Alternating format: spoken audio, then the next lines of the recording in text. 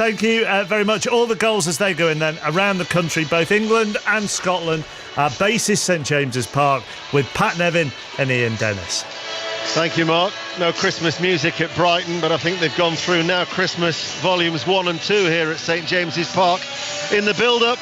And the crowds have returned to St James's, it would seem, because after they had their lowest home Premier League attendance for the visit of Southampton since November 2010, crowd of just over 42,000. They had an offer, free half-season tickets to existing season ticket holders, and there would appear that there are not as many empty grey bucket seats as there were for the visit of the Saints, as Crystal Palace roll up here in town. And Roy Hodgson is without, 7 or 8 players through either injury or suspension. There's no Dan, there's no Schlupp, Cahill, Ward, Sacco, Townsend, Camarasa. Sacco is suspended. So Huerta is in goal. A back four, we think, of Kelly, Kouyaté, Tompkins and Van Aanholt. The midfield of McCarthy, Milivojevic and McCarthy. Ayew, Benteke and Zaha up front. For Newcastle, Dubravka is in goal. Fernandes, Cher and Lejeune are the 3 central defenders. Dummett and Manquillo are the wing-backs left and right respectively. Almiron, Hayden and Shelby, and then Carroll and Joe Linton. Newcastle United, as you'd expect, black and white striped shirts and black shorts on what is a grey and slightly cold afternoon in the northeast against the Crystal Palace side that get ready to line up in their red and royal blue striped shirts. And alongside me is Pat Nevin. And what are you expecting in a game or a contest between two sides that normally hasn't produced many goals of late? No, it hasn't. I'm expecting quite a tactical game, but you just never know. There's an early goal, it can completely and utterly change. One thing that jumps out at you, Carroll and Joe Linton both being on the field at the same time against Palace, who have Kouyaté back there, who's not a natural centre-back. They're missing a lot of defenders, Palace, so I expect a lot of balls to be shelled into that Palace box there, and for Carroll and particularly Joe Linton to go and attack it from that back area. That's Pat Nevin who is with us. Steve Bruce just been having a word with Roy Hodgson. You think about their coaching careers. Steve Bruce's career began 21 years ago. Roy Hodgson as a coach started out in 1976, so what's that? 43 years as a coach. There is a lot of experience between the two, and in fact it's their first meeting in 8 years as we're underway, and in all of that time Roy Hodgson has faced Steve Bruce more often without losing than any other manager in the Premier League. He's won 3 and drawn 4, but the last time they met he was in charge of West Bromwich Albion, and whisper it, Steve Bruce was in charge at Sunderland. But we are underway. You're listening to BBC Radio 5 live here at St James's Park as Newcastle United are playing from right to left. I'd be quite intrigued to see the way Crystal Palace start, because as was mentioned by Chappers beforehand, I was at the game on Monday night and they were awful for the first 75 minutes. Disinterest down at Selhurst Park. I would expect a little bit more liveliness at the start of this game. But you know what? The Crystal Palace supporters who've travelled, and there is, I would say, maybe about 1,500 high up in the gods away towards our left-hand side. There's a ball towards Dummett's going to kick on away from him. They never, ever turned on the team throughout that, the Crystal Palace support. They were backing Palace throughout, with the Holmesdale end in particular. And that was the one thing that struck me. Yeah, there were groans now and again, but you're right, they kept singing as if to say, we're here for you, we'll back you, we think you can turn it around. And they were absolutely spot on. They managed to do that because they stuck by them. And because of this man, Zaha, who's on the ball as Crystal Palace play from left to right. And it was a thunderous finish from Zaha to beat Ryan inside his near post. The ball is stroked at the back from Tompkins to Kouyaté, across towards Van Aanholt. That is a boost for Roy Hodgson today to have Van Aanholt, a former Sunderland player who they signed from the Stadium of Light for £14 million back in the side after injury, as Milivojevic just drops in between the two central defenders, and it's out towards Van Aanholt. And they're quite cautious at the minute, Crystal Palace, keeping the ball. Pat Nevin was saying that he thinks it's going to be a tactical encounter. And there's one tactical change, I have to say, Daniel, right at the start. I think they're playing a 4-4-2 in Newcastle. Unusual for them, or almost a 5-3-2, because Andy Carroll's playing pretty central alongside Joe Linton as well. So the two big men up front, wasn't really expecting that, because Linton usually peels left when Andy Carroll's on. Crystal Palace, though, have the ball in the centre circle as Milivojevic out towards Van Aanholt on that far side, the left. The ball then is played in towards Zaha. Shelby back in the side, looks to try and close him down, and it goes out of play, and it'll be a Crystal Palace throw. Bearing in mind, I think it was September time we saw Joel Linton play for Hoffenheim, didn't we, against Manchester City last season, so last September. And he's only scored 1 goal in 17 appearances. What you saw of the player for Hoffenheim, how do you think he's done in the Premier League, and do you think he could have done better? Different type of player he was playing for Hoffenheim. He was getting the ball a little bit deeper and running with it with great pace. Generally, he's been playing with Newcastle. He's been playing up front on his own, expected to hold up the ball, bring other players into it, and he's not struck me as been particularly good at that. So I think he's one of those ones where, although he's playing right now ahead of Andy Carroll, I think he'd be a little bit happier playing behind him and running with the ball sometimes with it towards him. That's the voice of Pat Nevin on BBC Radio 5 Live. 0-0 in the early stages. And earlier, of course, Everton 0, Arsenal 0, Cardiff City 0, Preston North End 0 in the Championship as the ball goes out of play, and it'll be a Newcastle throw. And Rochdale, who are Newcastle's opponents in the FA Cup third round for when they have to travel to Scotland, have taken the lead in League One at Burton Albion. Burton 0, Rochdale 1 is one of the early goals as we provide you with the usual goal service on a Saturday afternoon. As the ball comes to Lejeune, he's making his first appearance of the season for Newcastle United. Knee surgery in April. He was on the bench last time out at Turf Moor last weekend. As the ball is at the heart of the defence now with Fernandes, and Fernandes across to Fabian Schär. Schär will just stroke the ball back inside, and keeping the ball at the back, the 3 central defenders, Lejeune, who's on the left of the 3. Wing-backs are pushed quite high, but it has been a deliberately slow game, hasn't it? Slow tempo to the game. Well, and specifically the Palace want to do that. They want to, kill off the excitement of the Newcastle fans as much as they possibly can. They've tried to hold the ball. They've not been in a hurry to get forward either, but I think Newcastle want to try and change that as quick as they can. And the ball is out towards that far side, and then it goes infield to Joel Linton. Joel Linton plays it across. Dummett left-hand side, looks up, left-hand side of the penalty area, pulls it back. Joel Linton opened up his right foot, more of a placed effort rather than trying to put his foot through it. Lack the power, they work it back out to Dummett. In comes the cross now. Kuyata gets something on it. Almiron, right-hand side of the penalty area, pulls it to the edge of the area. It'll reach Shelby, who heads it forward. Headed away by Tompkins. All of a sudden, Newcastle on the edge of the area, still threatening. And Tompkins, because of Joel Linton's presence, is forced to head the ball away towards the byline. And now Palace will clear it up towards Zaha. Diagonal ball to Jordan Ayew on this near side, the right. Still inside the Palace half. And all of a sudden the game just had a little bit of an explosion there as we welcome listeners to the BBC World Service to St James's Park in the northeast of England. And I was doing a little turn on the World Service yesterday, and we were joined by George Addo from Joy FM, huge there in Ghana, Accra and throughout the country. So wherever you are, Akwaba and Moheti Singh. Very good, Dan. Very good. Newcastle are on the attack. Almiron through. All of a sudden, Hayden stumbles, loses footing, still manages to get the shot away, and Van Aanholt will tidy up inside the 6-yard area. Do you know, I can't help but thinking, Devin Locke. Listen, he was there, he was through himself. He was 1-on-1 with the keeper. He'd actually done the keeper.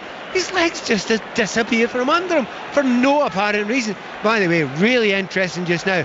That 2 up front that Newcastle have gone for, I think that surprised Roy Hodgson. I think he's in a real shock about that. He set his team up in a certain way. I'm looking at those Crystal Palace players. They don't really know who to mark just now. So well done, Steve Bruce. He's surprised Hodgson. Ball is spread out to Dummett, goes away and out for a goal kick. Derby are down to 10 men. Scott Malone has been sent off at Reading. And Reading, in fact, have now scored from the penalty spot, Charlie Adams. So Reading 1 against the 10 men of Derby County 0. Derby, who've lost their last 5 away from home without scoring. How's it started at Carrow Road? Norwich Wolves in the Premier League. Sahel Sahi. 6 minutes played here, Ian. It's Norwich 0, Wolves 0. But an early chance for Norwich. Twinkle toe, Brundina inside central midfield, slotted it forward for Kenny McLean, and his shot was well saved by Rui Patricio. Norwich 0, Wolves 0. Charlton without a win in 10 in the Championship are behind at Queen's Park Rangers in that London derby. QPR 1, Charlton 0. There's been a goal at Celtic. Roddy Forsyth. And Celtic have taken an early lead. They've been battering at Aberdeen. Christopher Julian had earlier hit the crossbar. This time he went one better, striking on the bounce with a shot from a corner kick, and Celtic had a goal to the good against Aberdeen. Early change at Villa Park. Pat Murphy. It's just big blow for Aston Villa. John McGinn, the talismanic midfield player, has gone off injured with looks like a left ankle injury. He thought he should have been given the free kick on the centre circle. I think he got the pin a little bit by that decision, and he rushed in to tackle Cedric on the right. No foul involved, but it was a very heavy challenge, and Cedric followed through in terms of kicking the ball away. Can't blame Cedric, but McGinn stayed down for a long time. He's now off. Nakamba's replaced him. It's Villa 0, Southampton 0. First goal in the Premier League this afternoon's at the Amex. John Southall. Brighton 0, Sheffield United 1. Corner from the right-hand side from Freeman. The goalkeeper, Matt Ryan, came for it, got nowhere near it, hit John Egan and went in 3 yards out. Brighton 0, Sheffield United 1. The referee is checking the goal as we speak for a possible handball. So let's just wait and see if this goal is given. Checking for handball. It's been disallowed. The goal has been disallowed. Egan's goal, watching it again on the replay for handball. Brighton 0, Sheffield United 0. You'll see it for yourself, but VAR intervening. Match of the day tonight on BBC One. Don't forget, also on BBC One at 5:30, Flamengo against Liverpool in the World Club Cup. There's a penalty at Craven Cottage in the Championship. Fulham Leeds United, Aaron Paul. Here comes Alexander Mitrovic. He's hit the post, but the ball has ricocheted into the back of the net. Nightmare start for Leeds United. They've lost Pablo Hernandez to injury, and they are now a goal down at Fulham. Fulham 1, Leeds United 0. Leeds United unbeaten in 11. Fulham had lost their last 3. You've not missed anything whilst we've been away at Celtic, Brighton and Fulham as the goals go in, or sometimes they don't, as they've been disallowed there at Brighton. But still 0-0 here, Pat Nevin. Yeah, but Newcastle are looking much the more dangerous side. Crystal Palace haven't got it right, particularly the two centre-backs, not really working together yet, and really quite panicked by the two players up and against them. They're attacking again here, but a poor delivery there from Dummett. Yeah, Dummett's cross left-hand side, hoisted across off his left foot and curls all the way out of play for a throw over on that far side, deep inside the Palace half. Do you know what you're looking at now? I mean, the fact that Newcastle have put those two strikers up there, you think Palace should probably have an extra man in that central midfield area, so they should be able to get the ball down and play it, but that's not the way they've been playing recently. They've been missing that out, trying to get straight to Benteke, get the ball obviously up to Zaha as well. So I think Steve Bruce is taking a chance here and thinking, OK, we'll be a bit light in the midfield and we'll just accept it, miss out the midfield and get our two strikers on the ball. Working so far, just about. 10 minutes played and it's 0-0. Newcastle United have only scored 17 league goals. Only Palace and Watford have scored fewer. And remember, Crystal Palace are the only side yet to score in the opening 15 minutes of the Premier League this season. Their earliest goal, 21 minutes, a penalty against Norwich. There's never going to be a goal fest, I don't think, this one. I wouldn't speak too soon. I mean, you're right. There's been one brilliant chance so far, hasn't there? I mean, fantastic chance. Hayden should have done much better when he was through the goalkeeper, and his legs just buckled for no apparent reason whatsoever. It seemed to just panic there when he got through. But you think about it, since the first minute or so, half Palace get outside their own half. It's not dissimilar to the game I watched the other night, Monday night, but Palace will get better as the game goes on, I suspect. Jordan Ayew plays the ball to Van Aanholt. The left back is forward. Then Milivojevic drills it low along to the feet of Jordan Ayew. Gets it out from underneath. And Jordan Ayew has the shot blocked. It comes then back to McCarthy. Finds Kelly. Back with James McCarthy. Forward ball to Zaha. Zaha, who at the minute is just drifted out towards this right-hand side. As Crystal Palace attack the Gallagate end as they play from left to right. Jordan Ayew takes it on the chest, able to turn out towards Zaha. Down into the ground it goes, back towards Ayew. Comes back to Zaha. Chance to put it back in once more. Headed away on this occasion by Manquillo, who was just tucked in on that occasion. The right wing back to head it away. Crystal Palace try and battle for the ball. Milivojevic now has it in the central position as Southend United are leading Bolton Wanderers by a goal to 0, as Almiron wins the ball for Newcastle, feeds it to Joel Linton. Joel Linton runs over the halfway line, holds on to it a little bit too long, and in the end sold it a little bit too short to Dummett. Crystal Palace now, and it's tidied up at the back by Lejeune. all the way to Dubravka. So Bolton 0, Southend United 1. Yet to win in 7 previous games, Sol Campbell. And Burton have equalised at home to Rochdale also in League One as Newcastle attack. Cross on the right. Andy Carroll always going away from him, a couple of touches off his right foot. Tompkins involved in the battle. Prods it clear, only as far as Shelvey. Spreads the play to Dummett, near side the left. Tacking the Leesy's end for those of you who know St James's Park. Black and white striped shirts from right to left. Dummett's cross, aimed towards Carroll, just inside the penalty area, cleared by Kuyati. Remember, he's playing at the heart of the Crystal Palace defence. Nice turn by Benteke, challenged by Shelvey. And the referee, who's Simon Hooper, says no foul. Yeah, Shelby's gone down there, and that's a slight concern there because he's the one playing the pitch just now who has been able to ping balls 30, 40, 50 yards, to one of his own players in a dangerous area. The rest of it has just been short little passes and tackles, whereas Shelby looks a bit classier. Joy FM in Ghana were calling this the Ghanaian derby because they were hoping that Atsu would have been up against Jordan Ayew, but Atsu's only on the bench as Dummett comes in now and picks out Almiron. Almiron inside the penalty area. Almiron! The place would have come off if Almiron hit that, but it was a right-footed effort. In the end, it was too close to the goalkeeper, and Huwaita made a comfortable save. Nice little dummy to get into the position, but I actually thought he was just take too much time over it and thought, I'll get this on target, I'll think about it too much. You need a little bit more power on than that. It didn't put enough power on it, and it was an easy save in the end for the goalkeeper. Crystal Palace are on the attack, edge of the area now. Palace are forward. Zaha into the box. Zaha still going, trying to work his magic in that inside left channel towards the byline. Manquillo managed to get a little foot in there, and then Zaha is ushered away out of the penalty box. Still they attack on that left hand side. Then it goes out of play for a throw, and it will be a Newcastle throw, and someone's come close to a goal at Carrow Road. Sahel Sahi. And it's Norwich once again who've come close to scoring. Still 0-0, but the home side on top. Alex Tettey with a left foot shot 20 yards away, beat Rui Patricio, but hit the foot of the post. Norwich 0, Wolves 0. We're featuring the bottom two in the Rugby Union Premiership. Saracens against Bristol. Chris Jones. And it's try for Bristol. Sarries had been looking dangerous, but Andy Uren, the Bristol scrum half, intercepted a Ben Spencer pass. He was tackled just short, but Callum Sheedy's cross kick was gathered by Luke Morahan, who scored for Bristol. Sheedy converted. Saracens 0, Bristol 7. Leicester against Exeter is on Radio 5 Live Sports Extra.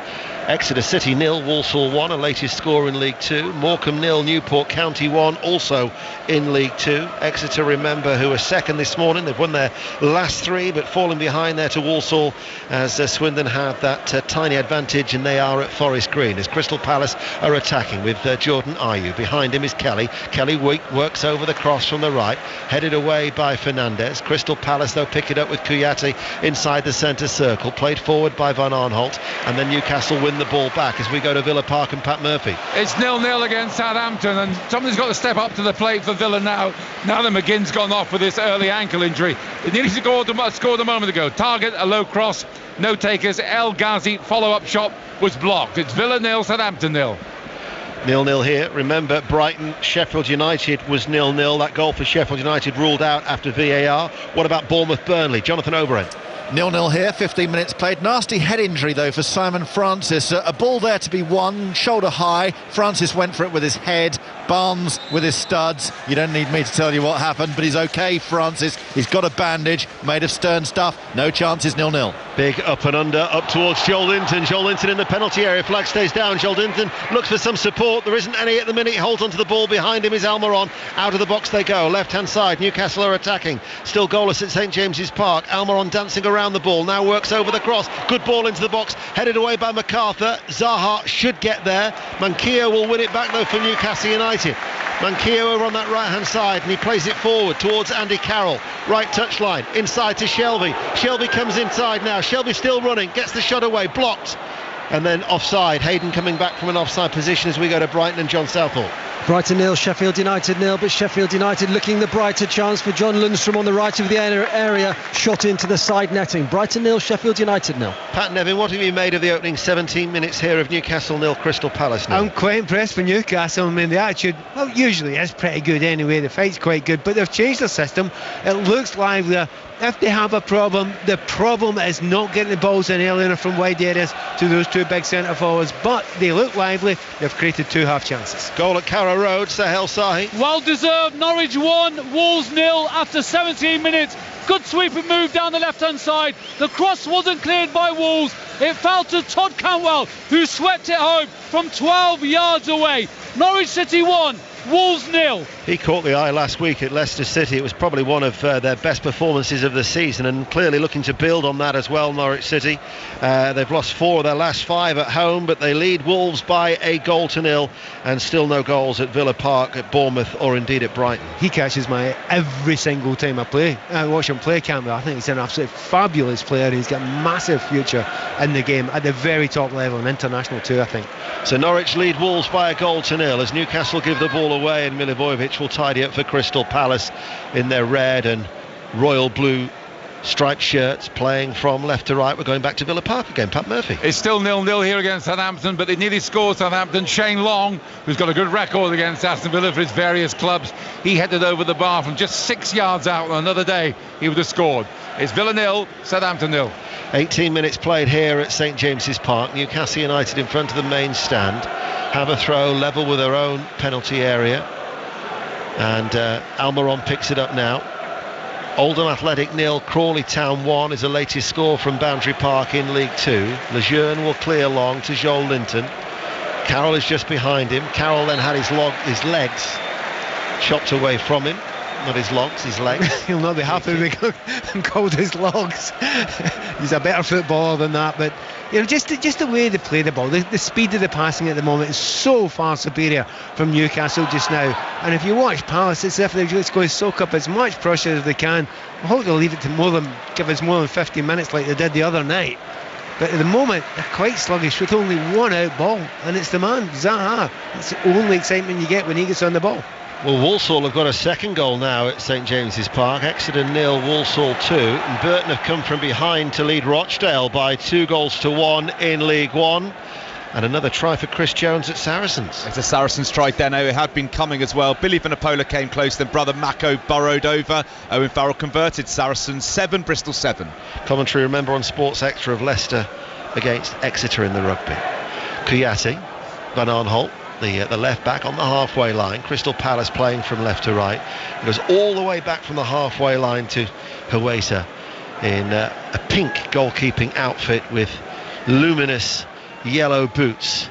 So we'll certainly see him, despite it being a little bit gloomy on Tyneside this afternoon, as Newcastle now with Cher pump the ball long, and all of a sudden the game has lost all of its rhythm. Well, part of the reason for that is Newcastle have their one major weakness. There's no great pace. Joe Linton's okay, but certainly Carroll hasn't got great pace. So when they're trying to try anything over the top, neither of those two players have actually so far even tried to get there. It's the midfielders that break, that are a danger going beyond the Crystal Palace defence only. Owen Doyle has scored yet again for Swindon Town. He is on an incredible run for Richie Well inside, and with second placed Exeter losing at home, Swindon, who've won their last 7, could be going 6 points clear at the top of League 2. News then from Lawrence Herdman. Forest Green 0, Swindon 1. A remarkable scoring record for Owen Doyle, who has found the back of the net for the 10th consecutive match. The Swindon striker latching on to Rob Hunt's low cross.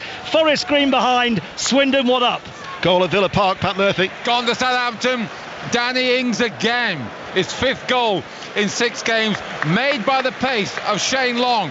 Outstripped his defender, round and round and round.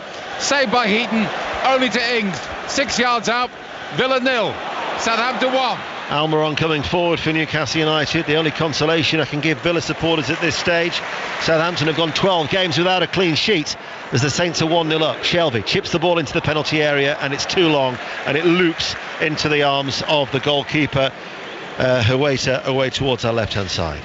Just one quick word there. Owen Doyle, the only French signed shirt there is in the Nevins household is an Owen Doyle one. Is that right? Shocker, eh? That's a surprise. Hibernian player, old boy. Oh, right, okay. That explains it. Leeds United second in the Championship behind. Chance for West Brom to extend their lead at home to Brentford at the top of the table. Catherine Merry.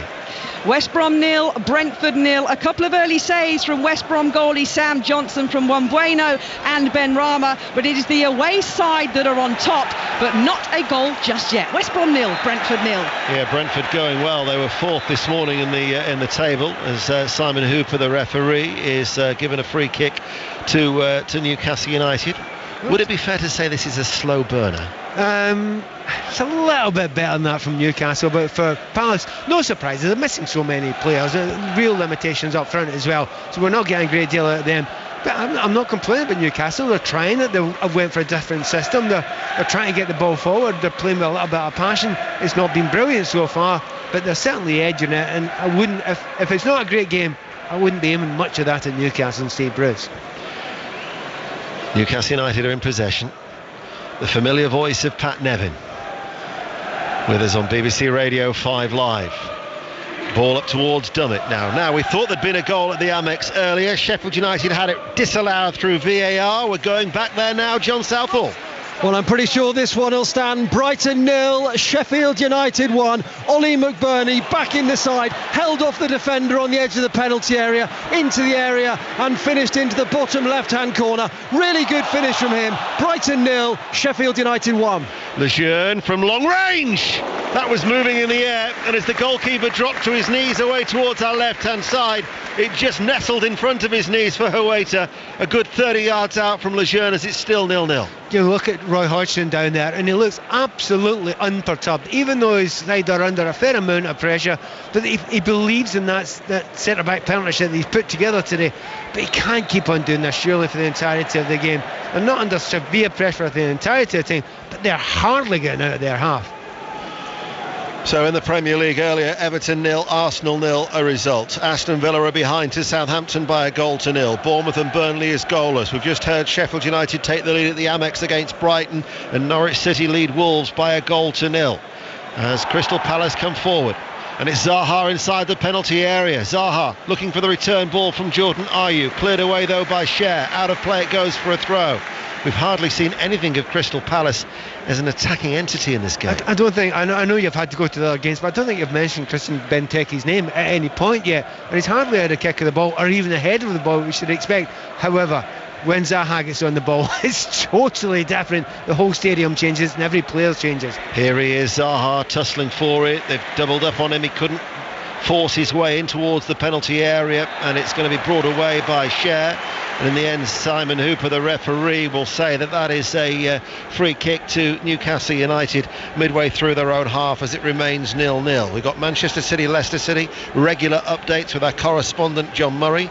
Tomorrow's commentaries, Watford against Manchester United at 2, Tottenham Chelsea at 4:30 in 5 Live Premier League Sunday as Cheltenham lead at Port Vale by 1-0 in League 2, as we'll go back to Norwich and Sahel Sahi. And it should be 2-0 to Norwich. It's currently still 1-0 though. Bungia put a ball through for Pukki. He was one-on-one with Rui Patricio, but once again the Wolves goalkeeper denied the Norwich City strikers. Norwich 1, Wolves 0. Palace are on the attack. Zaha midway through the Newcastle half.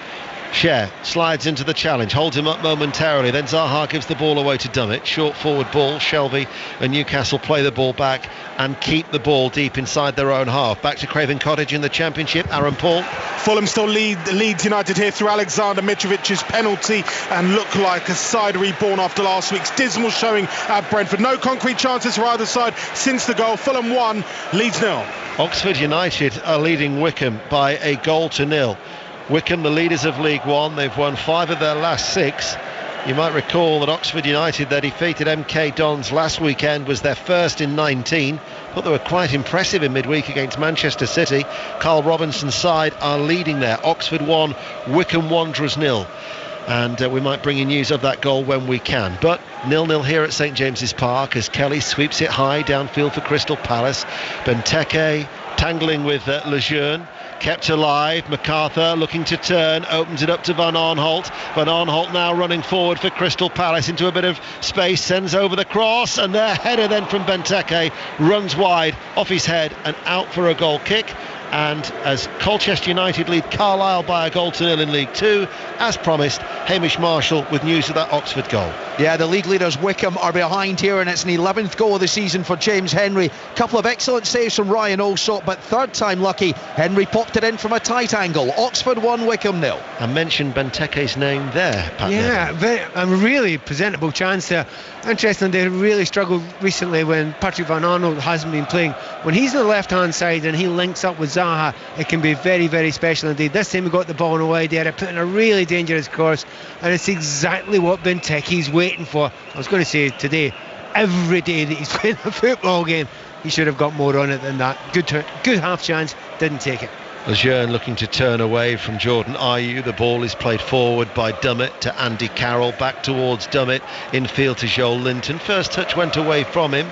Shelby now outside the centre circle, spreads play out towards the right hand side. Coming in field now, diagonal ball over the head of Andy Carroll, and it goes out for a goal kick. Pat? Yeah, the idea was good when he's gone inside there.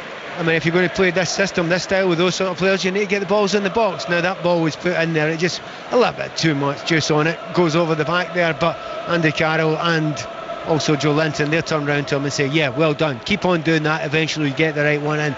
They believe they can get on the end of it, but lifted a little bit. Would you agree? A little bit better in the last 5 minutes or so?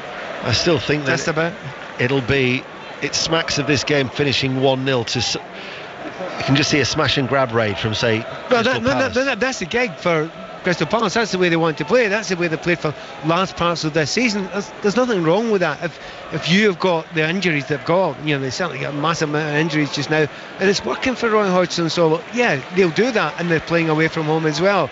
Doesn't make it for the most exciting game, but it's up to Newcastle to do something about that. And to be fair, they're trying everything they can. They just don't have enough quality from midfield at the moment unless John Joe Shelby's on the ball. Rotherham United 0, Fleetwood Town 1 is the latest score, as Almiron now with the cross and almost beat Hueta inside his near post. He was on the left hand side of the penalty area, he's crossed it left footed, and Hueta just had to take one step towards the post. Right, maybe it's a historical thing, but anytime a wide player or a winger crosses the ball in, I immediately look at the two centre backs and the reaction if it's not a good cross. Both Andy Carroll and Joe Linton, they're absolutely fuming that ball wasn't stuck up there for them to attack. Tranmere Rovers 1, Wimbledon 0, a latest score. Mickey Mellon Cider ahead at Prenton Park in League One. Lejeune has gone down holding his face in a tussle with Benteke. Simon Hooper has got quite close to Benteke to have a word with him. No action is being taken, and the two players just touch hands as a way of an apology. 0-0. Harsh on Benteke because he's been manhandled consistently through the game. He makes one kind of attempt to go at a ball, and the referee has a word with him. It's the forwards dilemma and difficulty you've got. You basically get tackled time and time again. As soon as you make one, the referee is right on top of you. Newcastle United are probing. Ball up towards Joel Linton, and Joel Linton tried to head the ball back behind him, dropping on the edge of the area, and he was looking for somebody to try and meet it, and he turned around in dismay to realise that nobody had read what he was wanting to do. He's absolutely right. If you're playing as twin strikers and the ball's played up to you, you expect someone to get close to you. Problem is, Andy Carroll's not known to be lightning quick, so he didn't get there, and Andy Carroll this time tries to get there and runs offside. Cambridge United 0, Leyton Orient 1 is the latest score in League 2, and Akinfenwa has been sent off for Wycombe Wanderers, so the leaders are now down to 10 men as they trail at Oxford United in League 1 by 1-0. So Oxford 1, Wycombe 0. Akinfenwa has been sent off for a second bookable offence. Carroll keeps drifting out wide, doesn't he? On this occasion he's now staying on the left hand side. Before that he was on the right. Yeah, but the thing is, they are still two central strikers, and you have to work off each other. The problem is they aren't working off each other. Again, it's not that common a thing you see these days. More often you'll see one central striker and two or three midfielders going to help him. Look, if you're playing with two up there, link up. They have not linked up once together, and that's the feeling of that duo at the moment. Cambridge United 0, Leyton Orient 1, Livingston lead Ross County by a goal to 0 in the Scottish Premiership. You're up to date, 5 Live in the World Service from the BBC. 0-0 at St James's Park. Crystal Palace have the free kick midway through the Newcastle half. Very, very central. No width whatsoever to deal with this free kick. We're going to Villa Park in a moment because there's been a goal. Let's just stay with this free kick that Milivojevic is going to stand over. He plays it in right-footed now, and it's headed away by Joel Linton. So Pat Murphy at Villa. A goal for Southampton, and this has come from Jack Stevens. Set piece, corner, in swinger. El Ghazi didn't stay with Stevens, and he got the glancing header in. Poor goal to concede.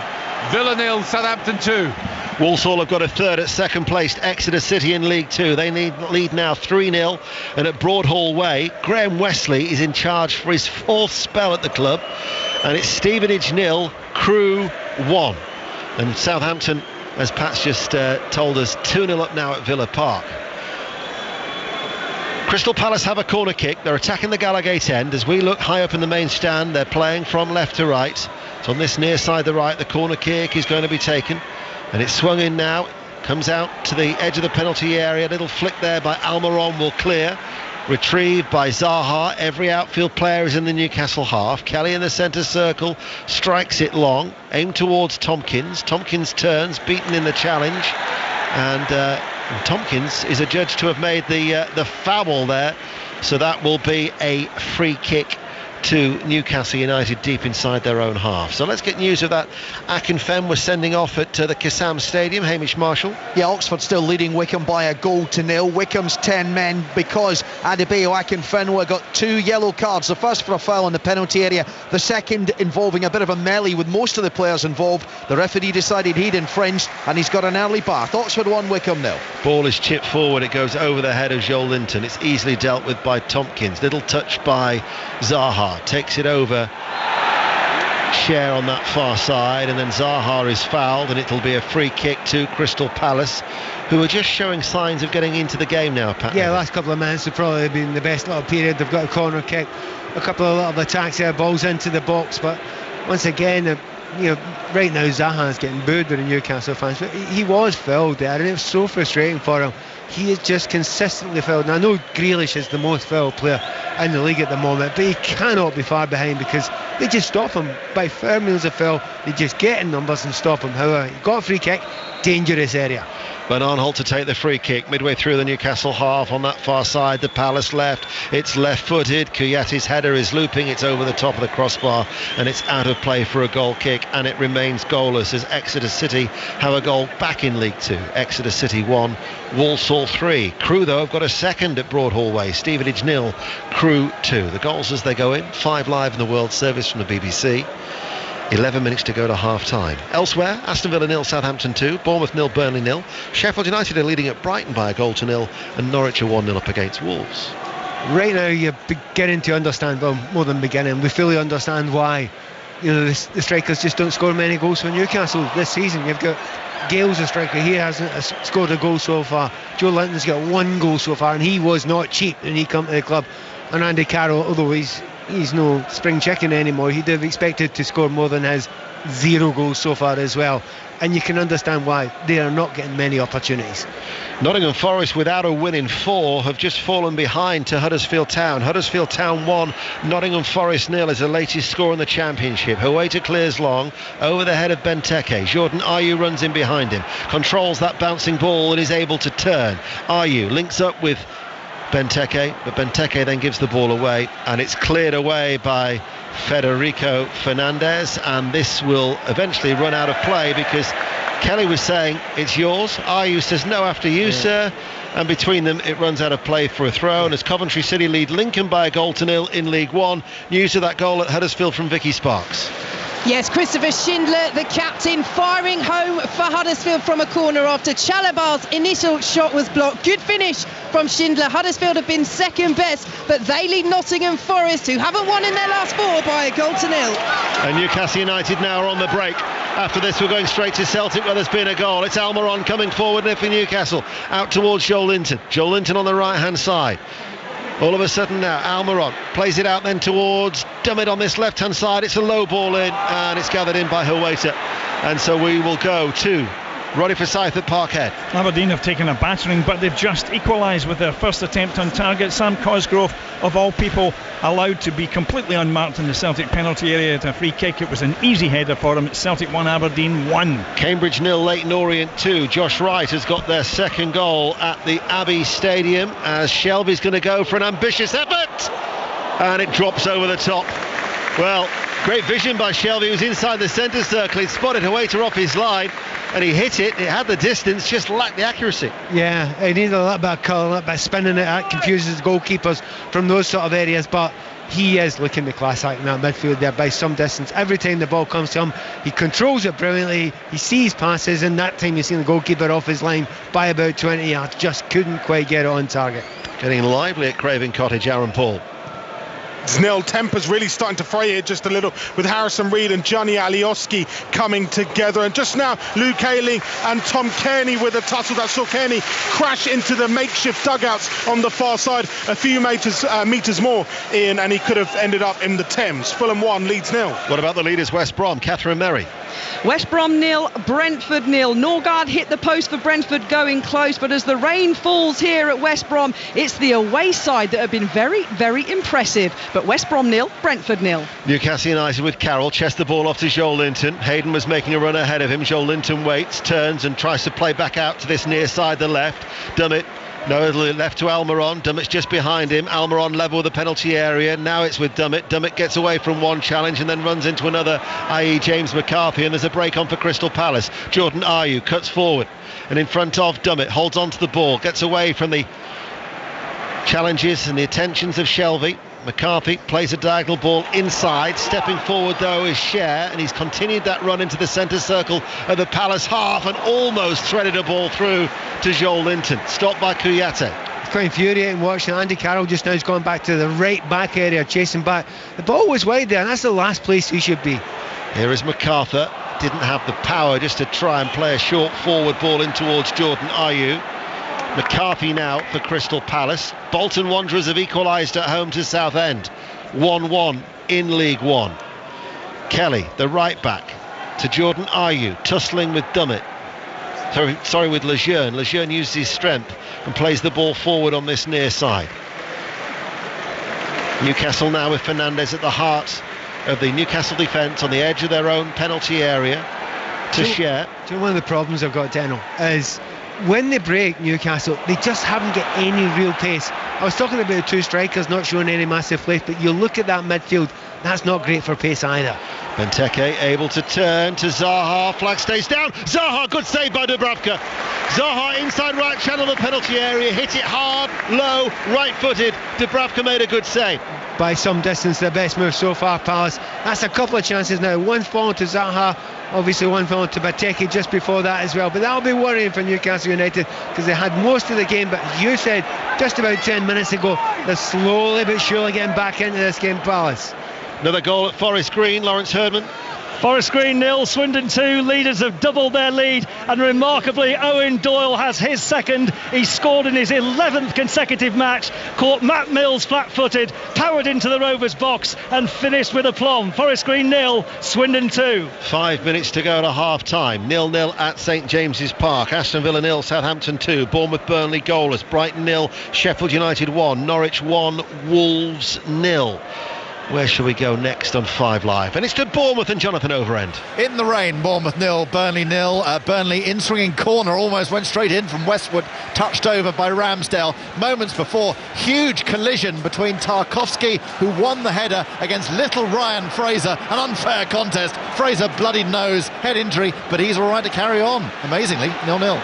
Newcastle have the ball. Crowd just getting a little bit restless inside St James's Park as Lejeune gives the ball away. Another sloppy ball, and Crystal Palace at the minute are frustrating Newcastle. They are, it's exactly the point, and they're frustrating Newcastle fans as well.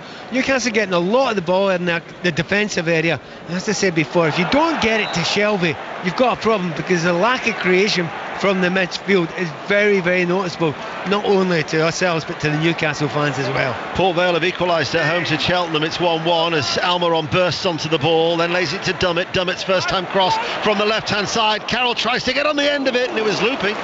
and hits the top of the roof of the net. Now it goes for a goal kick, and Millwall 0, Barnsley 1. Barnsley bottom, and yet to win away from home this season against Millwall, who are unbeaten in 7 under Gary Rowett. But at the Den it's Millwall 0, Barnsley 1, and Livingston have got a second goal at home to Ross County in the Scottish Premiership. So with 4 minutes to go to half time, 5 live in the World Service from the BBC, and it's 0-0 here at St James's Park, and these are the dulcet tones of Pat Nevin. Well, you mentioned the fact there's 4 minutes to go to half time. That is the first ball that Andy Carroll, huge, tall, good in the air centre forward, has been able to attack at the back post. If you play that system, at least give him a chance to attack something. Zaha was caught late there, and the free kick has been awarded by referee Simon Hooper. He played the ball to Benteke, and then just after he'd released the ball, he was caught. And this, would you say, is within shooting distance? Yeah, definitely, absolutely within shooting distance. You know, it's enough space to get it up and down really quickly. I think Milivojevic, he might be looking at this one, he might fancy that for this sort of era. But Patrick Van Arnold is pretty special from these positions as well. I think both of them are the ones. I think MacArthur, he might look at it as well, but either of them have to be good though to get by Dubravka. He's only been asked 1 or 2 questions so far. He's been up to it. Well, it's over 25 yards out from goal. It's quite central. It's fractionally left of centre. They're attacking the Gallagate end, and it's 0-0 on BBC Radio 5 Live. And as Pat Nevin quite rightly says, it's either Milivojevic or Van Arnholt. Van Arnholt's now wandering away, so it will be Milivojevic who strikes it, and just wide. And that looked very close. Well, it was close. You just see the goalkeeper, the way he goes across it there. He was worried about it, and you just expected the net to ripple there. Got it up, got it down, got plenty of power, just past the post by inches. Colchester United 2, Carlisle 0. The fight back is well and truly on for Exeter City. They were 3-0 down. They're now trailing at home to Walsall by 3-2.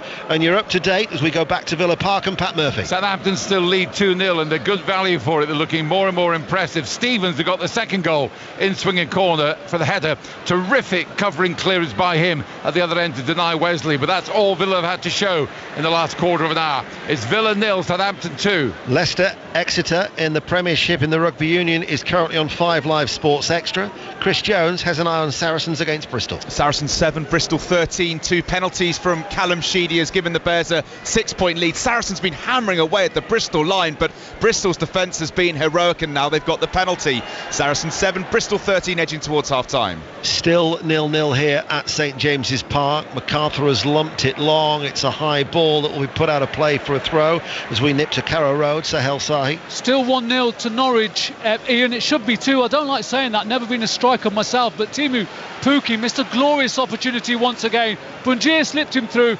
Pukki saved by Rui Patricio. Still Norwich 1, Wolves 0. From that throw, Crystal Palace pick out Zaha, who holds off Hayden and plays the ball all the way back to Tompkins. Kelly now at right back runs forward to the edge of the centre circle in the Newcastle half as the Seagulls soar up a lot of them, isn't it? A lot of them. I don't know where they've come from. They're certainly catching the eye as Crystal Palace will attack. MacArthur plays it into Milivojevic. Shot is charged down. Joel Linton turns and will try and bring the ball away for Newcastle United, but he's run into a little bit of a cul-de-sac there, and the back pass in the end to Dummett has just been clattered away downfield. He doesn't look like he's got great vision on the ball when he's holding the ball up, does it, Joe Linton? It's one of those players where I think he wants a little bit of space in front of him so he can run, just use his pace towards players and bundle past them in many ways. But he's got his back to the goal, trying to hold up, try to play other players in. He doesn't show great vision. There will be no additional time added on, so we're about to have the referee's whistle in 10 seconds time as Jordan Ayew is forward. His cross from the right hand side is closed down by Lejeune. It allows Dummett to play a ball forward to Almiron, and by my watch there is the half-time whistle. Can't fault the timing. Yeah, absolutely spot on. I think he'd probably had quite enough of it. It's not been a great half so far. However, second half, the game last week with Crystal Palace, or earlier in the week with Crystal Palace, got a little bit better. Let's hope for that case today too. So in 5.5 Premier League meetings between the two, they produced 5 goals. However, there has been a goal at the Hawthorns involving the leaders of the Championship, West Bromwich Albion. Catherine Merry. West Brom 0, Brentford 1. Dalsgaard gets the away side off the mark. All the pressure in this first half at the Hawthorns has been for the away side, and they've been rewarded. West Brom 0, Brentford 1. So the top two in the Championship are both behind after third place. Preston earlier drew 0-0 at Cardiff City. But here in the Premier League at St James's Park, half-time, Newcastle United 0, Crystal Palace 0. Pat Nevin, I've sat through Everton Arsenal and now 45 minutes of this. It is. They do realise they're in the entertainment business, don't they? I would Good love grief. to make some excuses for it, but to be honest, it's not tiredness, it's not negativity and tactics. I just think there's a lack of quality there. You've got a real lack of quality. You're hoping that John Joe Shelby gets on the ball. You're hoping that Zaha gets on the ball. But all you look at it and you see is weaknesses in the team, problems at Newcastle, not enough pace going forward, not enough pace from midfield. And you look at the way Palace are playing just now. Well, they've got one guy up front, they just hit him long, and the only other opportunity is to get the ball to Zaha. It's a very, very limited game. And sadly, it looks awfully like two teams who would not mind a 0-0 draw and a point at the end of it. It's a bit of a gutter for us at the moment. Let's hope that changes. Let's go to Carrow Road, where it's been a good first 45 minutes for the home side. Sohail Sahi. Yeah, very good watch as well, Mark. Half-time, Norwich 1, Wolves 0. Norwich deserved their lead. Todd Cantwell with his 5th of the season after 17 minutes. A composed finish inside the area after a cross was not cleared by the visitors' defence. Kenny McLean, Alex Tettey and Timu Pukki twice, all denied by the Wolves goalkeeper Rui Patricio, and in Tettey's case the foot of the post was used as a helping hand as well. Wolves haven't got going. Half-time, Norwich 1, Wolves 0. Wonder if you could say the same thing about Brighton. Have they got going? John Southall. Well, they've been fairly unimpressive in the first half. Brighton 0, Sheffield United 1. Deserved first half lead. They've played well, Sheffield United. Ollie McBurnley with his freshly trimmed beard with the goal. Long ball forward. McBurney got between the two centre-backs, held off Lewis Dunk and finished off the near post, touched the near post and nestled in the bottom left-hand corner. Before that, John Egan's goal was chalked off for handball, a VAR check. And Brighton also had a goal disallowed. Neil Maupay tapping in a Martin Montoya pass, but the latter was offside. That was a rare, decent opening in the first half for Brighton.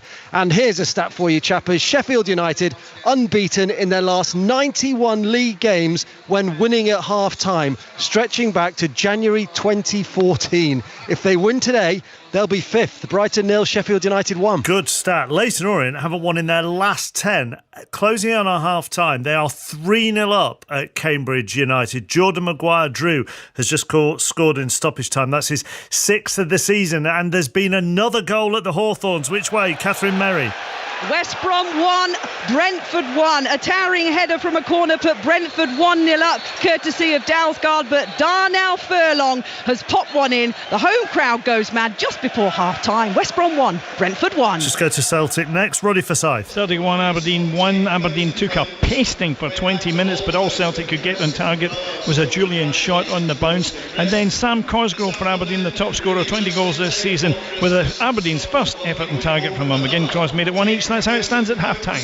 Elsewhere in the Scottish Premiership, Hamilton 0, Hearts 0, Kilmarnock 0, Motherwell 0, Livingston 2, Ross County 0, St Johnstone 0, St Mirren 0. Back to the Premier League. Jonathan Overend.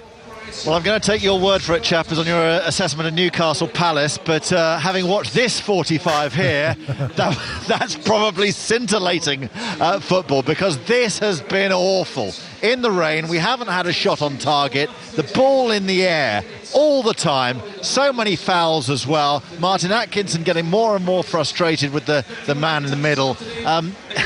Impossible to know what to tell you, really, other than it's 0-0 and it's been terrible. You're on a small monitor in the studio, and I'll be honest, I haven't looked at it once.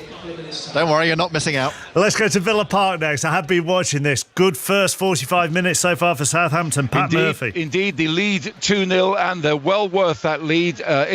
Shane Long up front has been lively. He's led the side brilliantly. And you can hear the boos there at the half-time whistle. Villa obviously handicapped by the serious injury to his ankle.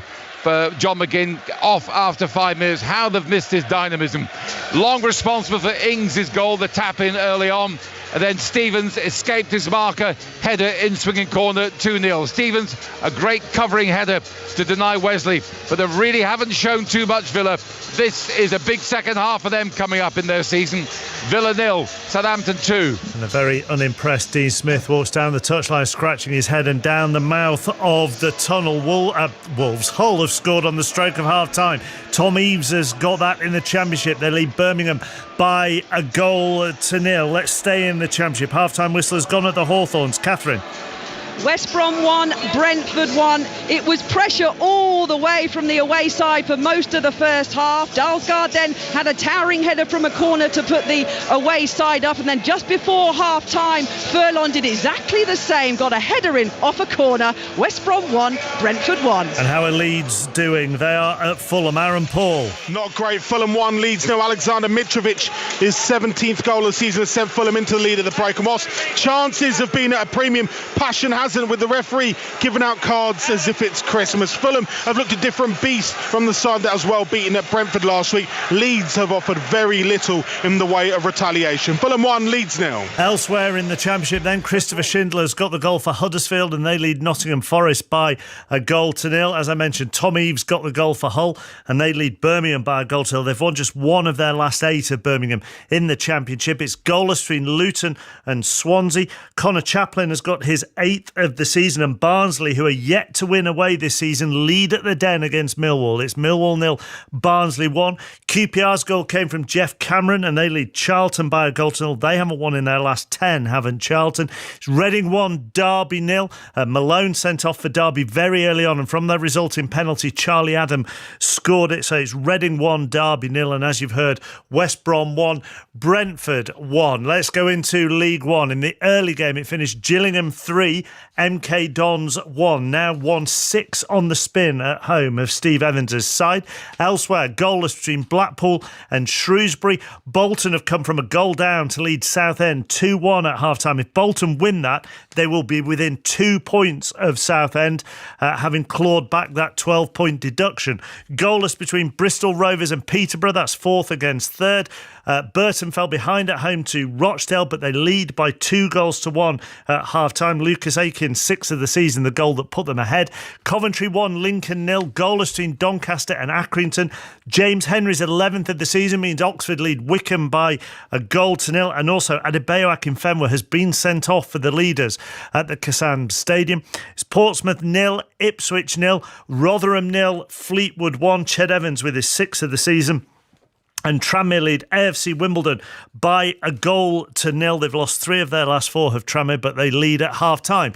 Into League 2, this was the early game, finished Grimsby 0, Scunthorpe 1. Their goal coming from their top scorer, Kevin Van Veen, 10th of the season for him. They're in good form at Paul Hurst's side. They've won their last 4 away from home now. In the 3 o'clock games, Bradford 0, Salford 0, Cambridge 0, Leyton Orient 3, Colchester lead Carlisle by 2-0. Exeter were 3-0 down at home to Walsall, but Ryan Bowman with his 8th and 9th of the season has brought them back into it at St James's Park. It's Exeter 2, Walsall 3. Owen Doyle has got both of Swindon's goals this afternoon, 21 for the season for him now, and it's Forest Green Rovers 0, Swindon 2. Macclesfield Plymouth postponed, of course. Goals between Mansfield and Northampton. Bottom of the table, Morecambe haven't won in their last 4 and they're behind again at half-time. Morecambe 0, Newport County 1, Oldham 0, Crawley 1, Port Vale 1, Cheltenham 1, and Stevenage, who have Graham Wesley in charge for his 4th spell at the club, are behind at half-time. They trail Crewe by 2-0. Into the National League, AFC Fylde 1, Yeovil 0, Aldershot 1, Stockport 0, Boreham Wood 1, Harrogate 1, Bromley 1, Eastleigh 2, Chorley 0, Dover 0. Ebbsfleet Woking was postponed. FC Halifax 1, Notts County 0, Hartlepool 0, Dagenham and Redbridge 0, Maidenhead 1, Barnet 2, Sutton 2, Wrexham 0, Torquay 0, Chesterfield 1, and Torquay are down to 10 men in that game as well. In the Scottish Championship, Alloa 0, Morton 0, leaders Dundee United a goal up on Ayr at half-time. Inverness 1, Dunfermline 0, Partick Thistle 0, Dundee 1, Queen of the South 1, Arbroath 0, Clyde 2, Airdrieonians 1 as we start League 1, Montrose 0, Falkirk 1, Peterhead 0, East Fife 1, Wraith 0, Dumbarton 2, Stranraer 0, Forfar 2, and in League 2, Albion Rovers 2, Annan 0, Cowdenbeath 2, Stenhouse Muir 1, Elgin City 1, Brechin 0. Queen's Park 0, Cove Rangers 2, Stirling 0, Edinburgh City 0. In the Premiership Rugby Union at half-time, Leicester 22, Exeter 14. You can listen to that game on 5 Live Sports Extra. All square between Sale and Northampton at 10-all. Wasps 17, Harlequins 14, and Chris Jones is watching Saracens Bristol. In the balance at half-time, definitely the place to be this afternoon. Saracens 14, Bristol 13. Sarri's try right at the end of the half, chap, as it had to come. They were smashing away at the Bristol line for what seemed like ages. The quick feet and pace of the impressive Max Malins with the finish. Sarri's second try. Farrell couldn't miss the conversion from bang in front, so Saracens have a slender lead, which they deserve. Saracens 14, Bristol 13 at half-time. Most of the games in the Pro 14 are later on tonight, including Glasgow against Edinburgh at 5:45. The only game that is taking place, it's reached half-time here. Zebra 3, Benetton Treviso 0. 4 minutes to 4 o'clock. 5 Live Sports on Saturday afternoon. Here's Stuart Clarkson. On digital, BBC Sounds, smart speaker and online. This is BBC Radio 5 Live. Thank you, Mark. The Prime Minister has played down security fears after the government approved the takeover of a defence company by a US private equity group. The founding family of Cobham, which employs 10,000 people, says the sell-off could compromise British forces' ability to refuel in mid-air. Boris Johnson says the risks have been mitigated. A husband and wife have been remanded in custody, charged with murdering their 5-year-old daughter. Nadia Zavia Kalinovska was found at a house in Newton Abbey in Belfast last Sunday. 2 people have had a lucky escape after their car left the road and a tree branch pierced their windscreen. Police found it in a ditch off the A40 near Gloucester. The driver tested positive at the roadside for being over the drink drive limit. More than 90 flood warnings are still in place across England and Wales. There's a severe weather warning for rain until 9 a.m. tomorrow across the south. And Boris Johnson has been serving Christmas dinner to British troops in Estonia, 850 hour at the military base near the capital Tallinn. He also met the country's Prime Minister. Christmas Day on BBC 5 Live. We got a whole heap of big names to get you through the big day on 5 Live, so let us have a look at who's under our tree.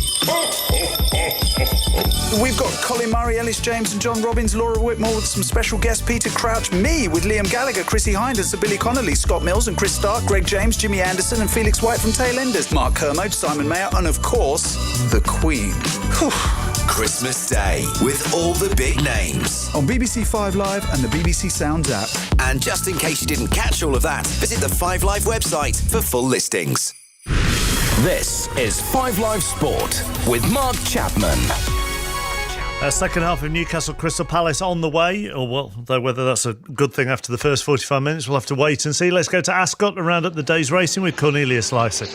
It took 2 inspections of the rain-soaked course here at Ascot before the fixture got the go-ahead, and then it did so without top hurdler Paisley Park because of the going. So the Grade 1 Marsh Hurdle lost a lot of its pizzazz, though there was still a creditable success for the World's End and jockey Adrian Heskin. Also today, jockey Harry Cobden chose to ride the favourite's surname rather than his 2018 winner Clan des Obeaux in Boxing Day's King George, and a full-timer for jockey Brian Hughes at Newcastle took him to the head of the Jump Jockeys title race in front of 4-time champion Richard Johnson.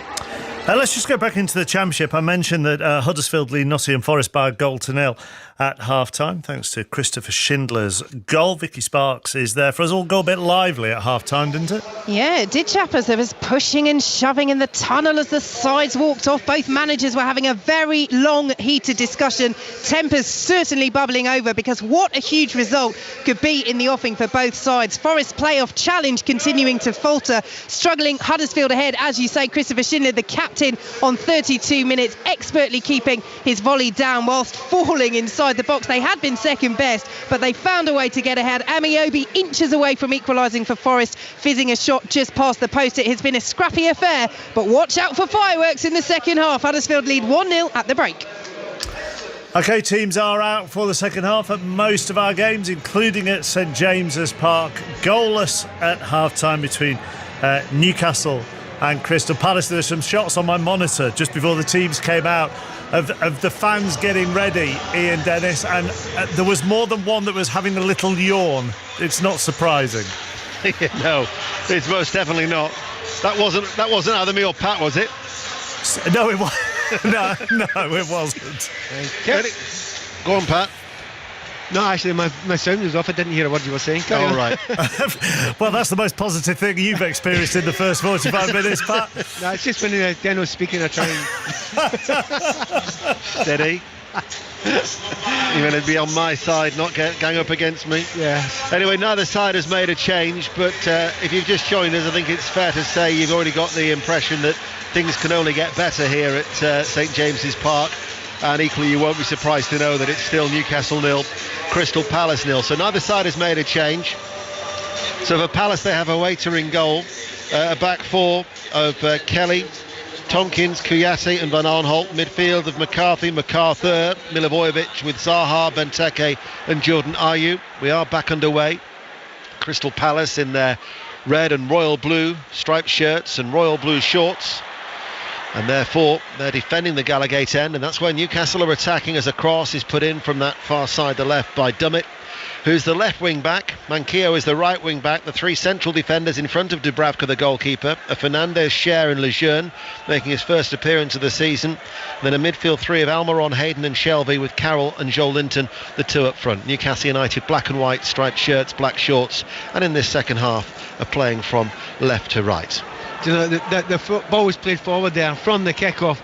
It was played up to Andy Carroll, who chested it down to his mate Joe Linton, which I think is the first time those two have linked up in the game so far. Long overdue. They've got to do it a little bit more. When they did that, the ball went out wide and it was crossed in. That's exactly the game plan that they're supposed to be playing to. Carroll intercepts a crossfield ball from Tompkins, who then redeems himself by winning the ball in a challenge with Joel Linton 10 yards inside the Crystal Palace half. Now in the centre circle, MacArthur links up with Zaha. Back it goes with MacArthur. Forward ball, Benteke drifting out towards this near side, the left, midway through the Newcastle half. Jordan Ayew gets it back from Zaha. Ayew now left corner of the penalty area. Into the box he goes. Benteke able to turn, right foot shot, blocked. It's going to spin out about 30 yards out from goal. Milivojevic chips it forward. Zaha right hand side, and in the end he got the shot away, and it came off the body of Lejeune, and in the end was caught by the goalkeeper Dubravka, who releases the ball to Almiron, and Almiron attacked on that far side, the left, and Joel Linton on the left hand side attacking the Gallowgate end as Newcastle play from left to right. Ball is played back. Dummett to Almiron. Dummett on the overlap, not required. Goes inside. Joel Linton spreads play. Manquillo now controls the ball. In comes the cross, easily headed away by Kouyaté, the makeshift central defender for Crystal Palace, with so many players out injured. And in fact, Scott Dann will be missing for the entire Christmas period because he's picked up a calf muscle injury, I'm told.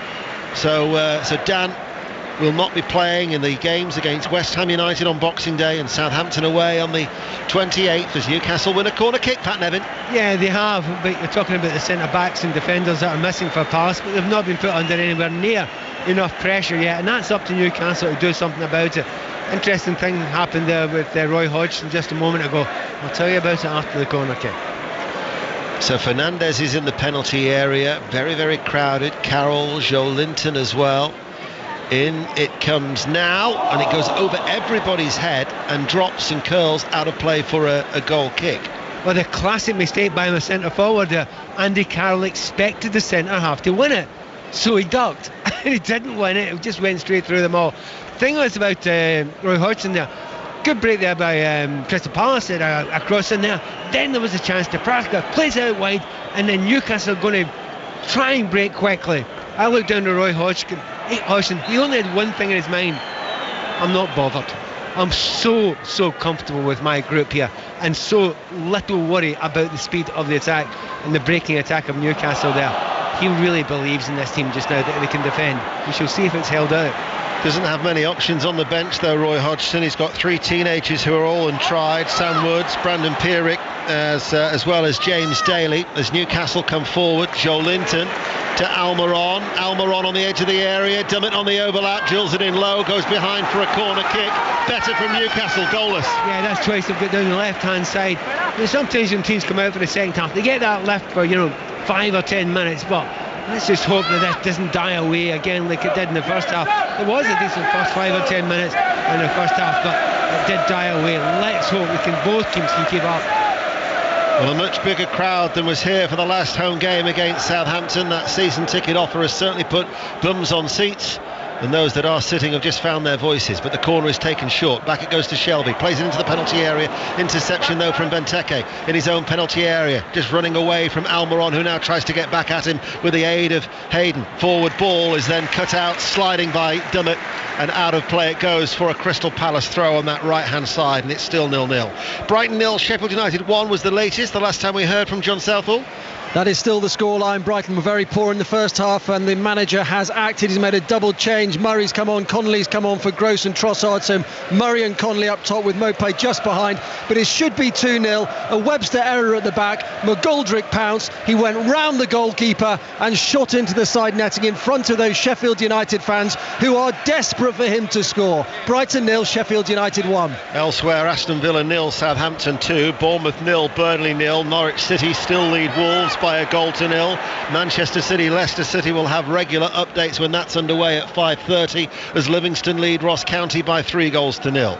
Van Aanholt to MacArthur. MacArthur lifts the ball towards Tompkins. Bouncing ball brought under control by the Crystal Palace central defender, and out it goes towards the right hand side. Down the line, looking for the run of Benteke looking to get away from his man over on that far side. Down towards the corner flag, he's penned in. Little bit of support now by Kelly.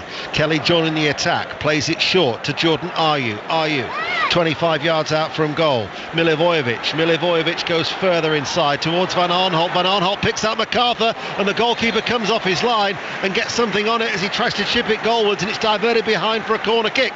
To be honest, those are the saves that you sometimes forget. He's had 2 of them now, hasn't he, Dubravka? First against Zaha at the end of the first half, and then again there. That was a brilliant chance and goal, but he's so quick out. He narrows down the angles, he gets them all right, and he gets something on the ball. And it's those saves that you just take for granted, but they're very important. In fact, they're game-winning saves sometimes.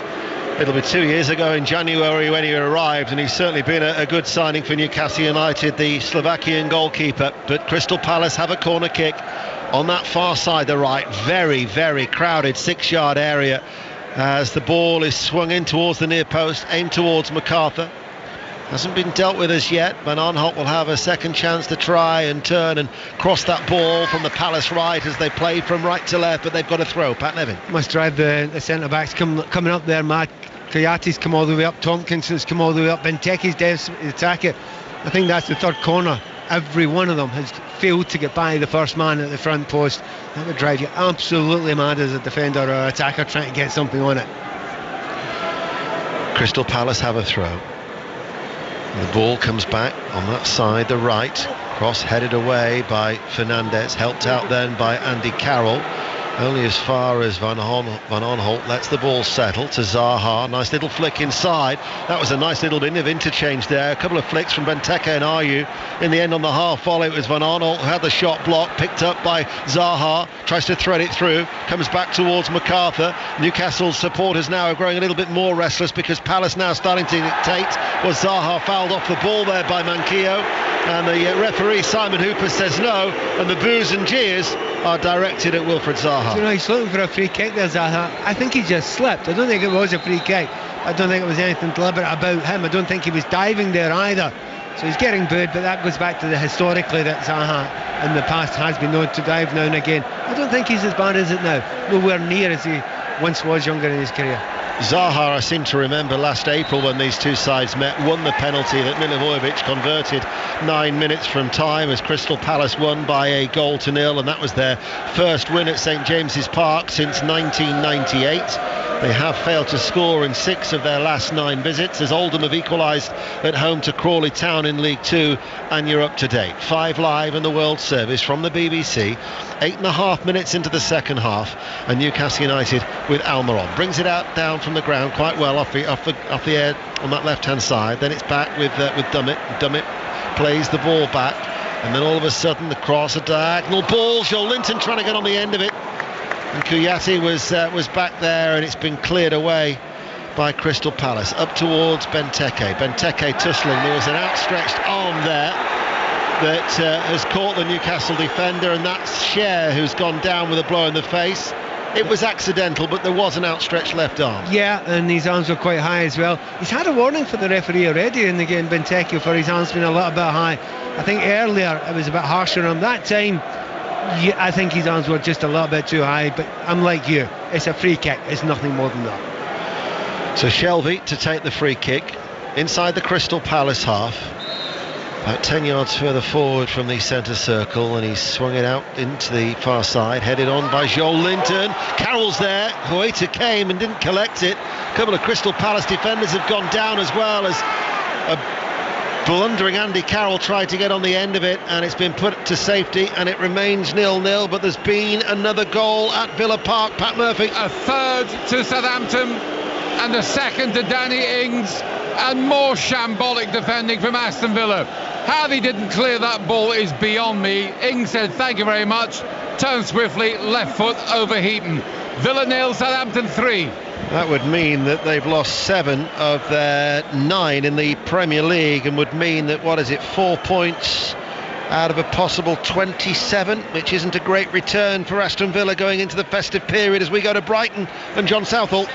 Well, we are having a VAR check, but it's Brighton 0, Sheffield United 0. A free kick over on the left-hand side, flicked on. The goalkeeper, Matt Ryan, couldn't hold on to it.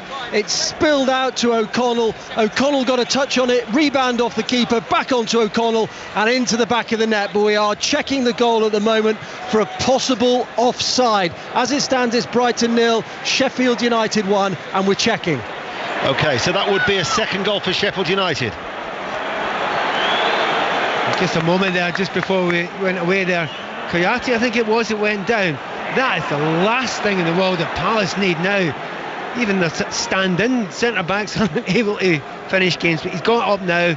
And maybe he's recovered from Andy Carroll's challenge. After that VAR check at the Amex, we will be back with John Southall, as Colchester United have got a third at home to Carlisle United in League Two. But if that Jack O'Connell goal stands, Chris Wilder's side will be 2 goals to the good at Brighton, and that mini revival for Graham Potter will come to an end. Zaha to Van Arnholt, left-hand side, infield, MacArthur, edge of the area, shoots right-footed, always going away from goal. Dubravka in full flight away to his left, goes behind and out for a goal kick. What happened with that VAR check then, John Southall? Well, first of all, apologies, Dana. Did I say 0-0 at the beginning? That was obviously Brighton 0, Sheffield United 1, and it remains Brighton 0, Sheffield United 1, because that goal has been disallowed. Jack O'Connell, who scored it, offside. Brighton 0, Sheffield United 1. So they've had 2 VAR goals disallowed, but it's still Brighton 0, Sheffield United 1. Norwich lead Wolves by a goal to 0. Bournemouth 0, Burnley 0, Aston Villa 0, Southampton 3. Portsmouth are leading Ipswich Town by a goal to 0.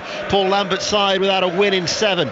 Bradford City are leading Salford City by a goal to 0. Bradford, who've won 6 of their last 7 home games under Gary Bowyer at Valley Parade, and they're 1-0 up, and will stay in West Yorkshire because there's been another goal at Huddersfield. Vicky Sparks. And it's a second for Huddersfield. Steve Mounier heading home at the far post from a corner. Back in the side today. Nottingham Forest's woes continue. Huddersfield 2, Nottingham Forest 0. That'd be 5 without a win for Nottingham Forest. It's 0-0 still here. The Crystal Palace fans are making themselves heard high up in the gods away towards our left-hand side as they will watch Newcastle attack. Almiron, Newcastle in their black and white striped shirts, playing from left to right. BBC Radio 5 Live and the World Service from the BBC here as we approach the hour mark, and it shares ambitious ball, and out of play it will drift for a goal kick. Pat Nevin. Actually, you mentioned the fact that Almiron was on the ball there.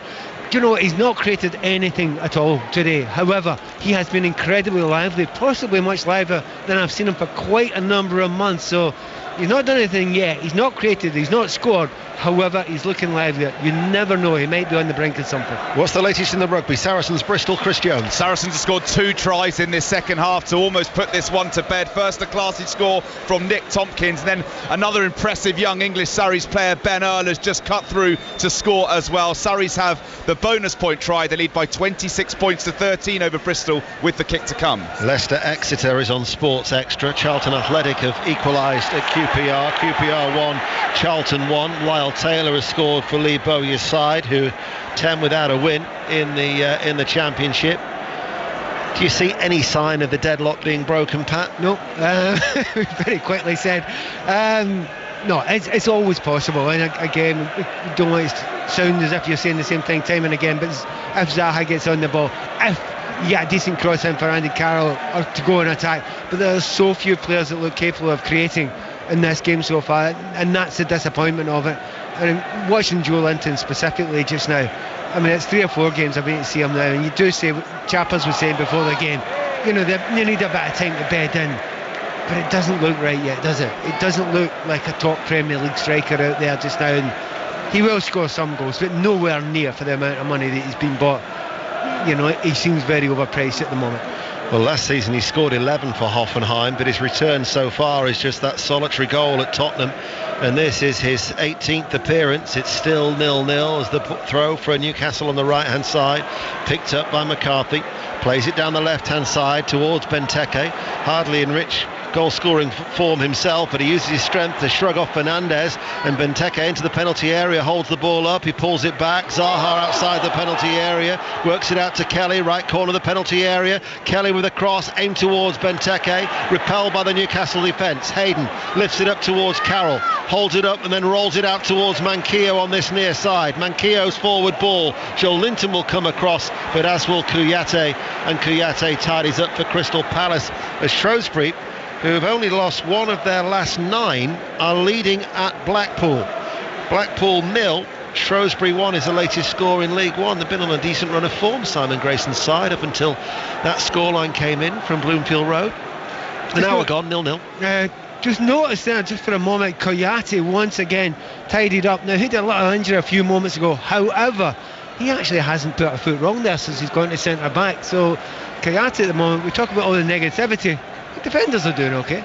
Another goal at Carrow Road, Sahel Sahi. Equaliser for Wolves, it's Norwich 1, Wolves 1. Short corner kick taken, flighted towards the far post, and Romain Saiss was there to head home the equaliser. Norwich City 1, Wolves 1. Reading 2, Derby County 0 is the latest score in the Championship, and there's been a goal at Craven Cottage. Aaron Paul. And it's a goal for Leeds United. It's Patrick Bamford as Leeds broke down the right hand side, and Nketiah with the ball in. It was parried away by Rodak, but only into the feet of Patrick Bamford, who just tapped home. Fulham 1, Leeds 1. Van Aanholt penalty area left hand side, behind for Zaha for Crystal Palace, who are attacking at 0-0. Benteke plays it behind him. MacArthur finds Zaha once again into the penalty area, the return ball to MacArthur. MacArthur still going, and then he just loses his footing as he sees a sight of goal, and Dubravka then has bundled over Benteke as he tries for the early release, and again it just wouldn't fall for MacArthur. It's very unlucky because he actually gets in the box really well there. He began to lose his feet after taking it around a couple of players. The tackle that came under them rebounded off him and almost went into the goal, but once again Dubravka's in the right place at the right time. He's not put a foot or indeed a hand wrong so far in the game. Doncaster Rovers 1, Accrington Stanley 0 is the latest score in League 1. Stevenage 0, Crewe 3 is the latest in League 2. So not a happy return for Graham Wesley for his 4th spell in charge. Joe Linton, penalty area left hand side, crosses, Van Aanholt tucked in, the left back heads it away, back out towards that far side, the Crystal Palace right, as Ayew then tries to run the ball away to safety, and it runs it, and in fact he was fouled. I think that'll be a free kick to Crystal Palace on that far side. Oldham 2, Crawley 1 is the latest score in League 2, and Forest Green 1, Swindon 2. So Forest Green have got a goal back. They have lost their last 3 against they're up against the league leaders of League 2, Swindon. 2-1 now to Swindon. You're talking about the listener, I've been thinking, OK, there's no goals here. Who's going to really go for it? What are their respective managers thinking about? Well, they both of them must look at the bench and think, is there anything that's going to really massively change this? And certainly there's a very, very sort of young-looking bench that Crystal Palace has got there. They've got Connor Wickham on there. Max Mann made a big difference when he come on Monday there, so it may well be him. And as I say that, one change will be made. Yeah, Newcastle are going to be making a change, and Sean Longstaff is going to be coming on, and it's going to be Hayden who's going to be coming off. So Longstaff, who was one of 3 changes made by Steve Bruce from the side that lost at Turf Moor. So it's like for like, but a great reception for one of their local heroes, a 22-year-old midfielder, been heavily linked with Manchester United. But look, Sean Longstaff is on. His brother Matty is also on the bench, but it remains 0-0. Villa are 3-0 down at home to Southampton. Bournemouth 0, Burnley 0. Brighton 0, Sheffield United 1. They have also had 2 goals disallowed through VAR, and Norwich 1, Wolves 1. As Crystal Palace are attacking the end as they were in the second half last season when they met here in April. And that still is his end as they play from right to left. Pat Nevin. I wonder if match of the day tonight, apart from the fact this may well be last or second last game as things are going, will they be applauding VAR for getting everything right today? Well, or will we just ignore it when it gets right? Well, we'll have to wait and see if it was right. It might not be right just yet. We shall see. We'll see it tonight on They Match tend of the to Day. get them right. That's the thing everyone forgets about it. It's Crystal Palace attacking right hand side. Hull City 2, Birmingham 0. Hull, who've won their last 2 at home. And who scored? Not Jarrod Bowen on this occasion. Grzycki got the second. And Hamilton 1, Hearts 0 is the latest score in the Scottish Premiership. Palace is still attacking on that right hand side. Benteke battling away for the ball. Jordan Ayew. Back it goes. Cross worked in low. And in the end it was turned behind from that low cross coming in from James McCarthy, and Crystal Palace have a corner kick. Pat Nevin. I think it's the best spell of the game. Slowly but surely they're beginning to turn it up a bit. I was wondering about Palace if they would just settle for it, and certainly on Monday night they waited until they went a goal down and then they changed their game and they played at a better tempo. This game here, actually, they seem to be revving it up a little bit now. They play defensively, then break out. Roy Hodgson understands that there are phases in the game. Team looks stronger now, worrying for Newcastle. Corner kick on the right hand side for Crystal Palace. It's an in-swinger from Van Aanholt, and it almost goes all the way in. That had Dubravka all in green, backpedaling and looking a little bit anxious as he went towards the far post, and it curled all the way out for a goal kick. Motherwell lead at Kilmarnock by 1-0. Killy 0, Motherwell 1 at Rugby Park, and Rotherham United have equalised at home to Fleetwood Town. Rotherham 1, Fleetwood 1. I mentioned that Forest Green have got a goal back. News of that from Lawrence Herdman. Yes, goal back for Rovers. Liam Shepherd's low cross on the right-hand side. Rovers captain Joseph Mills on the far post to tap home. It's really changed the dynamic here. It's Rovers 1, Almiron 2. Into Joel Linton. Good challenge coming across by Tompkins, because Joel Linton, about 10 yards out in the penalty area, had a sight of goal, and Tompkins came across with a well-timed challenge inside the box. But that's Almiron. It's again, at times in the past I thought he looks a good player, but the final product hasn't been good enough. But he's been much livelier this afternoon. That was a good ball in there. Great defending once again though. 66 minutes played at St James's Park. Corner kick. Shelby to take it, far side the left, crowded area, her way to get something on it, hooked away then by MacArthur inside the penalty area. Is there a break on as this bouncing ball is dealt with? Longstaff will come across, he heads it and then wins that loose ball, but as it does so, it goes a fraction behind Shelby, who by the time he turns, watches and sees the ball run out of play for a throw. Absolute torture there, because they were breaking at some pace there. They had plenty of players forward there, and I think they believe in that ability to break, especially when they get it to the quick wide players. In that case, the ball couldn't come down quickly enough for Ayew. Mention that Match of the Day tonight on BBC One, of course, at 5:30 on BBC One. Flamengo against Liverpool in the World Club Cup. There will be coverage of that on BBC One. Steve Wilson and Stephen Warnock will be your commentary team there out in Doha. And tomorrow we've got more Premier League games for you in 5 Live Premier League Sunday. Watford against Manchester United at 2. Tottenham against Chelsea at 4:30, as the ball to Zaha is away from him, and that will go out of play for a Newcastle throw. Now it was Celtic 1, Aberdeen 1, but there's been another goal. Roddy Forsyth. There's been another goal for Celtic. It's Odsonne Edouard, and that came from Aberdeen losing possession in the Celtic half and allowing Chris Ayer to surge forward, catching them on the turn. Edouard made no mistake when he was 1-on-1 with Joe Lewis. It's Celtic 2, Aberdeen 1. Joey Barton's Fleetwood are back in front at Rotherham. Rotherham United 1, Fleetwood Town 2 is the latest score in League One. Cleared away by Sher, long punt downfield off his left foot. Remains 0-0 at St James's Park. Tompkins then will play the ball out towards Kelly, who's just short of the halfway line, and we're midway through the second half. Much better for Palace now, isn't it? They're zipping it about, they're passing it in the final third much quicker than they were in the first half. They look as if they believe they can win this game just now, and I'm quite sure they're capable of doing that. And actually, we're watching Roy Hodgson, he's actually got more animated now. He took one of his hands out of his pocket there for a minute. That's about the most movement he's done in this game so far, but really I think he's been quite pleased with his team in this second half. Well, with the amount of players that he's missing, if he was to pick anything from this game, I think he'd be absolutely thrilled at the prospect.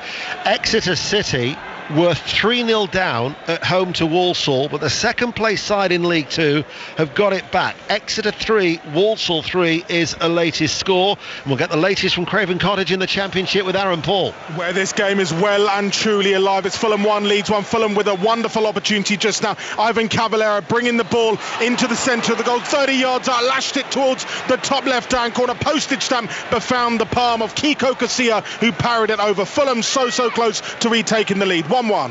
Milivojevic finds Van Aanholt midway through the Newcastle half. Crystal Palace in their red and royal blue striped shirts in the Newcastle half of the field, with McCarthy playing it back to Tompkins, and Tompkins out towards Kelly, and every outfield player is more or less in the Newcastle half. Newcastle have those black and white striped shirts behind the ball. A misplaced pass, but it's McCarthy who reacts to that loose ball before anybody from Newcastle, hence the groans. Ball in towards MacArthur, little back heel didn't quite come off. Yes, they win it back again to Crystal Palace, and Newcastle United now a little bit slow there, a little bit tentative, as the ball now is played in from Kelly. It's a diagonal ball. Benteke rolls away from Manquillo, keeps the ball in play on this near side. Benteke to Jordan Ayew, touch takes it away from him, does a little step over with his back to goal, 25 yards out, runs down the left hand side of the penalty area into the box, Jordan Ayew, and then in the end Manquillo takes it away off his toes as we go to West Bromwich Albion and Catherine Merry. West Brom 1, Brentford 1, and West Brom have started the second half like Brentford in the first. The league leaders starting to show their class and formidable unbeaten home lead record here. Kyle Edwards in particular looking dangerous. Now the game has spice. West Brom 1, Brentford 1. Stevenage 0, Crewe 4 is the latest score in League 2. Up to Joel Linton, being fouled by Kouyaté, surely.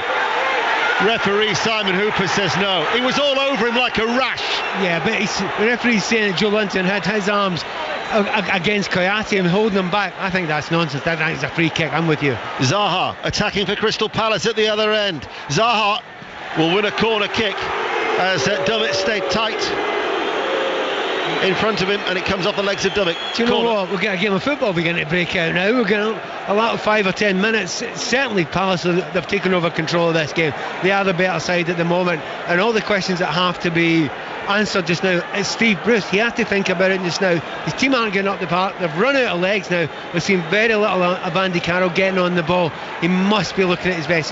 He's already made one change, bringing Sean Longstaff on. He might have to do another one. Sam Cosgrove has been sent off for Aberdeen as they trail 2-1 at Celtic. Corner kick then for Crystal Palace on that far side, the right, as they attack from right to left, and it remains 0-0. In comes the corner. It's swung over now from the right hand side. Benteke was up. It drops towards Milivojevic. His left-footed shot is charged down.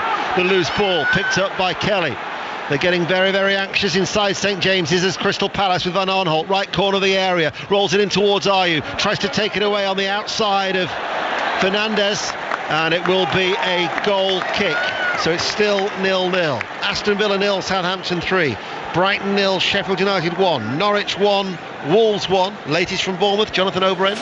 Bournemouth 0, Burnley 0. If we're to get a winner here, you feel it's almost certainly going to come from a set play, and a left-wing corner from Fraser was swung invitingly onto the head of Mepham, who headed just wide, but that's really the best effort we've had in the whole match. Burnley had a VAR check on a possible red card from that corner, actually billing on Barnes, but they didn't see anything wrong. 0-0. QPR 2, Charlton 1. Bolton now leads Southend by 3-1, and Morecambe have equalised at home to Notts County 1-1. I mentioned that dismissal for Aberdeen. Details of it from Roddy Forsyth. Yes, Sam Cosgrove, the man who scored the Aberdeen goal earlier with a wild tackle on Chris Ayer. The referee had the card out almost before the tackle was done, and so Aberdeen down to 10 men, trailing by 2-1. It's looking good for Celtic now. Cambridge 1, Leyton Orient 3. Cambridge have a goal back. There's a stoppage in play. It means we can go to Saracens Bristol. Chris Jones. Saracens have another, this one surely over now. Their fifth try, a second for Max Malins. Another brilliant finish from the young fullback. Sarries have been relentless this second half. Saracens 33,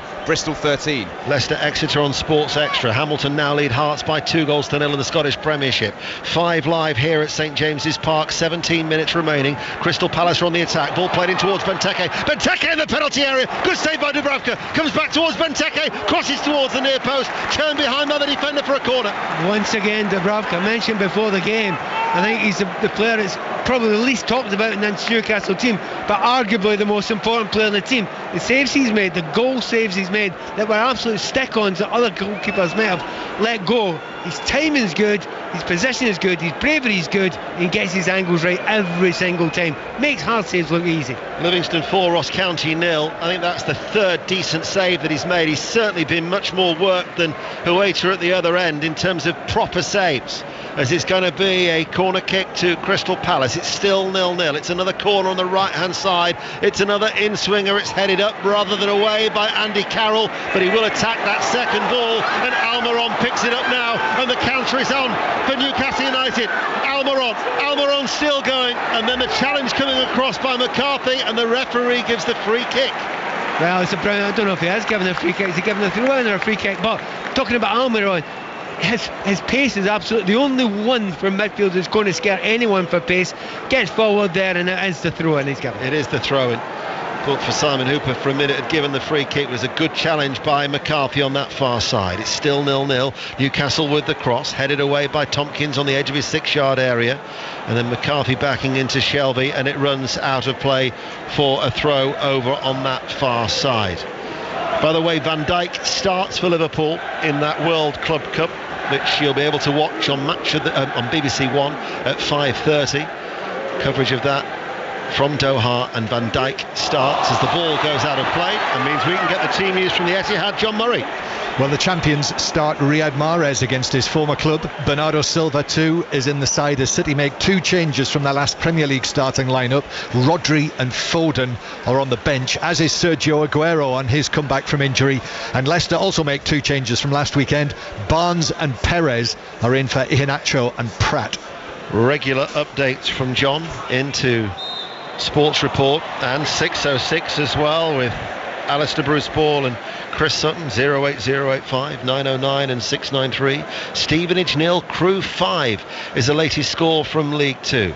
The result earlier on in the Championship was Cardiff 0, Preston 0. These are the latest scores. Fulham 1, Leeds 1, Huddersfield 2, Nottingham Forest 0, Hull City 2, Birmingham 0, Luton Swansea is 0-0, Millwall 0, Barnsley 1 is the latest score. That could be their first away win of the season. QPR 2, Charlton 1, Reading 2, the 10 men of Derby County 0, and West Bromwich Albion the leaders 1-1 at home to Brentford. Crystal Palace switch the play out towards Van Aanholt. Van Aanholt coming forward. He's now 30 yards from goal. He finds Jordan Ayew. Ayew does the step over just outside the D, edge of the area. Ayew is still going, forced out to the right. Cross then is fired in, and out of play. It goes for a goal kick as we go to Villa Park and Pat Murphy. It's still Villa 0, Southampton 3. They thought they had the 4th goal of Southampton fans at the far end of the ground, but when Redmond hit the side netting, Codger's come on to join Wesley up front for Villa, but Southampton are holding them off with a degree of ease here.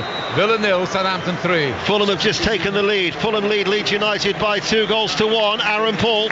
Josh Onoma has put Fulham back into the lead with a driven effort inside the area from Alexander Mitrovic. Dropped down, he brought the ball down the Serbian, and Onoma just lashed it past Casilla. Fulham retake the lead and lead it by 2-1. Dwight Gale has come on to replace Joel Linton. Mansfield lead Northampton Town by 1-0 in League 2. Latest scores in League 1.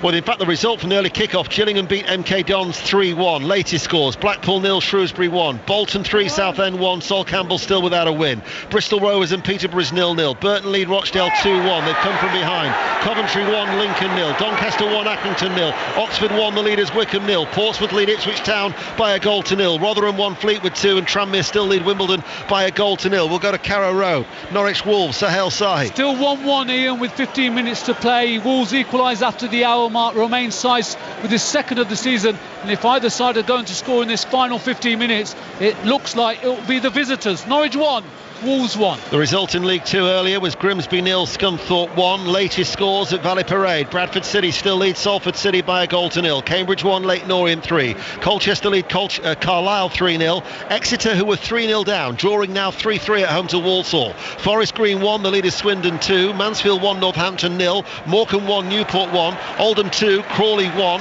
Port Vale 1, Cheltenham 1. And Stevenage 0, Crewe Alexander 5. Zaha is not giving the ball back as a free kick goes in favour of the home side. We'll go to Brighton, Sheffield United in the Premier League. John Southall. It's Brighton 0, Sheffield United 1, but Brighton much better in the second half. Aaron Connolly curling shot from the edge of the area, tipped over by Dean Henderson. Brighton are threatening. They've got 13 minutes to salvage something. Brighton 0, Sheffield United 1. Newcastle United 0, Crystal Palace 0, and just over 10 minutes remain. Any sign of the deadlock being broken? Bournemouth, Burnley, Jonathan Overend. Not if that Lerma shot from range was anything to go by. It swirls wide, still 0-0. Bournemouth have been a lot better though after replacing Cook with Callum Wilson at half-time. Burnley, no chances to speak of at all in this second half. Bournemouth 0, Burnley 0. Pat, how would you describe the last few moments whilst we've been away? Well, not a huge amount of new play, except for the fact that Gale's on now. He is a link-up player who will link with the other centre forward, so we might see a little bit more up front there between Carroll and Gale, and he looks a bit livelier than he has done recently. When I seen him first coming back from his injury, far too slow, but that was just injury. He looks lively there. There's been a goal at Villa Park, Pat Murphy. To Aston Villa and Jack Grealish, lovely goal. Corner, Grealish lurking, edge of the box, nobody picked him up, chested it down, beautifully struck volley to the left of the keeper. Villa back in it, a wonder. Villa 1, Southampton 3. BBC Radio 5 Live in the World Service. 10 minutes remain here at St James's Park, and it remains 0-0. Ball up towards Dwight Gale, headed away by Van Arnold, picked up by Andy Carroll, holds onto the ball and spreads play out towards that far side, the left. Dummett now provides the width, the left wing back looks to go on the outside of Martin Kelly. Dummett's low ball, does it come off Kelly? Yes it does, and in front of the Gallagate end it is going to be a corner kick to Newcastle United. It just immediately looks a little bit better balanced now, because Joe Linton going off, he's not a natural to play along with another centre forward, but it's Gale zippy going in the inside left positions, trying to get close to Andy Carroll. A little bit of link up play hopefully between the two of them, and that's given a little bit of impetus to Newcastle going forward. So Newcastle have the corner kick that Shelby's going to take over on that far side. Shelby then floats it across from the left hand side. Andy Carroll is underneath it. It's cleared away by Milivojevic. He complains behind him to Hueta because he dealt with that inside his 6-yard area. I think he thought the goalkeeper should have done with that. Up towards MacArthur, cut out though by the covering defender on that far side, and it goes out of play for a Crystal Palace throw. So we'll go to Saracens. Another try. Chris Jones. 40 points to 13 now. It's turning into a rout. Brad Barrett this time. Statement performance and result again from Saracens. 26 unanswered points after half-time. Saracens 40, Bristol 13. Leicester Exeter continues on Sports Extra. Throw for Crystal Palace right-hand side. Headed away by Dummett. Controlled by Carroll midway through the Palace half. His strike partner now is Dwight Gale. But it's Tompkins who will deal with this, and he puts his foot through this one, Tompkins, and he clears long. The header on it goes inside off the head of Benteke and runs straight towards a Newcastle player, as there's been another goal at Carrow Road, Sahel Sahi. And it was coming in, and it has come for Wolves. It's Norwich 1, Wolverhampton Wanderers 2. Good move down the left. It was saved initially by Tim Krul. It came out to Raul Jimenez, and he slashed home from 6 yards away. Norwich 1, Wolves 2. Delightful ball by Shelby to pick out Manquillo on the right hand side. Longstaff now right corner of the box, low ball into the penalty area and cleared by Milivojevic. It drops about 10 yards up from the corner flag on this right hand side as Newcastle look to apply late pressure with 8 minutes remaining. Good substitution, very good substitution. He had to do something, Steve Bruce. He's done exactly the right thing. Cross is a deep one from the right. Andy Carroll heads it down. He's duck.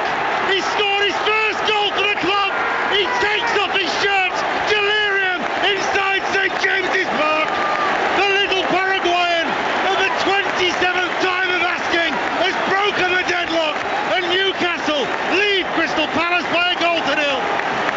I've been spending a good deal of time seeing him. I'm quite impressed with Almiron today. He looks like a nice player in the past, but there was something missing, and I just felt that the pace that he was showing today, the liveliness, there's more confidence about him today, but it was a knockdown into the sort of penalty spot sort of area. Caught it really well. Listen to that roar. He's got booked, no doubt, for his troubles. He took his shirt off. Has there ever been a more popular goal scorer in recent months and maybe even years here at St James's Park?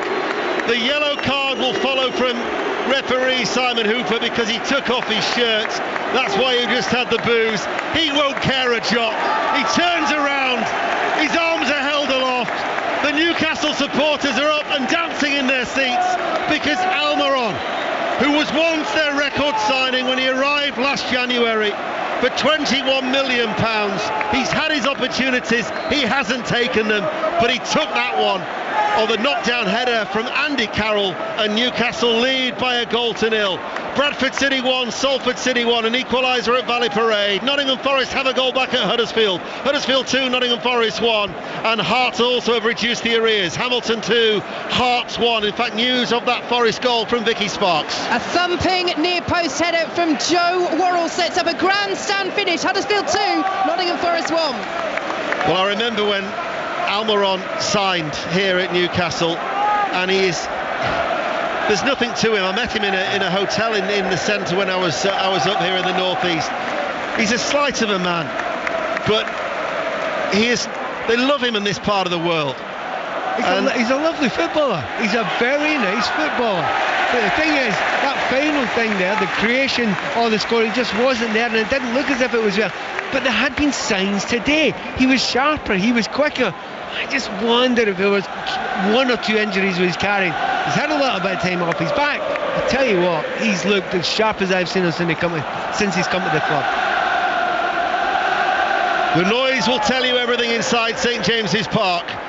Newcastle United, the cathedral on the hill, and it will be a buoyant Newcastle tonight, I can assure you, because their football team are getting 3 points, it would appear, and they're extending their unbeaten run to 8 games, and it's going to take them to 25 points already. They were 7 clear of relegation before today. Zaha was badly fouled there. The referee didn't spot it, and he should have spotted it. Real mistake there for the referee. Newcastle fans are laughing their heads off. Zaha's furious, and you know what? He's got every right to be furious there. Should have been a free kick, and it would have been in a dangerous area too. Max Meyer is coming on to replace MacArthur. Other latest scores: Morecambe 2, Newport County 1, Rotherham 2, Fleetwood 2, and Cambridge 2, Leyton Orient 3. You're up to date. 5 Live in the World Service. Max Meyer, who Crystal Palace signed on a free from Schalke, he's replaced MacArthur. Newcastle were in fact interested in the German international at one stage, but it's reported £170,000 a week. Newcastle couldn't afford him, but he is on for a depleted Crystal Palace side with 4 minutes remaining, and we'll go to Brighton now and John Southall. Brighton 0, Sheffield United 1, 6 minutes to play. It's going to be a lively finish to this one. 2 chances for Sheffield United. Mousset cut in from the left, jinked past 2 defenders, smashed it over the bar, and then McGoldrick stretching onto the roof of the net. Brighton 0, Sheffield United 1. Late challenge, Scher on Meyer. Caught him, welcome to the game, and Meyer is fell. This is bound to be a yellow card. There it is, there's the yellow card for Scher. Do you know what? Newcastle should be slightly aware. Meyer was the catalyst when he came on Monday. All changed when Meyer came on. Crystal Palace had been really, really poor up until then. Little bit of a change of shape. Meyer came on, a little bit of liveliness, and suddenly chances started to be created. He's left it a little bit late now, only 3.5 minutes to go plus stoppage time. 11 of Crystal Palace's 15 goals this season have been scored in the second half. If they're to add to that tally, there are only 3 minutes left remaining of normal time. Milivojevic has now come across to take the free kick. Is he going to go for goal? He plays it in right-footed, and it was flicked goalwards by Meyer, and he's prodded it wide on the near side of the 6-yard box, and it goes out for a goal kick. The cheers will tell you that. It's a bit of a shame. I don't think it was a particularly good free kick again. Yeah, Meyer got in front of it, but it would have hit the first man there had he not sneaked there, and he was miles too near in front of the front post. So another poor delivery from a corner kick stroke free kick. We've seen a lot of that today. The burden of scoring your first goal when you've waited 27 games will be immense for Almiron. Extraordinary difference it'll make to him. And he wishes he'd have scored it maybe with 25, 30 minutes to go, because he could have grown into the game and you'd have seen a different player there. But he'll bring that into the next game he plays for Newcastle. Northampton Town have equalised at Mansfield. Mansfield 1, Northampton Town 1. Graham Coughlin's first game in charge since he swapped clubs from Bristol Rovers. Zaha comes forward for Crystal Palace on the left-hand side. They haven't doubled up on Zaha, they've tripled up on Zaha as he tries to win the ball back, and he succeeds as well. Zaha on this near left-hand side plays it in field to Max Meyer. Shelvey is back helping out the Newcastle captain. He uses his strength and he does well to release the ball. In fact, he was being fouled there, Shelvey, and he turns around to the Leazy's end with a clenched fist as the Newcastle fans respond. Spirit coursing through these Newcastle players. 2 minutes remain as Swansea City have got a goal at Kenilworth Road. Luton Town 0, Swansea City 1. Southend have a goal back. Bolton 3, Southend United 2, and Accrington have equalised at Doncaster. It's 1-1. Burton now lead Rochdale 3-1. Latest from Villa Park, Aston Villa, Southampton. Pat Murphy. Still 3-1 to Southampton. It should be 4-1 because Ings had a chance, it was blocked, and then Højbjerg, how he missed that chance 8 yards out, he will not know. Head in the hands, look anguished. Villa 1, Southampton 3. This will be the first success that Steve Bruce has had over Roy Hodgson as a manager, as his Newcastle side lead by a goal to nil, and Millwall have got a goal back at home to Barnsley in the Championship. Millwall 1, Barnsley 1. Stevenage have got a consolation. Stevenage 1, Crewe 5. Newcastle lead by a goal to nil. Norwich City 1, Wolves 2. Brighton 0, Sheffield United 1. Bournemouth, Burnley goalless, and as you just heard from Pat, Aston Villa 1, Southampton 3. Newcastle now have everybody back behind the ball, and Pat Nevin were inside the last 60 seconds. Well, it's no surprise really that Crystal Palace have lifted it a little bit. Again, you can do that only so often. Eventually it won't pay off. They score a lot of late goals, but they're leaving it very, very late this time. They've got plenty of players forward. Problem for them is there's plenty of black and white strikes back there in that box. Ball is drilled in low, takes a deflection. Gale lets it run through. It'll go out of play for a Crystal Palace throw, level with the penalty area on this near side, the left. Newcastle, though, are going to be making a change. Crystal Palace take the throw quickly, preventing them from getting that substitution in place. Jordan Ayew, the Ghanaian, coming forward now here for Crystal Palace. Carroll goes towards him, to Milivojevic. He rolls it forward.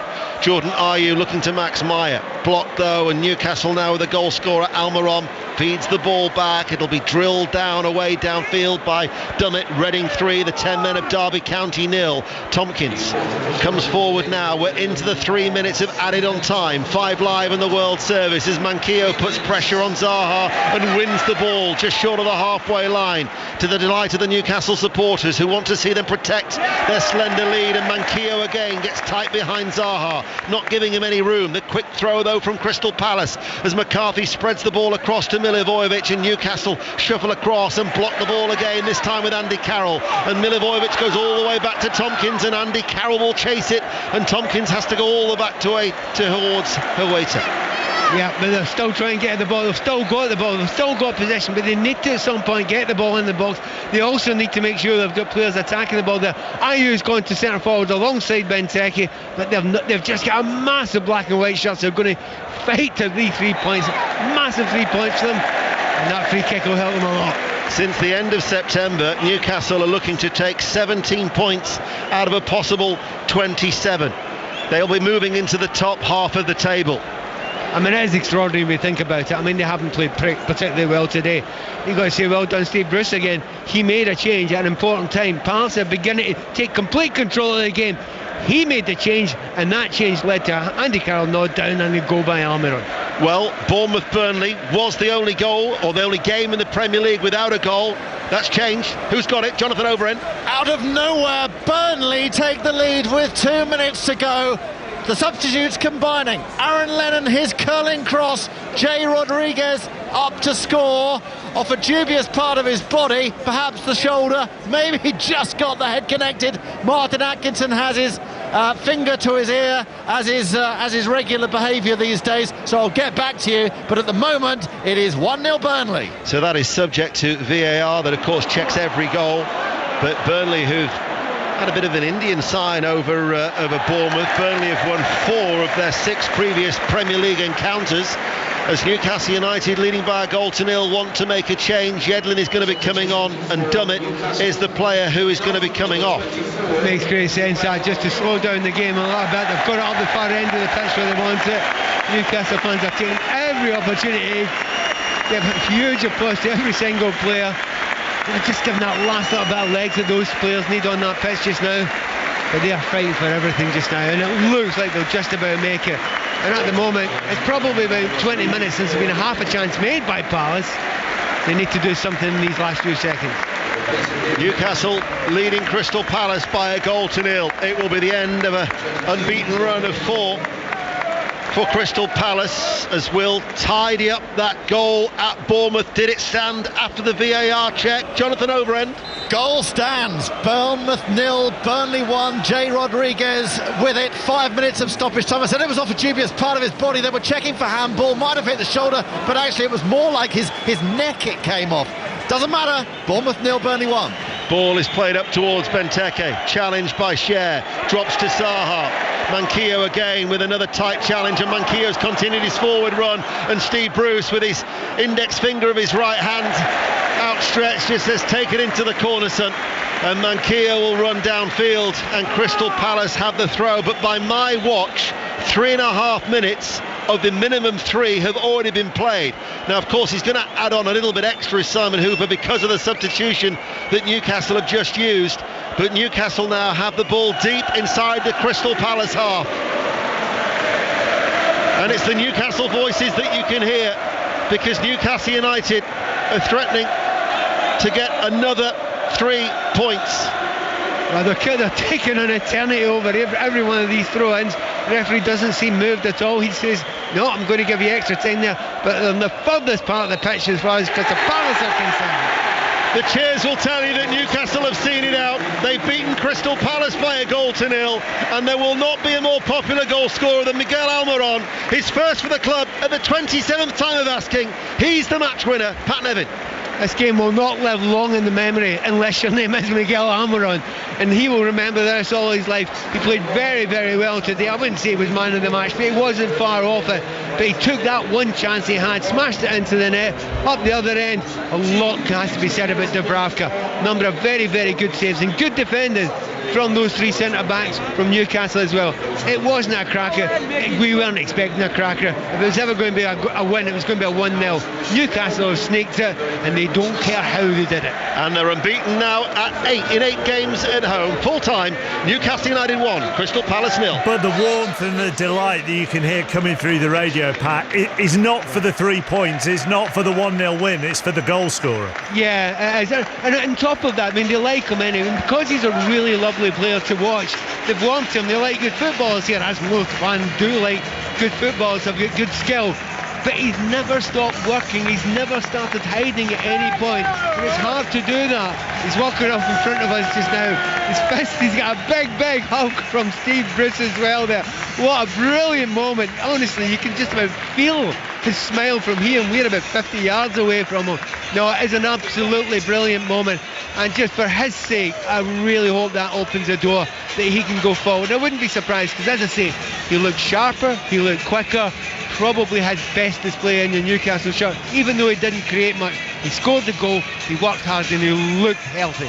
Reaction from St James's Park to come during Sports Report. Hull have got a third at home to Birmingham City. It's going to be all 3 points for Grant McCann's side. They lead by 3-0 all over at Celtic. Roddy Forsyth. Yes, indeed. Celtic are 5 points clear of Rangers, albeit having played a game more. It's 2-1 against Aberdeen. Julian opening the scoring with a shot in the bounce after 6 minutes. Sam Cosgrove with Aberdeen's only real opportunity of the first half. And then Odsonne Edouard after Aberdeen lost possession in their own half. Cosgrove then sent off for a foul on Ayer. Celtic 2, Aberdeen 1. Sheffield United a fifth this evening. John Southall. They are Brighton 0, Sheffield United 1. The away hordes are celebrating royally. Ollie McBurney's first half goal enough for Sheffield United, who also had 2 disallowed via VAR. David McGoldrick should have added a second in the second half. Brighton, they just didn't create enough. 1 shot on target, but it's now 9 unbeaten away from home in the Premier League for Sheffield United. They're up to 5th in the league. Cake and chips for Chris Wilder tonight. Brighton 0, Sheffield United 1. Into the closing stages at Carrow Road. Sahel Sahi. It's still Norwich 1, Wolves 2, Mark. We're in the last moments of the game here at Carrow Road, and Norwich have a free kick on the edge of the penalty area. They deserve at least a point from this game. They were dominant in the first half. Wolves took control in the second half. Here comes the free kick, whipped in. It's headed away by the Wolves defence, and the referee blows for full time. And once again, Norwich lose in the Premier League after being a goal up here at Carrow Road. They lost at home to Sheffield United a couple of weeks ago when they led by 1-0. They've done so once again this afternoon. Full time at Carrow Road. Norwich 1, Wolves 2. Late important goals in the Championship. Barnsley have scored through Patrick Schmidt in the 4th minute of stoppage time. They lead at Millwall by 2-1. It could be their first away win this season. And Charlton have got a late equaliser at QPR through Sarr in the 5th minute of stoppage time. And that looks like it's heading for a draw. QPR 2, Charlton 2. It's finished at Bournemouth. All 3 points for the visitors. Jonathan Overend. Back-to-back wins for Burnley. 3 home defeats in a row now for Bournemouth. Bournemouth 0, Burnley 1. That header from Jay Rodriguez just 2 minutes from time. The second half substitute wins it for Burnley. Bournemouth can't believe they've lost it. It was a physical battle throughout, pouring rain throughout, but it was poor quality. Burnley doing what Burnley do, I suppose, getting through it and grabbing the winner. Bournemouth 0, Burnley 1. Reading have beaten Derby by 3-0 in the Championship. It means that Derby have now lost their last 6 away from home in the Championship, all of them without scoring. Big win for Southampton in the Premier League. Pat Murphy. Beaten Villa 3-1. Grealish's sumptuous winner goal, quarter and a half from time, gave them hope. He went close a couple of times as well, but Southampton deserved this. 2 goals from Ings, 1 from Stephen. They were 3-0 up just after half-time, and they held off Villa with a degree of ease. 41,834 here. Villa 1, Southampton 3. If you missed the early Premier League game, it finished Everton 0, Arsenal 0. It was dreadful. Let's go into the Rugby Union. Chris Jones at Saracens. We're in the final play of the game. This one is all but over. Saracens 47, Bristol 13. 10 England internationals in the starting 15 for Sarries, but it's the uncapped English trio of Max Malins, Nick Tompkins and Ben Earl who have really caught the eye. They've scored 5 of Saracens' 7 tries between them. That is full time. 47-13 to Saracens, who are eating into this points deduction. Elsewhere, useful win for Harlequins at Wasps, 28-22. Exeter come from behind to heap more misery on Leicester, 31-22 to the Chiefs. And Sale beating Northampton 22-10 at the AJ Bell. Yeah, Exeter have been 22-14 down at half-time to Leicester. They scored 17 unanswered points to win that. Looking for any late goals or what else is going on, let me give you some results that are coming in the Championship. Lots of the Championship games still playing, but the early game finished Cardiff 0, Preston 0. Hull beat Birmingham by 3-0. It is finished at Kenilworth Road, and Swansea take all 3 points. Only their second win in 8 games now for Swansea, but they've beaten Luton by 1-0. That late goal for Barnsley has given them their first away win of the season. They've beaten Millwall by 2-1. Finished QPR 2, Charlton 2, Reading 3, Derby 0, and all square for the leaders this afternoon. Catherine Merry. West Brom 1, Brentford 1. West Brom now up to 50 points and stay top at Christmas. Dalsgaard opened the scoring for Brentford and Furlong equalised just before half-time. The second half was lively. Charlie Austin nearly won it at the end but was deemed offside. So West Brom now extend their home league unbeaten run to 17, their best since 1920. West Brom 1, Brentford 1. Drop points for West Brom. Can Leeds capitalise? Aaron Paul. And they nearly just have as Tim Reamer's headed over the bar, off the line and over the bar. He's defied gravity. Not sure how he's done it. Leeds United are pushing for an equaliser here. Stay with me, Mark, because Calvin Phillips has just gone down into this corner to take the set piece. The Fulham crowd urging the referee to blow the whistle. Of course, Fulham leading here by 2-1. Corner swung in by Phillips, and there's a Fulham head on it. Alioski will try and recover it for Leeds United, and in comes Abubakar Kamara, but it's back over on the left-hand side now with Click. Fulham 2, Leeds 1. Leeds about to taste defeat for the first time since the 5th of October when they were beaten at the Den by Millwall, and the referee has just signalled a goal kick for Marek Rodak and Fulham, and it looks like Leeds are about to taste defeat for the first time in 12 games. Fulham, though, this could be a massive 3 points for them. They're on the hunt for it, and here comes the atmosphere. The 3 sides of Craven Cottage erupt. And Mark, it is Fulham 2, Leeds United 1. We are into the final stages. Huge 3 points for Southampton and Aston Villa. I'm just watching Ralph Hasenhüttl celebrating in front of those away fans. Big 3 points, and it takes Southampton out of the bottom 3 at Aston Villa's expense as things stand. All games have finished in League One. Wins this afternoon for Gillingham and Shrewsbury and Bolton, Burton, Coventry, Oxford United have beaten the leaders Wycombe, who had to play the whole second half with 10 men. Adebayo Akinfenwa sent off. Portsmouth have beaten Ipswich. Tranmere have beaten AFC Wimbledon. The games involving Bristol Rovers and Peterborough, and Doncaster and Accrington and Rotherham and Fleetwood have ended all square. In League 2, Forest Green Rovers have just scored in the 5th minute of stoppage time. They have been 2-0 down at home to Swindon, and it is now 2-2. Owen Doyle got both of Swindon's goals, 21 for the season, but Joseph Mills' 7th of the season looks like rescuing a point for Forest Green Rovers. Elsewhere in League 2, Grimsby 0, Scunthorpe 1 was the early game. Bradford and Salford drew. Leyton Orient won at Cambridge. Colchester beat Carlisle. Exeter came from 3-0 down at home to Walsall to draw 3-3. Mansfield and Northampton drew. Morecambe, the bottom side, beat Newport 2-1. Oldham have won as well. Port Vale and Cheltenham drew 1-1, and Crewe thumped Stevenage 5-1 at Stevenage. The final whistle has gone at Craven Cottage. Aaron. Fulham have picked up their first point in December and consign Leeds to their first defeat in 12 games.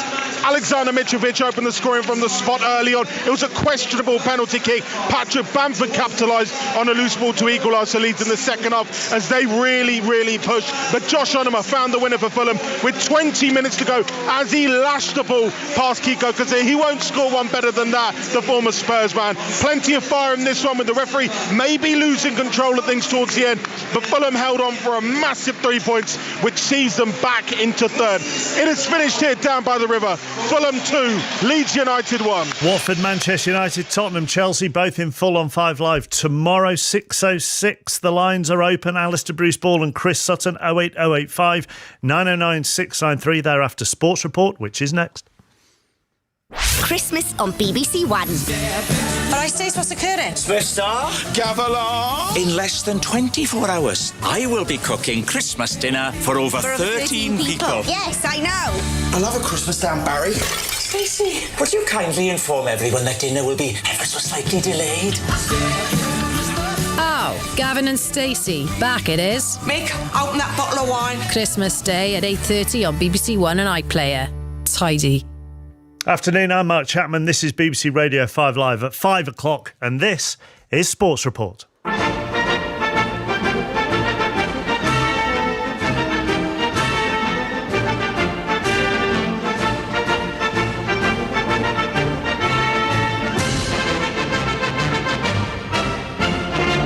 The headlines this Saturday tea time. Carlo Ancelotti is Everton's new manager. He starts his 4.5-year contract watching their goalless draw with Arsenal.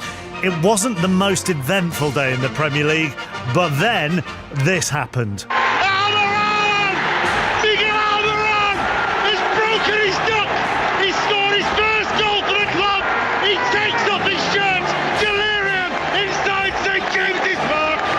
Finishes Newcastle 1, Crystal Palace 0. Southampton win at Villa to climb out of the bottom 3. Wolves come from behind to win at Norwich. Sheffield United's brilliant away form continues with victory at Brighton, and they go 5th. Jay Rodriguez snatches a last-gasp victory for Burnley at Bournemouth. The tea time game is Manchester City, Leicester City. John Murray. And with Liverpool away, this is a chance for these two to creep a little closer to the leaders. Although the champions' first objective is to catch the Foxes, who start 4 points ahead of them. Liverpool face Flamengo also at 5:30 in the final of the Club World Cup. That's live on BBC One. West Brom stays top of the Championship despite dropping points at home to Brentford. Leeds lose at Fulham. Celtic beat Aberdeen to restore their 5-point lead at the top of the Scottish Premiership. Saracens get a good win over Bristol in Rugby Union's Premiership. Reaction from all the big stories to come, plus regular updates from the Etihad and Qatar. But first, the classified football results with Charlotte Green. The Premier League. AFC Bournemouth 0, Burnley 1. Aston Villa 1, Southampton 3. Brighton and Hove Albion 0, Sheffield United 1. Everton 0, Arsenal 0. Manchester City against Leicester City, late kick-off. Newcastle United 1, Crystal Palace 0. Norwich City 1, Wolverhampton Wanderers 2. Sky Bet Championship. Cardiff City 0, Preston North End 0. Fulham 2, Leeds United 1. Huddersfield Town 2, Nottingham Forest 1.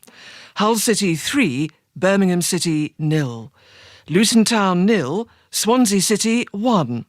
Millwall 1, Barnsley 2. Queen's Park Rangers 2, Charlton Athletic 2. Reading 3, Derby County 0. West Bromwich Albion 1, Brentford 1. League 1. Blackpool 0, Shrewsbury Town 1. Bolton Wanderers 3, Southend United 2. Bristol Rovers 0, Peterborough United 0. Burton Albion 3, Rochdale 1. Coventry City 1, Lincoln City 0. Doncaster Rovers 1, Accrington Stanley 1. Gillingham 3, Milton Keynes Dons 1. Oxford United 1, Wycombe Wanderers 0.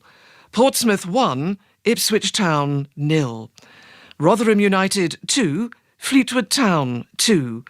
Tranmere Rovers 1, AFC Wimbledon 0. League 2. Bradford City 1, Salford City 1. Cambridge United 2, Leyton Orient 3. Colchester United 3, Carlisle United 0. Exeter City 3, Walsall 3. Forest Green Rovers 2, Swindon Town 2. Grimsby Town 0, Scunthorpe United 1. Macclesfield Town against Plymouth Argyle postponed. Mansfield Town 1, Northampton Town 1. Morecambe 2, Newport County 1. Oldham Athletic 2, Crawley Town 1. Port Vale 1, Cheltenham Town 1. Stevenage 1, Crewe Alexandra 5. Vanarama National League. AFC Fylde 2, Yeovil Town 2. Aldershot Town 2, Stockport County 1. Boreham Wood 2, Harrogate Town 1. Bromley 2, Eastleigh 3. Chorley 1, Dover Athletic 1. Ebbsfleet United against Woking postponed.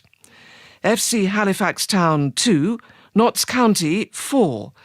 Hartlepool United 1, Dagenham and Redbridge 0.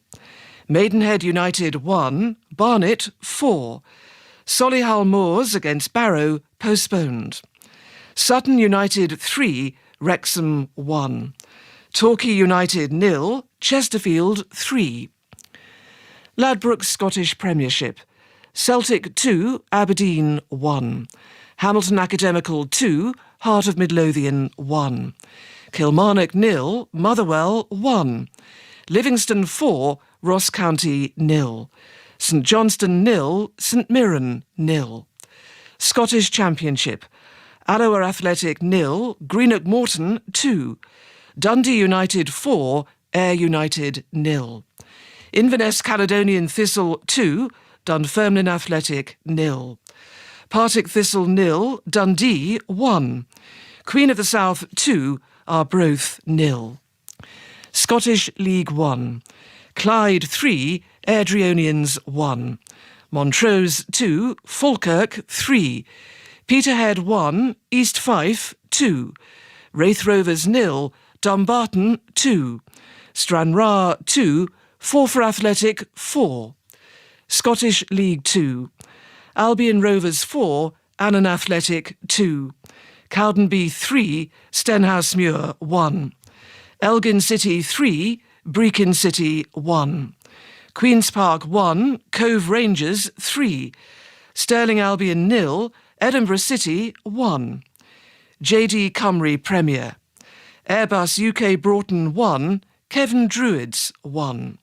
Carmarthen Town 0, Carnarvon Town 1. And finally, Penabont 0, Newtown 2.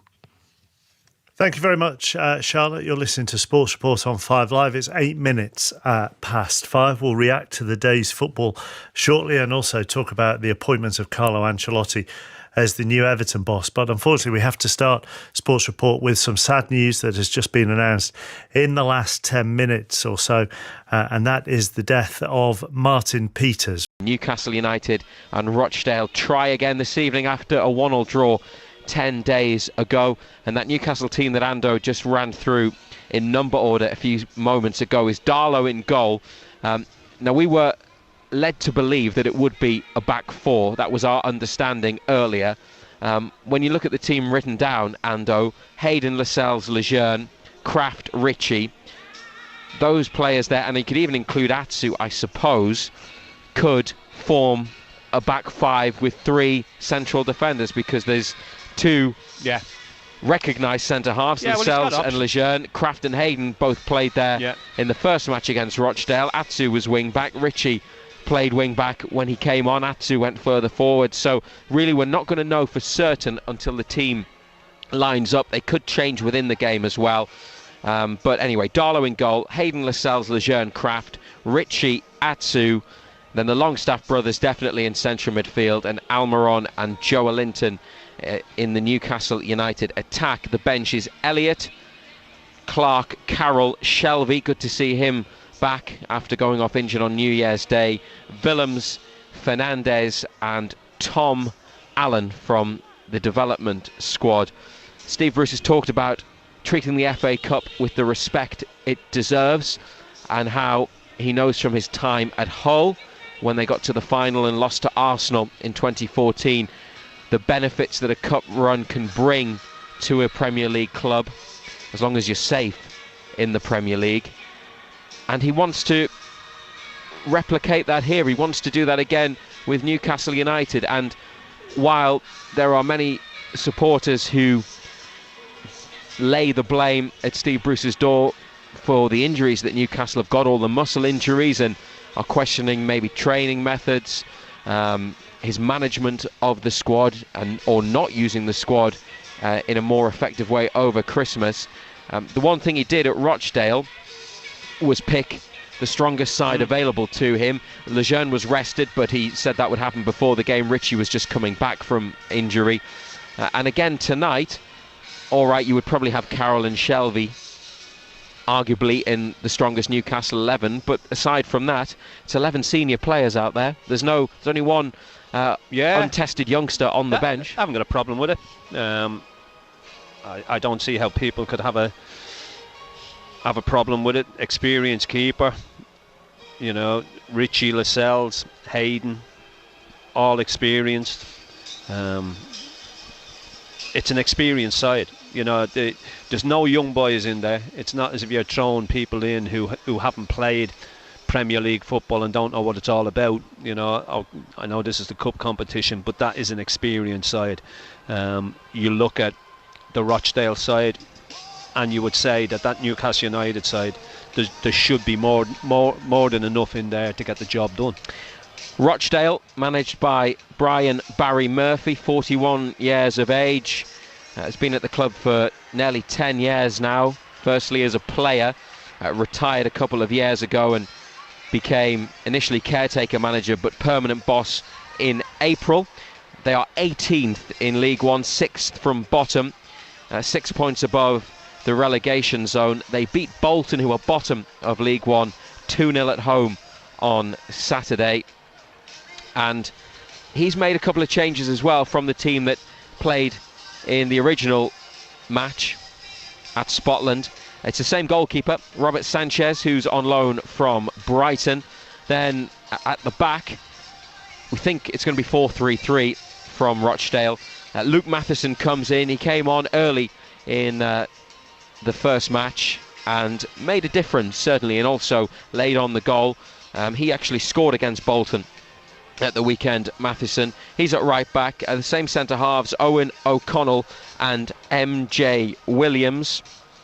And then a change at left back where Rhys Norrington Davies, double-barrelled surname, comes in to play on the left of the defence. Then in midfield, Jimmy Keohan, who played left back when they met 10 days ago, will be one of 3 alongside Jimmy Ryan and Callum Camps, who started the first game up front. The 3 in attack, we think it will be Stephen Dooley, who played on the right side last time. Aaron Wilbraham, the scorer of the equalising goal on 79 minutes to set up this replay. And Ian Henderson, the Rochdale captain, who will be 35 years of age next week. and has been at the club for a good few years now, into his 7th year at Rochdale, scored more than 100 goals for them. And their bench is Jay Lynch, the keeper, Calvin Andrew, an experienced striker, Quadro Barr, 16 years of age. He was taken off at half-time last week, replaced by the goal scorer Wilbraham, Lewis Bradley, Matty Gillam, Fabio Tavares and Ethan Brierley. So some of those players we saw, Ando, in the first match. The one who is missing that is a surprise, and it must be because of an injury, Rathbone. is Oliver Rathbone, who almost won the tie in the final couple of minutes, but he put a chance wide, and he had a very good second half as well. So Rochdale without a key player there, but no surprise that Matheson and Wilbraham start. No, young Matheson probably came to everybody's attention after his performance at Old Trafford against Manchester United. Came on, made the goal for Wilbraham. What was it? Wilbraham made his debut before Matheson was born. But it's full credit to Wilbraham that he's still playing at 40. He's kept himself right. Came on, and we just couldn't handle him. He bullied us. He was strong. He put himself about, backed into people, got his arms up. One or two of our boys didn't like it. They don't see it that often in the Premier League. And he got away with one or two things, but that you've got to go and you've got to adapt. And he frightened us. He honestly frightened us, and he scored the equaliser. And you'd say on the balance of the game, they deserved this replay. They could have won it, as you said. Rathbone had a great chance, couple of minutes in time that he put wide. A big chance for them to win the game. But saying that, we had enough chances in the first half to have killed the tie off. Could have been all over by half time. But I think Rochdale deserved their equaliser and deserved the opportunity to come here for a replay. BBC Newcastle, radio for the North East. Teams are out warming up here at a sparsely populated St James's Park. The visiting fans, 2,500 of them, are in level 7, the top tier of the Leazes End. Looks like a couple of the corners lower down will be unoccupied, but all 4 stands, sides of St James's Park, are open. We think probably around 20,000 here tonight, might be a few more. There are no cash turnstiles tonight, and the prices of the tickets that could be bought from the box office doubled today from last week when they went on general sale. Newcastle with only 1 win in their last 7 and haven't won any of 5 in all competitions. Could certainly do with a victory, and there are some players in the team, Joe Linton being the obvious one, John Anderson, that could benefit from a good match tonight, a good performance personally, and definitely in the case of Joe Linton, a couple of goals, because look, he really needs them. He's had chances, and he had chances against Rochdale last time. He's in the team to take some of those chances. Yeah, I think they played him down there hoping that he'd be able to get himself a couple of goals and just to do his confidence a little bit of good. He had chances, he didn't take them. Gets another opportunity tonight. It's not about a good performance from him, Razor. I think he needs a couple of goals to just to kick-start the season again. He hasn't been, his performances haven't been great. He does things in games and you go, oh yeah, that's not bad, but he then drifts out of games. And I've stated many a time, he doesn't get himself in areas where you believe that he's going to score goals. But I think he's got a big opportunity tonight. I think, and I said this earlier on, I'd be majorly disappointed and surprised, I would have to say, if we didn't get the job done here tonight. The 23-year-old Joe Linton hasn't scored in any of his last 20 appearances in all competitions since that winner at Spurs back on the 25th of August, but he leads the Newcastle United attack this evening. The team is Darlow in goal, Hayden, Lascelles, Lejeune, Kraft, Ritchie, Sean Longstaff, Matty Longstaff, Atsu, Almiron and Joe Linton, and a bench of Elliott, Clark, Carroll, Shelby, Willems, Fernandez and Allen. BBC Newcastle, radio for the North East. Let's hear from head coach Steve Bruce now. He's been speaking to us about Newcastle's many injured players. Dummer and Dwight Gale will both have scans. We know they're bad enough, a muscle injury. Unfortunately, with Dummy, it's his other leg, and it was been hanging around Dwight for a little while. To be fair, we thought he trained all week. That's why he missed last week at Rochdale on precaution. But again, he's unfortunately felt something. So we'll see how severe it is, and we've got 2 or 3 others coming back. We expect Shah to be training. We've got the captain back. He's back, hopefully playing. That'll do him the world of good. And Shelby and St Maximum. We hope that a week's training, they're on the training ground and back training. So a full week into them, hopefully they'll be ready for the weekend. And even though your squad is stretched at the moment and you've had to name some players from the academy on the bench for the last 2 matches, how important for you is it just to take your time with all of the injured players, not just Sam Maxima, because obviously you don't want to be in this position again? Yeah, absolutely. I mean, look, that's why we have the big sports science department that we've got, and they're very, very well respected and been here a lot of years. So of course in management then you take advice, and of course if there's a risk, then especially with muscle ones, you cannot take a risk with them. If you've got a knock or a cut or a kick, then of course you can play through that. But muscle injuries, they're very, very difficult. And that's why they usually occur when people are playing tired, and that vicious circle. So we will box clever. We'll try and be as manager as good as we can and make sure that everybody's right. In 2020, BBC Newcastle will continue to get you closer to the action with our exclusive football commentaries. Fantastic. Yeah. Even better, we'll get you into St James's Park and the Stadium of Light with tickets to every Newcastle and Sunderland home league game. In our wildest dreams, we never expected that today. To win, listen out for the whistle on Total Sport. Weeknights from 5. BBC Newcastle, the only place for North East sport. North East Sport. Matthew Raisbeck and black and white legend John Anderson. BBC Newcastle, the only place for North East Sport. And John Anderson, we heard from Steve Bruce there about managing the situation when it comes to injured players, not bringing them back before they're ready. Do you think that he is mindful of the criticism he's received, particularly around Alan Sam Maxima, who's had 2 hamstring injuries this season? And of course they can ill afford to lose him for a 3rd time, but that also applies to other players who've had muscle injuries as well, given the extent of the trouble Newcastle have had with keeping many senior players fit. Well, Maximan's been back training. Obviously he's not involved tonight.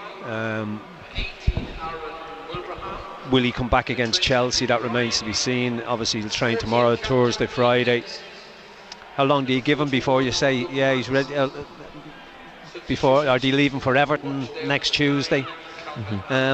See, the problem is with muscle injuries, you can never really tell. Players, you feel all right, but it's when you get into game situations and when you're explosive like Maximin is, especially with hamstrings, you're never really 100% sure. So look, you could train all this week, you could leave him out and then say, well, I'm going to give him another week's training, play him against Norwich. That's 2 and a bit weeks training he's had.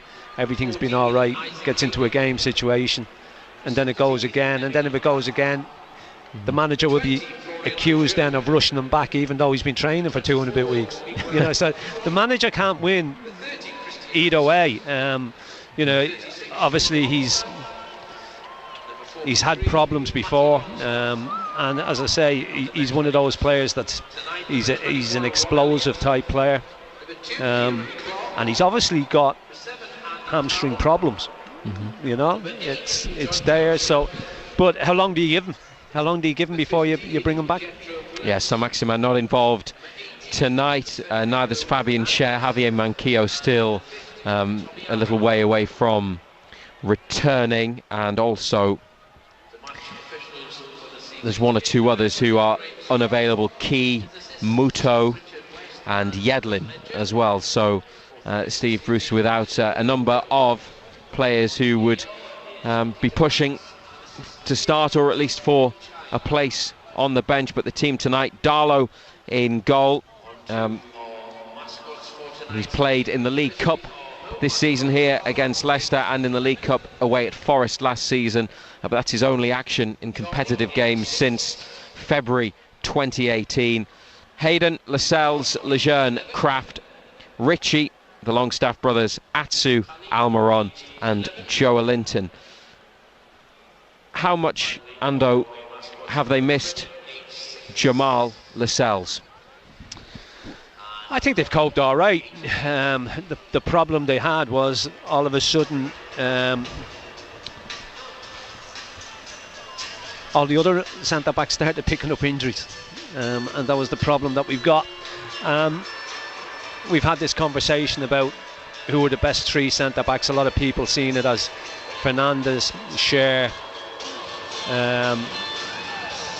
and Lejeune. Now, without a doubt, they're the best ball-playing centre-backs that we've got. Are they the best defensive centre-backs we've got? Probably not. You need to get the blend right. You know, you need that right blend. I don't think you can play the three of them, but from a defensive point of view, I don't think we're at our strongest. Yes, we're better on the ball, but you've got to get that blend right. You know, you've got Clark, who enjoys defending. You've got Dummett, who enjoys defending. Lascelles, probably the quickest of them as well. You know, so you've got to get that blend right. I don't think we've missed them that much. As I say, the problem's been that all of a sudden other centre-backs started picking up injuries, and just as well, we had as many centre-backs as we have, or we would have been in big trouble. Lascelles has missed 11 matches with the knee injury that he sustained against Bournemouth in early November. This is actually his 150th appearance for Newcastle United, the skipper, and alongside Florian Lejeune, who rested for the first meeting with Rochdale and then brought on after 10 minutes at Wolves at the weekend, and after a mistake which led to the corner that gave Wolves their equaliser. Do you think he did okay in the centre for the following 80 minutes? Yeah, I thought he done all right. I thought we did okay at Wolves. I mean, Wolves had plenty of the ball, but they didn't play with any pace. The only player they had with pace was Traore, and he picked it up and got at people, but they had no real tempo to their game. I didn't think Wolves did enough in the game to win it, if I'm perfectly honest. I thought we deserved a point out of it. I thought Lejeune came on, and apart from straight away slicing that one up in the air, I thought he did okay. It's BBC Newcastle Radio for the North East. Former Newcastle defender John Anderson with us as always. Remember, new for this season are our Newcastle United and Sunderland podcasts. They are available every weekday and every match day from the BBC Sounds app, with all the latest news from the Stadium of Light and from St James's Park. Post-match interviews. There'll be a new episode available tonight with some analysis and dressing room reaction from this one, Newcastle against Rochdale in the FA Cup here at St James's. Free to download and subscribe via the BBC Sounds app, our Newcastle United and Sunderland podcasts. Darlow in goal tonight, Rob Elliott on the bench. Last played a competitive senior match in December 2017 here against Manchester City. He was on the bench at Burnley in the league last month when Darlow missed out with a slight injury. So no Martin Dubravka in the squad for Newcastle tonight. He's been, Dubravka, the Premier League's busiest goalkeeper this season. No other keeper in the top flight has made as many saves as the Slovakian has, and he gets a rest this evening. But after the draw with Wolves, in which he made a number of important stops to keep the match at 1-1, he spoke to BBC Newcastle. I think we deserved it. We were working really hard today, especially all the defenders, you know. So we ran a lot. We started well as well. We scored the first beautiful goal, you know. Unfortunately, after that goal, we conceded from the set piece. So we need to work on it. You know, we need to be more, more closer to the players and block the shots, because this was pretty easy for them. So hopefully in the next game we can do it better. And you lost 2 players to injuries in the first half as well. How much of an impact did that have, because you started the game so well? Yes, it's another injuries, you know. So in these so many games in a short period, maybe that's why. So I really hope that the injuries are not bad, and they will be ready for the next game. If not for the Rochdale, then for the Chelsea. So hopefully they can be ready as soon as it's possible. Once again, you made some really important saves. No goalkeeper in the Premier League this season has made as many saves as you have. With your own form and performances, how pleased are you? I'm happy that I could help the players today, you know, and especially when we can take a 1 point, you know, it's every point it's very important for us. So yeah, I really appreciate that, and another game is coming, so need to get rest and be ready for the next game. Was it important to get something today, because the last 3 league matches had all ended in defeat? Yeah, definitely. You know, after the defeats, we felt that we didn't do enough in the games. You know, sometimes we have, as you said, also the injury players, which didn't work for us, and hopefully they can be ready, because we need them, and we need to collect some points. You know, so hopefully they can be ready. And you've got a good result here at Wolves after a draw last season, but was probably a bad result, and you'll have had unhappy memories of the way the game ended last season. Yeah, I remember. You know, before the game, I thought that, come on, this is the game when we can make a difference, you know. So I'm really glad that we could take at least 1 point today, because in the position where we lost last 3 games, you know, we know that we need to change something. So. And you played at Rochdale last weekend. Do you hope to play again in the Cup in the replay? It's up to the coach, you know, who's going to play. So if he pick me, I'm ready. So if not, I will support my colleagues. So hopefully we can go through this game. We play very good in the first 45 minutes. Hopefully we can play different football than in the second half. So that was not good. North East Sport. BBC Newcastle, the only place for North East sport. Rochdale give it away. Fernandez steps up. Atsu's on his bike again and receives it. We've used him a lot so far, Newcastle. 0-0 though. Step overs, beats his man. Low ball. Almiron shoots and scores. Miguel Almiron finishes for Newcastle United from inside the area and runs across to celebrate with the travelling Toon army.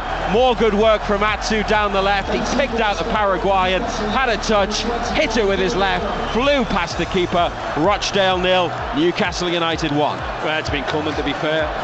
We've dominated the ball. Atsu's seen plenty of it on this left side, giving them far too much space, not getting close to him. Good little ball played in, just sit up nicely for him, and he's hit it left foot. Now 30 yards from goal, Joe Linton on his left, looking for Matty Longstaff. It's been intercepted on the edge of the area. Here are Rochdale at the other end. Matheson, Wilbraham a second time has scored. Rochdale broke from a Newcastle attack that they snuffed out. The 17-year-old Matheson put it into the middle, and Aaron Wilbraham, the 40-year-old, finished at the second attempt. And going into the final 10 minutes, the League One team have equalised. It's Rochdale 1, Newcastle United 1. Well, it's no more than they deserve in the second half. They've had a right go. They've been in our face. They've been more dominant. They've been more physical, and we haven't stood up to that. North East Sport. BBC Newcastle, the only place for North East sport. And the goals from the 1-1 draw at Spotland on the 4th of January. That result meant that Newcastle have won just one of their last 17 away matches in the FA Cup. That was the 3rd round replay at Blackburn last season. But at home in the FA Cup, the Magpies have lost just one of their last 27 FA Cup matches. And that, John Anderson, you may remember, 2007, it was also a third-round replay. It was against Birmingham by 5-1. Birmingham manager that day? Steve Bruce. 5-1. Match I think that was on television as well. 5-1. They were beaten when Glenn Roeder was in charge of Newcastle. Here they are in the third round with a replay. Last time they went out at this stage was back in 2016 under Steve McLaren. 1-0. They were beaten by Watford. Tonight they line up with Darlow in goal. We're still uncertain about the formation and exactly how they're going to line up in defence. It could be a 4, it could be a 5. Hayden, Lascelles, Lejeune, Kraft, Ritchie, Sean Longstaff making his 30th senior appearance. Younger brother Matty making his 8th senior appearance. Atsu, Almiron, who has 3 goals in his last 6 appearances, and Joelinton in attack as the players head down the steps into the tunnel and into the dressing room, having finished their pre-match warm-up, and a bench of Elliott the keeper, Clark, Carroll, Shelby, Willems, Fernandez and Allen. And Rochdale, Robert Sanchez in goal. Right back Luke Matheson, Owen O'Connell and MJ Williams the centre halves, Rhys Norrington Davies at left back. 3 in midfield, Callum Camps, Jimmy Ryan and Jimmy Keohan, and the 3 forward players, Stephen Dooley, Aaron Wilbraham, who registered a goal here in February 2017 in the Championship in a 2-2 draw with Bristol City, for whom he was playing, and Ian Henderson, who first played at St James's Park for Norwich in the League Cup back in 2004. Newcastle won that match by 2-1. Rochdale's bench is Jay Lynch the keeper, Calvin Andrew, Quadro Bar, Lewis Bradley, Matty Gillam, Fabio Tavares and Ethan Brierley. But let's find out a little bit more about Newcastle's opponents this evening. A short time ago we spoke to Anthony Waring, who covers Rochdale for BBC Radio Manchester, and we asked him, given the way the League One side fought back to earn a replay in the first match, how they will go about this one tonight. I think they'll probably approach the game in the way that they did in that second half of the first game, possibly with a similar sort of lineup. I would expect Aaron Wilbraham will start this game, Luke Matheson as well, because they were the changes which really turned the game in that second half. Newcastle should have been out of sight at half time. I think everybody would agree with that. But Rochdale, on their second half performance, they deserved it, and I think Brian Murphy wants to give it a real good go tonight. And rather than come here and just, that old cliche, enjoy the occasion, enjoy the experience, actually try and push Newcastle, because they know if they get through Rochdale, they'll be playing a team from the same division in round 4. Yeah, that's right. I mean, Rochdale have got nothing to lose. Nothing at all to lose. Nobody expects them to win this tie. But I don't think many expected this to go to a replay, but it has. And I fully expect that Rochdale will give it a go. I think if they can hold on, first 20 minutes might be crucial. First 15-20 minutes I think would be the testing time. If they can see that period out, I would suggest that Rochdale will be giving Newcastle a good run for the money tonight. And in terms of the exposure that the club has received through this cup run and financially as well, what has all this meant to Rochdale? Well, the exposure, that they've enjoyed it. I think they've actually enjoyed the piece in the limelight, so to speak. They enjoyed all the attention, certainly after the first game as well. And the financial aspect to it is invaluable to a club like Rochdale. Just being here tonight and reaping the benefits from that, I think will go a long way to maybe securing this season for Rochdale, maybe the season after as well. Get the latest team news, score updates and post-match reaction on Twitter at BBC Newcastle. The only place for North East sport. And that's Anthony Waring, who covers Rochdale for BBC Radio Manchester, with some background to the club, what it means to them, and John Anderson, how they may go about it. And obviously coming here, they will do their best to keep it tight, as he said, because they will want to stay in the game for as long as they possibly can. Yeah, without a doubt. I mean, I heard him say there the first 20 minutes could be crucial for them. I think they need to stay in it. I think if you're still in it after 20 minutes, you grow a little bit in confidence, a little bit of self-belief. They would have taken an awful lot out of the second half performance against us. You know, they showed a bit more. They were more physical. They got in and around us. I thought in the first half they stood off and showed us too much respect. Didn't do that in the second half. And I think if they want to stay in the game, they've got to do that again tonight. They've got to get in and about us, rough us up a little bit if the case needs be. But I still think that will have too much for them. Should Newcastle, if they win the toss, try to kick down the hill in the first half, where they normally like to go in the second half towards the Gallagher end away to our right, and try and get themselves a good advantage, and then just control the game from there on in? Is there anything in that? No, I don't think so. I think we prefer playing down the hill second half. It's a lot better running down the hill when you're tired in the second half than running up it. They prefer to kick down the hill second half. It's a little bit superstitious, I know, but footballers can be a little bit superstitious. They prefer to kick that way second half. So no, I wouldn't change. BBC Newcastle. Mind you, they've got to win the toss first. Yeah, well, they could lose the toss and then Rochdale may not know. No, well, you never know. They may not have been told.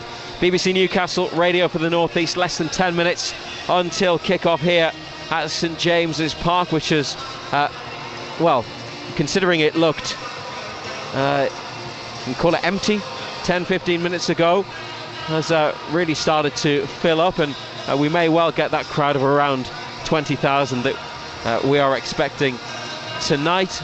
Rochdale's fans, they've taken, as we mentioned, 5 blocks at the top of the Lees' end. They will be looking down from on high on their players. 6th bottom of League One. They have won 7 away matches in all competitions this season, which is more than they have won at home. And they come here tonight having knocked out Boston and Wrexham, both non-league sides, in rounds 1 and 2, and it's another third-tier side, Oxford United, who await in round 4. The referee this evening is Graham Scott from Oxfordshire. It's his second Newcastle game of the season. He also did the home draw with Watford in August. He's shown 5 red cards in 17 matches this season. The 4th official is Robert Jones. Assistants are Richard West and Scott Ledger, and there is VAR in operation tonight, and the video assistant referee is the man who was the referee, the man in the middle at Wolves at the weekend for Newcastle, Peter Banks. Darlow in goal, Hayden, Lascelles, Lejeune, Kraft, Ritchie, Sean and Matty Longstaff, Atsu, Almiron and Joe Linton. And the substitutes: Elliott, Clark, Carroll, Shelby, Willems, Fernandez and Allen. And with a number of first team players injured, Steve Bruce has, for the 3rd match in a row, named a player from the Newcastle United Academy on the bench. It's only a year ago that the club gave Sean his debut, and I had the privilege of giving his brother his debut, and the two or three lads who've been with us would never let us down, that's for sure. So, you know, I'm sure with the problems that we've got, them coming up and joining us, it's been their opportunity to come and see what they've got. And all of us have been very, very pleased with them. You know, the one thing a young player gives you is that wonderful enthusiasm, and it bucks everybody up around them, and they've been terrific. So if I have to call on them, then we will do, and we'll not be afraid to put somebody in. How big an opportunity is this FA Cup replay against Rochdale for you, and the chance to get to round 4? Well, look, I said from day one that I'll treat the Cup with the respect it deserves. I was fortunate to get to an FA Cup final a few years ago. It is probably the highlight of my managerial career. So I took a different steer on the whole thing to say, look, we're never going to be in a position to win the Premier League. I think we all accept that. I think I can say that. And but we're a Premier League team and we can win an FA Cup. Yes, we might have to beat a big team along the way, but that's the cup. So we are capable. So let's treat it with the respect it deserves. Let's see if we can get through to the later stages, and if it can, I think it brightens everybody up. Brightens the players, brightens the club, brightens the city. Why not? Let's have a crack. Big occasion for Rochdale coming up to St James's Park, obviously. Given how they responded and fought back against you, what do you have to be wary of? Well, look, it is the FA Cup, and all of that it's their big game. They were absolutely delighted to come to St James's. You know, to come in the big stadium, the big stage. When you're a lower division player, that's what you look forward to. It's the highlight of the year. Is can we get through the third round of the FA Cup, and can we pull one of the big boys and play at the big stadium? I know what it's like because I was there myself a long time ago. Played in the lower divisions for a lot of years, so I have the hugest respect of everything they do, and they will treat it like their big game. And of course, the FA Cup being the FA Cup, you cannot take it for granted. And we'll have to be ready because they'll cause us a threat if we're not ready. I wanted to ask you about Sean Longstaff, who seemed to be more like the player that we saw last season in the game at Wolves at the weekend, but he has obviously had a difficult time this year after coming back from an injury. How would you assess where he is? Yeah, I think the injury and speculation, injury, certainly he was his best game of the season for me at the weekend. Him and his brother, I thought, well, the both of them covered 13.5k, which for the people out there is a big distance, and fair play to the two of them, you know. But Sean in particular had a really wonderful rise very quickly, and unfortunately then picks up an injury.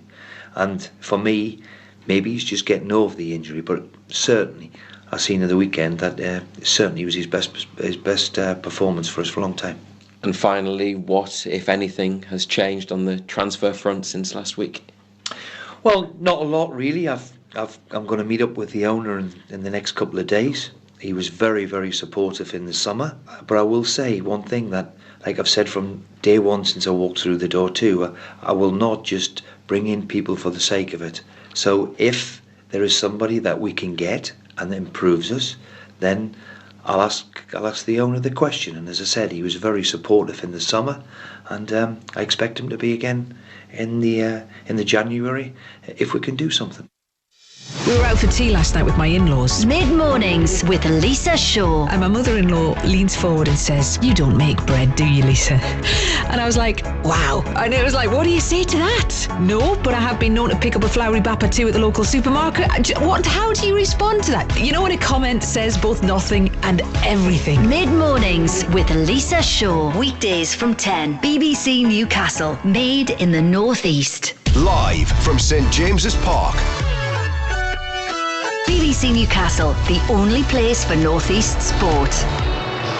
And right on cue, Newcastle United and Rochdale take to the field, led out by the skippers Jamal Lascelles and Ian Henderson. Now United with their mascot walk down the line of Rochdale players and shake hands. Black and white stripes, black shorts and black socks. Darlow this evening all in green, and Rochdale wearing their change kit of all pink, and the goalkeeper Sanchez with a red and orange jersey, red shorts and red socks. The officials in light blue with black shorts and black socks. Rochdale, Robert Sanchez in goal. At Brighton loanee, it's his second loan spell. He was at Forest Green in League 2 last season, made a few important saves in the first match. Luke Matheson, who we've heard so much about, the 17-year-old who scored at Bolton in the win over Bolton at the weekend, plays on the right-hand side, having come on in the first game. Owen O'Connell and MJ Williams once again on the centre halves. Reece Norrington-Davies comes in at left back. In midfield, Callum Camps, Jimmy Ryan and Jimmy Keohan. And the three in attack, Stephen Dooley, Aaron Wilbraham and Ian Henderson, the skipper. Oliver Rathbone, who played well at Scotland 10 days ago, misses out tonight for Rochdale with an injury. And Newcastle United, well, they haven't taken to their positions on the field yet, John Anderson, but Carl Darlow in goal, Isaac Hayden, Jamal Lascelles, the skipper, back from an 11-match absence. Florian Lejeune making his 6th appearance of the season. Emil Kraft, Matt Ritchie, his first start since August, came on in the 64th minute at Rochdale. Sean and Matty Longstaff, Christian Atsu, who has laid on 4 goals for others this season, but hasn't scored, and in fact has only scored once, Atsu, in his last 65 Newcastle appearances. Almiron, 3 goals in 6. Joelinton, desperate to add to his tally of 1. On the bench, Rob Elliott, Kieran Clark, Andy Carroll, John Joe Shelby, Yetro Willems, Federico Fernandez and Tom Allen.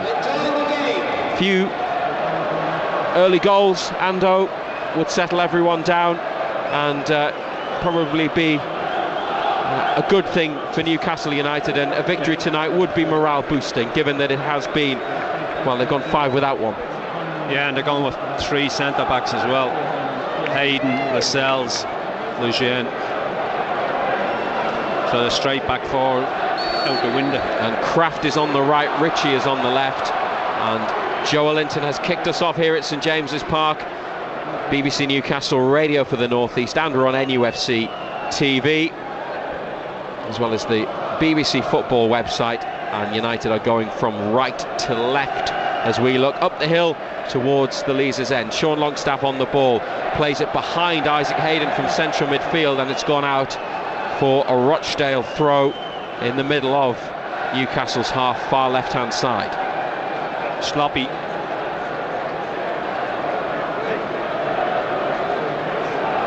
Taken by Rochdale, and they try to make progress down that left, but Joelinton gets back, uses his strength to win the ball.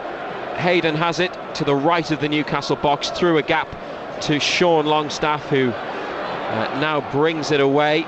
Matt Ritchie available here wide left on halfway, and Ritchie cuts inside Stephen Dooley, and down the line to Almiron, foot on the ball, bit of a trick, then back out wide to Ritchie, 25 yards out. Atsu and Ritchie exchange passes. Atsu goes back to Florian Lejeune, short sleeves and gloves this evening. Lascelles in the centre circle, across to Hayden, and over halfway to Emil Kraft. Joelinton standing on the near the corner of the area, didn't get the ball, it's gone back by Newcastle into their own half. Lejeune on this left side, foot on it, and into the centre to Lascelles, who played nearly 2 minutes. It's goalless. Ritchie making a run unnoticed down the left. Matty Longstaff's got the ball far side, gets it back from Kraft. Ritchie still stretching the play, and it comes to Lejeune, who has control 5 yards inside the Rochdale half, lifting one into the box. MJ Williams across and heads it out square for a throw just before it reached Almiron, who now gets it quickly from the Ritchie throw near the corner to the feet of Ritchie. Down the line for Almiron again. One more man to Atsu, forced wide. Offside. But Atsu was offside. Rochdale free kick. Yeah, we've been sloppy, couple of passes. Sean Longstaff to Kraft, or to Hayden, I should say, poor ball, and then his brother put a ball in between Lejeune and Lascelles. But Rochdale haven't seen much of the ball in this. I know it's very early stages. Sanchez leaves his box to take the free kick. Downfield it goes, and off the head of Sean Longstaff and behind. Flicked, skimmed off Longstaff's head, and Rochdale with an early corner, 0-0 on this near right-hand side at the Gallagher end. Everyone in black and white back to defend, and their manager Brian Barry Murphy on his feet with some instructions for a couple of players at the back of the box. They have put 5 in the 6-yard box. It's crowded it. Box, isn't it? Newcastle have got 7 back there, plus the keeper. It's sent in towards the back stick, and it's gone over the head of MJ Williams, the centre half and behind for a goal kick. It's a waste, isn't it? Bring all the big boys up, you overload the 6-yard box, and delivery's poor. Caldalo passes it to the right.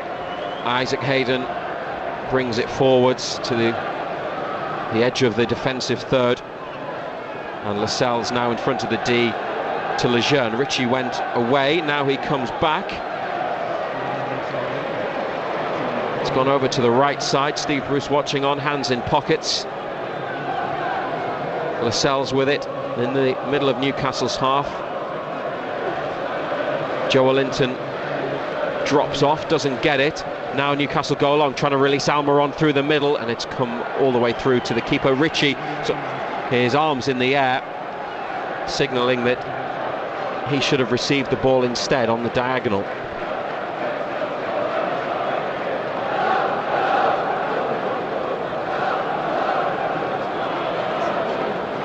Elsewhere tonight in the FA Cup replay, it's Coventry 1, Bristol Rovers 0. Goalless here at St James's. Rochdale have it just outside the Newcastle box. Keohane wide, left-footed. Darlow left it. Seemed as if he was comfortable with the direction on that shot. It is a goal kick, but it's at the first chance of the game.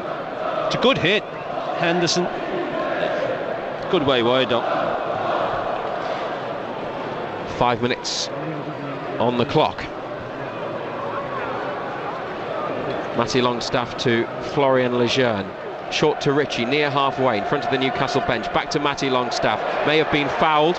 He's on the floor. Referee says play on.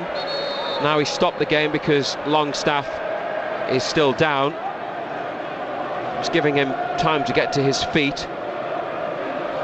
United had the ball but hadn't left their half. Just got caught there as he played the ball around the corner from a player coming in. Yeah, it was Henderson who caught him, the skipper. A little bit late. He's looked fortunate not to pick up a yellow. And Newcastle have got a free kick from that spot. Lejeune short to Longstaff, up to the halfway line and across to the right to the feet of Hayden. Kraft gets on his bike down the line. It goes instead to Almiron, who's popped into a bit of space in midfield. Back to Matty Longstaff, gets turned, and it's come over to Ritchie on this near side, 40 yards out. Lejeune here thought about the switch. Kraft was available, has gone short instead to Atsu. Back to Lascelles. Every Rochdale player in pink behind the ball and currently in their half of the field. Matty Longstaff to Sean, gets away from one, rolls it across just away from Wilbraham and collected by Atsu for Newcastle on the left. Lejeune again looked like he was lining up the diagonal ball, but at the last second played it short to Lascelles. It's Kraft 10 yards up from halfway, far side. Matty Longstaff back into the Newcastle half to Hayden and Lascelles. Plenty of possession for Newcastle, and Lascelles lifts it out onto the left foot of Atsu, 30 yards out. Tries to get past one, held up by Dooley. Ritchie takes over. Ritchie towards the edge of the area on his right. Instead goes for the pass with his left. Matty Longstaff with a heavy first touch, but he keeps it in, far side. Kraft to Hayden. Lascelles on halfway, straight back to Hayden. Kraft didn't have an option down the line, so has to go back. Atsu in acres of space wide left. Newcastle still have it on the right. Sean Longstaff now looks up, gives it to Matt Ritchie, who tried to lift it over a Rochdale player after controlling, had it taken off him, but Newcastle have got it back from the clearance, and it's Sean Longstaff just inside the centre circle. Hayden on the outside of him is Kraft into Almiron, right of centre, corner of the area. Almiron, they want him to shoot. Sean Longstaff takes over. Got four pink shirts around him, plays it through a gap to Kraft. Low ball in towards the near post, knocked out of play.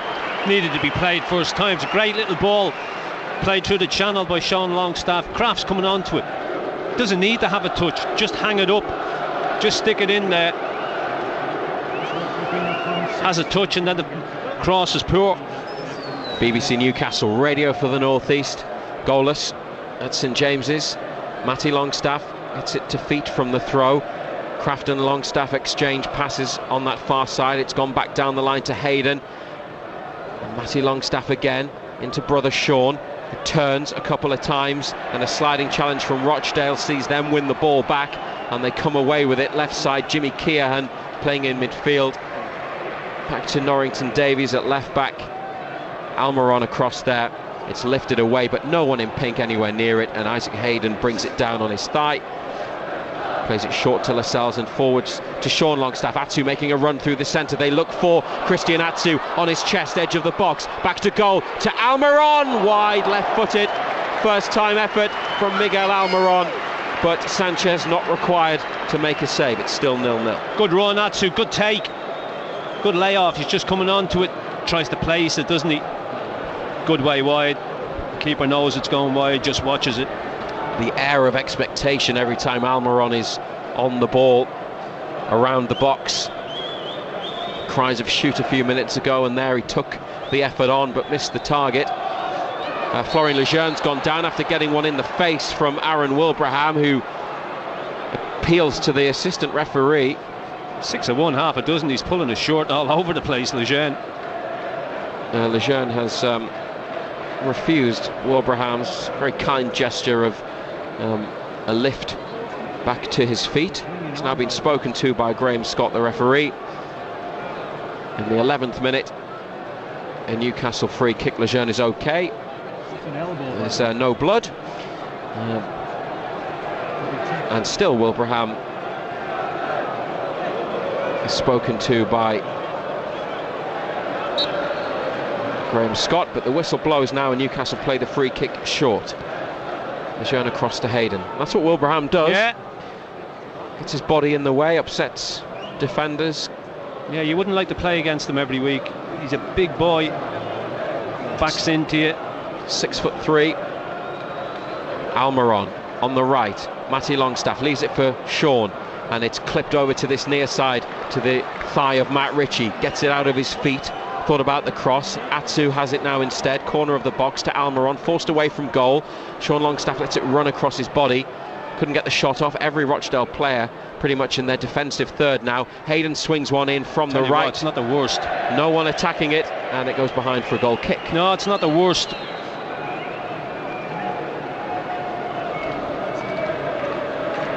Maybe a little bit too much pace on it.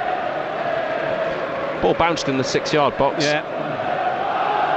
And then it went behind.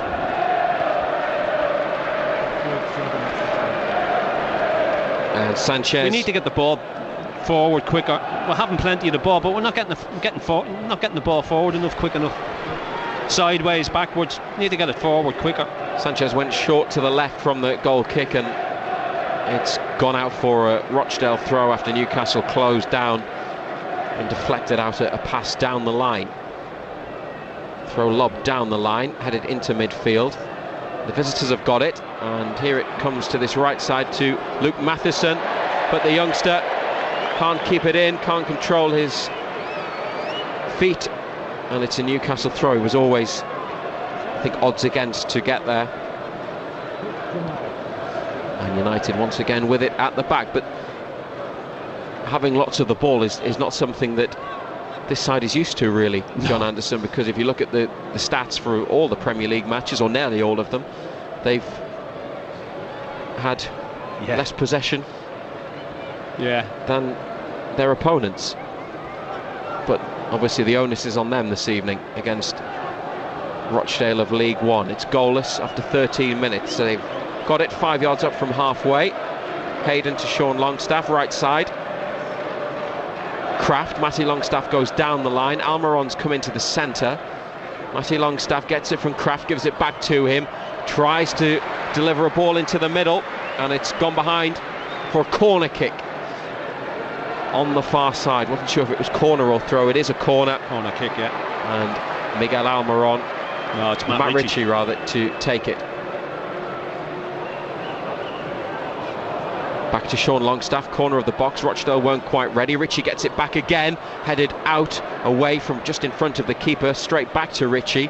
on his left, in swinging cross, another header away by Rochdale. Good header and all. O'Connell with it, now he tells his teammates to push up. Sean Longstaff and Emil Kraft deal with the ball on halfway, and Lejeune's got it. And Almiron receives it, first time return to Lejeune. Almiron to Matty Longstaff by the centre spot, to the feet of Sean. Hayden to Kraft, steps in from the right flank, goes back to Hayden on halfway. Lascelles now. Matty Longstaff turns away from Ian Henderson, the Rochdale centre forward. Kraft, foot on the ball, 30 yards out. Newcastle still with possession. Almiron trying to inject a bit of speed into things, but his pass to Hayden is behind the Newcastle right-sided centre-half tonight. They've switched it from right to left now to Ritchie, and here's Atsu, beats Matheson. Atsu edge of the area. Sean Longstaff laid off for Hayden to Matty Longstaff, and it goes wide to Kraft, level with the edge of the box. 4 in there. Ritchie, Joelinton, Almiron and Atsu wait for it. Ritchie comes in, Almiron controls, Almiron hits it. It's been deflected against the post and then gone behind for a Newcastle corner. Almiron close to opening the scoring for Newcastle after 15 minutes, but the most they get there is a corner kick off the post from Almiron. Well, they didn't clear the lines. It was a poor header, fell straight to Almiron. Hits it early, beats the goalkeeper, smashes against the post. Corner kick. Ritchie with an in-swinger towards the 6-yard line where Almiron is, back into the centre towards Joelinton, who goes down. There is VAR in operation tonight. The referee's blown his whistle because there are a couple of players down in the box, Jamal Lascelles and Robert Sanchez, the visiting goalkeeper. I don't know if we're going to get a VAR check on this. It was towards the back of the 6-yard box on this near side. It came all the way across. Almiron put it in towards the centre of the goal, and Joelinton collided with the keeper. Newcastle, especially Steve Bruce, appealed, but I don't think they're going to get a penalty here, John Anderson. Very harsh. Well, the ball's gone out, and it's a Newcastle throw, and we restart the game. Sanchez is on his feet and is okay. Ritchie down the left, receives it from Lejeune, taking on 2, putting it into the middle, half cleared, and then sent out to this right side by MJ Williams. A sliced clearance. Rochdale almost made something of it, but Newcastle get it back to Carl Darlow at the Gallagher end. 0-0 on BBC Newcastle. But getting a bit closer, United. Lejeune misses out Dooley, and it comes to Ritchie. Ball in early for Joelinton, but it's an own goal. Rochdale have put through their own net. Matt Ritchie celebrates as if he scored the goal. It was his wicked delivery that caused all sorts of trouble for the Rochdale defence, and it's slid in to their own net before it could reach Joelinton, and they have the opener this evening. Newcastle after 17 minutes. Newcastle United 1, Rochdale 0, and it's Owen O'Connell who has scored the own goal. Well, it's a great ball played in. Joelinton's behind O'Connell. Not too sure where the goalkeeper was. Goalkeeper's in no man's land. He just puts it into his own net.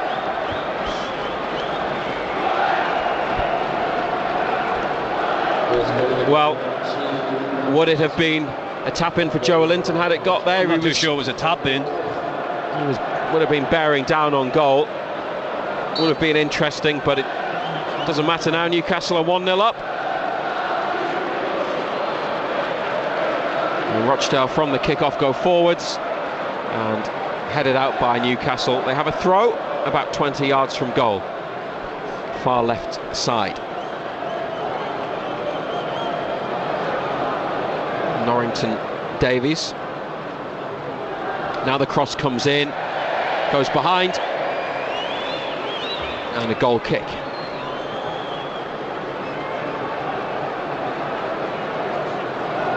So what can the early goal do for them, Newcastle, in terms of, I don't know, just giving them perhaps a little less pressure to deal with, because they are expected to win tonight, and just the opportunity maybe to Well, they haven't been press under home their pressure advantage. because Rochdale have got plenty of people behind the ball.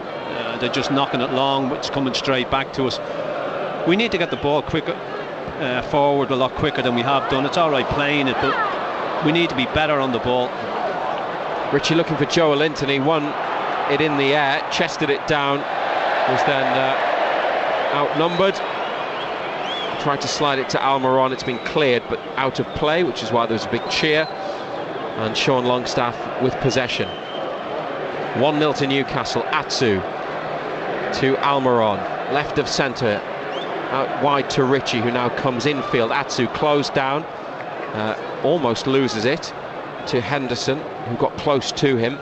Wolverhampton putting pressure on Lascelles, and Hayden right side for United. Sean Longstaff on halfway right of the centre circle to Lejeune. Rochdale retreating. Lejeune hammers it to Ritchie, 30 yards out on the left. Almiron gets it going on the outside, turns back inside, plays it behind him to Ritchie. Another ball in by Matt Ritchie. Matty Longstaff is there. Matty Longstaff scores, brought down by the youngster, and he had all the time in the world to have another touch and then a third with his right, and he smashes it home from close range. It's his third goal in 8 senior appearances and his second at St James's Park, and they've got 2 in a couple of minutes. 20 on the clock. Newcastle United 2, Rochdale 0. Well, it was all too simple. It's a ball played in, nobody's picked him up. 2 centre backs. I mean, he stood on the penalty spot. He has 1 touch, he has 2 touches, and then he has got all the time in the world to just knock it in with his 3rd touch. Awful defending. Game over. And Rochdale just stopped, didn't they? He was Matty Longstaff got it in front of Joe Linton, who again was just behind the ball and the action. But because Rochdale stopped, it was almost like everything else was in slow motion, or you were waiting for a whistle or a flag. But defending was shocking. Defending was just non-existent. Just keep getting it forward. Rochdale have it at the back, and it's towards Matheson. Going to run away from Atsu, plays it up to Wilbraham, who's run straight into Christian Atsu, who dispossesses him, and Sean Longstaff up to Joe Linton. Heavy first touch from the Brazilian, and possession won back by the visitors and given to the keeper. 2-0. BBC Newcastle radio for the North East. Newcastle pressing. It goes back to the keeper from just outside the box. Now on the left, Norrington Davies down the line.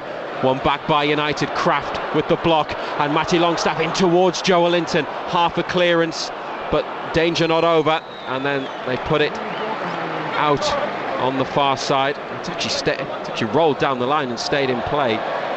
Hayden with a turn, and Lascelles back to Hayden on halfway, and both goals coming from balls in from Matt Ritchie from the left. The own goal put past the keeper by the defender, and then Matty Longstaff's control and finish. Atsu, Ritchie on the outside again. Almiron gets it, and it's Tottenham 1, Middlesbrough 0 in one of the other third round replays. Giovanni Lo Celso with that goal. Matt Ritchie for Newcastle switches it to the chest of Emil Kraft on the far side. Midway through the first half, your assessment, Ando? Very comfortable.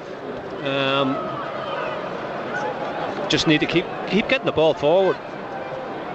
Rochdale getting plenty of people behind the ball, but not picking people up. That's nice. Lascelles to Matty Longstaff, out wide to Kraft, and then the return pass intended for Matty Longstaff on the diagonal into the box. Just too much pace on it, and the keeper has it, and they played it out short. The League One team.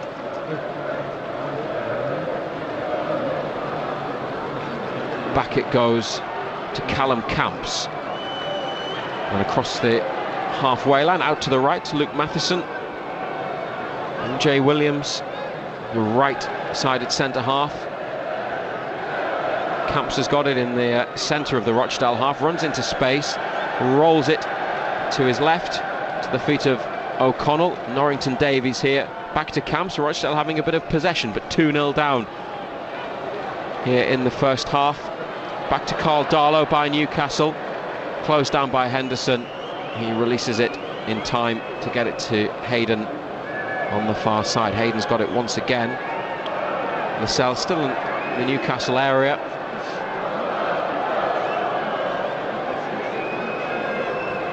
And Lejeune left side to Ritchie. Straight back to Lejeune, first time. Joe Linton and Almiron stand in the Rochdale half. Joe Linton now in the centre as Almiron goes close to Lascelles with the ball. It's knocked down the line. Kraft gave chase, but it goes behind, away to our left. Not a strong point, bringing it out from the back. Lascelles.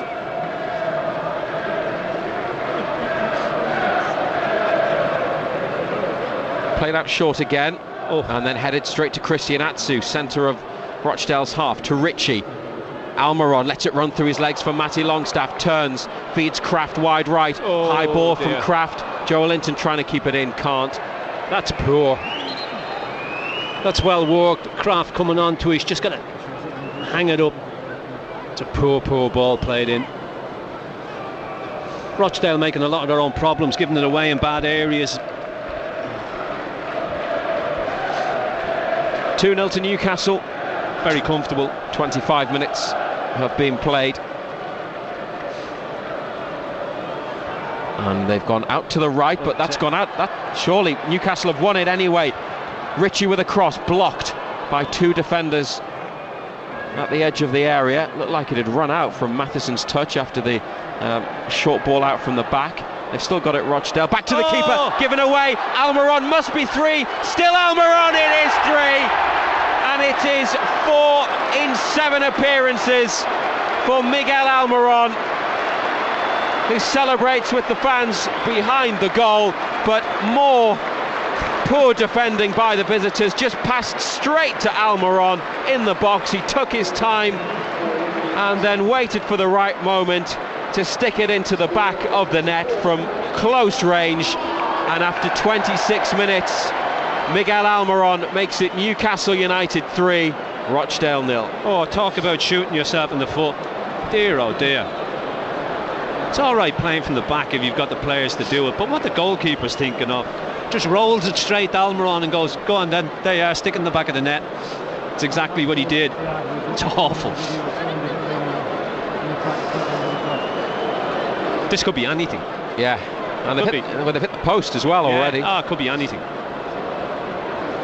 And Steve Bruce is thinking about making changes. Doesn't want to risk any more injuries. Back they go, Rochdale, almost to the keeper, but that's a good turn, in fairness, by O'Connell into midfield. Ritchie almost pinches it from Dooley. It's run through to Lejeune, and no risky play from the Frenchman. Back to Darlow, and the keeper to Lejeune once again, and Sean Longstaff here pursued by Henderson to Lejeune on the left in the Newcastle half. Longstaff's got it again, and Lejeune now drops it at the feet short of Matty Longstaff. And here's Isaac Hayden into Lascelles. Steve Bruce and Steve Agnew watching on from the edge of the technical area as Atsu and Almiron pass it forwards together, and Ritchie sends one in. Joe Linton arriving, can't get there. Atsu in the box, still Christian Atsu. Oh, and then missed by Emil Kraft on the 6-yard line. Looked like it was a difficult chance for him. The ball's ballooned up and gone away and behind. Atsu just couldn't rearrange his feet, Kraft. It was fired into him, but you would say that it was a chance given how close he was to goal. But again, Newcastle causing Rochdale more trouble. Well, yeah, we're causing Rochdale trouble, but Rochdale are causing an awful lot of trouble themselves. I mean, they're just all over the mistake place. Potentially at the other end. Sean Longstaff with the miss kick, and here go Rochdale breaking into the box left side. 3 to pick out. They win a corner. Can't get sloppy, give it away in bad areas, but oh so comfortable coming up to the half-hour mark. It was Ian Henderson, the centre forward, the skipper, with that little run, and the corner's going to be taken by number 20 Jimmy Ryan on the far side. Newcastle have told Almiron to get out of the area and go and stand on the halfway line. If they clear this and break, he's in. There is no defender within 15 yards of him. Corner put behind by Sean Longstaff, but Almiron's just going to stay up on halfway. I've never seen anything like this. Almiron stood on halfway. Well, they've put Matheson back with him. Gone back. They should go and stick a couple more players up there, couldn't they? That would have been incredible if they cleared that corner and he was through. Well, Matheson's back with him on halfway. It's another right-footed in-swinging corner. Lejeune comes, flicks it across. Wilbraham on the turn over the bar. That's a chance for Rochdale. Left-footed, and the man who brought us here to this replay with his equaliser 10 days ago, but he's put it over. Yeah, you'd say it's half a chance. He has to turn and hit it early with his left foot. Goes over the angle of post and crossbar. It's BBC Newcastle. We'll bring you every Newcastle United and Sunderland match exclusively live. 3-0 to the Magpies after half an hour. An own goal. Matty Longstaff and Miguel Almiron, who'd earlier hit the post.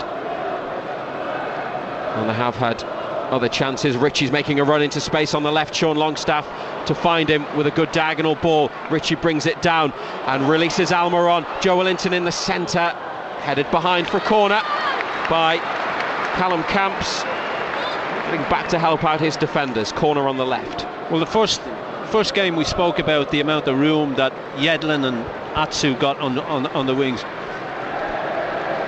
Ritchie's getting so much room on this left side. They're just leaving him so alone. Nobody's getting close to him. Ritchie short from the corner to Sean Longstaff. He sticks it in there, headed away. Atsu trying to bring it down, but has presented the ball to a pink shirt. However, Henderson couldn't get the better of Atsu a second time, and he recovered to make amends and recover possession for Newcastle. Lascelles has got it now in front of the D. Matty Longstaff to Lejeune, and Atsu. 3-0 to United. Thought about one over the top for Almiron, went backwards instead, and at the base of the centre circle, Sean Longstaff to Isaac Hayden. Matty Longstaff's got it now on halfway, right of centre, and Sean Longstaff to Lejeune, controls, hits the space. Lejeune to Almiron, turns and finds more space for himself. Back to Sean Longstaff, and try their luck down the right now, Newcastle. Hayden to Kraft, comes infield. Rochdale with it, edge of their area. O'Connell with a turn, and Norrington Davies on the touchline in front of the east stand. Ryan has dropped into central defence here, gets the ball on the edge of the area, and it's eventually played back short to the keeper. Ooh. Out wide left, forwards first time, up to Wilbraham, tackled by Hayden, who stabs the ball forwards and out for a Rochdale throw in the middle of their half.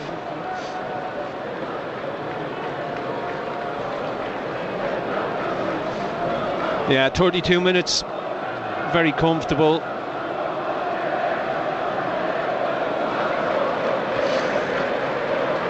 They come over to this near side, Rochdale, their right, and Ryan on the diagonal. Oh, what a ball that is. It's a really good ball. Wilbraham's got there near the corner. Henderson, two in the box, chips it back into midfield. An opportunity for Callum Camps over the bar. It goes under pressure from a sliding Newcastle defender,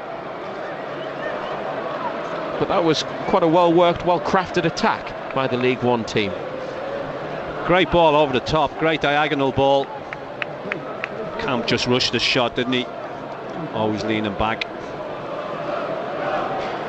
Remember, Total Sport will be back on BBC Newcastle tomorrow. We'll have all the latest from Newcastle and Sunderland, as we always do, from 5, and then take your calls on both clubs from 5:30 until 7. There'll be reaction from St James's Park on the show tomorrow.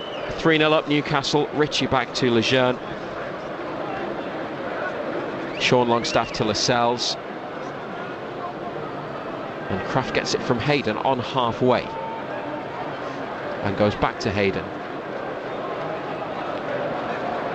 Ritchie's got plenty of space here, but Lejeune decides to bring the ball forwards himself and give it to Almiron, who lets it run through his legs. Ritchie's gone beyond. Can he get there to prevent the goal kick? No. It was clever little bit of play by Almiron, but Ritchie, I think, was just his starting position was too far back and he couldn't get there. Again, short from the back by Robert Sanchez, the 6'6" Rochdale keeper. Almiron working ever so hard to win the ball back, almost forcing the error into midfield. They played it nicely that time, and to be fair, Ian Henderson has got away from Matty Longstaff with a lovely turn up to the left side, high up on the left side, back into midfield to Camps. Matheson for Rochdale, trying to attack down the right. Dooley nearly loses his footing, manages to hold off the attentions of Sean Longstaff, plays it to Ryan, left side of central midfield. 3-0 Newcastle, 10 minutes to half time. And Rochdale on halfway, clip it forward straight to Sean Longstaff and through for Almiron. Now Atsu to the left, Joelinton and Matty Longstaff to the right. Almiron to Joelinton in the area. Joelinton miscontrols, but it is a corner kick. The defender got the final touch there to knock it behind for the corner on the Newcastle right. Well, it gets knocked to him, and you can see he just totally lacks confidence and belief. He looked like he didn't really want it. He was hoping Almiron was going to go on his own, but he's knocked it to him. His first touch wasn't great. Just total lack of belief from the boy.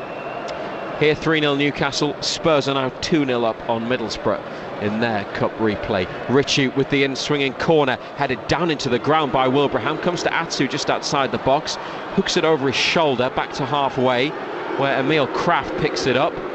Rochdale have pushed up. Kraft, high diagonal ball onto the chest of Ritchie. It's turned into a nice one, that pass. Matty Longstaff to Isaac Hayden. Newcastle still got players in the box. Ritchie to Almiron, to Matty Longstaff, and Lascelles on halfway. Here's Sean Longstaff, has it with his left, plays it with his right to Atsu, 20 yards out, dragging it, rolling it, beats his man, and then the cross from Atsu round the back, flicked away by the visitors. Wilbraham plays it against a black and white shirt and then knocked forwards quickly. Tell you what, Atsu does great. He's knocked the ball in, and it's a decent ball. Joelinton is stood in the semicircle on the edge of the penalty area. It's what we're on about, getting himself in the penalty area, getting himself in areas where you think the ball's going to be. Up to Ritchie, furthest Newcastle player forwards. Almiron's got it and a header back into midfield. Rochdale get there through Henderson. Dooley stretching, can't keep that in. Newcastle throw 20 yards out.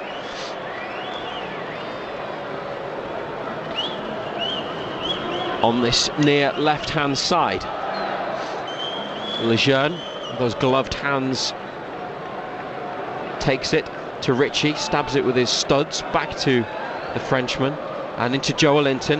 Nice touch and turn, then another. Joelinton with a shot over the bar, but it created the opening nicely for himself, and well, maybe a little bit unfortunate there after some decent play, Joelinton, but off target. Still 3-0. Yeah, decent little turn, just always leaning back. He's tried to whip it, hasn't he? Right foot into the top corner, just got far too much on it. Hayden, a good skill, couple of drag backs, and then passes it to a colleague. Newcastle have got it on the right side of defence. Joelinton looking to end that run of 20 matches without a goal, dating back to August. That was the last time he found the net. His only goal so far at Spurs. Hayden clipping it into a channel where Matty Longstaff has a touch and gets into the area. Almiron now wins it back after Rochdale dispossessed Longstaff. Almiron's gone down. Steve Bruce appeals, no one else does. Well, apart from some supporters, but no players appealed. They just got on with it. They've still got it, Newcastle. Joelinton, that is a foul this time. Into the back over the top of Sean Longstaff, right side, 30 yards out, and a chance to stick the ball in the box. Yeah, he's complaining, Wilbraham, but it's just a total barge in the back. People around us looking for a penalty, never a penalty. 6 minutes to half-time. Graham Scott, the referee. It's nice to see some goals, isn't it? Yeah, 3 goals for the second time this season after West Ham. Could be more. In November. If you're a betting man, oh God, you may fancy the prospect of a few more. Ritchie to take this, so left-footed on the right. The vanishing spray is down. One-man Rochdale wall put into the area by Ritchie, headed away by O'Connell out of the box. Wide right, Newcastle have it with Atsu. Ritchie under pressure into Lascelles, up into the air, header on.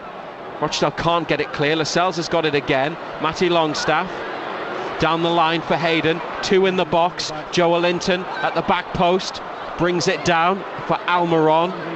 Left side. Lejeune has gone for it. Ooh. And that was dipping, and it caused the keeper a bit of concern the closer it got to goal, but it's just over the top from Florian Lejeune, who is still yet to score for Newcastle United. Good hit, always dipping. Keeper didn't look too comfortable with it, just didn't dip enough. It was a real good hit. Played out short from the back again.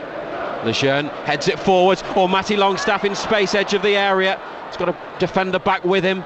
Up into the air by Rochdale. Atsu brings it down. Nice touch for Ritchie, and Atsu again under pressure. Looks calm and unflustered. Measured play by Atsu.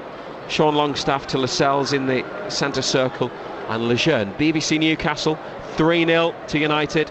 Matt Ritchie to Christian Atsu. And Rochdale, everyone behind the ball, which is in the middle of their half, and Kraft to Matty Longstaff. First goal was an own goal. Matty Longstaff got the second, Almiron the third. Here is Almiron looking for another black and white shirt. Pass is cut out. Dooley and Keohan back to O'Connell on the edge of the area. Turns, gives it to the keeper. Joelinton with the pressure on. Sanchez away off the outside of his right boot, over the head of Luke Matheson, almost takes out a cameraman. Newcastle throw. Doesn't look comfortable when it's knocked back to him, the goalkeeper, does he? They want to play from the back, but he doesn't look comfortable on the ball at all.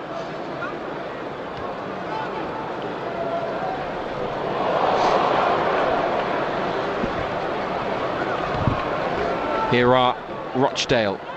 Matty Longstaff, that was late, he's caught. That could be a yellow. Jimmy Ryan, Rochdale play on and cross halfway. Ryan's on his feet. Sean Longstaff tries to bring down another Rochdale play. They've got it on the edge of the box. Left-footed shot straight at Carl Darlow.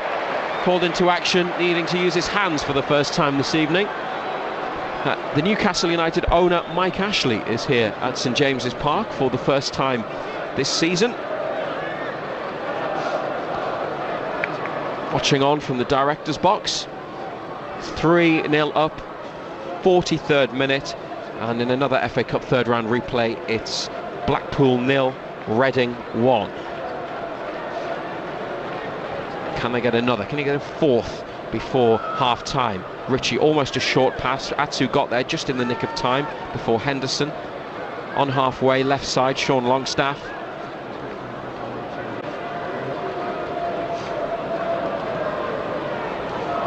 See, if I was Joelinton, I'd go and play on one of those centre backs and just stay there. Just play on the shoulder of the centre back. Don't come short. Just play up there. Because if he does that, he'll get chances. Yeah. Well, especially the way they have been playing it short at the back.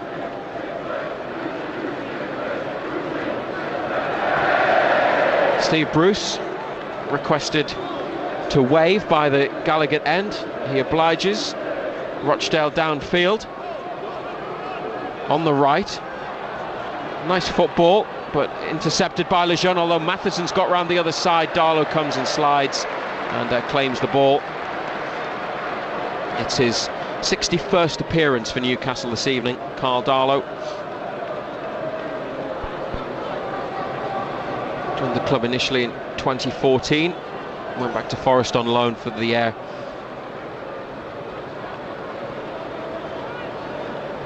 Hayden to Sean Longstaff.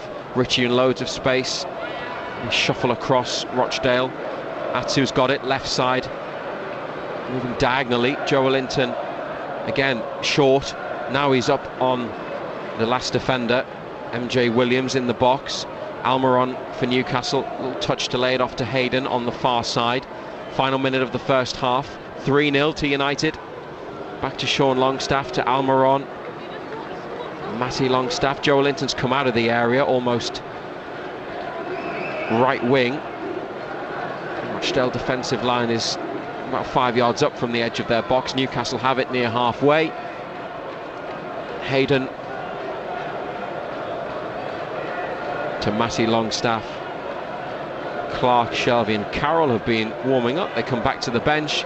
Numbers board is in the hands of the fourth official, Robert Jones.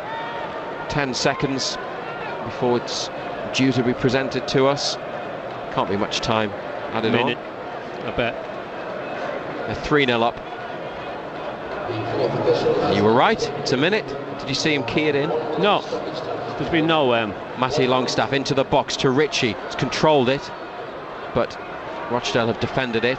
MJ Williams here under pressure from Joelinton. Turns, goes back to the keeper. He's on the 6-yard line and nearly had it taken off him. Hayden to Kraft.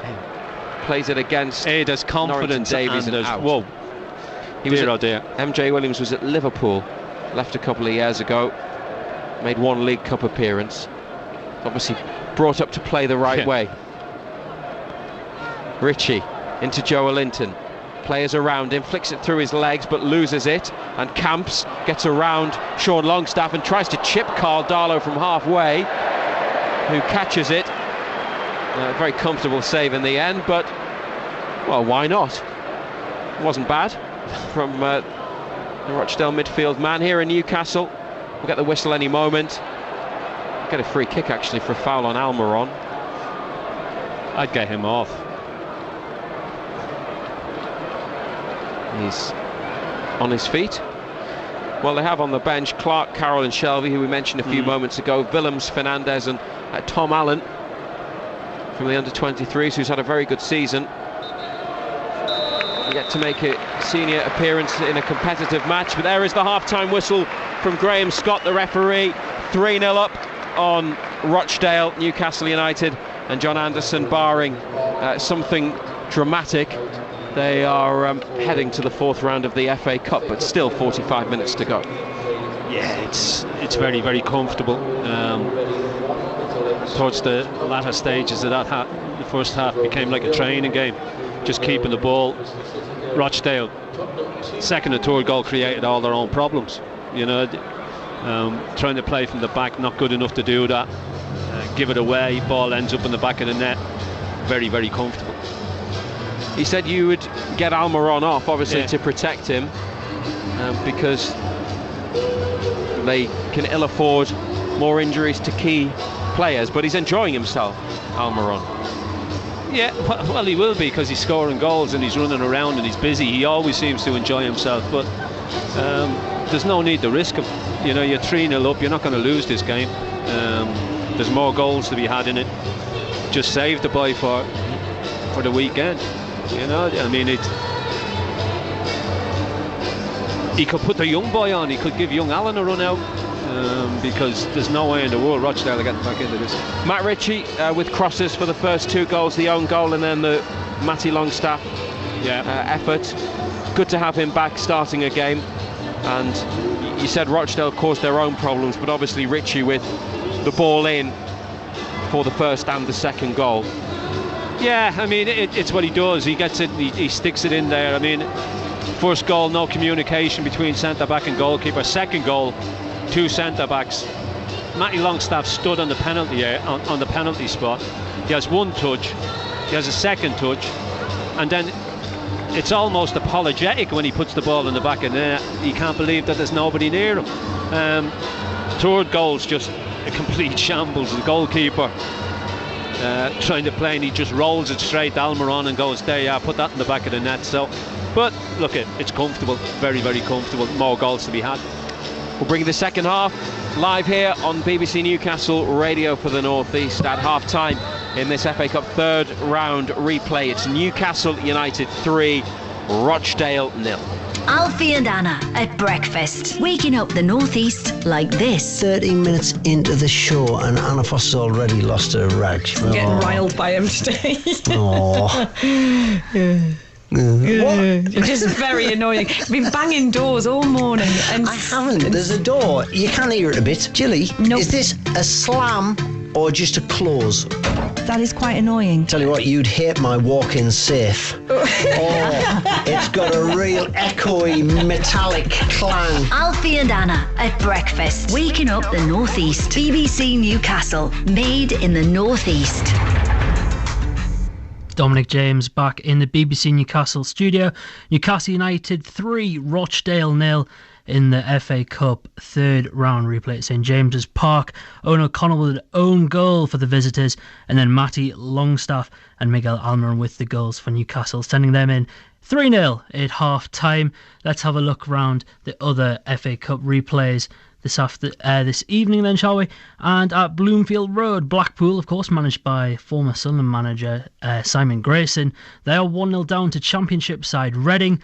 Lucas Boyle scoring their goal just before the break. We'll go to St Andrews next, where Coventry are playing Bristol Rovers in an all-League One affair.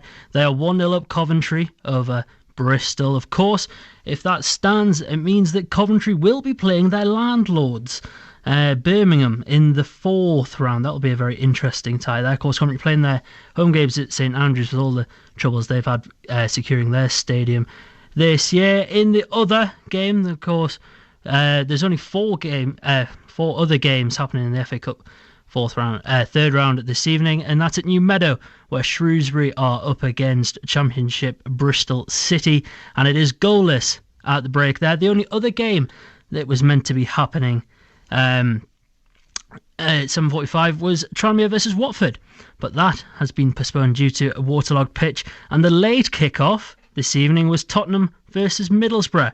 Spurs 2-0 up over Jonathan Woodgate's Middlesbrough. Lo Celso and Eric Lamela scoring. There are a few League One half-time results to bring you. Burton, of course, playing this evening. They can go above Sunderland with a win, and it's going well for them. They are 1-0 up at the minute. Liam Boyce scoring their goal after 20 minutes. At Sincilbank, Lincoln City are 1-0 up against Bolton. And at the Kassam Stadium this evening, Oxford are hosting Ipswich, both in them playoff positions there. But it is goalless at the break. That's after 30 minutes now. They kicked off just after 8 o'clock. Right, let's move on to what else is happening around this evening. There was supposed to be some non-league scores this evening, but we can't really bring you them because Storm Brendan has caused all them games to be called off. Gateshead were in action away at Boston United. In the Integral League Cup, Dunstan were hosting South Shields. Morpeth was supposed to be at home to Pickering Town, but again, all the weather calling them off. And there was one Northern League Division 1 game happening. Ryop up against Thornaby, but the waterlogged pitches are causing havoc this evening. Let's move on then to some other football news this evening, and the annual Rich List was released today, and Newcastle United were 19th last season, but have dropped out of the top 20. The data, which looks at revenues for the 2018-19 season, is dominated by Premier League clubs, which make up half of the top 10. Real Madrid have replaced Barcelona in the top spot, with Manchester United in third. The list was put together by a consultancy firm, Deloitte, and Alfie and Anna spoke to Tim Bridge from the Sports Group Business Group. Well, the Premier League now and the leagues around Europe are of such a scale that people want to watch football continually, and whether that be live in person, and so generating revenue for the clubs through ticket sales and match day food and beverage, or on their television sets or their phones around the world, and therefore generating through broadcast revenue as well, which ultimately attracts sponsors and partners, which drives commercial revenue. So there's those three main streams for the clubs, but typically over the last 10 years it's been the growth in broadcast revenue that really has helped these clubs. I know it's, you never want your own teams to fare badly, but Newcastle, it's interesting they've dropped off the list, out of the top 20 at least, when there's still, I know that the crowds are down, but think they'd still be around there. Yeah, I think that'll come as a surprise to a few people actually, that Newcastle aren't in our Money League this year, and it's quite simple actually. The information wasn't available to us. We would imagine that they would be within the top 25 quite comfortably if we were to receive that information. Why have they not sent it? Have they explained why they didn't want to send it? Well, we invite all of the clubs every year to participate in the Money League. There are those that choose to, and those that decide it's not for them, and that's their decision making process. Are there quite a few that don't? In England, then typically we manage to get a good volume of information. So it's come as a little bit of a surprise in this situation. But the club will be going through a process of releasing their financial information, and that will become publicly available in due course, in line with kind of statutory requirements. So I'm sure everything's on track in that term. That was Tim Bridge from Deloitte Sports Business Group there, talking to Alfie and Anna at breakfast. They're back tomorrow from 7 o'clock, and after contacting Newcastle, BBC Newcastle understands the club didn't take up Deloitte's offer to take part in the Finance League because the information that was required wasn't already publicly available.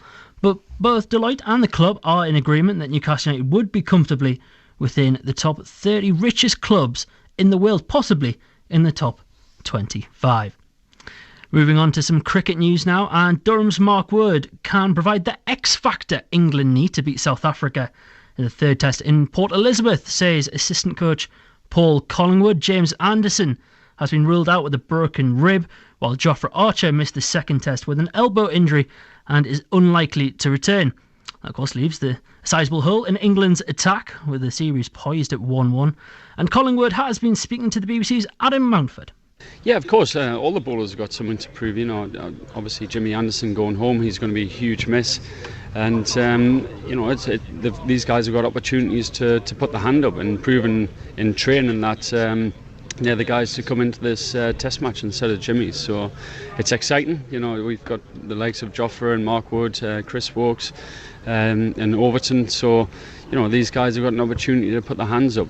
Certainly from Mark Wood's point of view, he's got the overs under his belt. That he's ready to come in and do a job. Ideally, you would like to have them playing cricket somewhere, but with the international schedule the way it is, that's just not a viable option. So from a coach's point of view, you've got to make sure that they get the overs under the belts and get the workloads up, and he looks really good in the nets.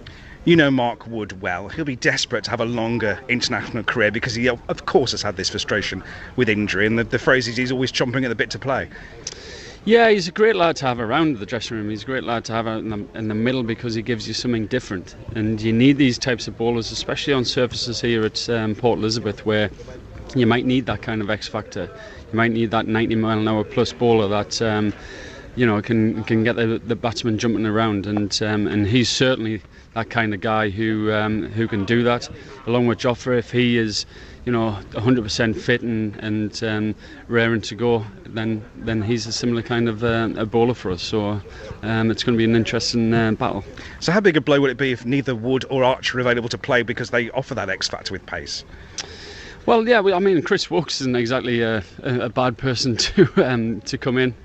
He obviously swings the ball up front and can be very accurate. And so, look, I think these guys are what they're showing in the nets is showing some great attitude and ready to go. So it'll be an important decision to get the right one. Paul Collingwood, the England cricket assistant coach, speaking to the BBC, Adams Mountford there. And finally, before we hand back to St James's Park, some boxing. And Tyson Fury says he's going for the knockout when he faces the WBC heavyweight champion Deontay Wilder in their rematch next month.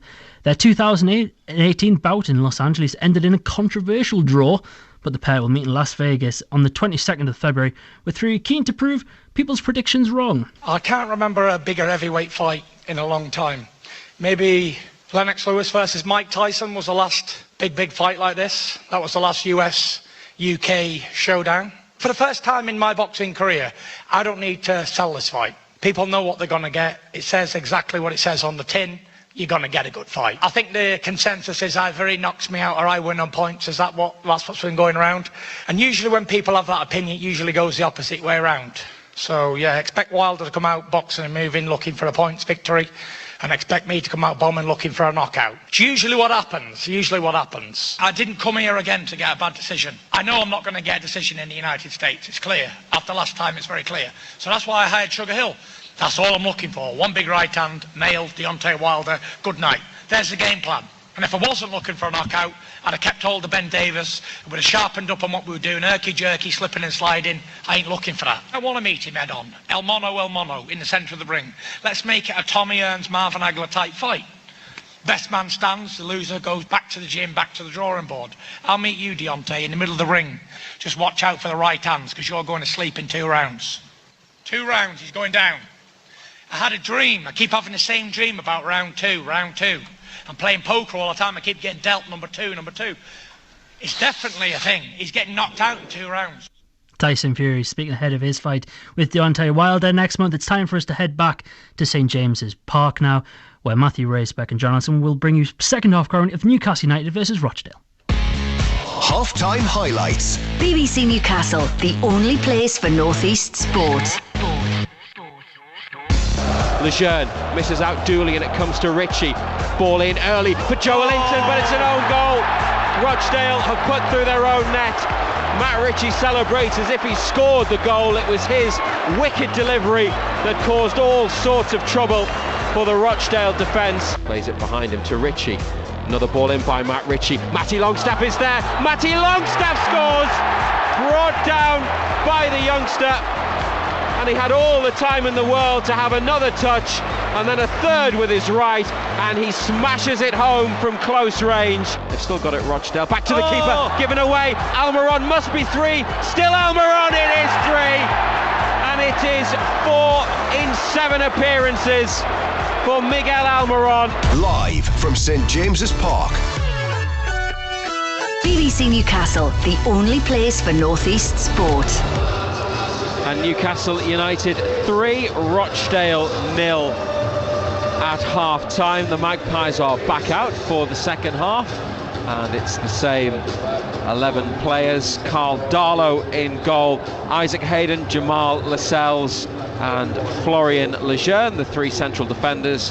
Emil Kraft, right wing back, Matt Ritchie, left wing back, Sean Longstaff, Matty Longstaff in midfield, Christian Atsu, Miguel Almiron and Joelinton. And the bench for Newcastle is Rob Elliott, the keeper, Kieran Clark, Andy Carroll, John Joe Shelby, Yetro Willems, Federico Fernandez and Tom Allen. Rochdale are making a change at half-time. They're taking off the goalkeeper Robert Sanchez and replacing him with Jay Lynch, who joined from National League non-league club Fylde in the summer. He's only made 8 appearances this season. That's their only change. They've just come out. Rochdale, Newcastle have been out for a good couple of minutes. So Lynch in goal. Back 4 of Luke Matheson, Owen O'Connell, MJ Williams and Rhys Norrington Davies. In midfield, Callum Camps, Jimmy Ryan, Jimmy Keohan, Stephen Dooley, Aaron Wilbraham, Ian Henderson in attack. Rochdale are going to kick off for the second half wearing their all-pink change kit, and Newcastle black and white stripes, black shorts, black socks, kicking towards the Gallagher end away to our right down the slope in the second half. 3-0 up and looking for a few more goals, and certainly One for the number 9 in this second half. Rochdale have it edge of their area. Williams forwards.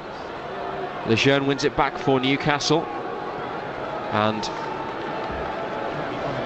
Hayden to Sean Longstaff on halfway. Lejeune to Ritchie.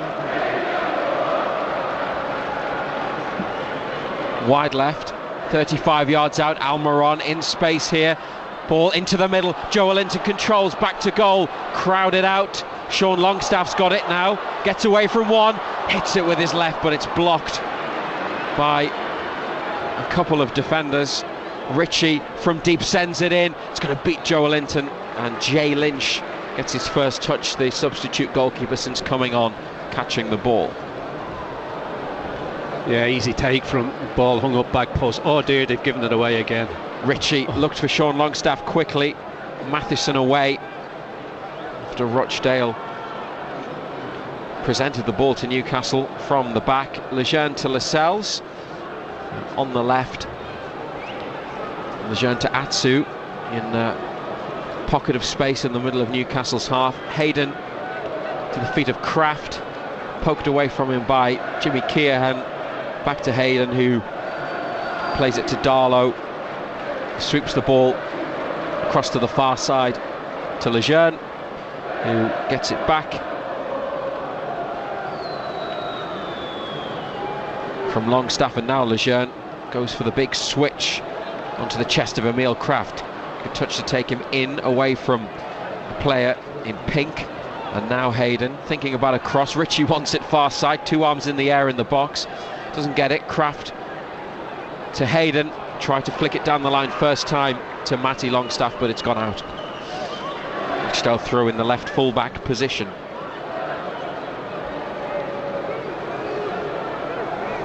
BBC Newcastle, radio for the North East. We're also on NUFC TV.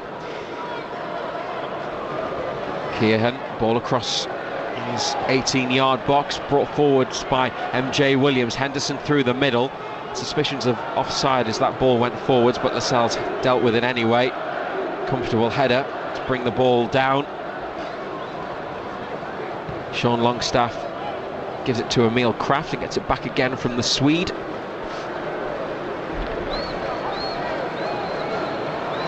Newcastle lose possession on the far side. And Rochdale just past halfway. On the right with Matheson. Dooley. They've had 70% possession, Newcastle, so far.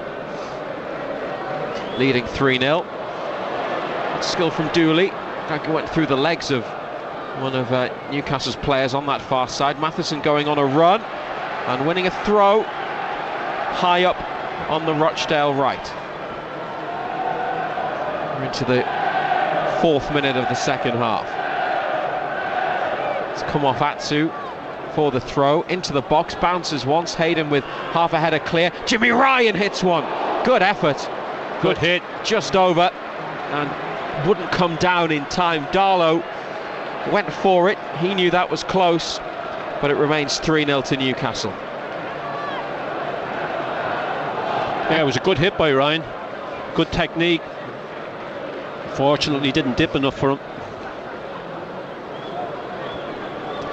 Ryan, another player in the Rochdale squad that started out at Liverpool and joined them from from Blackburn in the summer, but scored against Bolton at the weekend. It's Newcastle on the right, up to Almiron, headed out by O'Connell. Kraft to take the throw. 10 yards back from halfway. It's behind Matty Longstaff. Keohan forced out wide, still got it. Sean Longstaff with him. Keohan does well to keep hold of the ball and find Dooley. Now Camps away from Christian Atsu, pulling him back. It's a free kick for Rochdale, a clear foul by Atsu, who had hold of him. They've taken it quickly and fed Norrington Davies on the left, clipped in there, header over from Dooley at the near post, just got right underneath it and looped the header over the Newcastle United goal and behind. Well, the one thing you don't want to do is get complacent and get cocky. and we've been sloppy at the start of this second half. Now they try and inject a bit of tempo, Newcastle.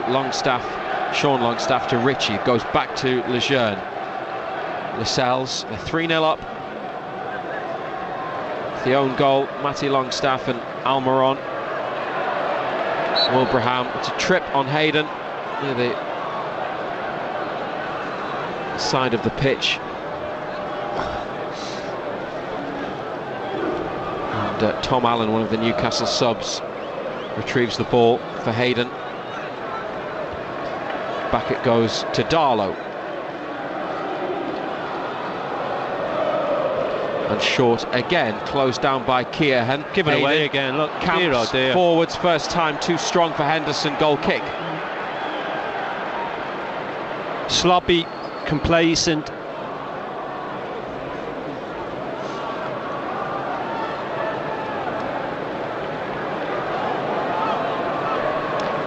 BBC Newcastle, radio for the Northeast. Long ball downfield to Joelinton, good take and pass around the corner for Ritchie. Trying to release Almiron, Williams is there, slightly off balance, puts the ball out.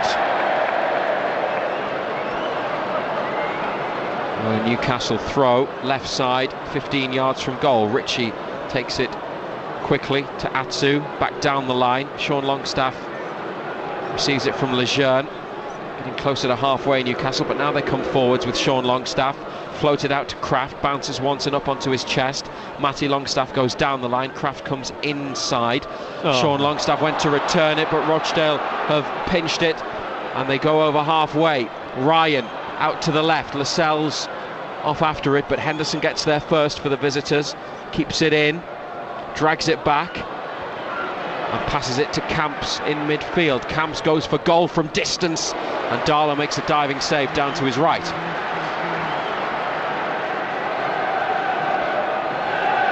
Good hit from a long way out. Comfortable take for Darlow, but yet again, just been sloppy.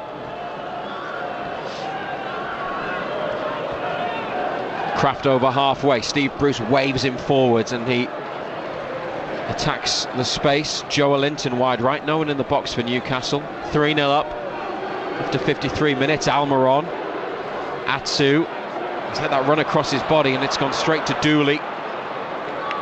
Shame, because that was a fairly promising position for United.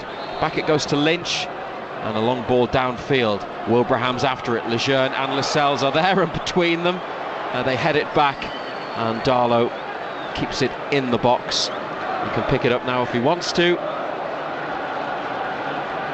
but decides instead to roll it to Hayden on the right. Lascelles is blowing a bit, isn't he? Kraft to Matty Longstaff and Atsu gets turned, goes over halfway on the far side to Almiron. He's got space, Kraft's free to the right, Almiron goes to the left to Ritchie, level with the edge of the box. Joelinton in there, Ritchie onto his right. Sean Longstaff has a touch and hits, but high and wide from 25 yards. No, that wasn't good. Elsewhere in the FA Cup, it's now Coventry 2, Bristol Rovers 0. I think that will mean that Birmingham will play Coventry away, but in their home stadium, because Coventry are playing at Birmingham St Andrews this season, so they'll be playing their strange one, isn't it? Landlords as the home team. Coventry, that's going to be a bizarre experience probably for both. Here in Newcastle, 3-0 up. Ritchie down the left to Atsu. Matty Longstaff, Almiron, Joelinton available in the middle. Atsu in the box, back to Sean Longstaff, to Matty, back to Sean. Still Sean goes down. Referee says no penalty. It's been put behind for a corner. What did you make of that, Ando? No, I didn't think it was a penalty. Thought he went down far too easy. Neat little give and go. Just threw himself to the ground.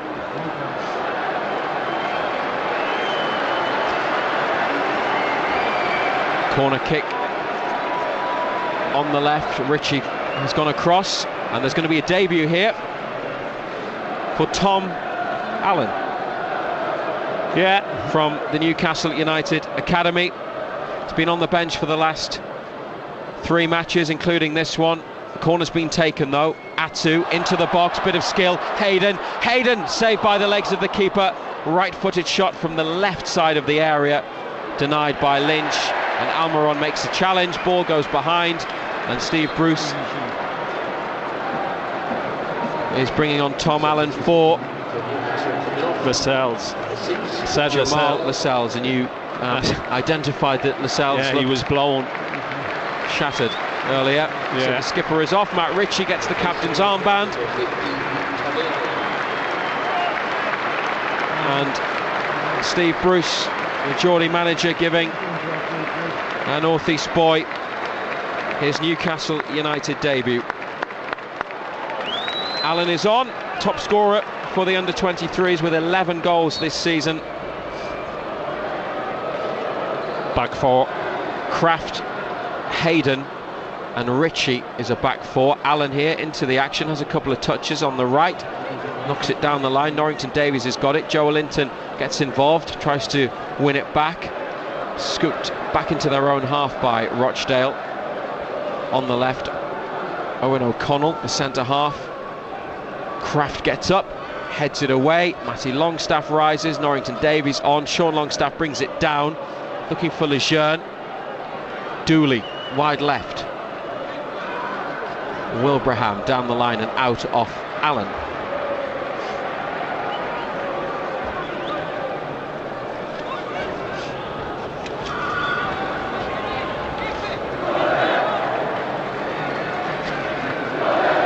(3-0) up. We've played 57 minutes here on BBC Newcastle.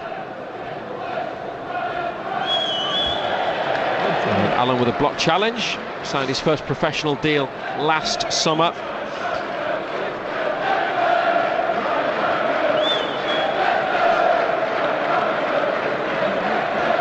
And it goes back from Rochdale to O'Connell on the left. Passes it across the 18-yard line. Ryan's dropped in between the centre halves and the midfielder forwards, where Sean Longstaff wins a header. Matty Longstaff then brings it down, wins a second ball, look to release Allen, cut out by Henderson, and Camps for Rochdale. That's away from MJ Williams, but the centre half, who wears number 8, gets out to the far right hand side to keep it in. Back to the keeper. Lynch drives one through the middle. Dooley controls it with Atsu close by. Passes it to Williams. Rochelle having a bit of possession. And then they give it straight to Matt Ritchie, who rather than go forwards goes back to Lejeune on halfway, and Kraft just to the right of the centre circle. Steve Bruce wanting Newcastle to play forwards. Sean Longstaff gets it, takes it on the turn. Joe Linton given straight to Wilbraham. Wilbraham over halfway, followed by Joe Linton. Ritchie there as well. Joe Linton's won it back. To be fair, Ritchie's now got on his bike down the left. Atsu comes inside. Matty Longstaff gets it. He's got a player at his back. Passes it first time with his right to Lejeune. Kraft now over halfway to Allen. And first touch takes the ball out of play. Rochdale throw. Nervy touch by the young man. 20 years of age, Allen. Newcastle born. Newcastle 3-0 up here. Coventry are now 3-0 up on Bristol Rovers in their cup replay.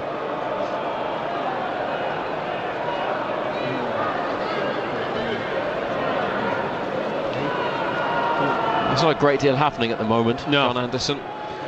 No, we've gone to sleep a little bit. We haven't done a great deal in the second half. We've been very lax. Play it forwards, Rochdale, Newcastle. Get it out from the back short. Kraft here in front of the D. Allen wants it on the right. Longstaff's got it. It's a touch for Allen. Matty Longstaff receives it from him. Now Sean. It's away from him actually. That's from poor. Kraft. And Newcastle cheap. We've been sloppy. Give away again. O'Connell back to Lynch, the goalkeeper. O'Connell gets it on the left. Matty Longstaff, Joe Linton, Almiron nearby into Dooley. Plays it round the corner, and Ryan for the diagonal ball. Wilbraham's pulled on to Allen, who actually has won the header from him. Let's come to Camps, near halfway. Dooley, left of centre, back through for Camps. Henderson making a run through the middle. Henderson's got it, edge of the area. He's tried to bend one into the far corner. They want a corner kick, but it's a goal kick. And Andy Carroll's coming on for Newcastle. And will Joe Linton be going off, or could it be Almiron? It's Almiron who's going to get a breather, having scored his 4th goal for the club and his 3rd in 3 matches in the first half to make it. Yeah, deserves a breather. Don't think you've scored an easier goal. Goalkeeper rolls it straight to him. He just rolls it into an empty net. But he's been busy again tonight. Deserves a rest. And many fans are on their feet to applaud Miguel Almiron. It's a hug from Andy Carroll and a high five from Steve Bruce.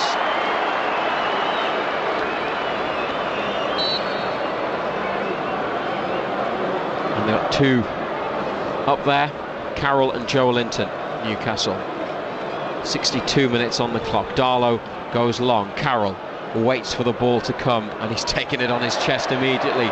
Brought it down, and Allen, foot on it. Matty Longstaff.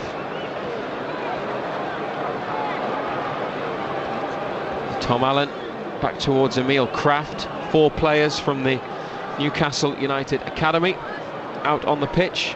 The Longstaffs, Carroll and Allen.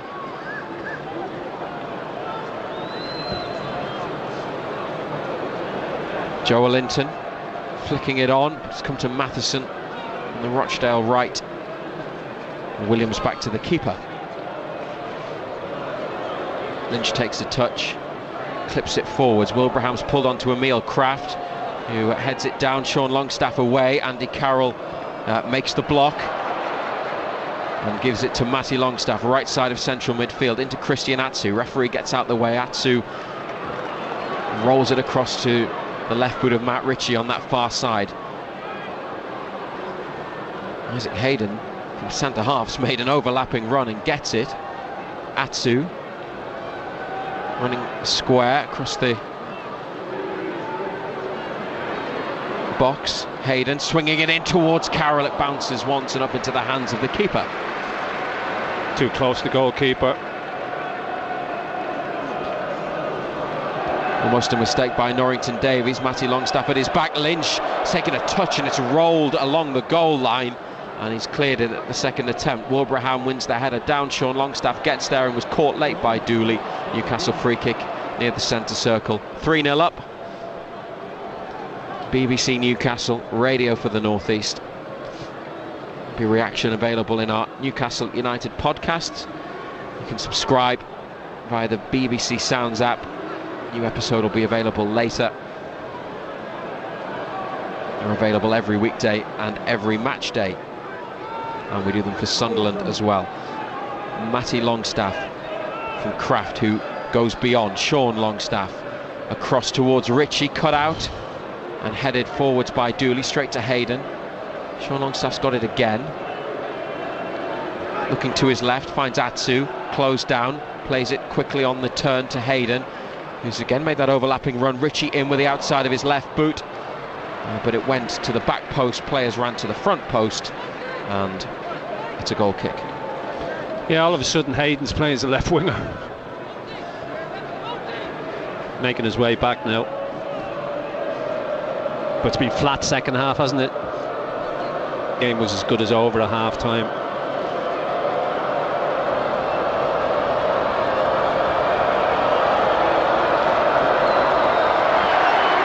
Lynch with heightened distance on this goal kick. Wilbraham on the chest. Matty Longstaff away and out. Thrown near halfway. Norrington Davies back to O'Connell. Williams back out to the left to Norrington Davies. Allen closes him down.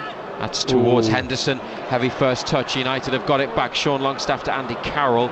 Matty Longstaff has to turn and try to get away, and they didn't make the most of that opportunity, having received the ball back from Rochdale Newcastle, and the visitors have a throw on the left side. They go back down the line to O'Connell, brings it forwards. Dooley, it's a ball into space. Ritchie is after it. Ritchie gets there and then gets away. Was he fouled? No, he hit the deck mat, Ritchie. Yeah, Matheson he was looking for. and Ryan were with him. He knew the ball was going to play through himself to the ground. Throw in only. Rochdale's in the right full-back position. Matheson down the line. Wilbraham header. Good take. Stretching. Camps controls it. Forward to Keohan. But Ian Henderson is not going to get to that. He's offside anyway. Isaac Hayden all alone on the far side in Newcastle's half. Plays it to Carl Darlow. And out of the box it comes to Lejeune and Kraft. Joe Shelby warming up. Tom Allen takes the touch, plays it back to Kraft.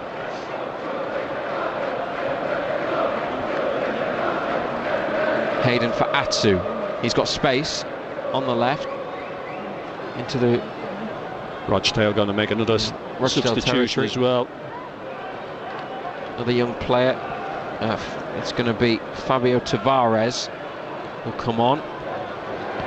Matty Longstaff to Allen. And Lejeune to Hayden, stretching, controls, halfway line. And he looks for Tom Allen here. It's a good ball. And the first touch to bring it under control, trying to get away from the defender. Had a bit of a hold of his shirt. Allen then charges down the clearance, and it's a Rochdale throw near the corner flag on this near side. 3-0 to Newcastle. John Joe Shelby is going to come on. He's taken off his tracksuit top. Kraft with the header out from the throw down the line.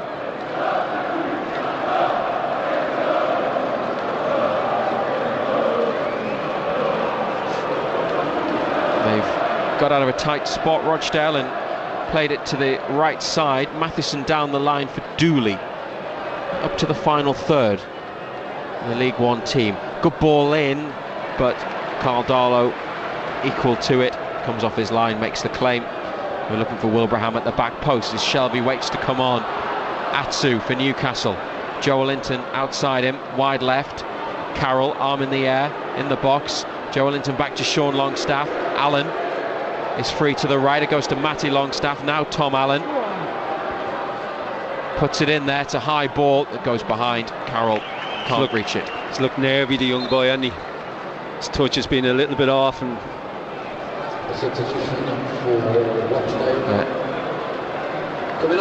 Norrington Davies is going off, and Tavares is on, and it's Matt Ritchie who is going off for Newcastle. No surprise in that either. Been out a long time. Ritchie warmly applauded. Shelby is on, so they're going to go to the back. Well, Atsu will go to left wing back probably, and then Shelby and the Longstaffs in the middle, and Allen at right wing back.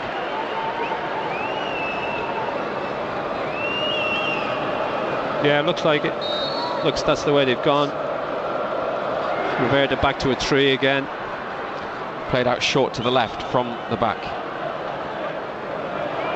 And they look for Tavares from a header on Rochdale. It's a Newcastle throw.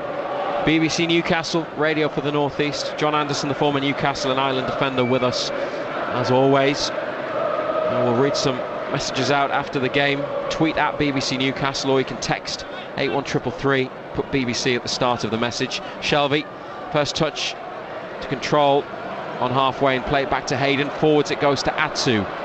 Sean Longstaff going beyond, left side. Atsu, couple of step overs, corner of the area to Sean Longstaff. Carroll in the middle, clipped in, looking for Andy Carroll, headed back across. Matty Longstaff back to goal.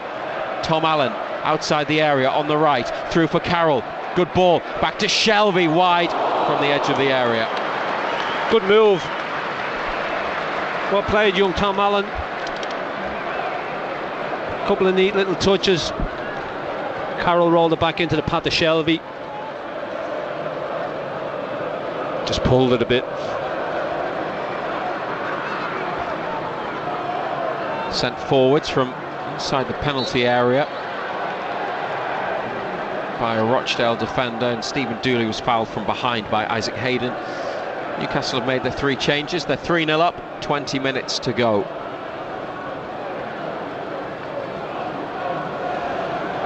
Matty Longstaff block challenge. It's gone Rochdale's way after it went out. Jimmy Kean has a throw in to take in front of Steve Bruce at the edge of the Newcastle technical area to the right of the halfway line. Kean to Tavares. Almost gave Andy Carroll a chance from that ball back. O'Connell is there. Lynch, edge of the area to Williams, back to the keeper. There's 3 black and white shirts nearby, sent downfield by Lynch. Kraft, the header that goes up rather than away. It bounces. Wilbraham with a header. Dooley does well with a bouncing ball, but then Lejeune, just bigger and stronger, gets his body in the way. Little turn, and Newcastle have possession left side. Christian Atsu.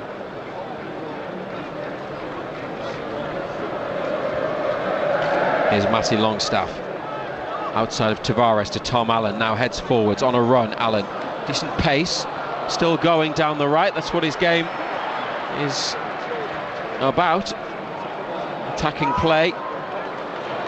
He's got Newcastle up the pitch there, an infield that goes. Sean Longstaff hits it straight at the keeper from about 22 yards. Yeah, comfortable save, hit it well enough, straight at the keeper though.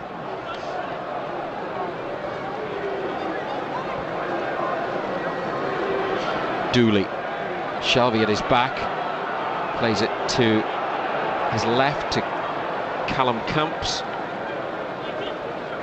Ryan on the left, in their own half. Rochdale, that's Camps, a heavy touch. Carroll has won it back. Joe Linton, Sean Longstaff inside. Joe Linton to Sean Longstaff. Sean Longstaff still going. Shot blocked and loops up into the air. Keohan forced into the corner by Newcastle.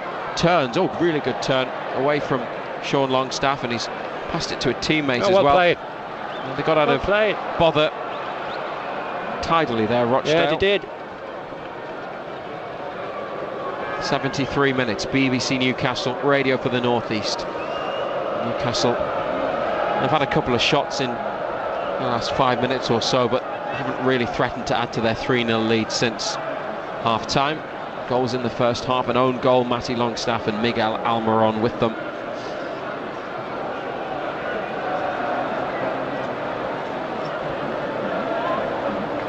Camps back to Ryan.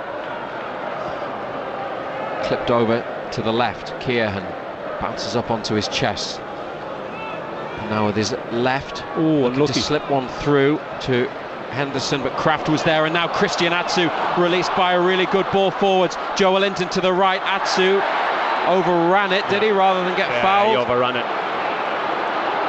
They look to the referee. Newcastle don't get anything Rochdale play on.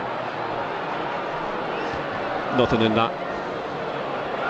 May have been an arm in the back, but it was possibly as he was going down. Atsu down the other end. Newcastle have a throw. His touch was heavy, it got away from him. Atsu.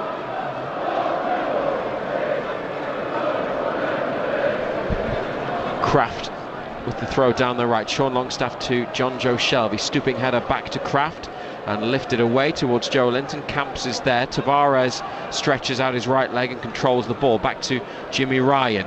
Moving forwards, passed straight to Tom Allen. Down the line for Joe Linton. Allen was caught late, and the referee is going to produce a yellow card here. And Allen is up and okay, shaking that one off, but Jimmy Ryan has gone into the book, the Rochdale midfielder. Newcastle have restarted the game too quickly for Graham Scott, who's now dropped his yellow card. Tells Emil Kraft to wait. Quarter of an hour to go. still, if they can, Ando, like a couple more goals. Yeah, the second half's been poor. It's been a non-event. I mean, the game was over at half-time, to be fair. Rochdale have dug in, but it's been very comfortable. At the attendance this evening, 29,876. 2,500 visiting fans. Matty Longstaff, diagonal ball, and it's going to come to Tom Allen. Heads it down, keeps it in on the line near the corner on the right, foot on it. Back it goes to Kraft. Well played. Kraft, corner of the area to Shelby. 30 yards out. He's chipped it to Carroll in the area. Wide left now. Carroll crosses, and MJ Williams up into the air. It stayed in. Joelinton competing for it and fouling a player in a pink shirt, and they have a free kick in their penalty area. Rochdale, who are away to Wickham in League One at the weekend. Newcastle here against Chelsea at 5:30 on Saturday, live as always on BBC Newcastle Radio for the North East. Up to Wilbraham on the chest, he's offside.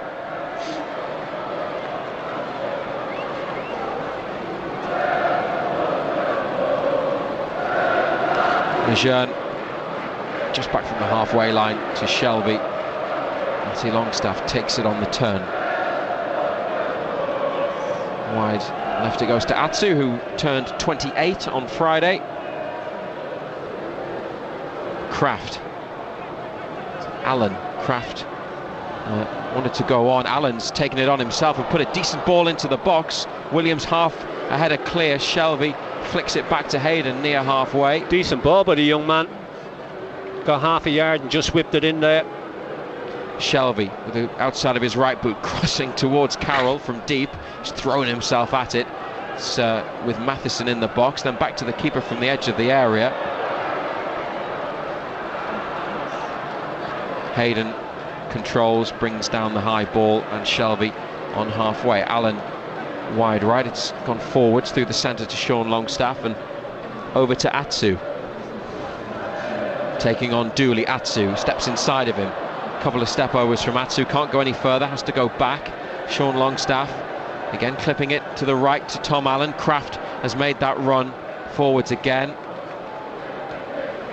backwards to Lejeune, and now Shelby swinging it in there towards Carroll. Header back across. Joelinton trying to get to the ball.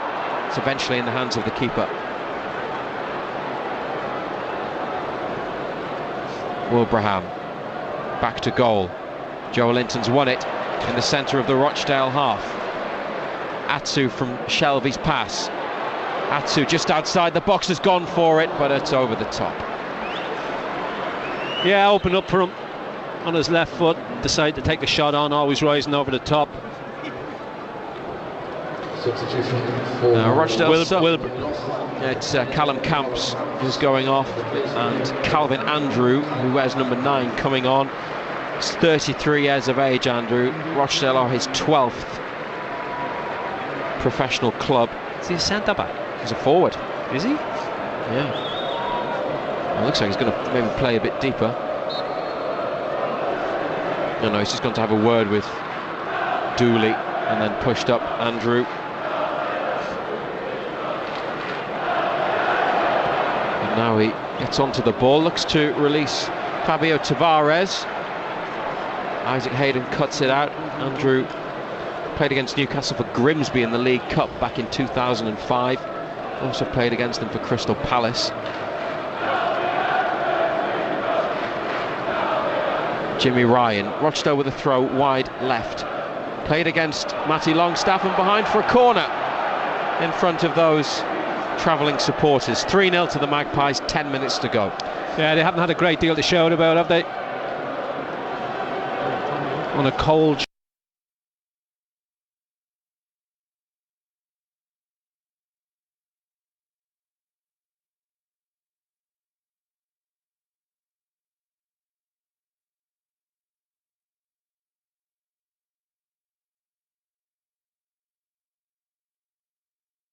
so too Darlow. Newcastle just about get it clear. Ritchie, Atsu up ahead of him, Shelby down the line. Something could be on here. Matty Longstaff making a run. Shelby with a left-footed ball. O'Connell cuts it out. Did a really important job for his team there, because Newcastle had players pushing up and they would have been in.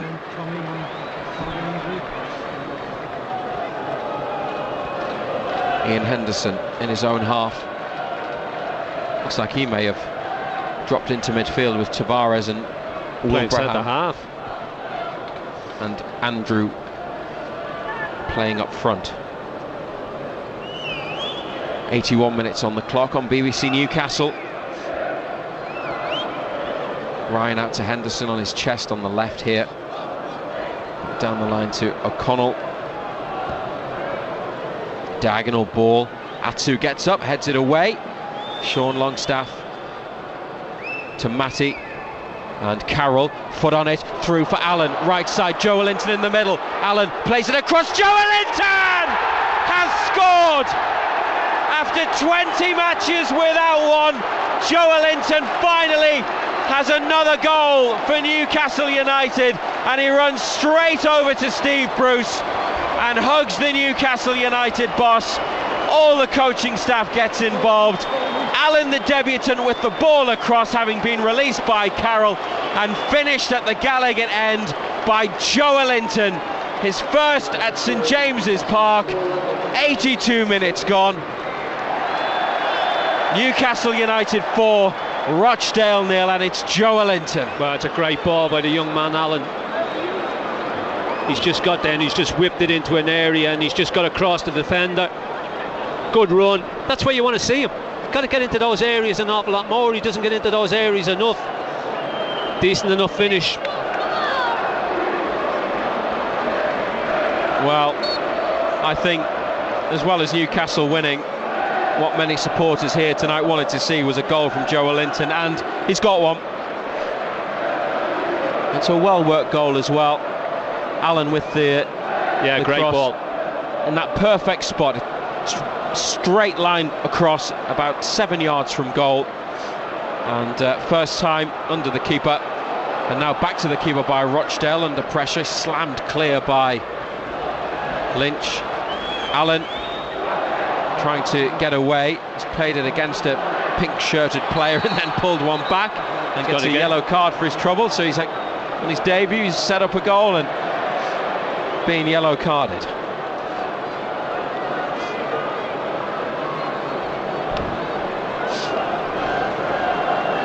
We can now look forward to Oxford, also of League One, at home on Saturday week. Set for a 3 o'clock kickoff.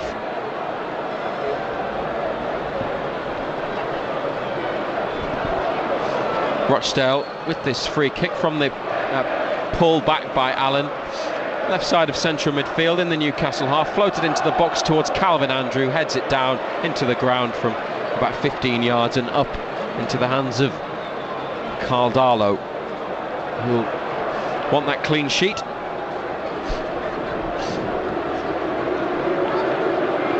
Matty Longstaff to Emil Kraft. BBC Newcastle, radio for the North East.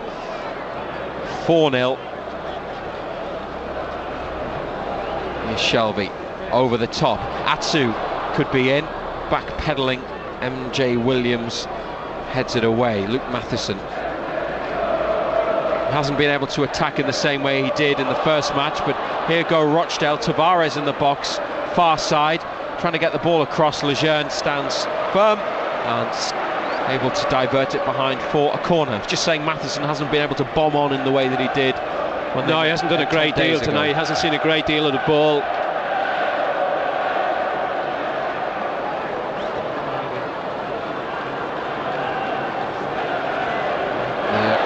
Corner on the far side in between the Leazes End and the East Stand at St James's Park.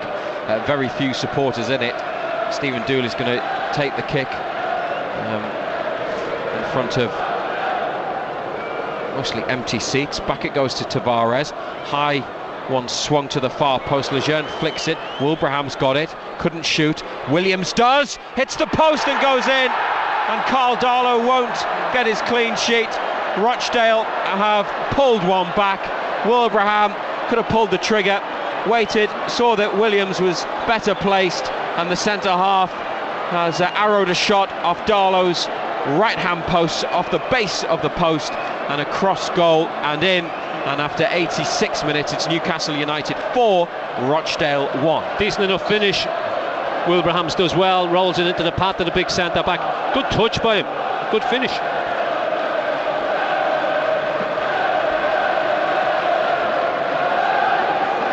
And it's a moment to savour for those Rochdale supporters who've seen their team concede 4, but they've got one back. And Newcastle with possession on the far side, having kicked off again.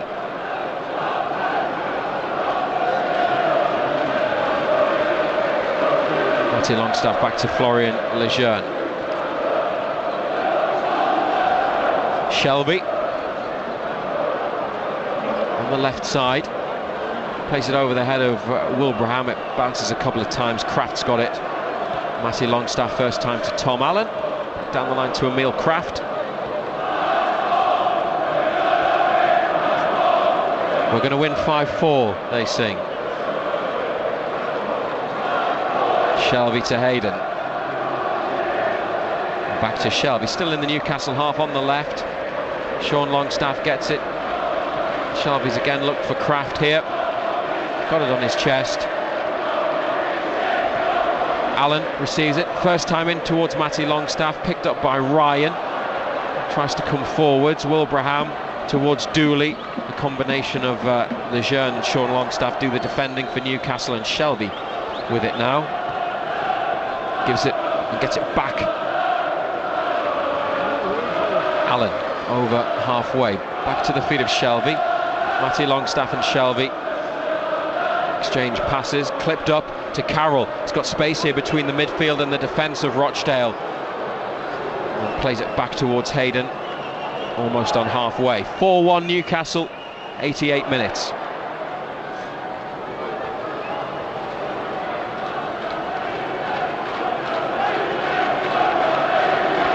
Kraft, right of centre.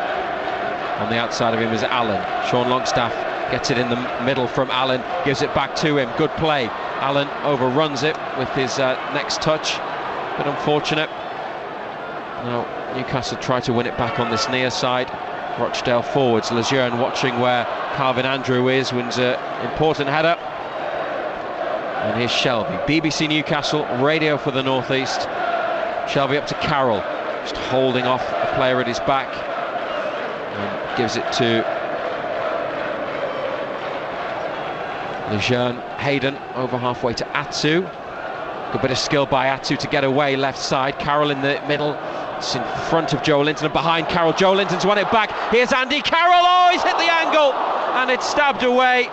Joe Linton's going to keep it in. Oh, Carroll so close to his first of the season. Joe Linton and Sean Longstaff. Joe Linton, good feet in the box. The return is just too far ahead of Sean Longstaff, and Lynch, the keeper, gets it half cleared. Tavares plays it straight against Atsu.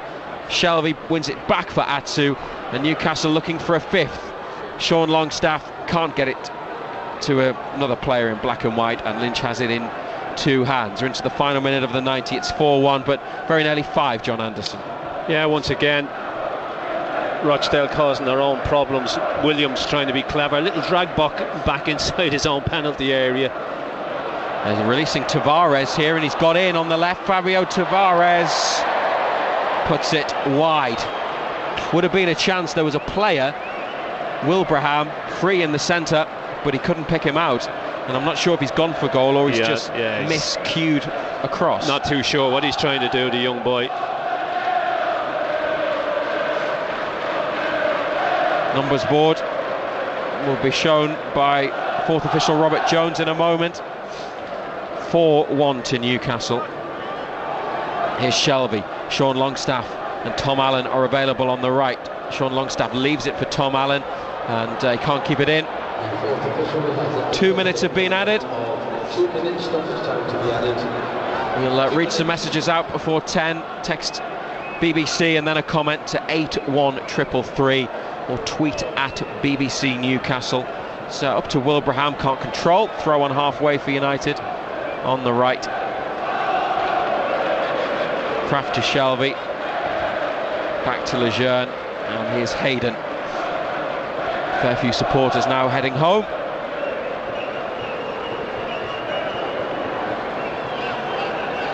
Sean Longstaff to Shelvey on halfway. He's just played it simple and easy, hasn't he, John Joe Shelvey, since coming on? Yeah. Not too strenuous. No. He's been put under no pressure. It's been nice and comfortable for him. Game was over. Sean Longstaff approaching the second minute of the 2 that were added. Going through to round 4 of the FA Cup, Newcastle. Joelinton, who got the 4th. Finds Allen down the line for Joelinton. Keeping it in, back to Allen under pressure. Turns. Keeps hold of the ball for United. Sean Longstaff switches it. Carroll is there, so too is Atsu on the left. Shelvey in the box. Atsu back towards Matty Longstaff. Poked away from him. And Andrew gets to the loose ball for Rochdale. Wilbraham to Ryan, and they're trying to again release Tavares. Hayden intercepts. Hayden goes back to the keeper. 25 seconds to go here on BBC Newcastle.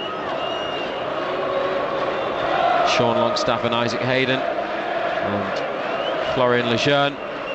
Don't think there'll be time for another attack from Newcastle. All eyes on the referee, unless Shelvey. Now he's going to go for a long ball, and he's picked out Andy Carroll on the far side. Newcastle pushing players forwards. Matty Longstaff with him, gets it to the left side of the area. No time for any more. They are through, Newcastle United, to round 4 of the FA Cup, and they will play Oxford United of League One here a week on Saturday after a 4-1 win over Rochdale in this 3rd round replay. 3 up at half time, an own goal. Matty Longstaff, Miguel Almiron. Joelinton ended his 20-match run without a goal by finishing from Tom Allen, the debutant's cross from 7 yards. But a couple of minutes later, Rochdale pulled one back through MJ Williams, who shot and it hit the post and went in. But John Anderson, as you said at half-time, it was ultimately very comfortable, and they are through, as they wanted to be, to round 4 of the FA Cup. Yeah, it's been a comfortable evening. I mean, the game was as good as over after half an hour. Took our foot off the gas a little bit in the second half, but it's been a comfortable night. Good to get game time again into Shelvey, Lascelles, Joelinton scoring his goal, young Allen getting his debut as well. Great little ball for Joelinton's goal. All in all, positives to take from it, but you would imagine come Saturday evening it's going to be an awful lot tougher. And Joelinton with his goal, Steve Bruce will be delighted for him. He has really needed that. Yeah, well, up to his goal he hadn't been great. His touch was poor, it was getting away from him. What the goal does for him, we'll have to wait and see. What it does for his confidence, what it does for his belief. But he wasn't really involved in the game up to the goal. We'll just have to see what that goal does for his belief and his confidence.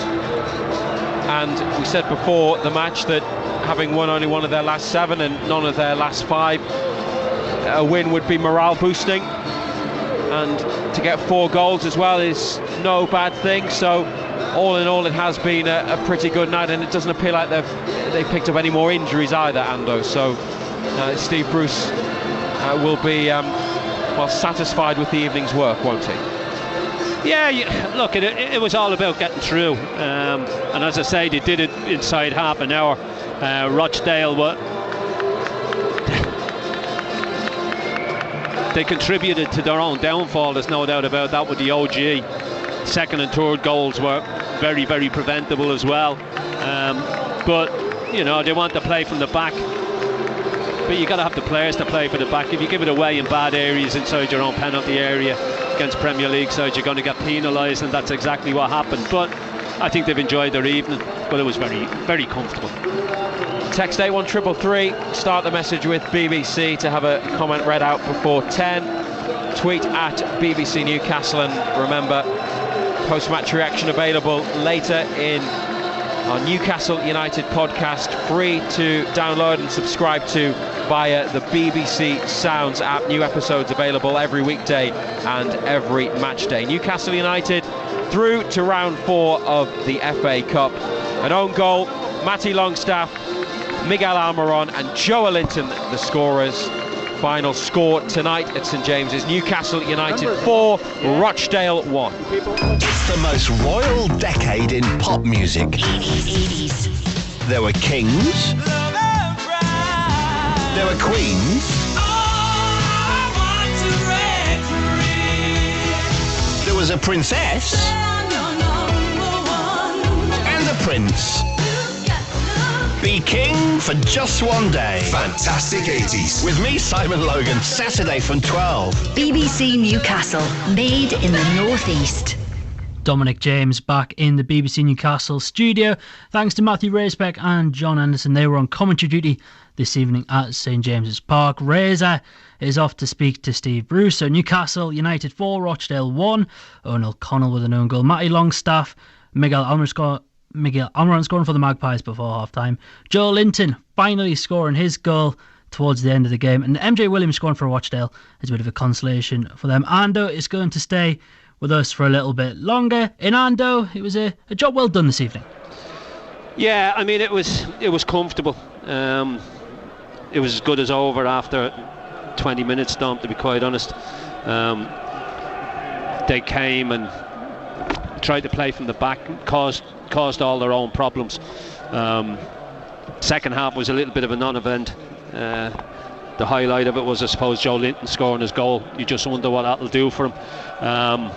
But all in all, a very, very comfortable evening. And Steve Bruce did state his word. He picked a strong side. It looked like he played 5 at the back to start with. Can you just tell us exactly how that panned out? It panned out very, very well because they were under no pressure. Rochdale had very, very little of the ball. Darlow coming in for his first game of the season had very, very little to do. He hardly seen the ball in the first half. And he changed. It went to a 4, then he went back to a 5 again. It was very, very comfortable in the back 4. I mean, he brought Lascelles in. He got an hour under his belt. He was blown a little bit, but that'll stand him in good stead. It was a nice little game for him to come back into because he was under no real pressure whatsoever all the way through it. Yeah, it looked pretty comfortable. So Newcastle through the next round, the 4th round of the FA Cup. Oxford at home next. That's a week on Saturday. A great chance, Ando, for them to actually reach the latter stages of the tournament. Yeah, big opportunity for them to progress to the 5th round. I mean, playing against another League One side. So a big opportunity. You know, this was comfortable tonight, but you can't ask any more than a home tie against another Division 1 side. So we'll see how that one goes. You would expect us to progress, but you never know. But it was a comfortable night tonight, though. I mean, 2006, the last time they reached the 5th round, and they went on to reach the 6th round that time with they were away to Chelsea, lost 1-0. John Terry scoring in that game. You touched on it before there, Joelinton finally getting his goal there. You said before it's going to give him a big boost of confidence. He went running straight over to Steve Bruce as well when he scored it. Yeah, I mean, it was a good finish. Good ball by the young boy Allen, who came on as substitute. Great little ball played in. Joelinton up to that point hadn't been great. His touch hadn't been that great. He was giving it away. Heavy touch and one thing and another. But you just wonder if that goal will give him a little bit of a boost, give him a little bit of self-belief. We're going to have to wait and see on that one. I mean, we did. We got a text from George just before half-time saying it's not a lack of confidence. He's just not good enough to play in the team or any team at this level. But I think you've just got to pursue with him, haven't you? Well, if you spend £40 million on somebody, they've persevered. I mean, he's played every game this season, you know, and I guess they've played him again tonight to see if he could get that goal and see if it gives him any belief. any self-confidence. But he's going to come up against tougher opposition than it was tonight, because Rochdale were really, really poor. They caused all their own problems defensively. So there's tougher times ahead for Joe Linton, I think. Yeah, you mentioned Almiron scored as well again this evening. He came off early in the second half. Good for him to maybe get off and get rested as well. Yeah, I mean the goal he got was the goalkeeper just rolled it straight to him and said, "There you go, stick that in the back of the net." But yeah, good. He was busy again tonight. He was decent. I think Steve Bruce did the right thing in getting him off. I didn't think he would have played him tonight, actually, Dom. I thought he deserved a little bit of a break, but he got his goal. His performance was good, and when the game was over, they took him off and saved him for the game of the weekend against Chelsea. You see, Ando, those floodgates are now open. He can't stop him scoring. Well, he won't score an easier one than he got tonight. I mean, if the goalkeeper rolls it straight to you and says put that in. Yeah. So there you are. Matt Ritchie starting for the first time since that injury against Leicester. How did he get on? Yeah, I mean, he was involved in the first two. His cross in, and the boy puts the ball in the back of his own net. His cross in for young Longstaff's got Matthew Longstaff's goal as well. So yeah, he got game time under his belt. He was his usual busy self. Got round the pitch. I think Steve Bruce has got decisions now to make for the Chelsea game. Who plays, who doesn't play. Does he bring anybody back? I mean, Shelby came on again tonight. It was easy for him. It was really comfortable for him. So big decisions for him to make at the weekend. Yeah, and the crowd as well tonight. The official attendance was 29,786. Did it feel like that inside? It was a decent crowd. You could tell there was a good crowd in. But as I say, the game was as good as over after 20 minutes. And the second half, as I said earlier, was a non-event. Just went through the motions, really. It was a little bit like a practice match the second half. So there was no real atmosphere, to be fair. And of course, Tom Allen, he came on, academy player. Yeah. Came on in the second half. He set up Joe Linton's goal. They've had a few academy players on the bench recently with all the injuries. He's the one who's actually managed to get on the pitch, and he provided an assist. Yeah, it was a great ball in as well. He's picked it up on this right side, and he's just whipped it into an area. Joe Linton's got across the defender, 6 yards out, rolled it under the keeper. He started a little bit nervously, the young boy Allen, but the longer it went on, he grew into it. Some nice touches, a couple of good balls into the box, and as you say, set up Joe Linton's goal. And it's hard to forget Matty Longstaff. He's still just a very young player as well, and he's came in and done a great job. Yeah, I mean, he's got his third goal of the season. It was a strange goal because he's just drifted into the penalty area. He's on the penalty spot, I should say. He's had a touch. He's had a second touch, and then he's sort of embarrassed by putting it into the back of the net. He couldn't believe how much time he had. There was a defender nowhere near him. But another goal from 3 goals in the games that he's played. He's got to be very, very happy with that. And finally, just one thing that maybe surprised me was, Carroll came on in the second half. A bit surprising to see him come on, maybe. Or do you think it was good for him to get a run out and get some minutes in his legs? I think they knew the game was over. It was being played at a decent pace. There was no real pace to it. It wasn't as if it was helter-skelter. He could go on and just do his own little thing. So it was good that he got game time under his belt. So you would say that he comes into contention again for the Chelsea game at the weekend. Ando, thank you very much. Ando will be back. Thank you very much. And we'll be back on Total Sport tomorrow from 5 o'clock with Colin and Marco Gabbiadini. Right, it is game day on Talk Sport. The full-time phoning coming up on Talk Sport 2, 08717 223344. 5:30 kick-off, live exclusive national radio commentary from St James Park as Newcastle take on Chelsea. Right now, let's get the full times. This is game day. Full-time classifieds. Premier League. Arsenal 1, Sheffield United 1, Brighton 1, Aston Villa 1, Man City 2, Crystal Palace 2. Newcastle Chelsea is at 5:30 and it's live on TalkSport. Norwich 1, Bournemouth 0, Southampton 2, Wolves 3, Watford 0, Spurs 0, West Ham 1, Everton 1. Sky Bet Championship. Birmingham 1, Cardiff 1, Bristol City 1, Barnsley 0, Derby 1, Hull City 0, Huddersfield 0, Brentford 0, Millwall 2, Reading 0, Preston 2, Charlton 1, QPR 1, Leeds 0, Sheffield Wednesday 0, Blackburn 5, Swansea 2, Wigan 1. Sky Bet League 1. Accrington 1, Southend 2, AFC Wimbledon 1, Peterborough 0. Bolton 0, Portsmouth 1, Doncaster 0, Coventry 1, Fleetwood 2, Shrewsbury 2, Gillingham 1, Oxford 1, Lincoln 1, Blackpool 0, Milton Keynes 0, Sunderland 1, Rotherham 3, Bristol Rovers 0, Tranmere 1, Ipswich 2, Wickham 2, Rochdale 1. Sky Bet League 2. Bradford 2, Scunthorpe 2, Cambridge 0, Stevenage 4, Colchester 2, Macclesfield 1, Crewe 1, Cheltenham 0, Forest Green 1, Salford City 2, Grimsby 0, Exeter 1, Newport 2, Swindon 0, Northampton 4, Morecambe 1, Oldham 1, Carlisle 1, Plymouth 3, Mansfield 1, Port Vale 1, Leyton Orient 0, Walsall 2, Crawley 1. The Vanarama National League. AFC Fylde 2, Torquay 3, Aldershot 3, Chorley 3, Barnet against Dagenham and Redbridge, match postponed. Barrow against Bromley, 5:20 kickoff. Eastleigh 0, Chesterfield 2, Ebbsfleet 0, Harrogate 2 is the latest score. There was a delay there because the ref was injured in the warm-up. FC Halifax 5, Maidenhead 2, Notts County 0, Dover 0, Solihull Moors 0, Borehamwood 2, Stockport 0, Sutton United 0, Wrexham 3, Woking 0, and Yeovil 2, Hartlepool 2 is the latest score.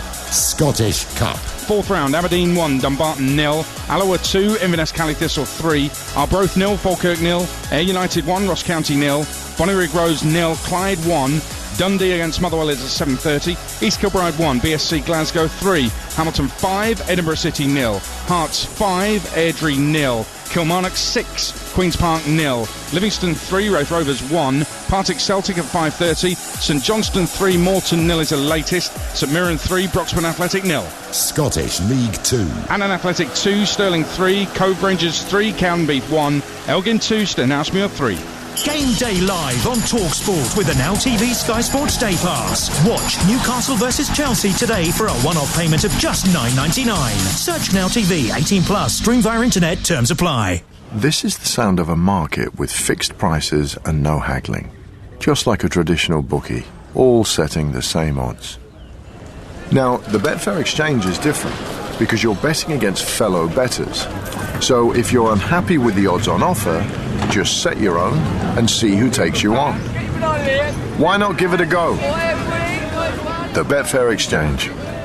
Exchange basic package customers pay 2% commission. Other charges may apply. 18+. BeGambleAware.org. Game day live on TalkSport with Nissan Commercial Vehicles. Built to deliver. Live Tuesday night football. Portsmouth versus Scunthorpe. Coverage from 6. Kickoff 7:45 on TalkSport 2. No one has better football on the radio. Game day. The full-time phone-in on TalkSport. Triple distilled, expert post-match verdict. Oh, that could be a penalty, it is. Game day. The full-time phone-in on TalkSport. Heads it into the net.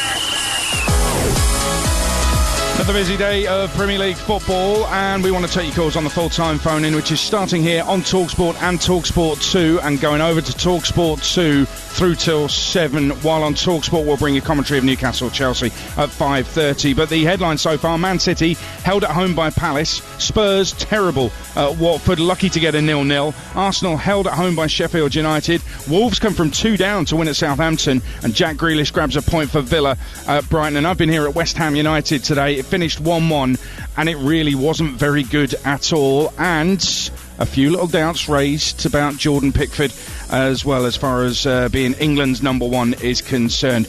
And in the big battle at the bottom, Norwich ran out winners, 2 sent off, but Pukki's penalty the difference as Norwich beat Bournemouth, who lose again and fail to score again. We want to take your calls. 08717 22 3344 is the number to call, and we will be getting reaction from players and managers as well. As I say, I've been at West Ham 1, Everton 1. Want to talk about that game, you know where we are. And Matt Holland has been at Norwich Norwich 1, Bournemouth 0. It had pretty much everything there, didn't it, Matt? Yes, it did. 2 sending-offs. We saw the referee, Paul Tierney, go and use the pitch side monitor. So that's the first in the Premier League. We've obviously seen it done in the Cup competition, but not in the Premier League. So that was good to see. It changed his decision from a yellow card to a red card for Ben Godfrey.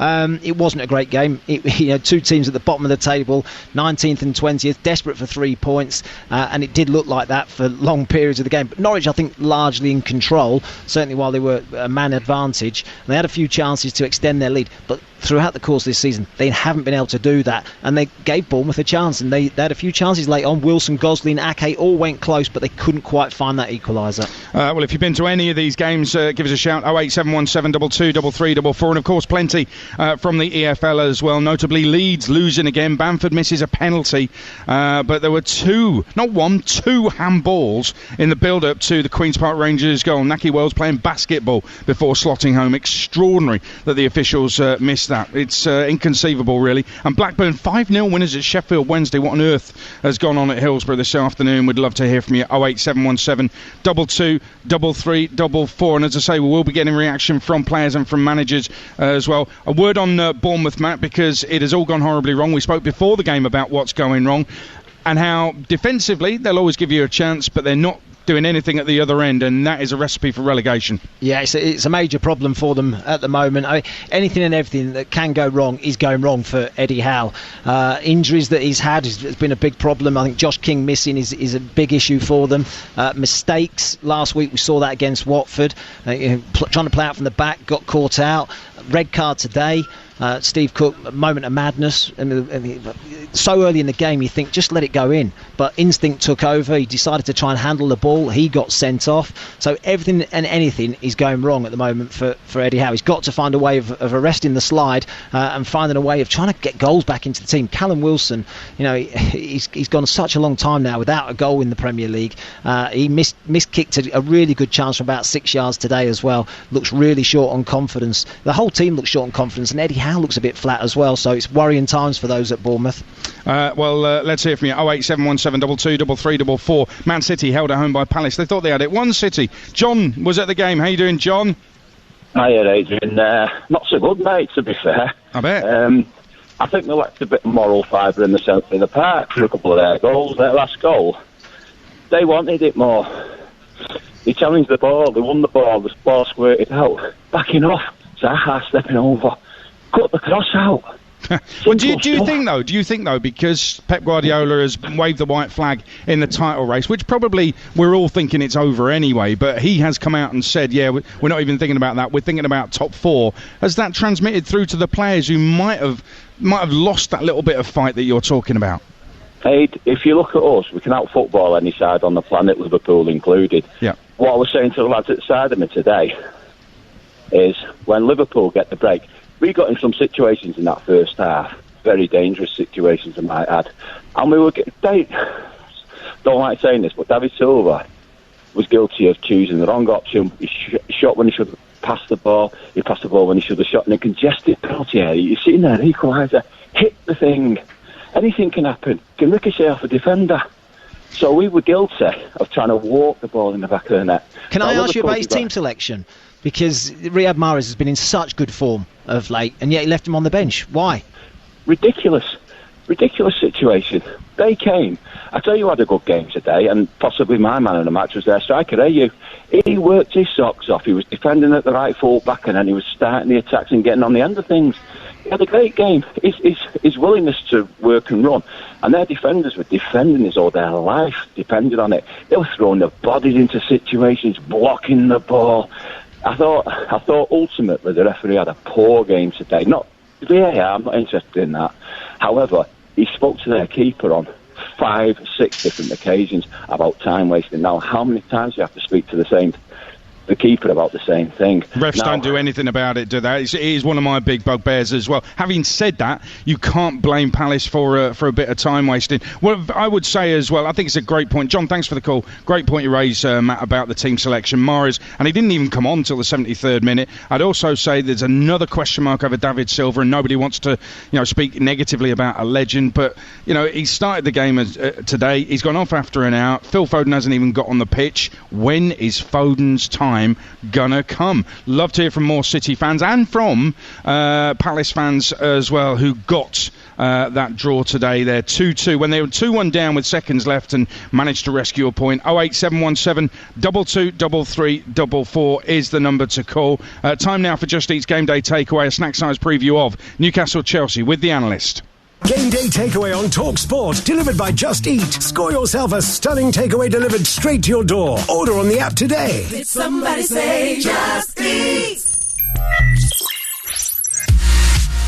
John Joe Shelvey has a lot of admirers, and his name is always raised in connection with England in a tournament year like this. Capped by the Three Lions only 6 times in 8 years, it's often asked why the former Liverpool midfielder doesn't get more recognition. He's the heartbeat of this Newcastle side.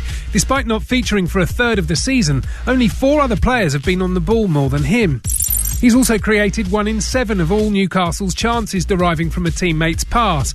He's the Toons' top scorer with 5 of their 21 goals, and he even does his bit defensively too, making more interceptions per 90 minutes than any of the other Magpies midfielders. He'd thrive in this Chelsea side, but as with England, he probably wouldn't get in it. What doesn't make the highlights packages is how often Shelvey gives the ball away. 1 in 3 of his passes goes astray. Mason Mount misses his man about half that often. N'Golo Kante has made twice as many interceptions and sets up 1.5 times as many chances for his teammates. And Jorginho has circulated the ball 3.5 times as often. John Joe Shelvey's good, sure, but as we'll probably see today, there are others much better. Well, that was Just Eat's Game Day Takeaway. Order on the app today. Game Day Takeaway on Talk Sport, delivered by Just Eat. Order on the app today. Did somebody say Just Eat? There were some late results to give you. A 5th straight National League win for Harrogate, 2-0 at Ebbsfleet. Yeovil were held at home by Hartlepool 2-2. And in the Scottish Cup, St Johnstone beat Moreton by 3-0. So, on TalkSport 2, it's going to be the full-time phone in. Me and Matt Holland. If you've been to a game today, we want to hear from you. 08717 223344. And on TalkSport, it's going to be Newcastle Chelsea, which kicks off in exactly 15 minutes' time. You need the TalkSport app. It's free. Downloading's very easy. Once you've got it, very simple to swipe between TalkSport and TalkSport 2, depending on what you want to listen to. For live games that are only on the app, head down to the bottom of the screen, click on live games and take your pick. You can also click on schedules, listen back to previous shows like yesterday's drive when the former Hammer Kevin Nolan told me on the show to my face why he had a problem with me. That was fun. So if you want the phone in, join me on TalkSport 2, 08717 223344. Newcastle Chelsea coming up live on TalkSport next. Game Day exclusive on TalkSport with Nissan Commercial Vehicles. Built to deliver. When your kids are having a sleepover, but nobody's sleeping. Did somebody say Just Eat? When you've had a Saturday night on a school night. Did somebody say Just Eat? When you love your mum's cooking, but she doesn't love your wife. Did somebody say Just Eat? Order on the Just Eat app today. Did somebody say Just Eat?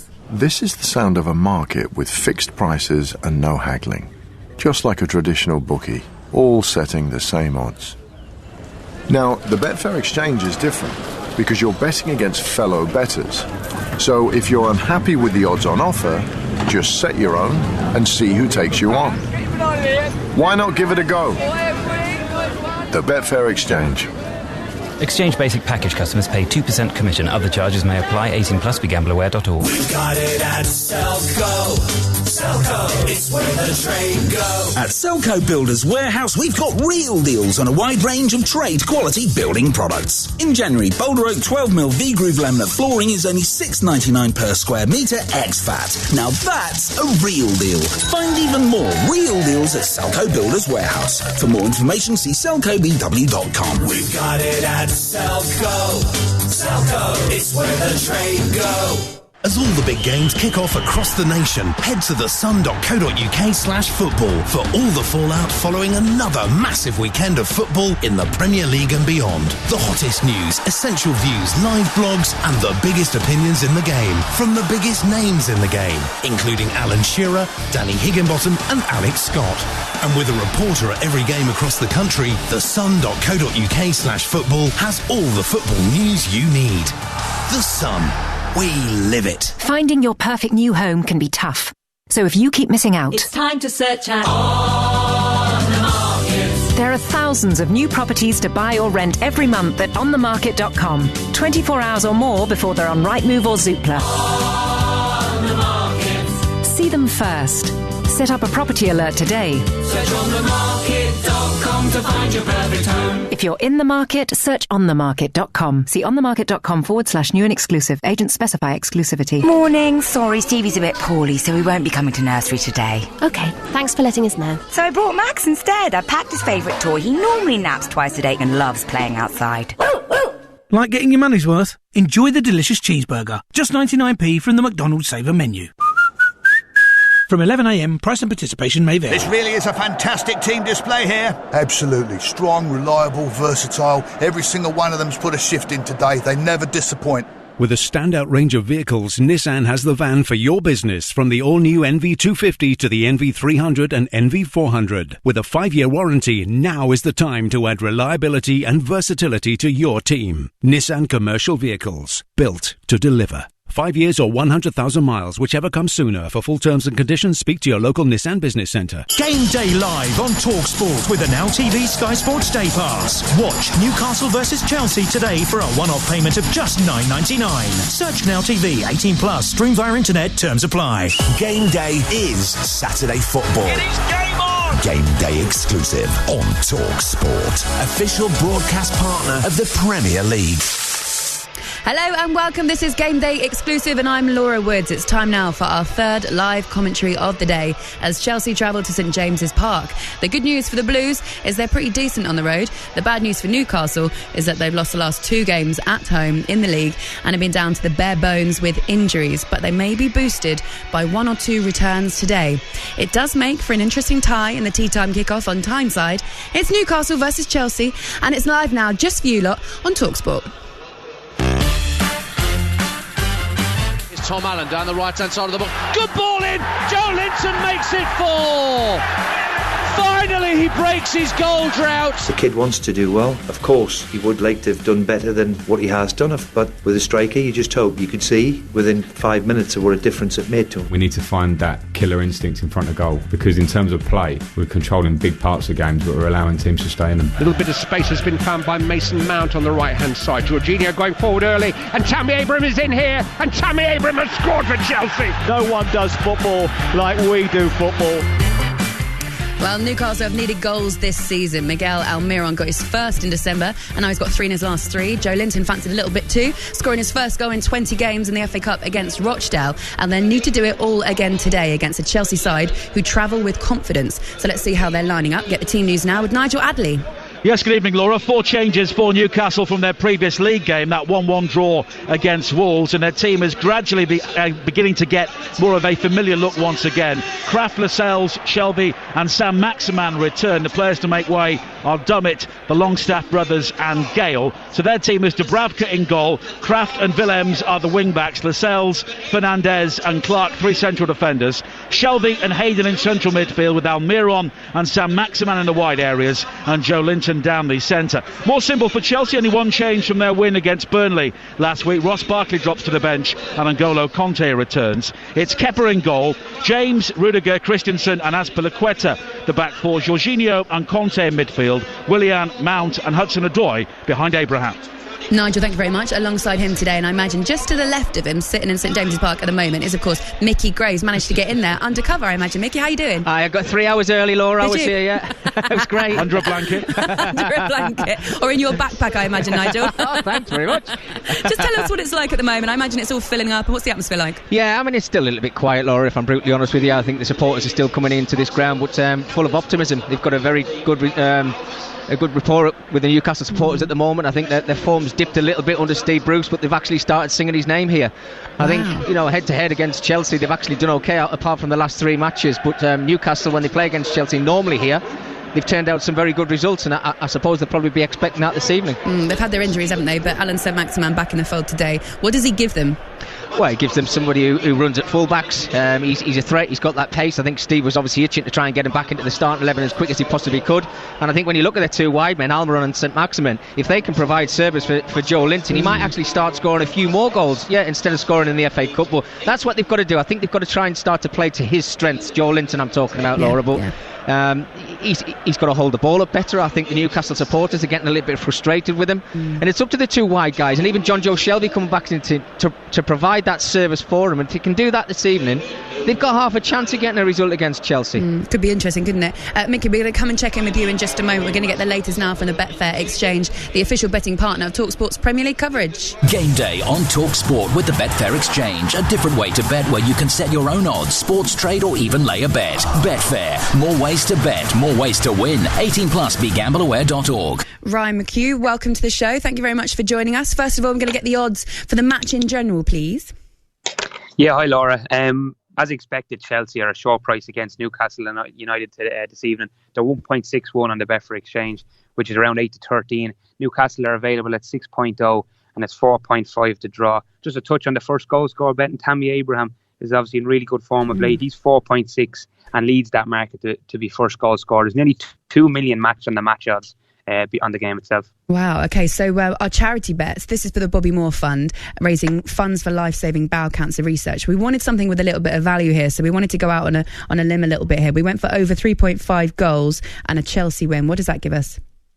Yeah, so it's 3.75 on the Betfair Exchange, Laura, so it'll be a profit of £385 for the Bobby Moore Fund if it was to happen. Obviously, Sam wasn't successful earlier on, so it rests on you again this week. Yeah, there is method behind this madness. I don't think it's madness at all, really. We know that Chelsea travel quite well. We know that they score a lot of goals, but they concede a lot too. So there's a little bit of the thinking behind this one.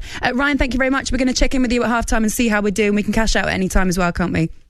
Yeah, you can indeed, Laura. I'll update you at half-time. Excellent, lovely. Thank you very much, Ryan. That is all thanks to the Betfair Exchange. More ways to bet, more ways to win. 18 plus. BeGambleAware.org. Game day on TalkSport with the Betfair Exchange. A different way to bet where you can set your own odds, sports trade or even lay a bet. Betfair. More ways to bet, more ways to win. 18 plus. BeGambleAware.org. So back over at St James's Park, the teams are lining up inside the tunnel. We've just got a couple of minutes to speak to Mickey. Mickey, you were talking about Joe Linton there and about scoring goals and he's first really for 20 games, and actually maybe just sort of lifting this pressure that he's felt on his shoulders and maybe having a little bit more confidence. Is it a problem with him, or is it the service that's coming into him?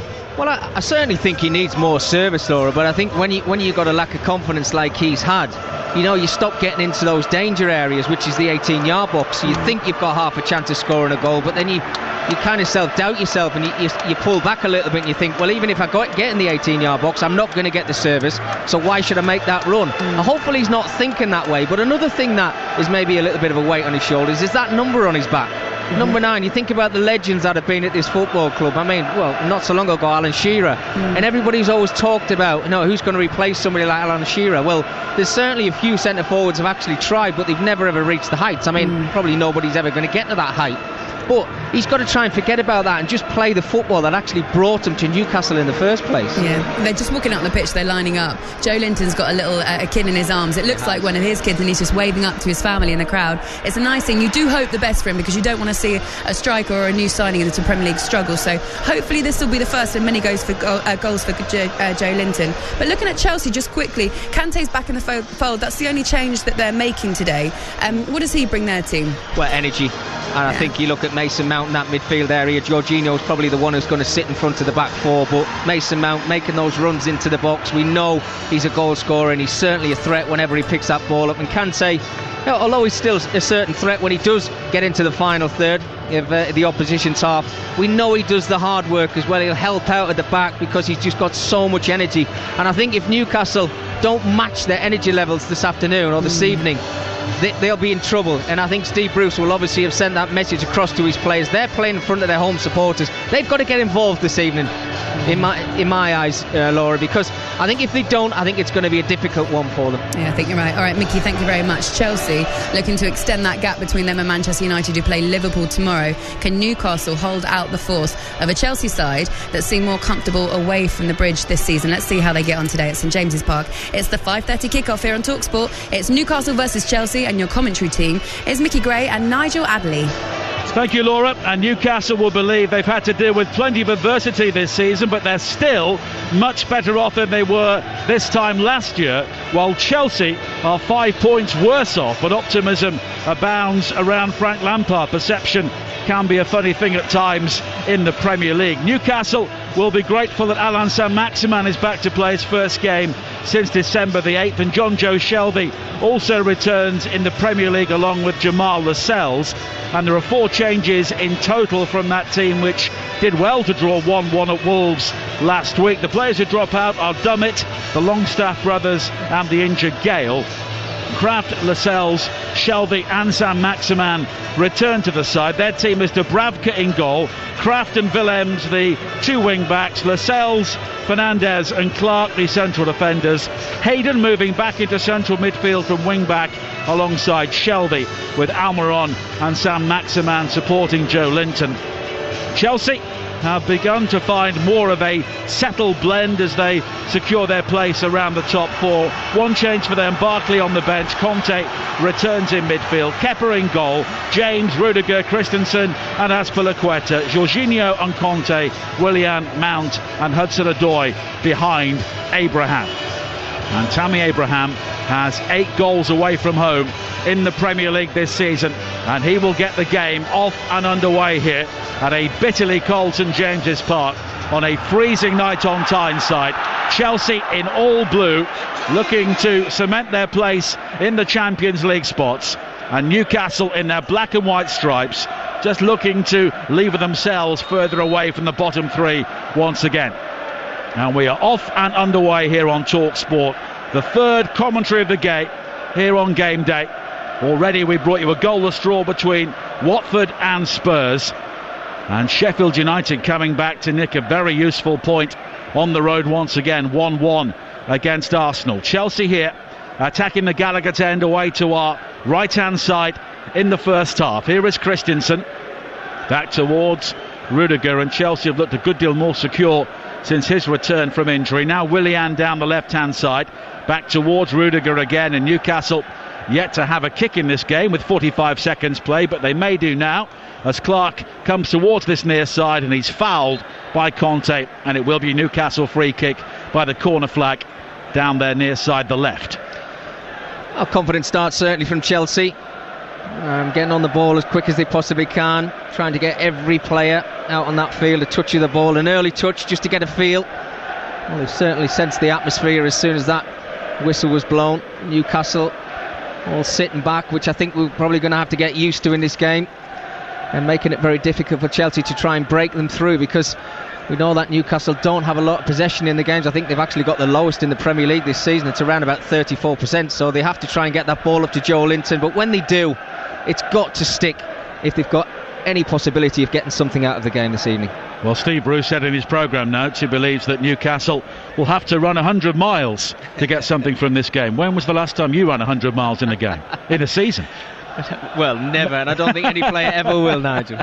It's a throw-in for Newcastle on this near side. Nearly 2 minutes played here at St James's Park. A very clear night after a beautiful sunlit but frosty day. Clark throws it in field towards Willems, but he's quickly challenged by Conte, and it's swept forward by Jorginho. And now Mount works it wide to the left-hand side, and Azpilicueta. Mount again in a more advanced area now, finding Conte. James in plenty of space on this near side, the right. He's got support from Hudson-Odoi, but Hudson-Odoi then with a shrug of the shoulders sees the ball go back towards Christensen, and here is Rudiger once again. And Newcastle already very, very deep in their defensive shape as they defend without the ball. Hudson-Odoi on this near side, the right, just levered off it by Joe Linton, but Hudson-Odoi recovers, finds Jorginho, a low ball in, deflected via Hayden towards the edge of the penalty area, but it's cleared by Almiron. But Newcastle at the moment can't get any meaningful possession, but now they will try as Hayden has his ankle clipped by Mount, and it's a free kick to Newcastle, 15 yards inside their own half. Well, you can see what Steve Bruce has said. He's side up. I mean, if Chelsea are trying to press forward out on the left-hand side, St Maximum is drifting into the centre circle. He's making it very tight in that midfield area. You can see as soon as they lose the ball, they're getting everybody back into position, making them hard to break down. And Chelsea are going to have to be very patient.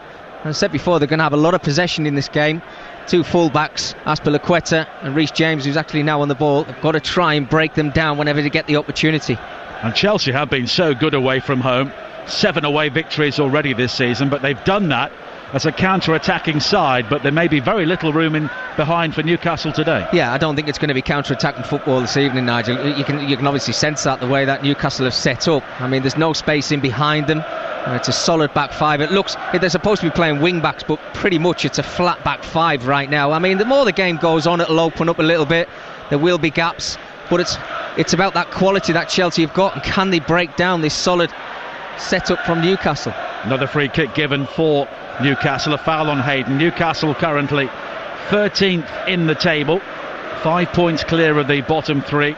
Of course, a draw for Aston Villa away to Brighton today, a late equaliser from Jack Grealish, and in a crucial game right at the bottom, Norwich beating Bournemouth by 1-0 as Almiron comes forward now on the far side, the right for Newcastle, twisting and turning away from Rudiger, delivers a low cross towards the near post, which is controlled initially by Kraft, back towards Almiron again, who's got support from Hayden. Almiron now delivers a high cross towards the far post. St Maximin is there, but heading not really his strongest asset, and the ball just plops gently behind for a goal kick. Well, a little bit of a let-off for Rudiger. He just tried to clear his lines, tried to be clever and just play a little header out to Azpilicueta out on that left-hand side. Got it completely wrong.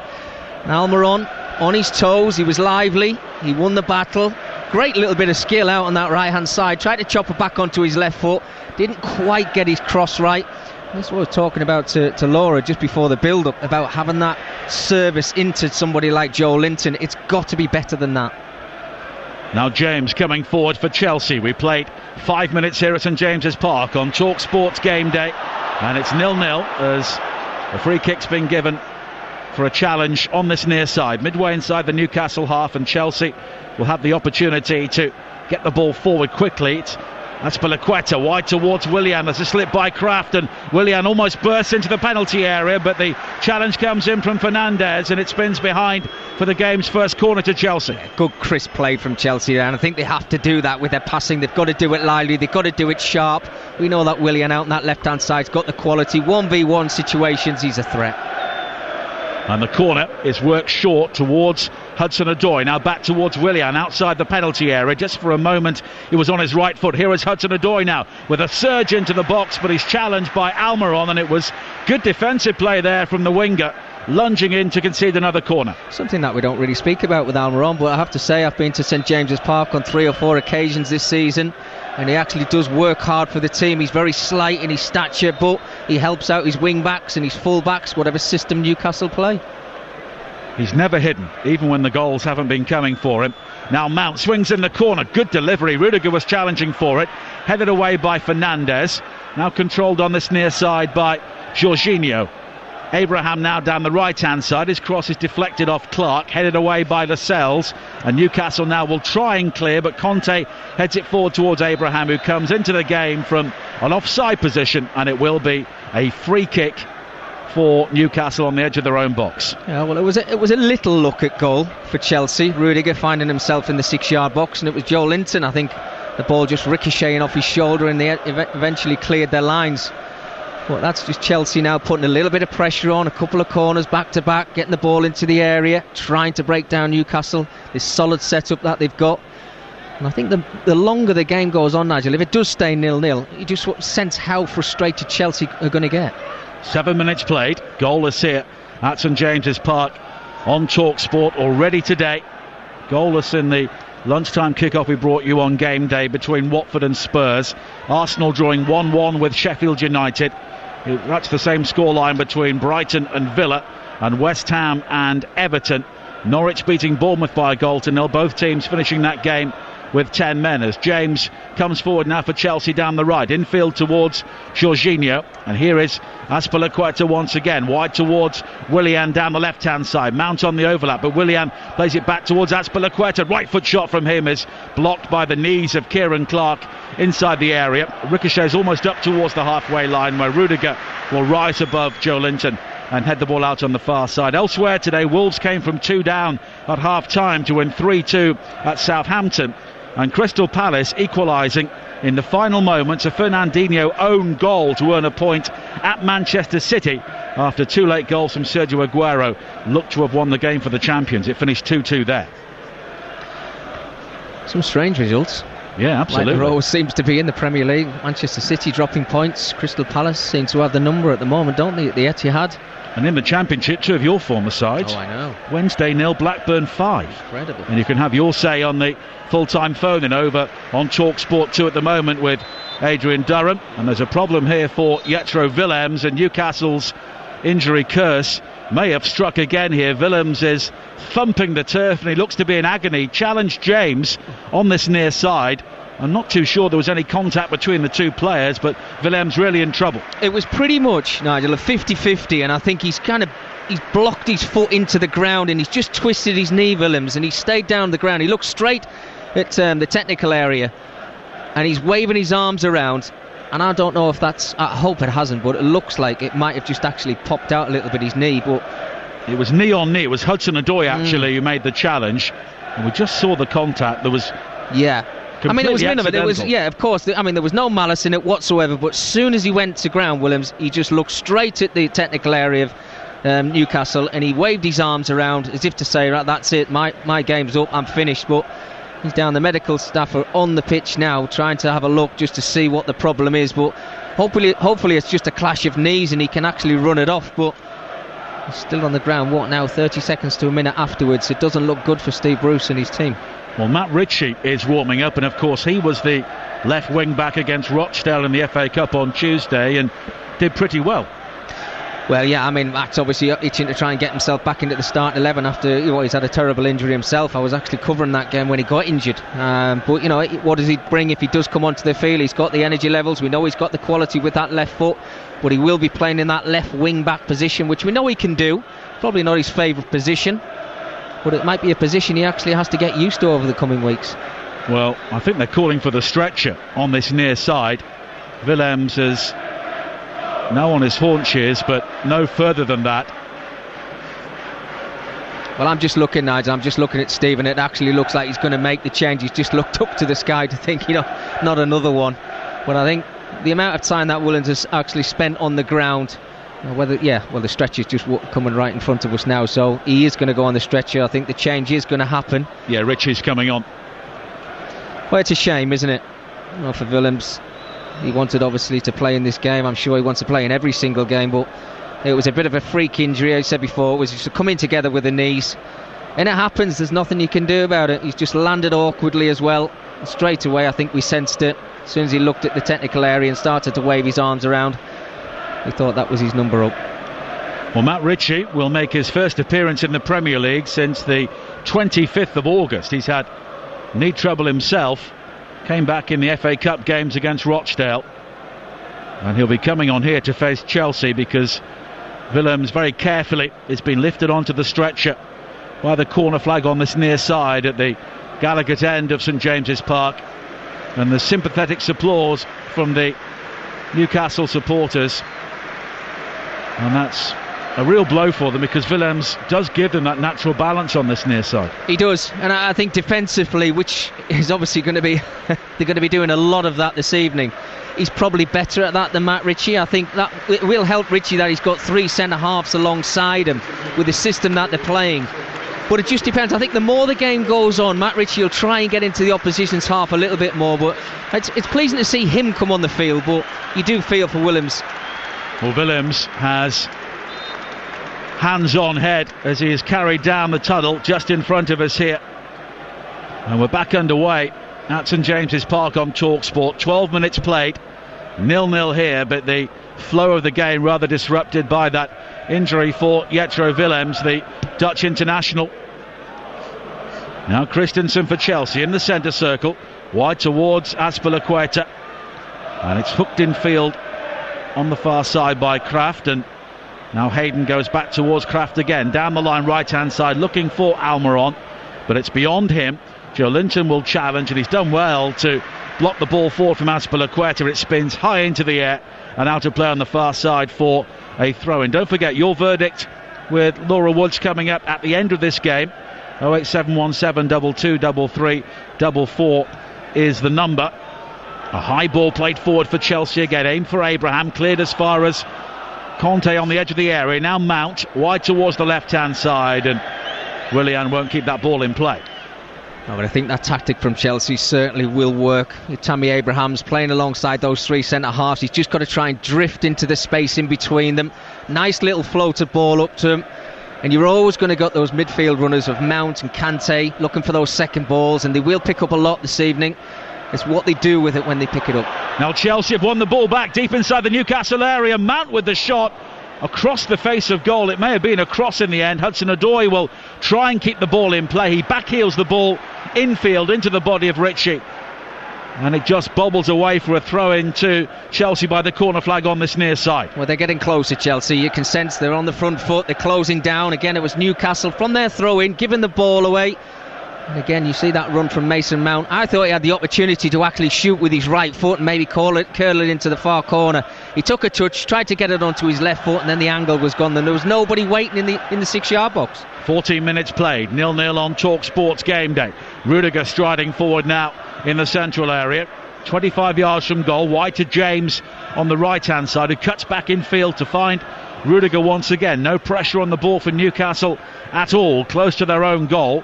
Here is Jorginho directing the traffic for Chelsea, back to Christensen, and now James takes over on this near side. Hudson-Odoi cuts in field to find Jorginho once again. Shelvey with a token challenge, but it's wide towards Rudiger, who scoops it high into the penalty area, and it's overhit. One bounce into the arms of Martin Dubravka. You're listening to Newcastle versus Chelsea on TalkSport with Now TV, and don't forget you can watch this game live right now with a Sky TV, a Now TV Sky Sports Day Pass for a one-off payment of just $9.99. And the game's rather been not deadened, but that injury's really taken the steam out of it. Yeah, it has. I think the atmosphere went flat straight away, didn't it? I think everybody sensed in the stadium that there was a problem. Now a long ball played forward for Hudson-Odoi, and Dubravka has to improvise on the edge of his area to use his thigh to divert the ball wide to this near side. There's another Newcastle player down inside the centre circle now. He's writhing in agony, clutching his left ankle. Yeah, I think it's Joe Linton who's actually gone down, and I think it was just a header challenge. There. Oh, sorry, no, yeah. It's Hayden. No, it's Isaac Hayden who's down. So I think it was a challenge. Two players obviously coming together from the header, but he's down on the ground. I think he's going to be okay. I think it's just a bit of a knock. But just before that, Dubravka's actually came to the edge of his 18-yard box. I think it's Hudson-Odoi who's actually breaking through into the 18-yard box. He does get the other side of the Newcastle defence. Why Dubravka has tried to clear his lines. The ball's actually, it's 3 yards inside the 18-yard box. Just catch it. Take the pressure off your back five. For some reason, he probably thought Hudson-Odoi might have had an opportunity of taking a touch on it. He was nowhere near it. That's not good goalkeeping. And the overworked Newcastle medical team are out again to attend to Isaac Hayden. And every time a Newcastle player goes down, you can sense the intake of breath from the Newcastle fans and the technical area once again. But this time Hayden looks to be okay.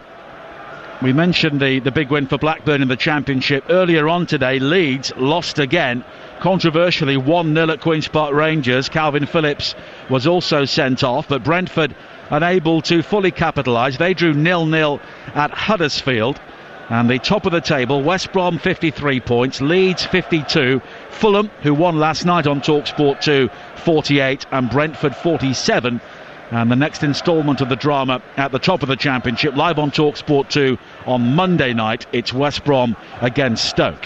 Jorginho with a high hanging ball forward again for Chelsea towards the edge of the area, headed away by Clark, and Clark then volleys the second ball clear. And Conte's cushioned header over the top is beyond Hudson-Odoi, and it spins out of play for a goal kick. Well, he's certainly got a bit of power on that header, N'Golo Kante, but I'm not too sure where he was trying to head it to, Nigel. Whether he was trying to put a little bit of an angle on it, just to make sure that Tammy Abrahams wasn't offside, but pretty much basically got it completely wrong. Chelsea, 4th in the table, 6 points behind Leicester, and 5 ahead of Manchester United, who both play tomorrow, of course. And they've been so good away from home. Their last 4 defeats, though, of course, problems for them at Stamford Bridge as Newcastle come forward now with Almiron wide towards the far side. A low cross in from Kraft is blocked down the right, back towards Kraft again, a deeper ball in this time, fisted away by Kepa and volleyed further clear by Conte up towards the halfway line. Abraham with his back to goal, looking to hold it up, but he's lost out. Joe Linton, the other number 9, comes away with it. Now Shelvey spreads it wide to the left-hand side, and Sam Maximan looking to attack the penalty area, cuts infield onto his right foot, and he went for the Hollywood shot, but in the end it's nearer the corner flag than the goal.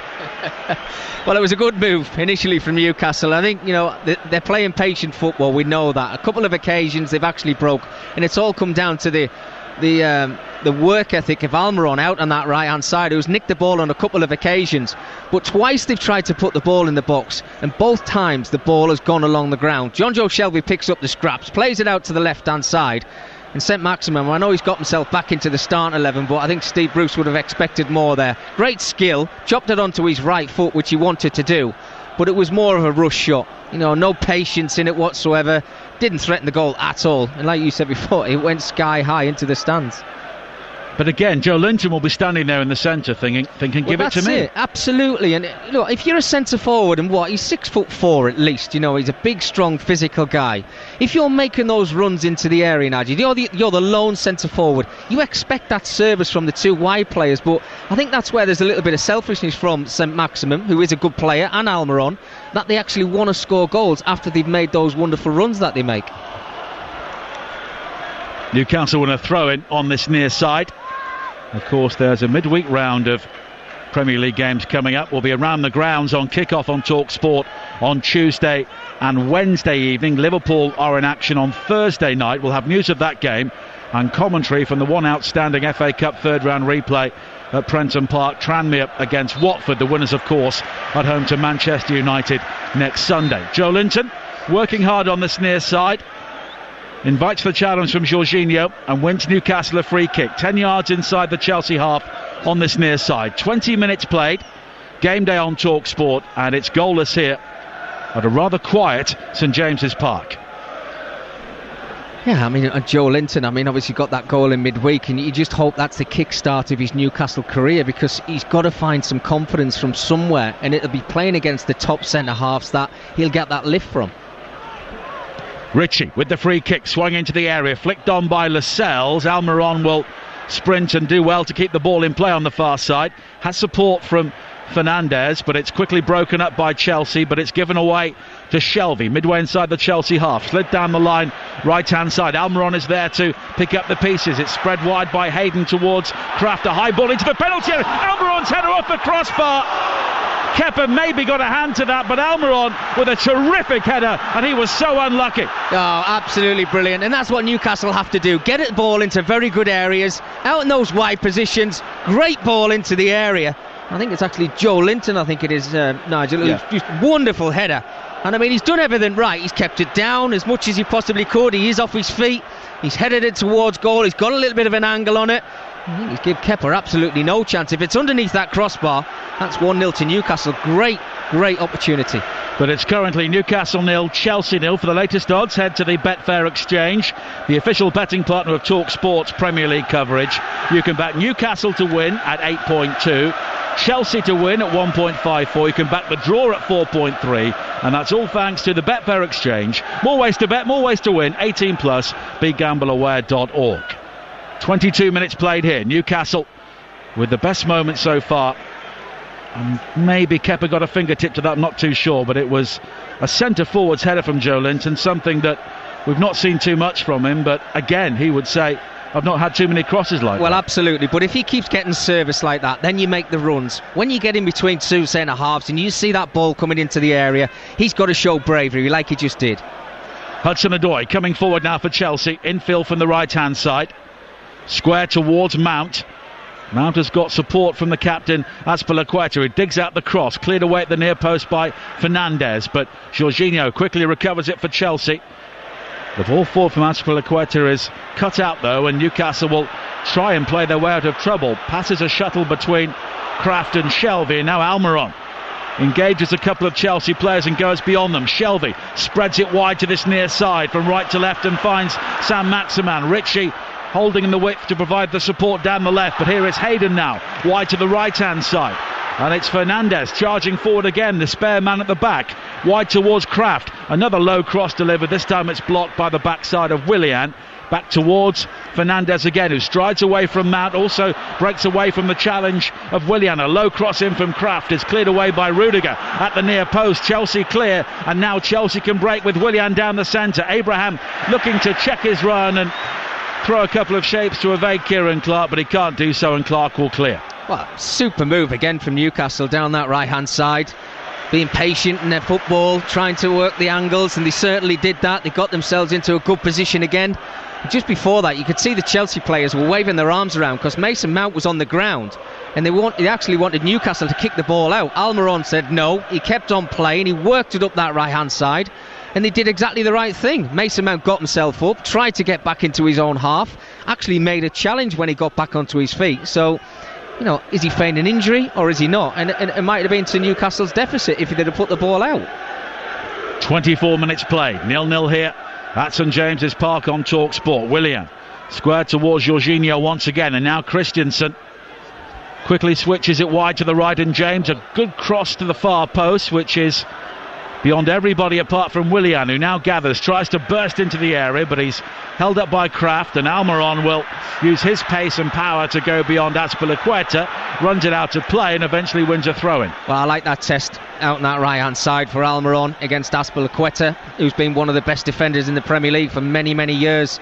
And he's got to stand strong. He knows that Almiron's got the pace on him. If he can kick the ball past him and try and run around him on a couple of occasions, Almiron's got the better of him. But Azpilicueta playing in that left-back position, he knows what he wants to do. He wants to try and get it onto his favoured right foot.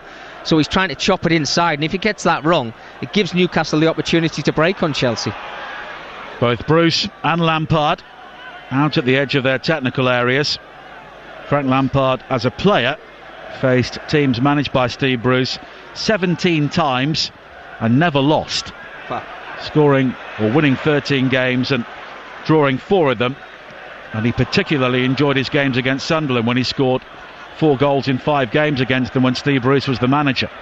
Now Mount on the far side, challenged by Fernandes, and Fernandes has had a decent game so far in the opening 25 minutes or so. And again he repels the Chelsea threat, but they do have a throw-in. Jorginho square towards Conte. He goes back towards Christensen, and Chelsea here are finding it difficult to break Newcastle down. They just love playing teams who leave space in behind, but at the moment Steve Bruce's side are very diligent defensively as Willian again tries to poke it forward. It's volleyed clear by Fernandes. Now Rudiger having to try and work his way through the bodies on the edge of the area, and there's a chase from Azpilicueta, but sliding in his craft once again to just lunge in before the Chelsea captain and concede a throw-in on the far side.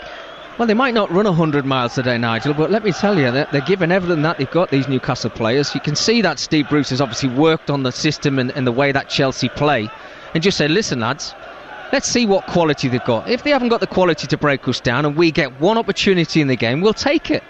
But before the game probably kicked off, I think everybody in this ground would have accepted if they come away with a point. Willian now with a cross high into the penalty area from the left-hand side. And here is James now down the right, back towards Jorginho. A low ball swept in, but cleared away at the far post by Fernandes. Joe Linton heads it back to Shelvey, who dabs it over the top first time, looking for Sam Maximan, and Steve Bruce hurls his water bottle to the ground in frustration at the lack of care over that ball from Shelvey. And Chelsea have it back again, and Chelsea have had 70% of the possession so far, but both teams have had 2 efforts on goal. Now Abraham unable to control a long ball into the box from James, and it's gathered by Dubravka. Yeah, well, Reece James and Hudson-Odoi, it's obviously the future of Chelsea Football Club out on this right-hand side. Reece James likes to get into the opposition's half. You know, he's like the modern day fullback, isn't he? I think that's what we're going to see for many years to come. Full of energy, gets into good positions, and on a couple of occasions he's put 2 fantastic balls into the area. Just this time around, it's Tammy Abraham's first touch just let him down a little bit. Chelsea have a free kick taken quickly by Christensen, who's just hobbling around alongside Rudiger at the moment, but he's played it forward towards Jorginho. And we played nearly 28 minutes here on TalkSport, and we still await the first shot on target, although Newcastle have hit the crossbar. Now Christensen on towards Reece James again. Hudson-Odoi. James on the edge of the penalty area, right hand side, finding Jorginho. A typically precise ball from him, but it's blocked by Hayden, and Saint-Maximin with the headband will gather on this near side and drives in field once again. He had Almiron ahead of him, but the ball just striking Almiron on the heel, and he's appealing that he was also held back by Reece James. Well, it was brilliant play from Saint-Maximin. I think he could have released that to Almiron just one touch earlier, but I think there was a little blockage just in front of him there. But that was a real opportunity for Newcastle, and Steve Bruce was absolutely going crazy with the referee. Abraham tries a shot right-footed, 25 yards out, and it's high into the Gallagher end away to our right-hand side. And Tammy Abraham's 13 goals so far this season have been worth 12 points for Chelsea.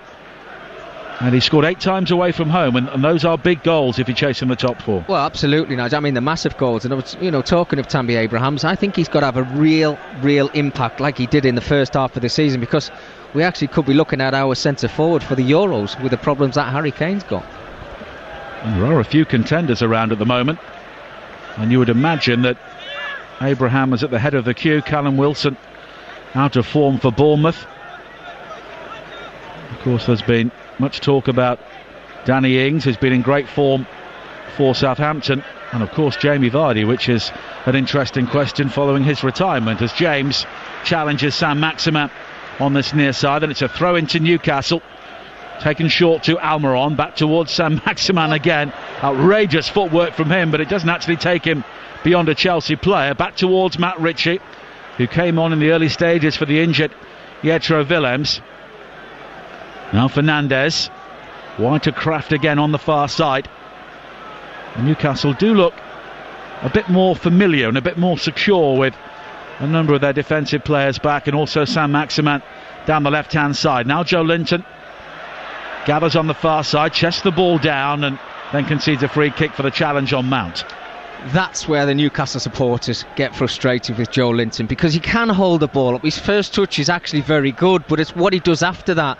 His vision, he's got to try and stay strong in front of that ball, hold it up. Like we said before, he's a big guy, but his second touch and his third touch, he's got to get his head turned, know what's around him so he can just lay it off, and then let the players who actually can pick up that ball and start running at Chelsea, let them show their quality.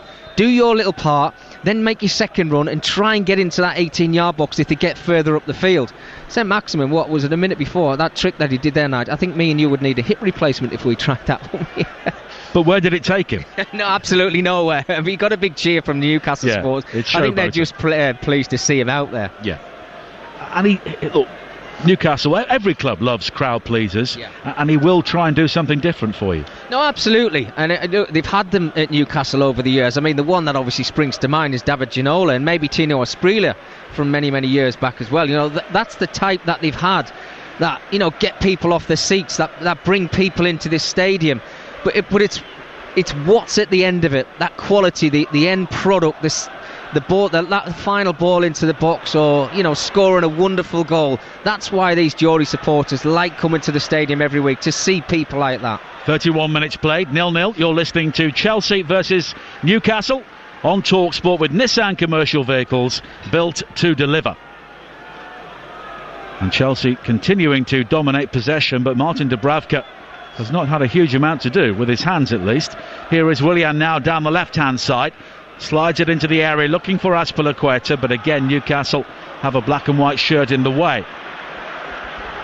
Almiron tries to take on Willian on the far side, but then loses out. But Chelsea quickly have it back with Jorginho, short towards Conte. And Frank Lampard looks on, arms in pockets, or hands in pockets, and he may see this as a test of patience as it's flicked on by Abraham, and it's off the crossbar, and then the free kick has been given against Chelsea for offside. It was a first flick on by Conte into the area, and then Abraham with an outrageous back flick, but it came back off the woodwork. Well, you can see we've got the replay in front of us. You can actually see he's offside, Tammy Abrahams. Brilliant run from Conte and a wonderful flick. And Abraham's obviously looking sharp in that 6-yard area, just had to flick at the ball. And it is towards the target. I'm not too sure if there's a save, but linesman's got it completely right. I think he's probably about half a foot offside, but it's an audacious little flick towards goal. But that's one crossbar each in this game now. Don't think Dubravka got anywhere near it. Looking at the replay, no, he was sprawling across his goal, but it wouldn't have counted. As Rudiger comes forward for Chelsea now. 12 minutes to play in the first half on TalkSport. We'll get reaction from some of the big stories of the day coming up at half-time.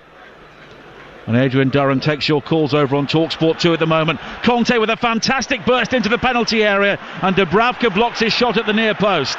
What a save. What a save from Dubravka there. 1v1 situation. Kante just spins in behind Kieran Clark, shows his pace. And now James with a low ball into the area, and Dubravka does well to judge that.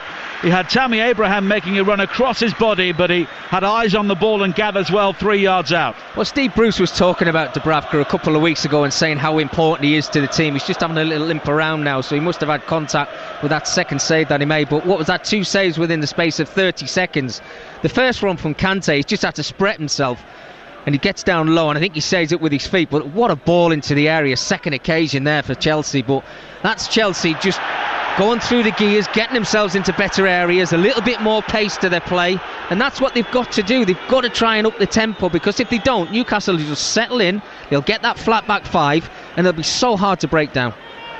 And the Newcastle crowd and Steve Bruce wanted a free kick on this near side following a leap by Christensen over the head of Joe Linton. Hudson-Odoi can't control the ball on this near side, and it will be a throw-in for Newcastle.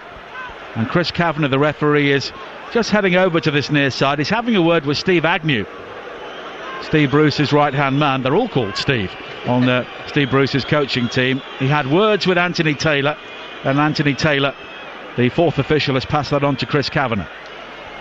Well, they're just getting frustrated, I think, Steve Agnew. He used to be a teammate of mine at Sunderland. I mean, he's a great character and he's a funny guy, but I think, obviously, when you turn and you start being a coach like Steve is, he wants the best for his team, and he thought there was a foul there. I think there was obviously contact, but if it's not given to you, they're not going to bring it back all the time, and you're not going to get every foul. Your players have just got to get on with it. And Martin Dubravka is just hobbling around on that left knee. I think he was caught by Abraham when he made that second save, and that's something we'll just monitor as Chelsea come forward again now with a high ball into the area, cleared away as far as Hudson-Odoi, but Conte this time is penalised for the challenge on Kieran Clark. Yeah, I think it was definitely a foul. Kieran Clark, he stayed nice and strong there, stayed on his feet, eyes on the ball, and Kante's just trying to flick his leg around the front of Kieran Clark. The whistle did blow. I was just looking at Dubravka there, and he was actually waving his arm across to the technical area, but it was with a thumb up. So I think he's going to be fine, Nigel. I think he just has to rub that little knock off. Well, Steve Bruce has beaten Chelsea only once in 22 Premier League games as a manager, but he'll be happy with the way his side have adapted to the task here this evening.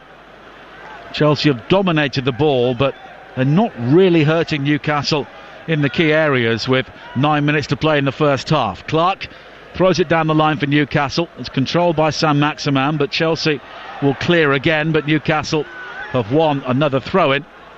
And here is Shelvey, and he had time to play in craft down the right-hand side, but the ball wide was blocked by Willian. But here is Fernandes bringing the ball forward. He plays it behind Hayden, but he keeps the ball in play down the right, but then he just runs it out of play at the second attempt, and it will be a throw into Chelsea. It's scrappy play from Fernandes. Does very well initially. Brings the ball inside, tries to work it out to the right-hand side. He's got a simple 10-15 yard pass out to the right-hand side. 2 players to pick out. Plays it in between them. And the 2 players don't know which one's going to go for it. Ends up going out for a throw-in. And that's the quality I talk about. When you get to that final third, that's when it matters the most. Give the person who's receiving the ball a little bit of time. He can get his head up, get the ball out of his feet, and provide that service for Joe Linton. But that's scrappy play from his centre-half. Tammy Abraham has now conceded a free kick on the far side, the Newcastle right, midway inside the Chelsea half. Shelvey will take it, and Shelvey pings it high into the penalty area, and the header is over the top. I think Fernandez was on the end of it, but it was more shoulder than head in the end, and it loops harmlessly over. No, it's a brilliant ball into the area from John Joe Shelvey. He does everything right. He's got pace on it. He's got a little bit of whip on it. And I just wonder if there's any belief in Fernandez. He's actually in the 18-yard box. Is he just there to make up the numbers? Because that's a brilliant opportunity. He's onside. He makes a great run. He just times his header wrong. His leap is completely wrong altogether. Christensen just has to hoof the ball high into the very chilly night sky here on Tyneside, as he was played into trouble by Reece James. But now Sam Maximan has fouled James, and it will be a free kick for Chelsea on this near side. Well, I mean, Frank Lampard's been trying to pass on some information to his players, but I think one of the messages you certainly get across is, look, you've got to up the tempo when you get into Newcastle's half, because yes, they're going to have a lot of possession in this game. As we've said before, Newcastle will sit back as soon as they lose the ball. But I think they've been scrappy, Nigel, in that final third. I mean, how many times have we mentioned Hudson-Odoi having a 1v1 with Richie out on this left-hand side? I don't think we've said it once. Well, the one shot on target in the game so far has come from N'Golo Kanté. Here is Hudson-Odoi now, found by Kanté on the far side, the Chelsea right. Infield again towards Kanté, and now James just tricks away from one challenge, fires in the cross, which was blocked by Clark, and it's a throw into Chelsea on this near side.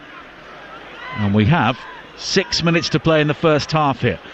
On Game Day on TalkSport, Hudson-Odoi now with a high cross into the area, headed away by Shelvey. And now Almiron will try and bring the ball clear, but Azpilicueta recovers it well for Chelsea. Now Conte finds Azpilicueta once again. Mason Mount comes in field with the bright yellow boots onto his right foot from the left-hand side, finding James back towards Jorginho once again. Rudiger now will bring Willian into the game, wide on the Chelsea left. But Newcastle very quickly have 10 players behind the ball, so Willian has to take the long way round. And he's picked out Hudson-Odoi in space down the right-hand side. The early cross into the area, and the header is over the top, well placed from Mason Mount. But better play from Chelsea. Worked it from the right-hand side, knew that there wasn't an opportunity to put the ball into the area, shifted it across to the left-hand side. They were patient, but then it comes to Jorginho. A nice little whip ball again to Hudson-Odoi, which you want to see more of. Got that half a yard, and I said before, Matt Ritchie's better in the opposition's half. He started to actually back off in his 18-yard box, his own 18-yard box, which gave him the opportunity to put that ball into the area. And Mason Mount is always going to make those runs, but I think he just had to show a little bit more quality with that header. Now Joe Linton barges away from the challenge of Hudson-Odoi on this near side, but Conte has quickly won it back. But really good defending from Kieran Clark, who was alert to the danger, steps in before Abraham, but Newcastle's clearance only picks out Azpilicueta on the far side.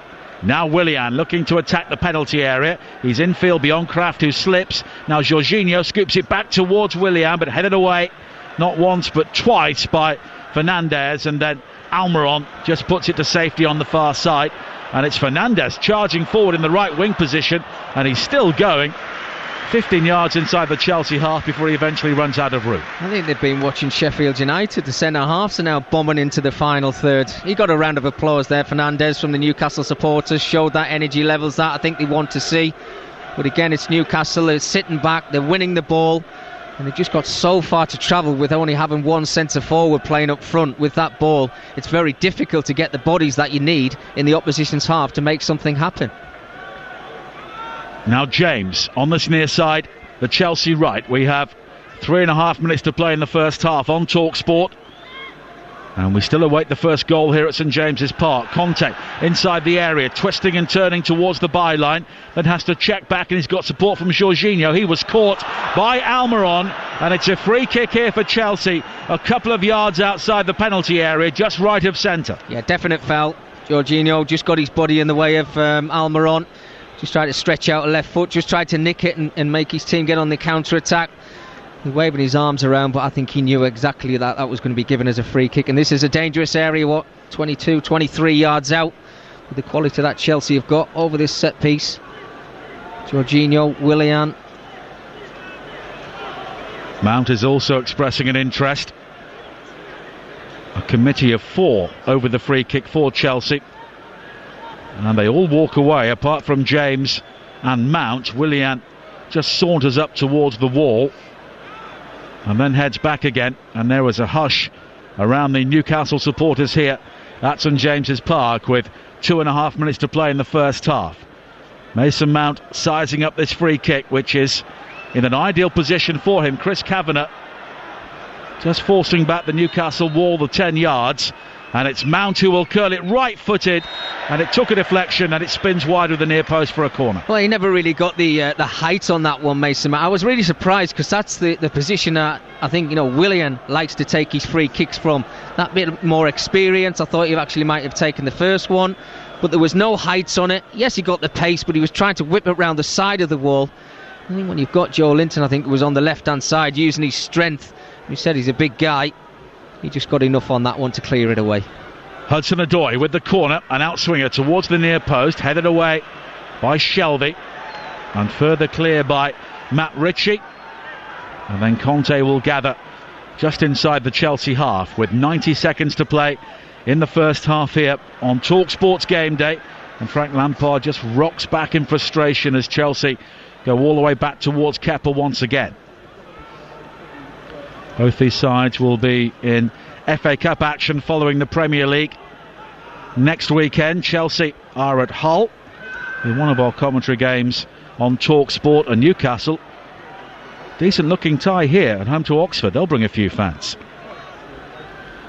Now Jorginho wide towards Willian. Good ball to pick out Mount down the left, but he slips as he delivers the cross, 1 foot onto the other, and it's behind for a goal kick. Well, does that sum up Chelsea's first half performance? They've obviously had a lot of possession, and they've gotten themselves around the Newcastle area, getting in behind the back five when they've had the chance. They've put a couple of decent balls into the box when things haven't happened for them, but I don't think they've done it enough. We've talked about the quality that they've got. Mason Mount, he's hit the ground running in the Premier League. Tammy Abraham's the goals that he's got in the first half of the season, but I don't think that quality's quite been there. Willian, we've talked about him once or twice. He showed it. He put one lovely ball into the box, but other than that, I think Newcastle have been quite comfortable at the back. Well, it's interesting times for Chelsea because the transfer window's open, and of course they can now be part of it. As Shelvey, who's used the ball very well for Newcastle, plays it wide to the far side, and Kraft. Fernandes with a long ball down the centre. Rudiger will chest the ball down and find Jorginho inside the centre circle as we tick towards the end of the 45 minutes here.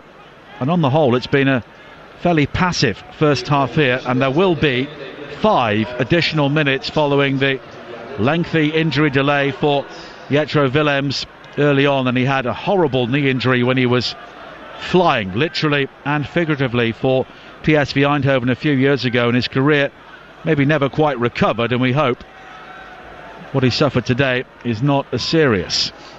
Absolutely. Now Christensen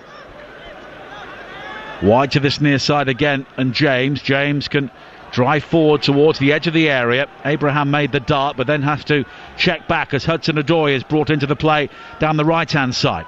Finding James again. James with a lovely body swerve to evade Hayden, and Jorginho just clips it wide to Willian down the left-hand side. Azpilicueta in support, but Willian comes inside onto the right foot, then chops back onto the left and finds Azpilicueta. A low-driven ball in, strikes Kraft on the heel and spins behind for yet another Chelsea corner. Another good opportunity for Chelsea. Winning themselves another corner. Mason Mount looks like he's going to try and take an early one, but I think he's changed his mind. Needs to show that quality. They've got big guys in that area. And the corner this time taken by Mount and gathered in commanding fashion on the edge of a 6-yard area by Martin Dubravka. It was like they weren't set up. The Chelsea players, they kind of just came in a bundle. 3 or 4 players were all stood around. I don't think they were really expecting the corner to come in that close to the goalkeeper. There was no set up with it. There was no runs coming in from behind or a near post run. It was just let's see what this ball's like when it comes into the box. And sometimes you can play off the cuff and it might work, but often it doesn't. No, absolutely. We know that managers and coaches work on set pieces a heck of a lot now, Nigel. They get them set up. But they did. They all ran in together. Azpilicueta now down the left, a low cross into the area, cleared as far as Willian, who pings it in. It takes a deflection, and eventually it is sliced over the top of his own crossbar by Matt Ritchie for a corner. Newcastle are booing, or the fans are, because they believe they should have had a free kick earlier on, but Chelsea close to the opening goal there. Well, it was Mason Mount again. He was making a run into the area, and I think it was Fernandez who actually went to ground. It was contact with shoulders, but other than that, you've still got to keep playing and wait till the referee blows the whistle. They just stopped Newcastle, and eventually they got away with it because Matt Ritchie, he just gets his clearance completely wrong. Hudson-Odoi will take the corner on this near side, an outswinger this time, and it's very deep. Christensen will challenge for it. Christensen and Jorginho almost collide. Newcastle will try and bring it clear, and now they do get a free kick for a pullback on Kieran Clark. Yeah, definite foul, but again... Well, he's not given the free kick. Wow. Well, he's allowed play to go on. Here is Hudson-Odoi on this near side.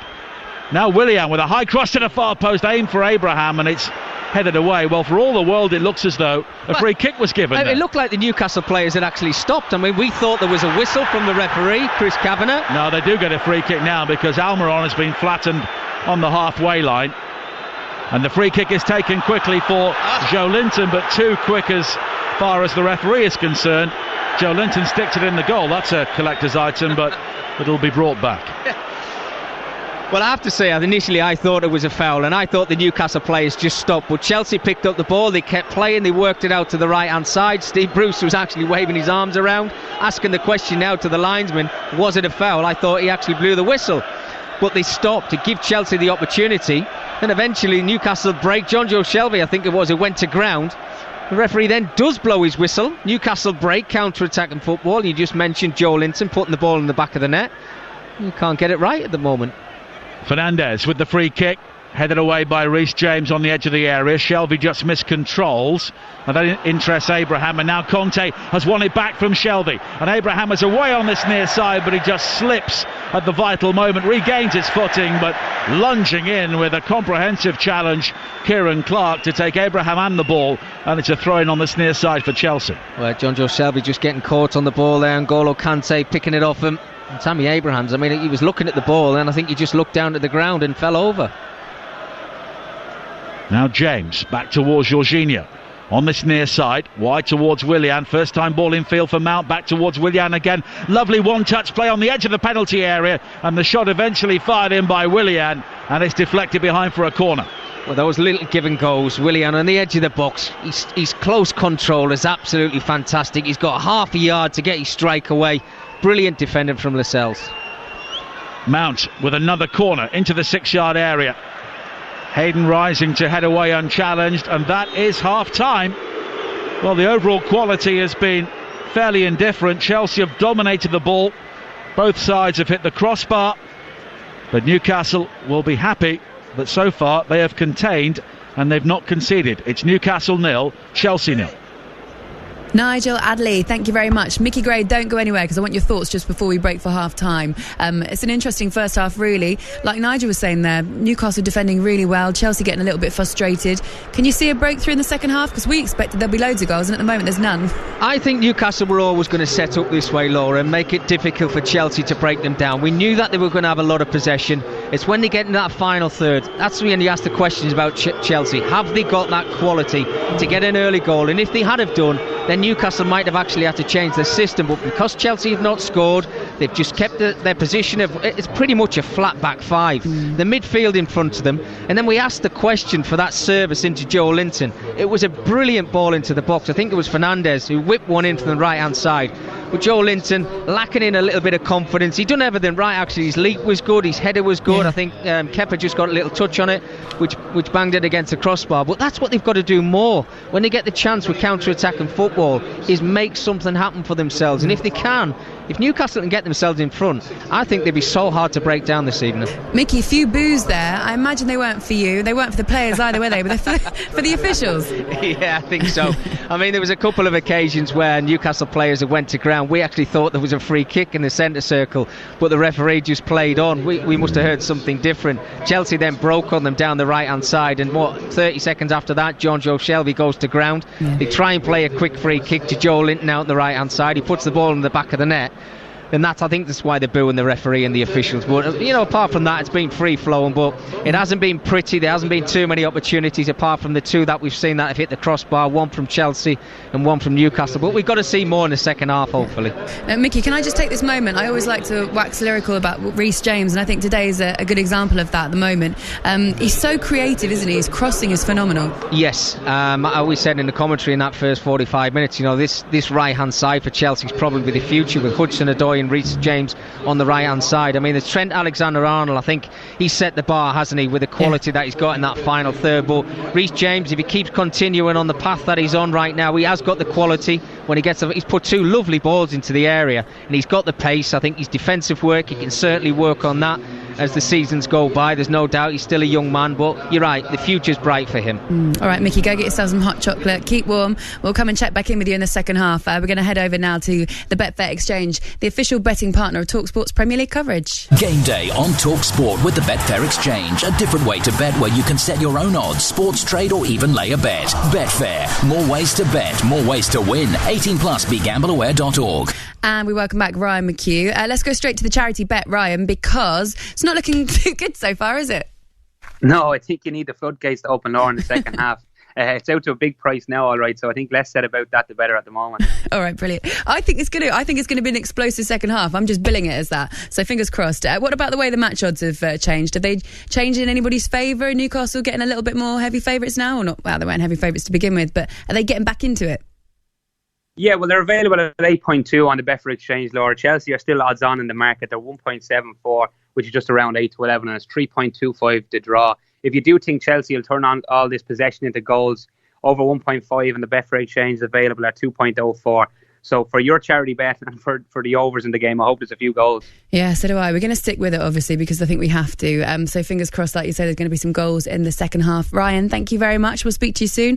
That is all thanks to the Betfair Exchange. More ways to bet, more ways to win. 18 plus, begambleaware.org. Game day on TalkSport with the Betfair Exchange, a different way to bet where you can set your own odds, sports trade or even lay a bet. Betfair, more ways to bet, more ways to win. 18 plus, begambleaware.org. Don't forget, 7:30, it's Game Day Your Verdict. Alongside me is Darren Bent. He's in the studio with me now. Hi, Darren. Yeah, there's loads to talk about, isn't there? Yeah, there's absolutely loads. I mean, obviously, you look at the comeback from Wolves. I mean, it's incredible. Great 2-0 game. down against Saints, 3-2 in the end. Exactly. Obviously, Manchester City dropping more points today after they got themselves in front. So, yeah, a lot to talk about. Cenk Tosun as well. Congratulations to him. That was his first Premier League start for Crystal Palace, and he gets a goal on it. So we will be talking about that, as well as all the other games as well. 08717 22 33 44. If you want to give us a buzz, you can book in your call now. We'll call you back, so you don't have to sit and wait for another however many, what would it be, another hour until we're ready to have a chat with you. Make sure you give us a call. It is half time at St James's Park. We're still waiting for someone to break the deadlock. 0-0 at the moment. Join us for the second half shortly.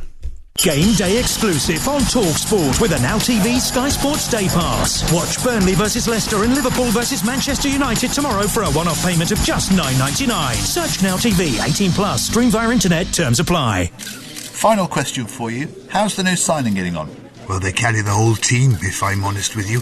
They're a tough cookie, eyes in the back of their head. Get the Navara N-Guard in your squad with a 5-year warranty, 3.5-ton towing capacity and 360-degree intelligent around-view monitor. It's tough as well as smart. The Nissan Navara N-Guard, built to deliver. 5 years or 100,000 miles, whichever comes sooner. For full terms and conditions, speak to your local Nissan Business Centre. Yes, madam. Hi, can I get a blanket, please? And a pair of those lovely little headphones and another bottle of water. Madam, the plane has landed. I know. Like getting your money's worth? Enjoy the delicious mayo chicken. Just 99p from the McDonald's Saver menu. From 11am, price and participation may vary. As all the big games kick off across the nation, head to thesun.co.uk/football for all the fallout following another massive weekend of football in the Premier League and beyond. The hottest news, essential views, live blogs and the biggest opinions in the game from the biggest names in the game, including Alan Shearer, Danny Higginbottom and Alex Scott. And with a reporter at every game across the country, thesun.co.uk/football has all the football news you need. The Sun. We live it. We've got it at Selco. Selco. Selco, it's where the trade go. At Selco Builders Warehouse, we've got real deals on a wide range of trade-quality building products. In January, get a 1200 by 600mm Rockwall sound insulation slab for only $27.95 ex-VAT. Now that's a real deal. Find even more real deals at Selco Builders Warehouse. For more information, see selcobw.com. We've got it at Selco. Selco, it's where the trade go. Finding your perfect new home can be tough. So if you keep missing out, it's time to search at On The Market. There are thousands of new properties to buy or rent every month at onthemarket.com. 24 hours or more before they're on Rightmove or Zoopla. On The Market. See them first.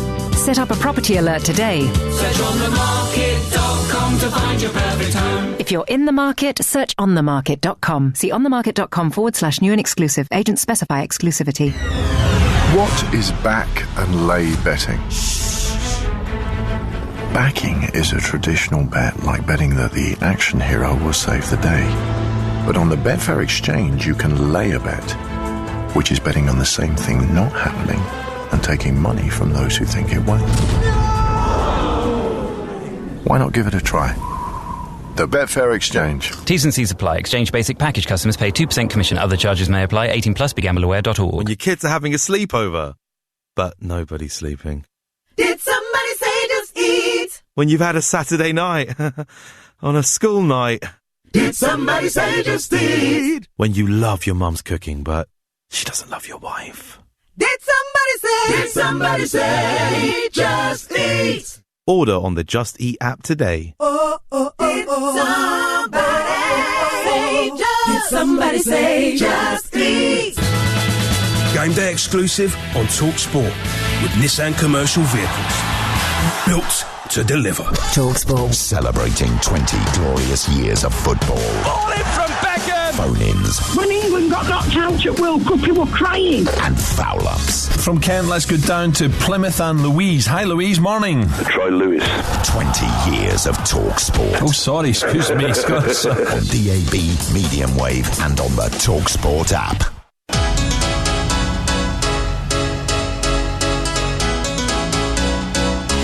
Hello, welcome back. This is Game Day Live. It's Newcastle 0, Chelsea 0 at the moment. We're going to get the second half shortly. So far, Jetro Williams came off after 12 minutes, adding to Steve Bruce's injury problems. Matt Ritchie came on and replaced him. Both teams have hit the woodwork. Newcastle pretty solid at the back, and Chelsea looking to break them down. They got 72% possession. That is the visitors at the moment. So the second half is coming shortly, but it's been a busy day in the Premier League today. We're going to get your headlines now with Kate Fallis. Tottenham boss Jose Mourinho admits his side couldn't have done much better against Watford. They were held to a goalless draw at Vicarage Road in today's early kick-off. You win, you don't, but you go to every match to win. The reality of it is that we score 2 goals in the FA Cup and 0 in the Premier League in 2 matches. But we try to win. Spurs manager Nigel Pearson reckons his team almost snatched the win, though. I thought the players showed incredible resilience and desire to find a different way of winning the game. And on another day, maybe I could be standing here talking about another 3 points.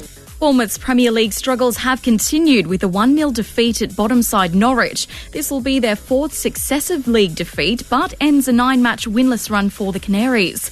West Ham manager David Moyes' reunion with his old club Everton finished 1-1. He admits it was a fair result. It looked a really tight game on paper, I felt. If you looked at the two teams, we were missing a couple of our better players, and Everton were missing a couple of the better players as well. So from that point of view, it always looked like going to be a tight game. It was the same score between Brighton and Aston Villa, and Dean Smith says Villa wants to bring on a striker. Ghazi's put a valiant effort in today with Trez and Jack Grealish. You know, they interchange very well. And then young Indiana from the under-23s, who's done well this season, scoring goals. He's full of energy and he's got quality, so you know I'm not afraid to throw him in there as well. There were 3 late goals at Manchester City as the champions were held 2-2 by Crystal Palace. A 90th minute own goal from Fernandinho means City's faint title hopes have suffered another damaging blow. Meanwhile, Arsenal conceded an 83rd minute equaliser to draw 1-1 in their home game with Sheffield United. It was midfielder John Fleck who evened the score. Might drop for Fleck on a drive. It's 1-1. John Fleck has equalised for Sheffield United. Leno couldn't keep it out. Sheffield United changed their system and changed their fortunes. It's all square at the Emirates. And Wolves came back from 2-0 down to triumph 3-2 at Southampton. Nuno Espirito Santo says it was all down to self-belief. What I tried was to make them believe that was possible. And I think the adjust of the team was good and we react very well. That's the latest for now, but stay tuned for our exclusive live coverage of the second half of Newcastle versus Chelsea.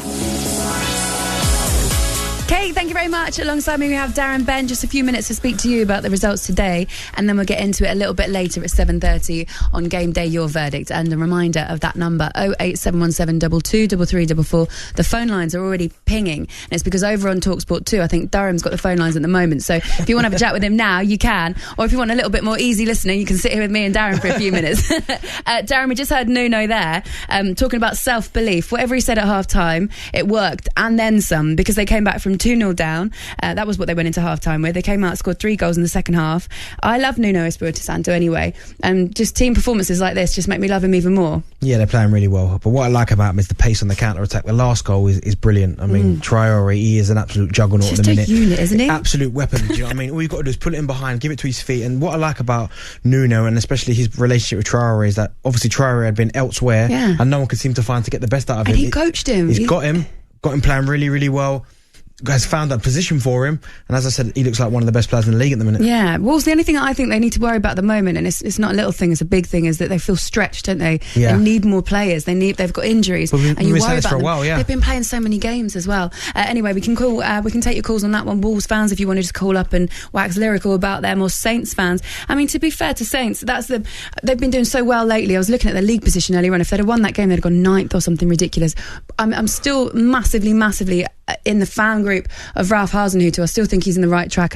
I wonder what happened there for them to go 2-0 up in the first half and then for him to fall away. So Saints fans, we want to hear from you. 08717 223344. Do you want to talk about Arsenal? Yeah, we can do. Yeah, a little bit on Arsenal. 2 Arsenal fans here, disappointed with that performance. Martinelli with that first goal, coming in for... We sat there watching that game for Aubameyang, 3-match ban. We thought this is a perfect opportunity for him to come in and show what he could do. You've seen him do it before, not necessarily always in the Premier League, but in the other competitions that he's been involved in. But then to concede in the way that they did, Sheffield United, I'm not going to take anything away from them because their fitness levels and the way that they power through these games, and they keep coming, don't they? It's disappointing for Arsenal, but a good performance of Sheffield United. Yeah, Arsenal, I mean, Martinelli, he seems to have that gene. And when I say that, it's that goal-scoring gene where he seems to score the ugly goals. He puts himself in when it hurts. Do you know what I mean? Like the ones that it will drop to somebody, there'll be a packed penalty area, it falls to him and he puts it away. So yeah, good performance by him. But again, Arsenal conceding goals, but Sheffield United, again, a great point for them. All right, so one more time, 08717 223344. That is the number that you need to call for Game Day Your Verdict. If you want to come on and have a little chat with me and Darren, I'm looking at the screen now, I can see the players are coming back out onto the pitch at St James's Park. Willian's just there getting warmed up and ready for the second half. We haven't seen any goals yet, which is quite disappointing because you kind of think Chelsea on the road this season usually score a lot of goals, they usually concede a lot of goals, so it'll be an interesting one whether this will come to life. The Newcastle team are just coming out now as well. Why don't we hand you back over to your commentary team. Mickey Gray is alongside Nigel Adley for the second half at St James's Park. And that's a good point you make, Laura, because Chelsea have 22 points away from home so far this season, but only 1 clean sheet. They do tend to see goals at both ends, but I think Frank Lampard may have been disappointed, Mickey Gray, at the pace of the way the ball was being moved around in the first half, because they're playing a mass defence and maybe just didn't quite have the guile to break them down. Well, I said if Newcastle sit behind the ball, they can frustrate Chelsea, and that's what we saw for 45 minutes. But I don't think Chelsea showed that real cutting edge, that quality that we needed to see from them. Certainly what we've seen so far this season away from home. And that's what Frank has got to say to his players. Look, let's be a little bit more lively, but when we get into those areas, let's be a little bit more clinical. Newcastle and Steve Bruce, on the other hand, will be pretty pleased with the way it's gone so far.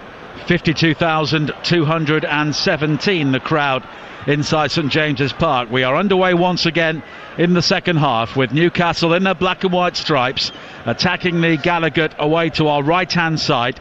Chelsea in all blue as Almiron gathers for Newcastle on this near side, checks back in field to find Shelvey and gets a smattering of applause from the home supporters. Now Ritchie, who came on for the injured Jetro Willems in the first half, back towards Clark, and it's Played out and straight out of play by Fernandez on this near side. The Newcastle team again, Dubravka in goal, Krafth, Lascelles, Fernandez, Clark and Ritchie across the back, Shelvey and Hayden in central midfield with Almiron and Sam Maximan either side of Joe Linton. Chelsea, Kepa in goal, James, Rudiger, Christensen and Azpilicueta, Jorginho and Conte, Willian, Mount, Hudson-Odoi and Abraham. And the two benches for you, Newcastle, Darlow, Cher, Lejeune, Atsu and the two long staffs. And for Chelsea, Caballero, Barkley, Pedro, Zuma, Kovacic, Batshuayi and Emerson. Is there a game changer on either side there, Mickey? Well, they might be on the bench. Yeah, yeah, absolutely.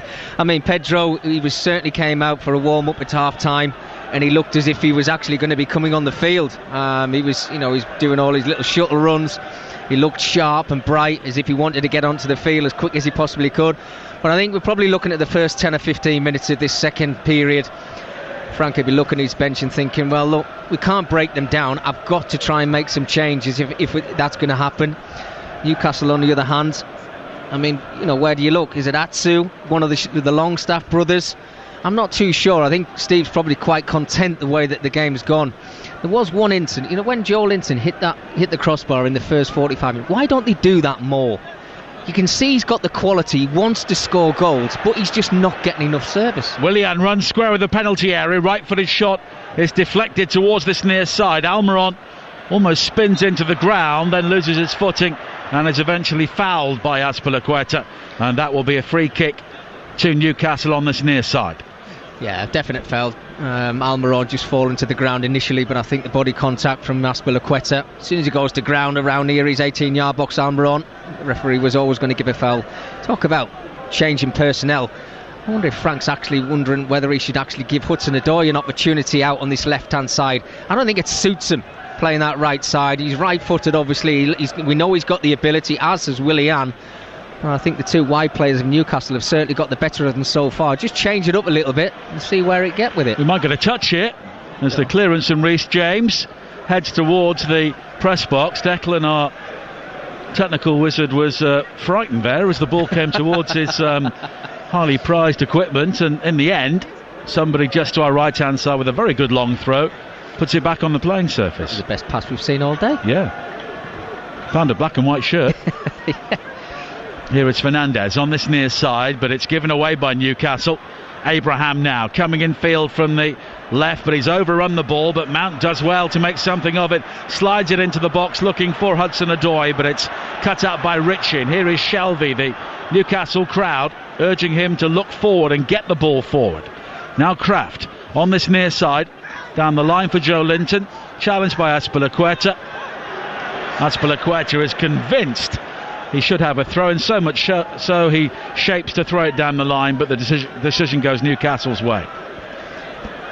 Yeah, again Newcastle giving the ball away. This time Tammy Abrahams was the one who picked the ball up, and he had a great run outside of him, the left hand side. It was Kante who actually made the run, but he ignored him and he went to try and play a ball inside.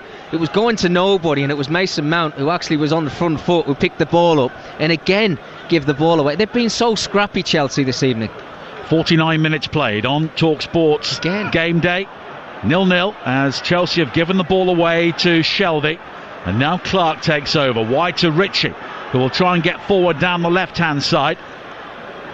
Maybe thought about unloading the early cross, but he goes short towards Almiron, and here is Kieran Clark once again.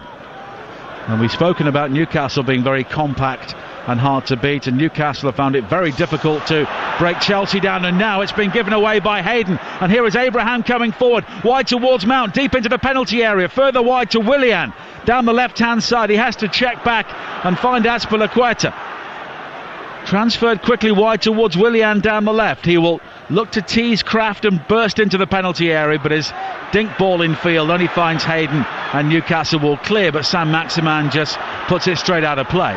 Well, both teams are making silly mistakes. This time, I mean, Tammy Abrahams, and I was going to say a confident Tammy Abrahams, goes 1v1 and actually has a strike on goal. Well, he is full of confidence. I don't know why he didn't take that on. He tried to play a little ball inside to Mason Mount. The opportunity just came to nothing. His shot wasn't there. He had to play it wide to Willian. and eventually came to nothing. But Newcastle win the ball back, give the ball away again in their own half, and it's Chelsea again. A lot of possession, Newcastle getting behind the ball. It's a story of the game so far, really. 51 minutes played, goalless here at St James's Park on TalkSport as Willian drives in a cross, which is headed away at the far post by Ritchie, and Almiron is beaten to it by James, and it will be a throw-in to Newcastle. And Almiron and Saint-Maximin have swapped sides at the start of the second half. Saint-Maximin now choosing to have a go at Azpilicueta, and maybe having Almiron on that far side is a plan to try and keep Reece James a bit further back. Yeah, well, we know that. I think he works a little bit harder than Saint-Maximin. It's not something that he likes to do. He likes to pick up the ball. He's obviously missed a lot of football, so you don't know what his levels are like. Now Saint-Maximin with a smart back heel in field, looking for Kraft, but Jorginho just spots the danger. Now he's given the ball away to Kraft, who lunges in and finds Hayden on the edge of the area, but the ball was eventually behind him. But Fernandes takes over here for Newcastle. Wide to Kieran Clark, and further wide to the left, and Ritchie down the line now for Almiron, who chops back in field beyond the run of James towards the edge of the area. Here is Shelvey now. And now the ball in from Clark was a poor one, aimed for Ritchie, straight to James, and Chelsea will clear with 7 minutes played in the second half. And it's chested down by Abraham to find Mount. The home crowd wanted a free kick for handball, but Mount has found Willian now on the edge of the penalty area, striding clear and driving the ball left-footed wide of the far post. Game starting to open up now. Newcastle trying to get on the front foot. You talked about those two wide players changing positions. Well, they've got two wide players who've got pace and quality but can't beat fullbacks on the outside. Well, you've got a left footer now playing left wing and a right footer now playing right wing. Almiron still wants to come inside onto his weaker right foot, gives the ball away, gives Chelsea the opportunity to break. 3v2 situation, gets played out to the left-hand side. Willian makes a great run.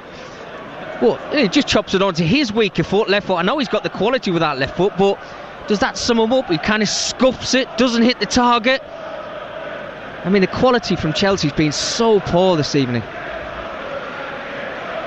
Here is Ritchie on the far side, finding Shelvey. A high, loopy sort of ball. Almiron looks across the line and is offside. And it's a free kick for Chelsea. The table as it stands at the top, Liverpool, of course, who play tomorrow on 61 points. Manchester City 48 following their draw today. Leicester, who play tomorrow, 45 points. Chelsea currently have 40, and both Manchester United and Wolves, who won today at Southampton, have 34 points. At the bottom, Norwich, who beat Bournemouth. Norwich have 17, Bournemouth have 20. Villa, who drew at Brighton, have 22, and Watford, who drew against Spurs, have 23, along with West Ham and Burnley, who have 24 points. Now Conte. Square again towards Azpilicueta, and Laura Woods and Darren Bent will take your calls in your verdict following this game as Willian plays it square to Mount on the edge of the area. Azpilicueta with a right foot shot, caught it well but too close to Dubravka. Yeah, good move from Chelsea, worked it right to left. Azpilicueta, the left full back, just cutting inside again onto his stronger right foot. Good play from Willian, just chopping on that right foot. A little layoff for Azpilicueta, who was just running onto it, did everything right, got his laces through it, kept his head down, kept it low. He was never going to threaten Dubravka. He was just stood still, held on to that one comfortably. Mickey Gray and Nigel Adelaide talking you through the action here at St James's Park with 54 minutes played on TalkSport as Hayden catches Mount, and it's a free kick to Chelsea, left of centre, around 27 yards out, and Hayden receives the game's first yellow card. Yeah, you could just see there Mason Mount, he just got the wrong side of Isaac Hayden, just a little touch out of his feet, tried to get into the 18-yard box. Hayden knew, and he'd lost his battle, slid, went to ground, just caught the ankle of Mason Mount.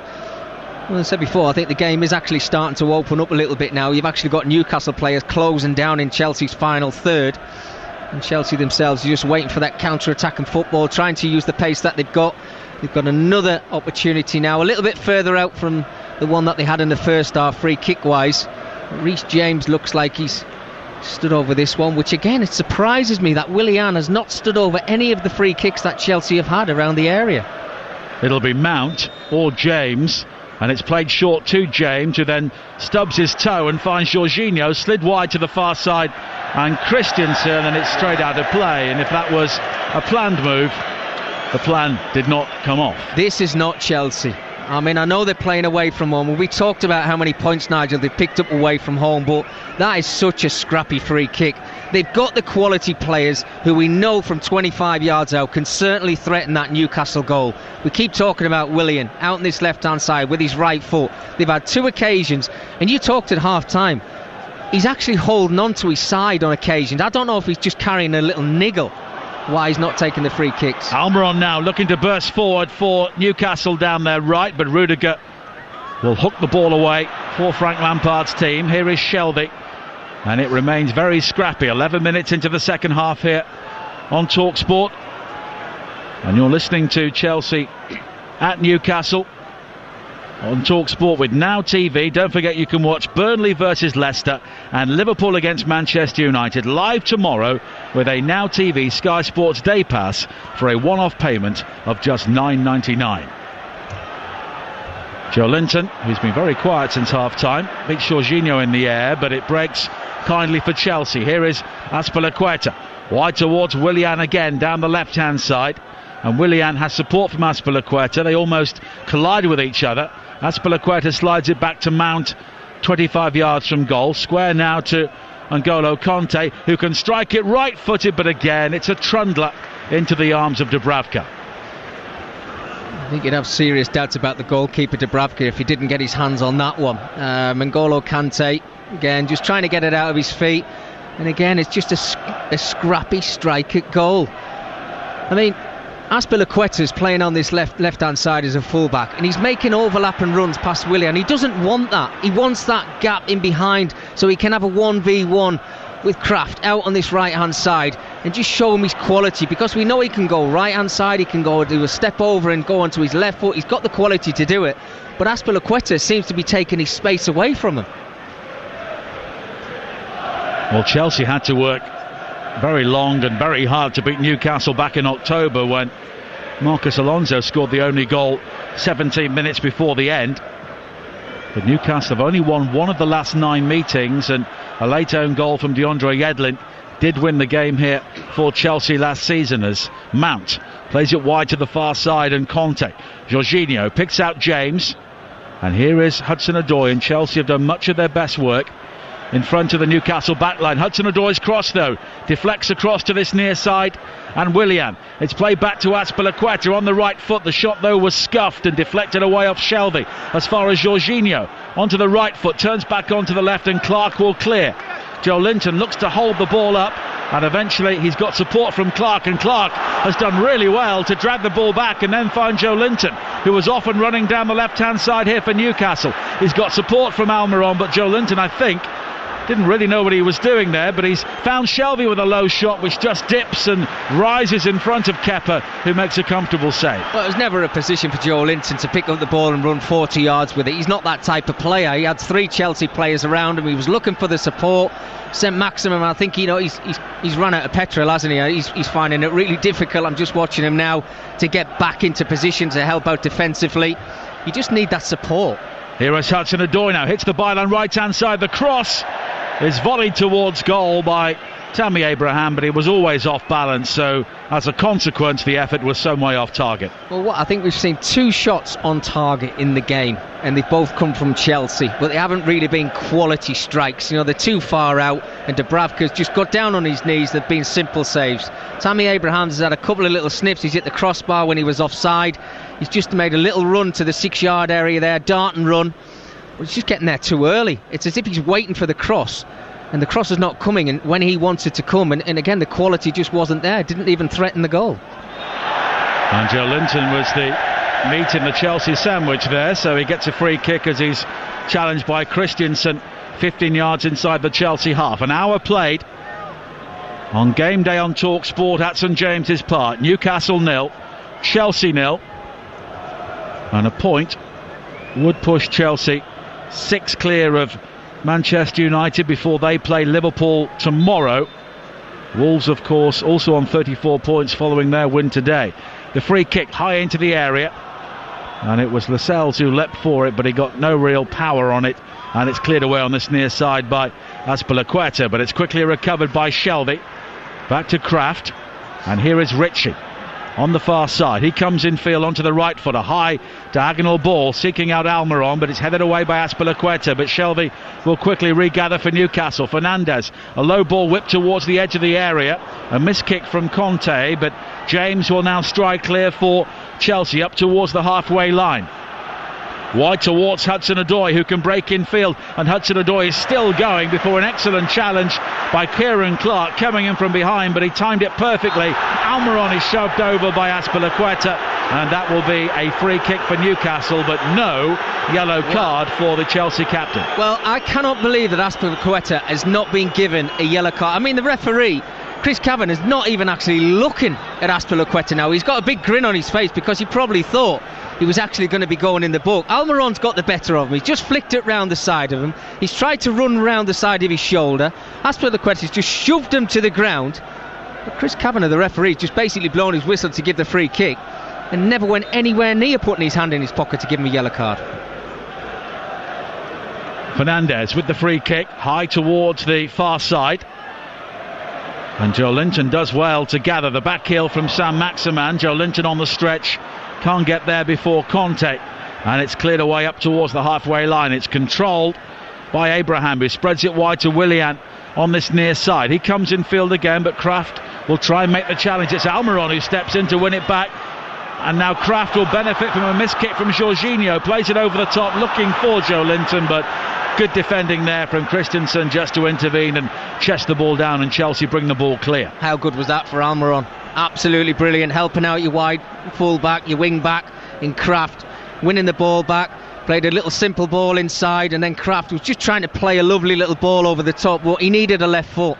James with the cross, which is deflected off Kieran Clark and just loops wide at the near post, and it will be a corner kick for Chelsea. They're first in the second half. Just one bit of quality. I think that's what this game needs, and you know, somebody to open the scoring, because the game is stretched. Chelsea are breaking forward. Newcastle are trying to create opportunities themselves. The pitch has got bigger. There is gaps in between the centre halves of both teams. But again, I keep going back to this. It's that little bit of quality in the final third, just taking care with that final pass. Well, Chelsea have scored 25 goals away from home in the Premier League, which is one more than their entire total last season. As they search for one here, the corner driven in by Hudson-Odoi, and Newcastle will scrape it away as far as Jorginho. Infield again to James, who clips it back out wide to the corner taker on the far side, Hudson-Odoi. But it's Almiron again with some excellent defensive work to win the ball back from Hudson-Odoi, and he's found Sam Maximan, and the two wide players in tandem for Newcastle on the far side, the left. Hayden makes the run further forward down the line, but Christensen will get there first and cut the run off. It was the right idea. Isaac Hayden, he hasn't really got the pace to get in behind Chelsea, but he had to make that run. But good play from the two wide players from Newcastle. St Maximin just playing a lovely little ball out to Almiron again on that left hand side. He's worked so hard for his team today, absolutely outstanding. He hasn't been brilliant going forward, but defensively outstanding. Chelsea at home to Arsenal on Tuesday before they go to Hull in the FA Cup on Saturday, and kick-off with Hugh Wozencroft will be round the grounds on Tuesday and Wednesday. Two busy nights in the Premier League. Willian with a driven ball in, which is pinged off the head of Lascelles, and here is Rudiger on the halfway line for Chelsea. 64 minutes played on Game Day on Talk Sport. It's Newcastle 0, Chelsea 0, and the Chelsea crowd high behind that goal in the Leazes end away to our left hand side, trying to urge their team further forward. Here is Mount. Mount kills a low cross into the area, headed away by Lascelles. Back to Mount again. Azpilicueta clips it wide to Willian, now down the left. He will break into the penalty area. Kraft holds him up, but here is Jorginho now with a right foot shot up, which I think was heading some way from goal, and it was headed away anyway by Kieran Clark. And now Joe Linton on the halfway line almost brings the ball down, but he's challenged by Christensen, and that will be a throw into Newcastle on this near side. A clearance that nearly worked in Newcastle's favour. Joe Linton just picking up the ball. He just needed to get his head up. It was a difficult pass, I have to admit, but St Maximin was just running on the left hand side, and he was free as a bird actually, but he just couldn't get that ball out of his feet. He just played in behind Chelsea's back line. You could see Saint-Maximin was a little bit frustrated, but I have to say I think it was a difficult pass to play. Fernandez will take the throw-in on this near side. Chris Kavanagh just sorting out something between Azpilicueta and Joe Linton.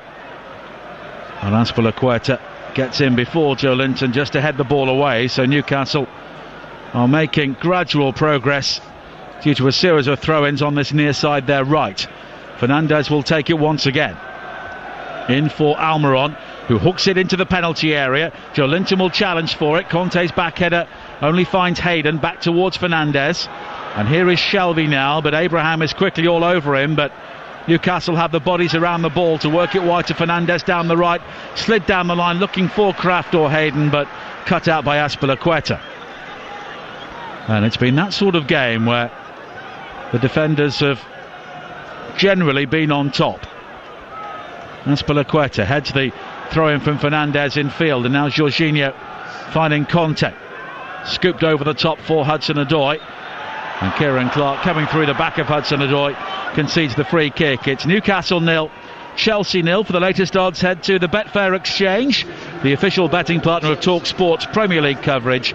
You can back Newcastle to win at 9, Chelsea to win at 2.02, and you can back the draw at 2.52. All thanks to the Betfair Exchange. More ways to bet, more ways to win. 18 plus, begambleaware.org. And the Chelsea change, Ross Barkley on, Mason Mount off. Straight into the action, Ross Barkley. It was a matter of time, I think, before Frank Lampard showed his cards. Well, he's certainly done that with Ross Barkley. See if he's the guy to come onto the field to break down this solid back line of Newcastle. Not really been Mason Mount's day, and he's a player who is, it's unfair to say, is running out of steam this season, but maybe he's been slightly less effective the longer the season's gone on. I think because of the impact he made, Nigel, as soon as he got into the first team. I think the expectations just rose so high, and we expect him to score 15, 20 goals this season because he's been absolutely outstanding. But yeah, you're right, it hasn't been his evening. Ross Barkley probably finds himself a little bit frustrated that he wasn't actually in the starting 11, but he gets enough time to send that message across to Frank Lampard to say, look, you left me out, but this is what I can do when you bring me on the field. Well, he suffered an ankle injury against Newcastle back in October. It's really checked his progress after a decent start to the season, and he's on the ball now, playing in a slightly deeper role alongside Jorginho, with Conte slightly further forward down the right-hand side as James has gone down on the edge of the penalty area. He was caught by a late challenge, but no free kick was given. But James here may require some treatment. Yeah, Kieran Clark just being solid. Very good defending from where we can see it. Initially when I saw the challenge, he was proper old school, stood his ground, saw a little half the ball, just stretched his foot out, won the ball, but unfortunately Reece James has found himself on the ground. He's still actually down now.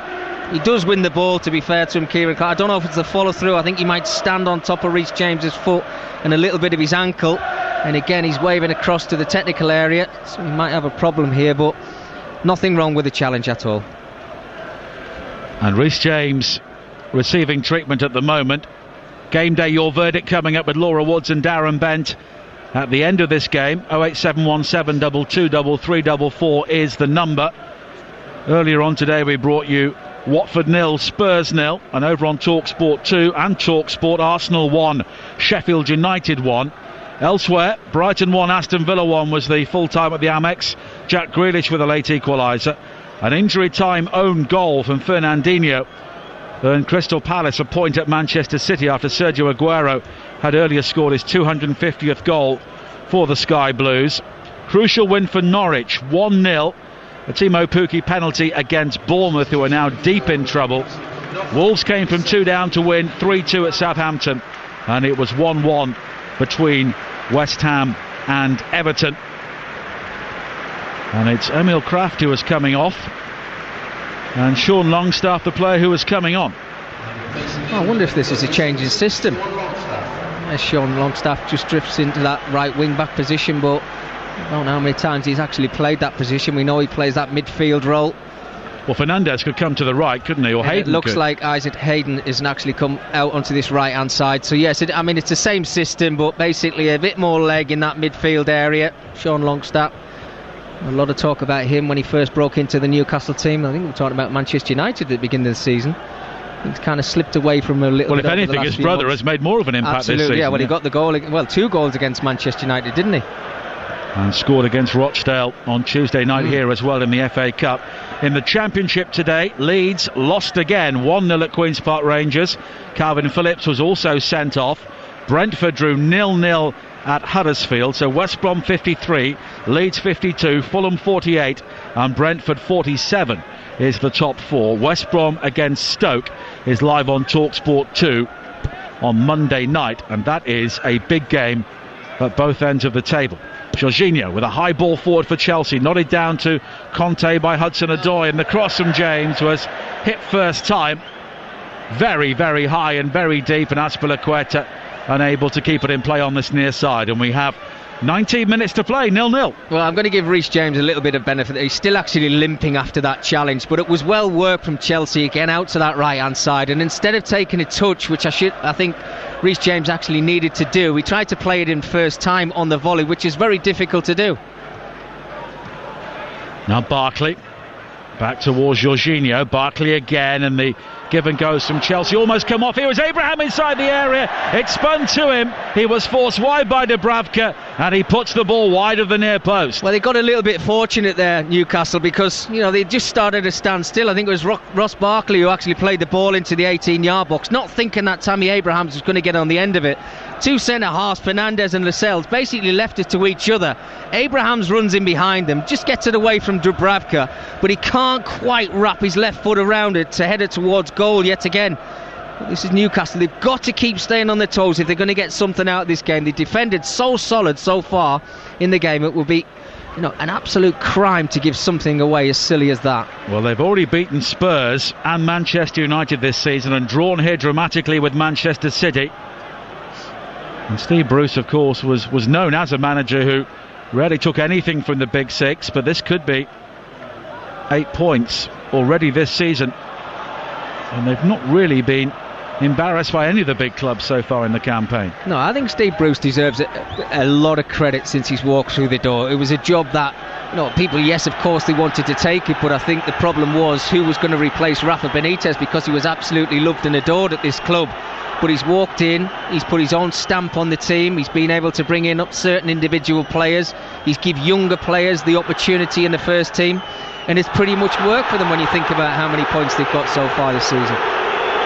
Now James has gone down, caught by Sam Maximan on the far side. I think it's the problem from before, Nigel. I mean, I don't know if he's still limping and whether he's going to actually come off the field. I think Frank's going to make a change from that challenge from Kieran Clark a couple of minutes ago. He's still got a problem, but he's trying to come back onto the pitch. I think that's why the Newcastle supporters are going crazy, but the referee has just came across and said, look, you need to get off the pitch. So they're down to 10 men right now. Well, they'll need to make that change fairly quickly. James is still down as Shelby plays a high ball into the area. Hayden rising to nod the ball down, but nowhere near a black and white shirt, and that will be a goal kick for Chelsea with just over 15 minutes to play here on TalkSports Game Day, and Emerson very quickly coming on to replace Reece James. So presumably Azpilicueta will switch across to the right hand side. Yeah, there's no doubt about that. That's probably what's going to happen. We know Emerson works this left hand side very well. Again, he's got that quality if he gets the chance in that final third to show us the quality what he's got. But I just saw Reece James as he tried to put that cross into the area first time, and he was limping after he tried to play it, but he tried to just go down onto his haunches and knew he had that problem, and straight away Frank he had to make that change. So it's a shuffle in the pack. Azpilicueta, we know he can play that right back position. Let's see what Emerson can bring to the table. Emerson charging forward now. His first involvement, looks to win a corner, but Hayden actually pings the ball off the corner flag, and that means it's gone behind. And Chelsea have the opportunity to apply more pressure here with 15 minutes to play on TalkSport. Yeah, it's not panic stations yet for Chelsea, but again, the quality just hasn't been there. But they've just got to stay patient. You've got to wait for that one opportunity when it does come. And when it does come, you've got to be clinical. Hudson-Odoi will take it. This is 50th appearance for Chelsea in all competitions. A young player who seemed to be on his way out. He delivers the corner, headed away by Shelby at the near post. Barkley with a cushion ball wide to Jorginho, but he was quickly closed down. But he's done well to find Hudson-Odoi on this near side, headed down to Willian, who steps in field beyond Longstaff. A low ball towards the edge of the penalty area. Again Newcastle clear, but Rudiger finds Jorginho, and here is Rudiger once again, and Newcastle have everybody behind the ball here as they look to, at the moment, protect this goalless draw. Hudson-Odoi with a high swinging cross into the penalty area. Azpilicueta will try and make something on it, but the ball has gone behind and it's a goal kick. Well, Willian's just having a look across to Hudson-Odoi. Again, they've changed positions, from left wing to right wing, etc., and vice versa. But Azpilicueta was the man who was running from that right back position. And for the love of me, I don't think why players get themselves just around the edge of the 18-yard box, why they just don't put that ball into a danger area. We know Tammy Abraham's quality. We've seen it through the first half of the season. Why are you trying to pick out a right back who's on the complete opposite side of the field? It beggars belief. Reece James just hobbling around the side of the pitch with one of Chelsea's medical team as Chelsea win it back on the far side, but Conte can't really find Abraham in a dangerous area, but it breaks to Willian. Now Barkley, he's done well to control it and evade the challenge of Longstaff, who was pulling his shirt, but the ball forward is quickly cut out by Kieran Clark. Clark's ball forward in turn only finds Jorginho, and now Willian down the right hand side plays a very dangerous ball in field, but Rudiger gets there before Almiron, but Almiron and Longstaff almost win it back. But here is Jorginho now for Chelsea down the right hand side in field to Conte. And here is Azpilicueta with 13 minutes to play on TalkSport. 0-0 at St James's Park. Just look at the two full-backs now from Chelsea. Not really playing as defenders. They're playing as right wing-backs. They're in Newcastle's half. Inside forwards almost, aren't absolutely. they? But it's Newcastle who win it back. Saint-Maximin is still on the field as Longstaff brings it forward and finds Joe Linton, but again he was outnumbered and never quite had control of the ball, and that really sums up his game, apart from the header against the crossbar. I can't remember being to a game, certainly this season, Nigel, where I've seen both sides give the ball away so much. I mean, it's been so scrappy, and you normally see, Premier League sides now talking about possession as we do a lot now, and stats, etc. I've never seen two sides give the ball away as much as I've seen in a game like this. Michy Batshuayi will be coming on shortly for Chelsea, and it will be interesting to see if they put in a second striker at this stage with 12 minutes to play. Barkley fighting Willian, a drag back and back heel on the edge of the area, but it's cleared away by Fernandez, but it breaks back towards Barkley 20 yards from goal. Now Hudson-Odoi finding Barkley again, who's seen plenty of the ball since coming on. Slid wide to Azpilicueta down the right hand side, back to Christensen, and again every single outfield player is inside the Newcastle half. Emerson now down the left-hand side. It's very, very congested on the edge of that Newcastle penalty area, but the cross is swung in towards Abraham, who drops it towards goal, and in the end it is cleared away off the line. Dubravka was nowhere, and a free kick given to Newcastle. Well, that's twice in this game Dubravka's looked, well, not so brave, to put it brightly. I mean, he came out in the first half towards the edge of his 18-yard box. He put his body in the way when he could have just simply caught the ball. This time, Azpilicueta just heads the ball back across into the 6-yard area. And it's Abrahams who's just showed bravery. Wanted to get on the end of it. Cleared off Newcastle's goal line. He's just came off the field, Abraham, but he's probably thinking to himself, I should have actually scored then. But the goalkeeper, you've got to ask questions about, why is he not being brave? Why is he not coming out and just taking out the player, taking the ball and saying thank you very much? And that just instills, there's no confidence in your back line whatsoever if the goalkeeper's not going to help you out when it comes through to him. Well, he got a touch on it following the lob from Abraham, and it was Ritchie who was able to just get back and bang the ball off the goal line. But again, it came from scrappy play around the Newcastle penalty area. Here is Fernandez. And now it's been given away again by Longstaff. Barkley plays it wide to this near side. Batshuayi waits in the centre as Hudson-Odoi comes in field. He's then given the ball away to Almiron, but it's recovered by Jorginho. Barkley wide towards Willian once again. Chelsea pushing hard here as we enter the final 10 minutes on TalkSport. 0-0 at St James's Park. Rudiger, 25 yards out, maybe thought about the shot, but goes square towards Willian again. A high cross into the area, and it's left by Fernandez. Clearly got the call from Dubravka, who gathers on the edge of the 6-yard area. Well, I think it was Manchester City who actually came to St James's Park, and Newcastle got something out of that game. They frustrated Manchester City, and it was a wonder strike, I think, from Kevin De Bruyne that eventually broke the deadlock in that game. And I think that's what Chelsea are probably hoping for right now. But opportunities on goal and shots on target, we're talking 3 from 15. It's incredible, really. Now Batshuayi with his back to goal, midway inside the Newcastle half. 9 minutes to play. Goalless here as Hudson-Odoi plays a high ball in just beyond Batshuayi, rising at the far post, and beyond him, behind for a goal kick. Well, it's better. Hudson-Odoi now trying to put the ball into a better area instead of trying to pick out the full-back on the opposite side of the field. Just putting a little bit of curl on it. It wasn't the quickest cross into the area, but Batshuayi there, was fresh onto the field, just tried to leap for it. A little bit too high for him. But if you keep getting into those areas, running out of time, of course, we'll keep asking the question, keep putting pressure on the back line of Newcastle and trying to break the deadlock.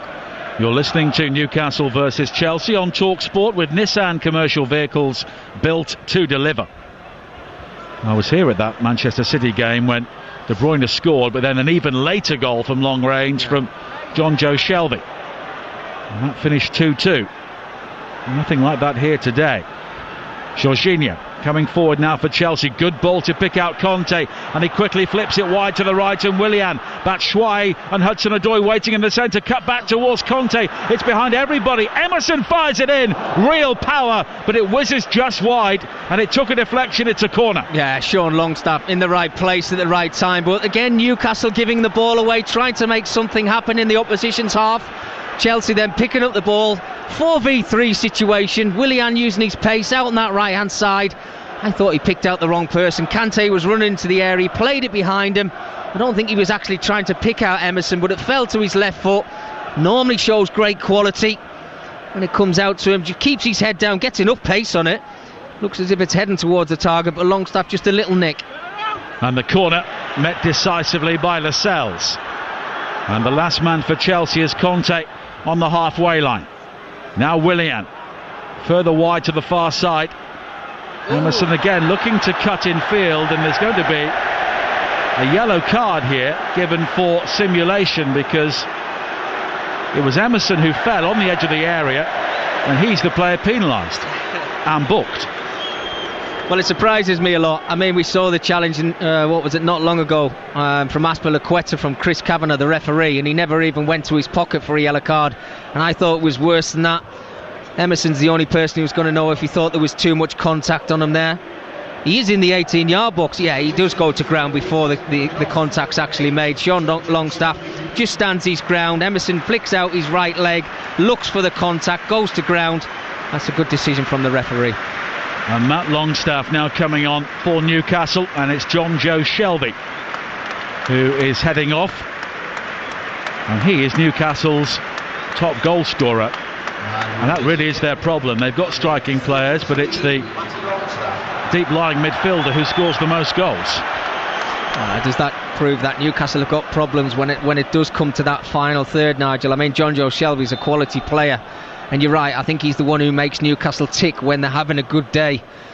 He's been on the ball quite a lot, John, in this game, I have to admit, but he probably gets frustrated more than anybody when he's looking in front of him. And we keep talking about Joe Linton playing as that lone centre forward for Newcastle, but he's very hard to pick out. He's probably looking for that running behind, and it's just quite not there. It's not quite there. Now Saint-Maximin on the far side, and Longstaff fighting to win it back, and he cuts it back towards Almiron inside the penalty area, laid back now towards Sean Longstaff, but in the end it was Matt Longstaff who played it forward looking for his brother, and it's cut out by Kepa. Now Barkley charging forward for Chelsea over the halfway line with 5 minutes to play. Game day your verdict coming up with Laura Woods and Darren Bent at the end of this game. 08717 223344. Here is Barkley finding Hudson-Odoi once again. Emerson And Hudson-Odoi had no real room in which to move, but he's found Rudiger. And here is Jorginho. Willian has come in field, so it's very, very compressed for Chelsea. Now the width provided by Hudson-Odoi, but the cross blocked by Almiron, and it's another corner. I think we're going to see a lot of this pressure now from Chelsea up until the final whistle, trying to get in Newcastle's half. And the corner's worked short. And here is Barkley now, left-hand side of the penalty area, has the room to hit the byline. The cross is deflected, it squirts through the penalty area, hooked away by Longstaff at the far post. Joe Linton headed the ball back in field, but he was fouled as he did so by Azpilicueta, and that will be a free kick to Newcastle. And there won't be any rush to take this free kick from Dubravka. Just picked up the ball now. I think Steve Bruce is probably thinking to himself, well, would we have taken a point before the game? Absolutely. It's another point to safety.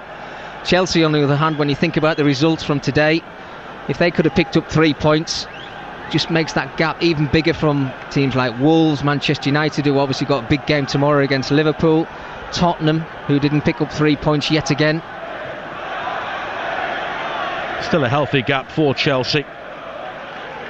Of course, if United end Liverpool's unbeaten run tomorrow, then they may just begin to look over their shoulders. They play Arsenal on Tuesday night, and Newcastle are away to Everton, who drew again today away to West Ham. Another goal for Calvert-Lewin. Oh, and they've got some difficult games coming up, Nigel, haven't they, Chelsea? Arsenal, Manchester United, Leicester, Spurs. Well, they are season-defining games as far as the Premier League is concerned. Now Hayden down the right, cross into the area, headed away by Conte, gathered by Almiron. No real room to think about the shot, so he checks back and scoops it high into the penalty area towards the far post. Saint-Maximin finding Joe Linton, who snatches at the shot, and it's wide of the near post, and that really sums up Joe Linton's season. Well, did it just fall to his wrong foot, his weaker left foot? Good play again from Almiron, who's been Newcastle's best player, no doubt about that. Plays a lovely little ball to the left-hand side, a nice little layoff from Saint-Maximin, wide player to wide player. Joe Linton just waiting on the edge of the 18-yard box. He wanted that to fall to his right foot. What a very good opportunity for Newcastle. 2 minutes to play, and in the end it was nowhere near. It sliced off the outside of his right foot, left foot rather. They've had one shot. Sorry, Nigel. They've had one shot on target, haven't they, Newcastle, which was the John Joe Shelby one in this second half, which didn't really have a lot of pace on it. Well, Kepa's barely touched the ball. Yeah, his hands must be freezing.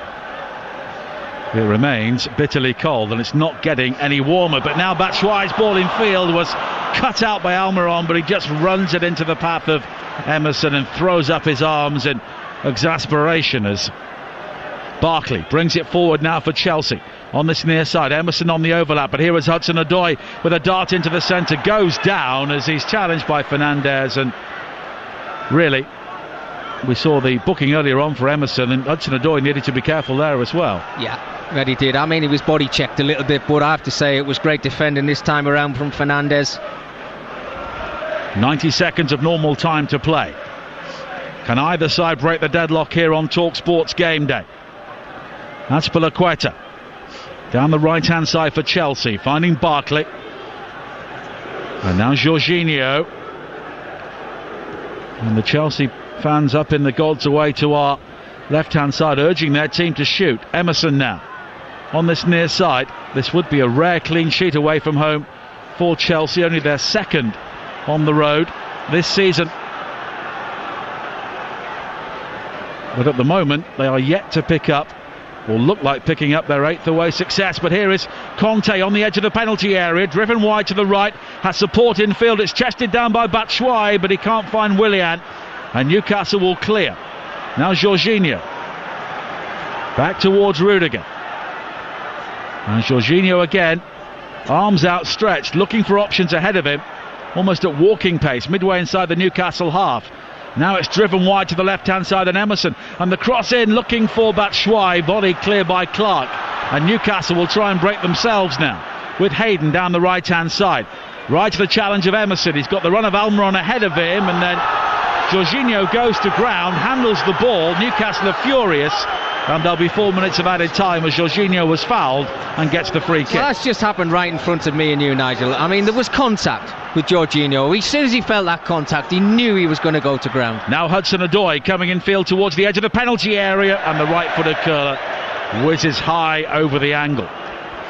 I think Frank's going to get interviewed at the end of this game, and he's going to be so frustrated. I've not seen Chelsea, too many times live this season. I think this is the second time I've seen them. First time around, they were excellent. The counter-attacking football was fantastic. When they got to that final third, they showed real quality. But I think he will be very frustrated. Being a midfield player who used to run and get into those positions in the 18-yard box, and we saw the goals that Frank used to score for his team, but Mason Mount wasn't his evening. N'Golo Kante's just got himself back into the team. It's not really been his evening when it's come to the final third. And I think they've been so scrappy on the ball, and that's what will frustrate him more than anything. I mean, Lampard's a legend, but they don't really have that sort of player to arrive late, do they? Well, no, and I think he's trying to... It should be Barkley, really. Barkley or Mason Mount himself. He's trying to mould him into that type of player, but it's not quite worked for him. Yes, we talked about the first half of the season. He was absolutely outstanding, and it's why he got him in the England squad. Ross Barkley, on the other hand, we know he's got that quality, but is the manager holding him back a little bit? We don't know. Now Conte forward towards Barkley, who was trying to burst into the area, but it was cleared away by Fernandes. Sam Maximan, who's just about lasted the 90 minutes, but he's barely moved in the last 20 or so, as Willian plays it wide to this near side and Emerson. Hudson-Odoi takes over, finding Willian once again on the edge of the box, checks back wide to find Barkley, who tries to step in field, but so many black and white shirts ahead of him, and one of them, Kieran Clark, has been fouled, and it's a free kick for Newcastle as several people choose to leave early. Well, I said before, I think Almiron has been Newcastle's best player just because of his work ethic. He hasn't been brilliant or outstanding in the opposition's half, but I think defensively he's been great. But any of that back five of Newcastle, I mean, you talk about work ethic and organisation and being hard to break down. They've certainly been that, and I've seen it so many times from Newcastle this season under Steve Bruce, pretty much the way that Rafa Benitez used to set up.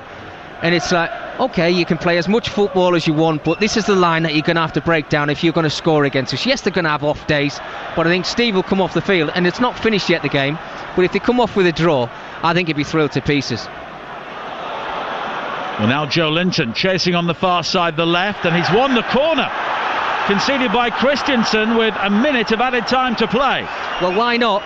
Send all of your centre-halves up there. How many opportunities are left in this game? 2 minutes, maybe a little bit more than that to go in the game. Try and get your head on it. Just don't go up there and make the numbers. Actually go up there and try and win this header. We've seen from a few Newcastle defenders this season, they have scored from set pieces. Go and try and win the game for your side.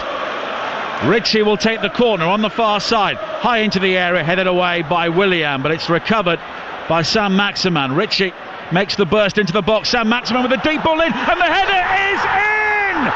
Isaac Hayden has won it for Newcastle in the 94th minute, and there is bedlam all around St James's Park. It's their only real effort on target, and it's surely worth 3 points. Chelsea have dominated the game, but they fell asleep at one set piece, and Isaac Hayden, the former Arsenal man, is the player to make them pay. Newcastle 1, Chelsea 0. Well, you can have all the possession in the world. It's about putting that ball in the back of the net. And Newcastle, we just talked about the back line of being so solid. Well, they were always going to create 1 or 2 opportunities in this game. We didn't think it was going to be as late as this one, but it's just that patience. The corner itself, when it came in, was very, very lazy on that left-hand side, but it gets picked up, whipped into the area in a great position. And we talked about not just making up the numbers. Isaac Hayden goes up, he's braver than Rudiger, he tries to win the header, he leaps higher than him, he just has to try and get any contact on it whatsoever. Do you question Kepa in that situation? Should he do better? Maybe. I think he should try not to the side. Yeah. Rudiger was isolated 2-on-1 inside the 6-yard area. Well, listen to this stadium now. This is what they've been waiting for. They won't care that it's been a poor performance, certainly going forward. Well, here was Azpilicueta with a cross into the area. Chelsea searching now for a point in a game they have dominated, and yet again they failed to keep a clean sheet away from home. Dubravka comes and claims, and that is it. What a victory for Newcastle right at the very end. And this season they've beaten Spurs, Manchester United, and now Chelsea. Isaac Hayden, with his first goal for 11 months in the 94th minute, has settled a game in which Newcastle barely had the ball, but yet again they have got the job done under Steve Bruce. It is finished. Newcastle United 1, Chelsea 0. Well, you wait a whole game, don't you, for something exciting to happen, and it happens in the 94th minute of that game. What an incredible way to finish up. There's shots at the moment of all the fans on their feet at St James's Park. Isaac Hayden can't quite believe it himself. I don't think anyone else can. An incredible cross as well. You have to pay credit to Alan St Maximin coming back into that team today and putting that cross in. Isaac getting his head on the ball, getting it in the back of the goal. There was a shot there as well of Kepa afterwards. He was absolutely fuming. He probably should be with himself. Some people might say he should have saved that. And then it cut over to Frank Lampard, who's spewing. And you can see now Steve Bruce on the touchline. He's smiling, he's joking as you'd expect. He's so happy with that performance in the end. They kept their resolve, they kept disciplined at the back. And they take 3 points at home. You can hear it. Mickey Gray, what's it like there? It just sounds incredible at the moment. Well, you can imagine what it's like now, Laura, can't you? I mean, we waited so long for a goal. We actually waited so long for an opportunity on target from Newcastle, but they won't care. 94th minute, whenever it comes, but they just kept probing, they waited for their chance. And I said, don't go into the 18-yard box just to make up the numbers. Actually go in that 18-yard box to score a goal. Isaac Hayden was a little bit braver than Rudiger. He just needed to make contact with it. I think you've got to question Kepa a little bit. He gets two hands on it. He's got to try and clear that round the side of the post. But take nothing away from the opportunity. You mentioned it there. Great ball in from St Maximin.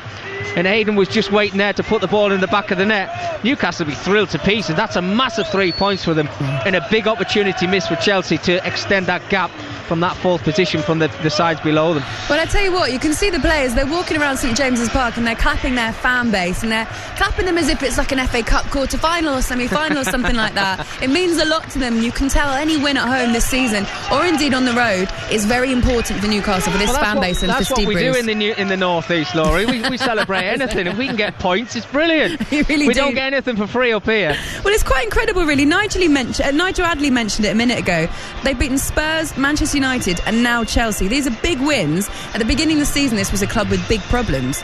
Yeah, and he had a brilliant performance against Manchester City as well. Yeah. So, you know, if they can get these Newcastle supporters behind them, I always say it when you come here, they're the 12th man. And look, it wasn't a pretty performance. I don't think any of the managers are going to come in front of camera or interviews at the end of the game on TalkSport and say it was a great game, because it wasn't. They were just waiting for that one bit of quality, as we said in our commentary. And Chelsea didn't show it. They got into good areas, but every time they did, it looked as if there was 2 or 3 Newcastle players putting their bodies on the line and making sure that they tried to keep that clean sheet this afternoon. Well, they've achieved that. They picked up 3 points when nobody probably expected them to get anything from the game, and Steve Bruce will be thrilled to pieces. I'm just looking now at the league table. Liverpool obviously at the top, Manchester City second, Leicester third, Chelsea fourth. Manchester United play tomorrow. They're on 34 points and Chelsea on 39, so a chance really for them to close that gap a little bit more. The fans apparently at St James's Park are singing Steve Bruce's name. Oh, how things change around, am I right? Those that are still here, those that didn't leave early. Yeah, exactly. They missed a lot there, didn't they? They don't know what they've missed. But no, I think Steve Bruce has certainly turned these supporters. I mean, everybody was on Rafa Benitez's side. I think they're more frustrated with the ownership at this football club. But he's came in, and I think his background of being a Sunderland manager didn't really help him when he walked through the door. But he's getting a tune out of his team, Laura. He knows what he's got in front of him. He knows that certain weeks are going to be difficult for him, as he found out a couple of weeks ago against Manchester United away from home. But they're going to have days like this. And the 3 or 4 matches that you just mentioned before, the performances that they've had then, well, they've just had another one now. Who cares how they play today? They pick up the papers tomorrow, they look at the table, and they see Newcastle 1, Chelsea 0. You can do it ugly sometimes, can't you? You can do it with 30% possession. I was sat in the studio with Darren Bent, he's alongside me now, and we did say this has got written all over it, a last minute goal, a Newcastle breakthrough on the counter or something like that, and they'll just nick these 3 points. On the Joel Linton topic, we were speaking about this during the game. Obviously he's not the one that scored the goal today, that was Isaac Hayden, but it was almost symptomatic as well. The guys mentioned it in commentary. Hit the woodwork, one of them went wide as well. It's just his game time at the moment and the way he's playing at the moment. He's not doing it with much confidence. 1 goal in 23. How do you break that? Just got to keep getting in there. That's all you can do. You're right. Confidence is going to be on the floor. 1 goal in 23, as you said. Obviously, a great header today. Hits the bar. Then he has an easier chance, which he screws wide. So all he can keep doing is getting himself in there. I mean, you've got to keep believing that you can score goals for that club. If they can keep creating... I know at the start of the season, to be fair, they weren't really creating much for him, so I can kind of sympathise with him. But in this kind of situation, in a tough side like Newcastle, where they've not got a lot of flair players, they've not got a lot of creativity, you might only get one opportunity per game, but all he can keep doing is keep believing, keep getting himself in there, and eventually one will go in. Okay, stay there, boys. It's time now for us to pick our man of the match with Nissan Commercial Vehicles. Man of the match on Talk Sport with Nissan Commercial Vehicles. Built to deliver. Mickey Gray, I'm going to give you the honours for this. Who was your man of the match? Oh, I'm going to give it to Almiron, Laura. I think I could have picked any of the back five of Newcastle, keeping a clean sheet, which was obviously pleasing for them. But I think Almiron, just for his work ethic, helping out his full-backs whenever he get the opportunity. He wasn't brilliant in the final third, attacking-wise, but I think Steve Bruce will be thrilled to pieces for his performances this evening. Absolutely. All right, thank you so much. That was our man of the match from today's game, who we felt delivered the best performance, all thanks to Nissan Commercial Vehicles, built to deliver. Man of the match on Talk Sport with Nissan Commercial Vehicles. Built to deliver. Newcastle now sitting a healthy 12th in the league table with 29 points. It's looking good for them. Nigel Adderley, Mickey Gray, thank you so much for your time. You're not going anywhere, Darren. You've got about an hour and a half now to earn your money. The full-time phone in 08717 22 3344. That's the number that you need to call. And just wrapping things up at St James's Park, a massive winner, 94th minute winner from Isaac Hayden. It's Newcastle that take the 3 points, 1-0 against Chelsea. 5 FA Cup fourth round replays firmly in the spotlight. Matches at St Andrews, in Cardiff, Pride Park, Anfield and at the Kassam Stadium, where in the age-old tradition of the Cup, League One Oxford United will try and knock out a team who play 2 divisions above them, Premier League Newcastle United, a club desperate to win a domestic trophy and end 65 years of hurt. The highlight of the soccer year, the FA Cup final, finds Manchester City taking the field at Wembley against Cup specialists Newcastle United. 100,000 have come to watch, including Her Majesty the Queen. Mitchell shows superb ball control as he manoeuvres into position. His play is worthy of Matthews himself as he prepares for his shot at goal. Fingertips deflected, but Hannah crashes it home. 3-1. In the hands of the Queen, the Cup, the most coveted trophy of them all, as Carla leads his 3-1 winners up to the Royal Box. A great moment for the Newcastle fans.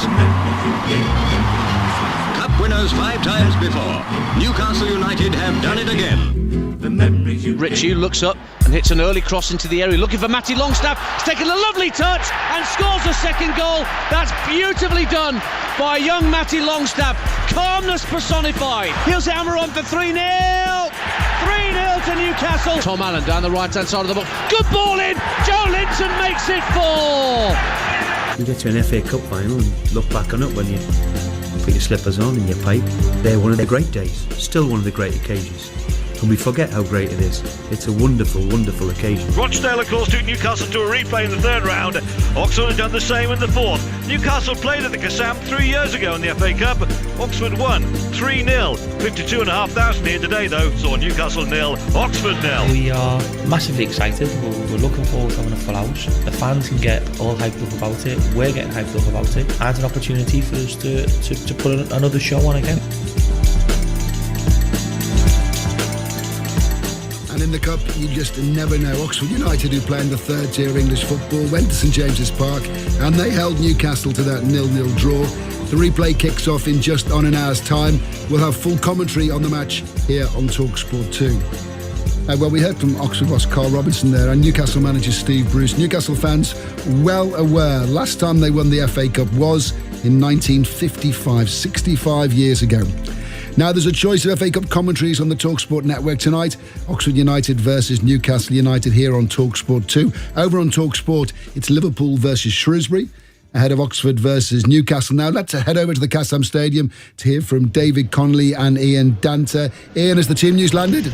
Yes, it has, Ray. Good evening to you. Oxford make 2 changes from the 2-1 win they got against Blackpool on Saturday that saw them get back to winning ways after what was a fairly lean spell during the course of January. Elliot Moore replaces the veteran John Mousinho in defence, and Jamie Mackey's brought in, allowing Sykes to drop back into midfield. But as usual with Carl Robinson, it's a 4-3-3 formation. Simon Eastwood is the goalkeeper, Sam Long, Rob Dickey, Elliot Moore and Josh Ruffles in a back four, and then Mark Sykes, Alex Gorin and Cameron Brannigan, former Liverpool youngster, as a three in midfield. Jamie Mackey leads the line up front with Marcus Brown, who scored twice at the weekend, one side of him, and Nathan Holland on loan from West Ham, who played here for West Ham against Oxford when they beat them 4-0 in the League Cup earlier in the season. For Newcastle, they got a 0-0 draw with Norwich at the weekend. 5 players drop out from that starting lineup. The goalkeeper Dubravka, Fernandez, Clark, Hayden and Sam Maximin all drop out of the starting lineup. In come Darlow in goal, Cher, Lejeune and both Longstaff brothers, Sean and Matty. Here's the lineup for Newcastle that looks to be a 3-4-1-2. Carl Darlow is the goalkeeper, as he was in the first tie, and then Fabian Cher, Jamal Lascelles and Florian Lejeune as a back three. DeAndre Yedlin, Nabil Bentaleb, Matty Longstaff and Matt Ritchie in midfield, and then Sean Longstaff playing a little bit further forward in behind what we're told is a front two of Miguel Almiron and Joe Linton up top. Those are your teams, Ray. We get underway in an hour's time. Oxford United against Newcastle United. Ian, thank you. There's been much discussion on whether FA Cup replays have a place in English football. Multiple FA Cup replays, by the way, brought to an end in 1990. 5 is the record from the research I was able to carry out this afternoon. Tonight's tie will be settled one way or the other. Let's look through all tonight's FA Cup ties, 5 in all. Birmingham City against Coventry City, Championship against League One. Cardiff City against Reading, all Championship tie. Derby County against Northampton Town, winners at home to Manchester United. In the 5th round, Liverpool-Shrewsbury game, 2-2 in Shropshire. Fantastic result for Shrewsbury.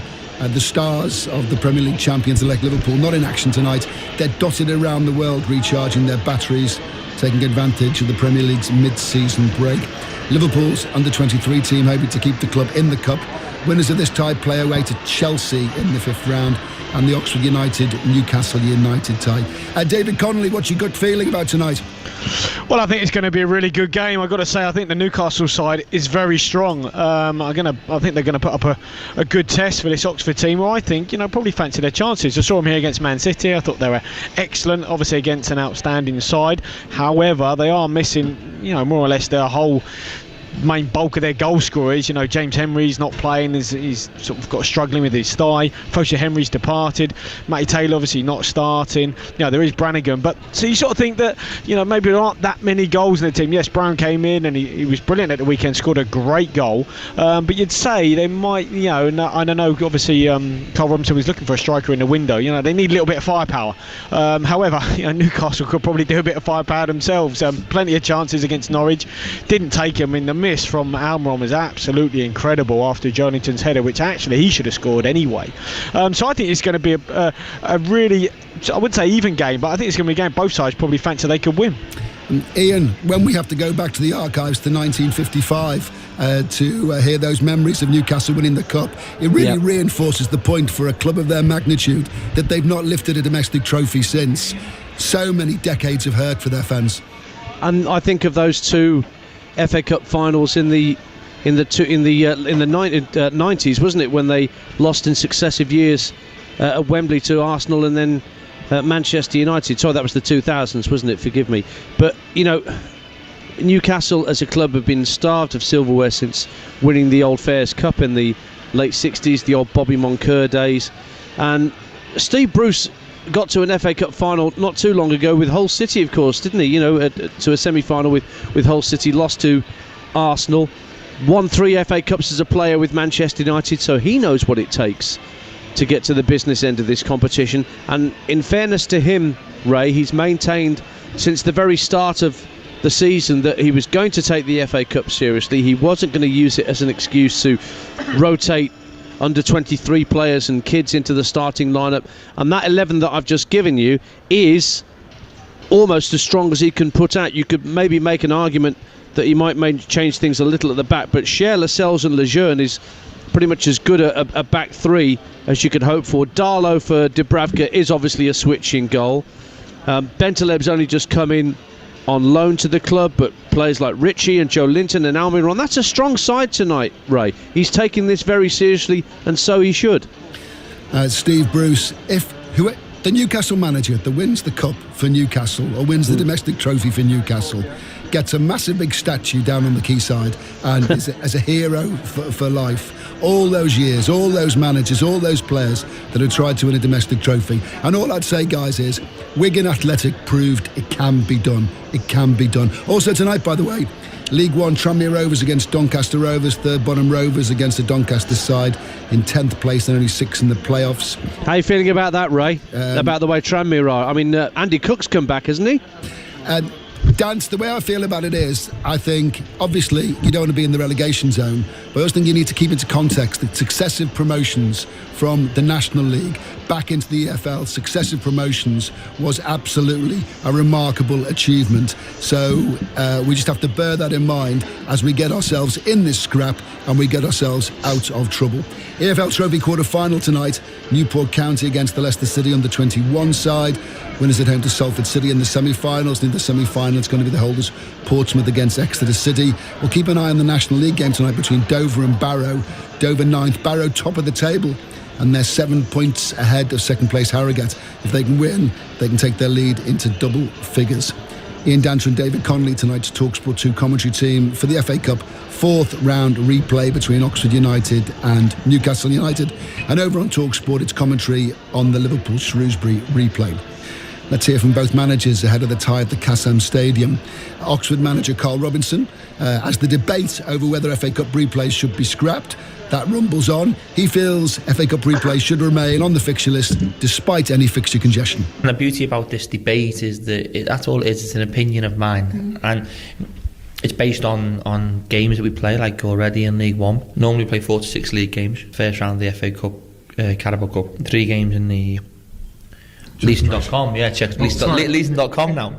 And so automatically we're sat on 51 games before we've even won a cup game, really, which is incredible. And we only carry about 1.8 players per position, so that we only have 1 left back and we only have 3 centre backs rather than 2 for every position. And it's challenging, and we don't have the recovery protocol and the supplements maybe they have at the top level, or the ability to stay in different types of hotels. But you know what, I wouldn't change my job for the world. And even though I don't agree with a replay, for the rules of the competition this year, they get played.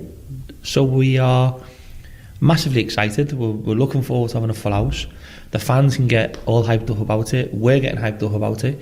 And it's an opportunity for us to put another show on again. Now, Oxford manager Carl Robinson, let's hear from the Newcastle boss Steve Bruce, who would love to reach the FA Cup final. Believe me, it's one of the best days of your career. You get to an FA Cup final and look back on it when you put your slippers on and your pipe, which unfortunately I haven't quite got there yet. They're one of the great days, still one of the great occasions, and we forget how great it is. It's a wonderful, wonderful occasion, and I had the privilege to be in a few of them, and had a bit of success and a bit of disappointment. There's nowhere like losing on Cup final day, but the overall day, what it means to people, supporters, players, it should bear well. Newcastle manager Steve Bruce. Next up, as we build towards tonight's TalkSport 2 commentary, the FA Cup 4th round replay between Oxford United and Newcastle United. Next up, we'll hear from a man that charts Newcastle's fortunes day in, day out. That's Lee Ryder from the Chronicle. TalkSport 2 Live. You want a better van with loads of extras, yeah? So how about a great van with a comprehensive 6-month, 10,000-mile warranty and 6 months roadside assistance, all included in the price? Hey, let's add nationwide delivery for £99 and a price promise too. Who would offer all this? What's that coming over the hill, Van Monster? Yep, that's who. Find out more now at vanmonster.co.uk. Terms and conditions apply. Wouldn't it be nice to keep things you normally lose? Your favourite scarf, your train of thought, or your mobile data? Because with most other networks, you get to the end of the month and your data is, well, never to be seen again. But unlike anyone else, with Sky Mobile you can roll and keep all your unused data for up to 3 years. Sky Mobile. Hello, possible. Full terms and conditions at sky.com/mobile. Did you unplug the straighteners on the dressing table? Did you switch off the heater next to the sofa? Or the phone charger on the bed? Did you blow out that candle in the bedroom? A fire can start in any room. Do you have smoke alarms on every floor? Are they working? Fire kills. Let's prevent it. Test your smoke alarms now. You know it'll happen. That dodgy boiler will finally pack up, and it'll do it on the coldest day of the year. So the moment you decide you can't put it off any longer, get a quote from British Gas. You can spread the cost of a new boiler interest-free over 2 years and get £200 off when you get a quote by the 29th of February, or £400 off for existing home care customers. British Gas, here to solve. Search British Gas new boiler. Conditions apply. Talk Sport. Talk Sport. Get with the net, Grandad. Make space on your mobile for the Talk Sport phone app, the channel-hopping, station-swapping gizmo that's taking the UK by storm. It's ear trumpet compatible. Download the Talk Sport app now at talksport.com. You're listening to TalkSport 2 Live.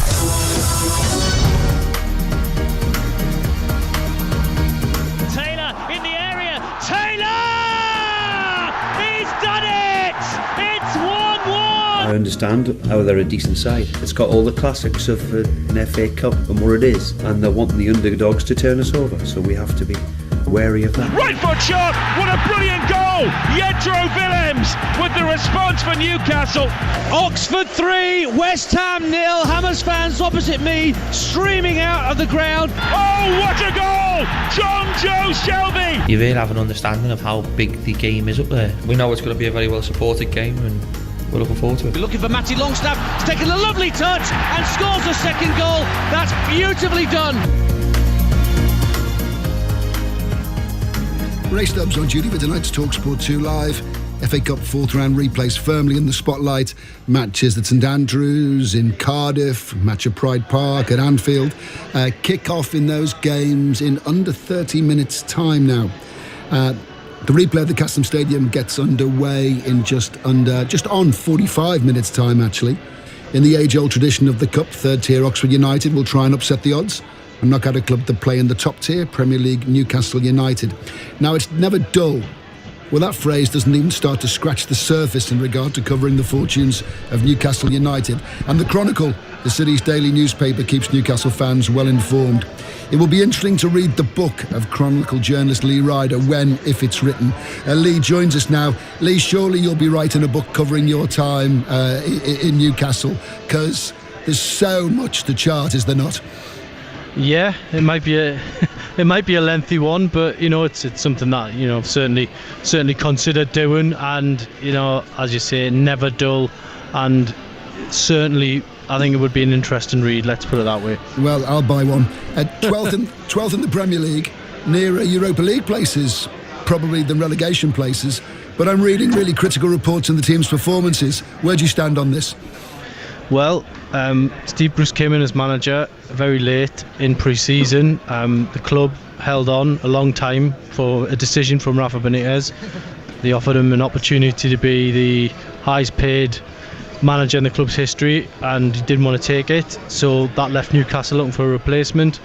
Steve Bruce come in, said, please judge me on results, and really, from my point of view, I've seen what's written, I've seen about the style of play, but I'd judge him on results. He's got 31 points in the bag so far, and that's the best form Newcastle have been in terms of points for 5 years. So results wise, you can't fault them. The way they're playing, I think it's going to be a progress thing. It isn't very pretty to watch at the minute, but you have to also factor in the amount of injuries they've had. I think we've got 9 players out injured, but they're still feeling the strong side tonight. So I think there's a bigger story to be told than people are saying, just because they had that awful 0-0 draw with Norwich. It's been sensationalised a little bit. It wasn't a great result. They did get booed off. They've accepted the criticism, and now tonight they're going to try to get the 5th round of the FA Cup. Lee, do these latest takeover reports have any validity? I would imagine you've probably heard these so many times. Sometimes you can just get articles out and do a cut and paste and change the date, because it's not the first time we've heard about it, but then nothing seems to happen. It's certainly a group that have touched base with Newcastle. They've spoken behind the scenes. They've been in the data room. So there has been discussions. Is there an offer on the table? Sadly, there's not at the moment. So it's one of them where if you sit and try and analyse it all too much, you could start getting upset. But is Amanda Staveley involved with this bit as she was with the previous one? She is. She I think 20% stake from her consortium. So Mike Ashley has had some sort of history with the PCP Capital Partners Group, who she represents. He didn't like it leaking out into the newspapers last time and pulled out of the deal. So maybe that's another reason why things are being held up. But it's frustrating, and I would never try and give the fans false hope. At the moment, there's no bid on the table, and until there is, we can't take the story on too much. Lee, I don't want to be cynical, but sometimes in football you get led down that road. Am I right that a lot of the reports come in the January time, and some Newcastle fans that I speak to suggest that Mike Ashley, the owner, under so much fire from Newcastle fans, is quite happy that hopes rise in January to mask what might happen in the January transfer window? Or am I just being highly over-cynical? Well, all I can say on that is that all I can be is completely honest. The information I've been getting on the takeover hasn't been coming from within the four walls of the current regime. So I think Newcastle in this window, they've signed 3 players on loan. They did attempt to bring in a midfielder from Lille for a club record bid, so there was money there to spend. I've had the benefit of speaking to people behind the scenes before all this takeover stuff kicked off, and basically, they're confident that in the summer they're going to have another big spend. The last summer they signed Joe Linton. Okay, it hasn't worked out so far. They smashed the record for him. They signed Almiron in the previous one.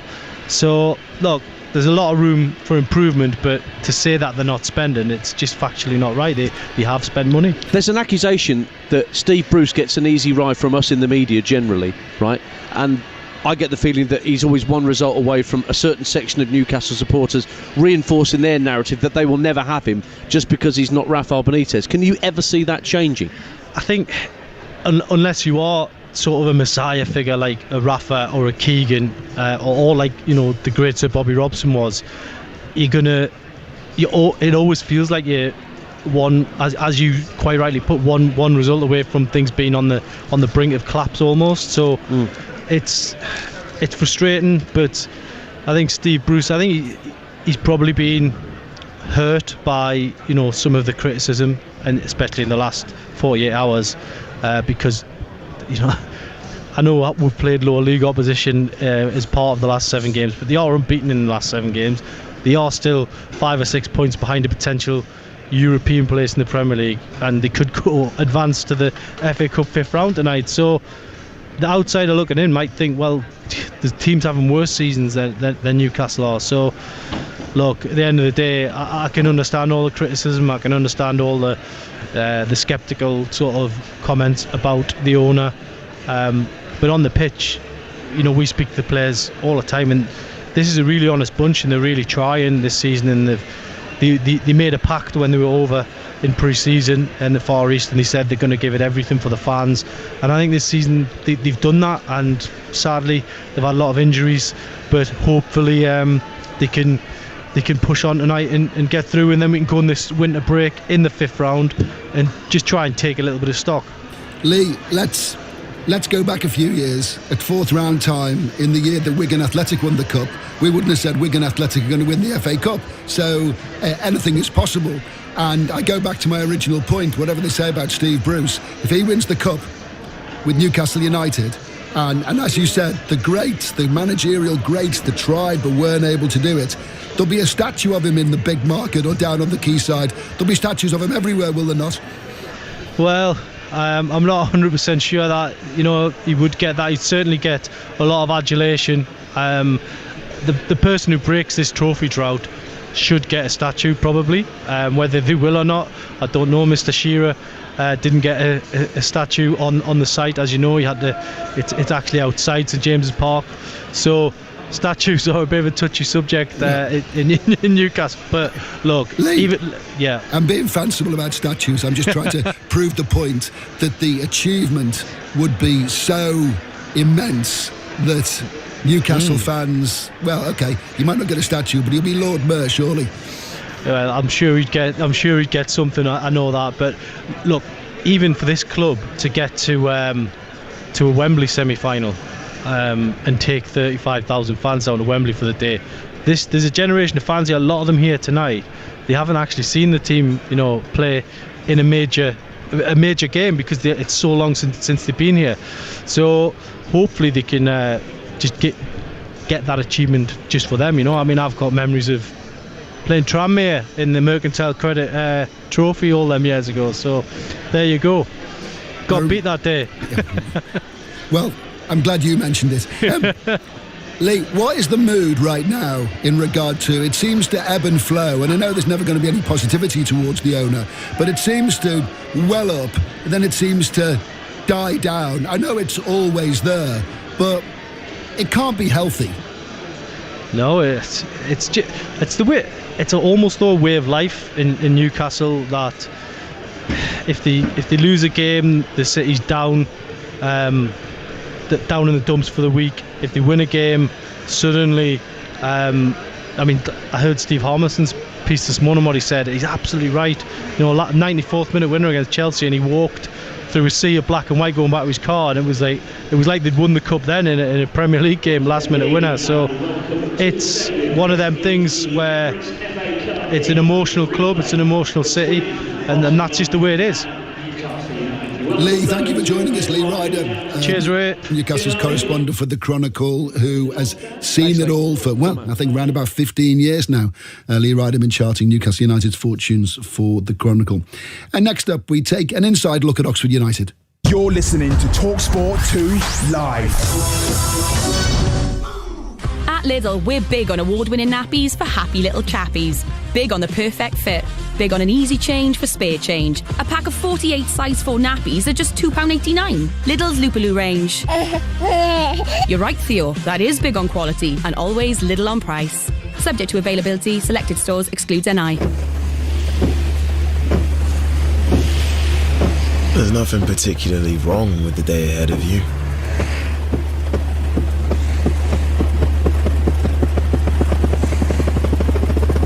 It's just not firing a 0.5-inch heavy machine gun out the side of a Wildcat helicopter. Search Royal Navy Reserves Experience Day Edinburgh. Royal Navy Reserves. Don't do the every day. Okay, everyone, circuits. I want to see you all give it 110%. There's no rest yet until you sweat. 20 push-ups. Go! Proper ones. Feel the burn. Or leave the motivation to Vitality. Take out our life insurance and you could save up to 40% on a Garmin fitness watch to help you keep an eye on your activity levels, however you stay active. Now that's real motivation. Just search Vitality Life. Life's better with Vitality.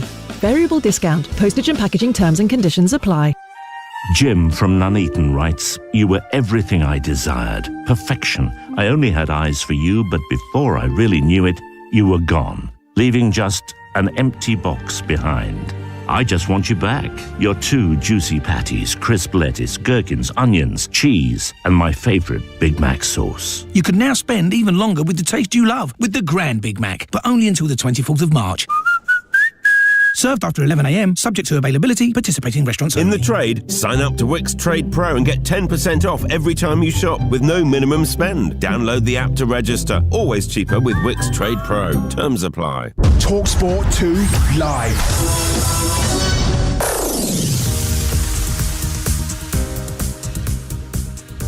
To go up against someone like Steve Bruce, who another man who I've got unbelievable respect for, and somebody who's been around for a long time with hundreds upon hundreds of games under his belt. And it's a real privilege to be associated with these competitions, but to be competing in all of them. I'm really excited again about tomorrow. Like I say, you're playing up against an iconic football club. It's a way of life. We were up there last week, and it was 52,000 that was packed in St James's Park, and you really have an understanding of how big the game is up there. We know it's going to be a very well supported game, and we're looking forward to it. And that's Carl Robinson, the manager of Oxford United, who play Newcastle United for a place in the last 16 of the FA Cup tonight. Full commentary on the game here on TalkSport 2, and kick-off is in just over 30 minutes' time. Thanks for listening in. Ray Stubbs on duty for tonight's TalkSport 2 Live. FA Cup fourth round replays firmly in the spotlight. And third tier Oxford United will try and upset the odds and knock out a club to play in the top tier of English football, Premier League Newcastle United. Now, player welfare is a phrase in the news of late in regard to fixture congestion. But surely, alongside the physical demands of football, the mental challenges that footballers face, that all of us face, whatever we do, should be considered. Well, Oxford United have taken a bold step in this regard by appointing Gary Bloom as the club's sports psychotherapist. Football fans will also recognise Gary's name from his time as a highly respected broadcaster. And Gary joins us now. Gary, you've been working with the Oxford United players for quite to the Cassim Stadium right now, so we'll try and get connection back to Oxford as soon as possible. Let's get some team news on the rest of tonight's ties. First of all, from Jim Proudfoot at Anfield. So it is the youngest starting lineup in Liverpool's history tonight. They have Caoimhin Kelleher, who was on the bench for the Champions League final in goal. Williams, Hover, Vandenberg and Lewis, the back four. They've all played first team football before, except for Adam Lewis, the left back, who's an England under-20 international. Leighton Clarkson, defensive-minded midfielder from Blackburn, a set-piece specialist, comes in for his first start. Kirivea and Kane either side of him in midfield. It's a debut for Jake Kane. Harvey Elliott on the right-hand side, only 16, but it is already the 7th first-team appearance that he's made for Liverpool. Curtis Jones, the captain, who came off the bench at West Ham in the Premier League last week. He starts on the left. And Liam Miller, who's got experience of first-team football and plenty of it north of the border with Kilmarnock on loan. He's won 8 caps for Canada, and he makes his Liverpool debut tonight. On the bench, Hardy, Gallagher, Dixon Bonner, Boys, Byrne, Norris. And the substitute goalkeeper is the 18-year-old Czech under-19 international Vítězslav Jaroš.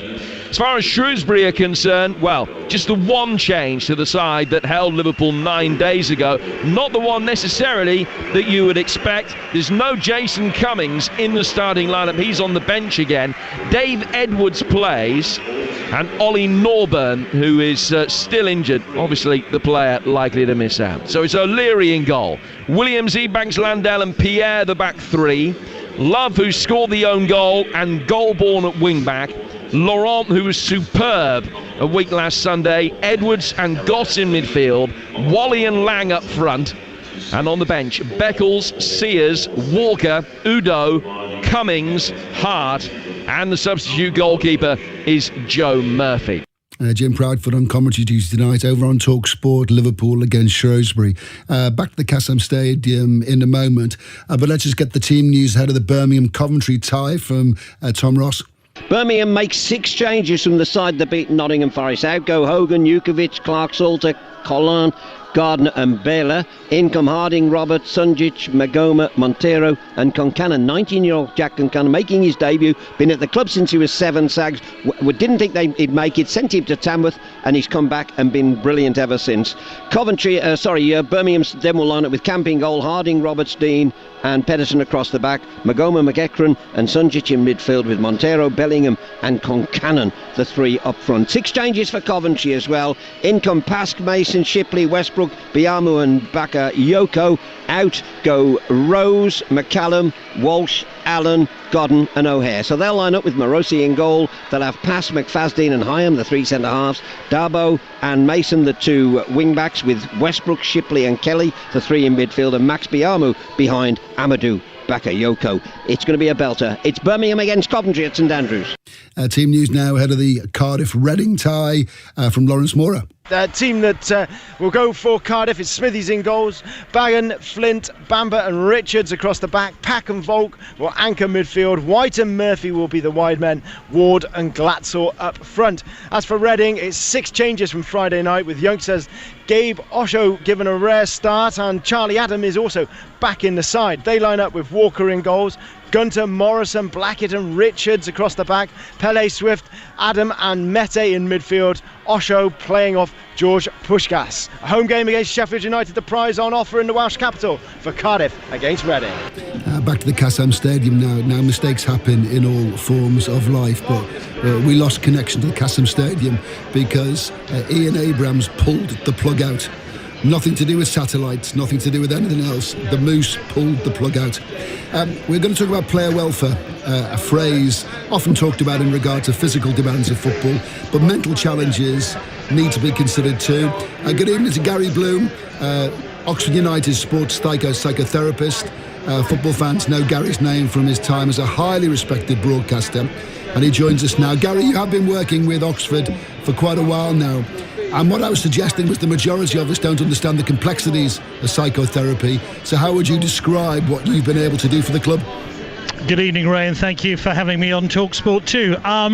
Yeah, it's a really good question. One I'm often asked, what's the difference between sports psychology and sports psychotherapy? Well, sports psychotherapy is looking at issues off the pitch as well as on it, whereas sports psychology tends to concentrate more on the field issues, things like confidence and keeping focused in the middle of a big game. But I deal with off the field problems as well, and you know, any of us, if you're having problems at home with your loved ones, with your parents, with your kids, if things aren't great, you are going to migrate that into your working life. And that's exactly what my role has been here at Oxford United. And that's kind of widened out because I'm working quite a bit with football agents now who are contacting me and saying, look, my player can't get in his team. Can you help him out? Can you lift his confidence? One of the 4 pillars the Football Association call it: tactical, how well he can trap the ball, head it; physical, are you fit enough to play the game; tactical and technical. Tactical, can you bring the tactics onto the pitch? And the 4th one is psychological. How psychologically prepared are you to play in a big game? Gary, football attracts critics. It's ruthless. Social media is ruthless. It's very destructive. Is there an issue in regard to young footballers learning how to cope, and you can help?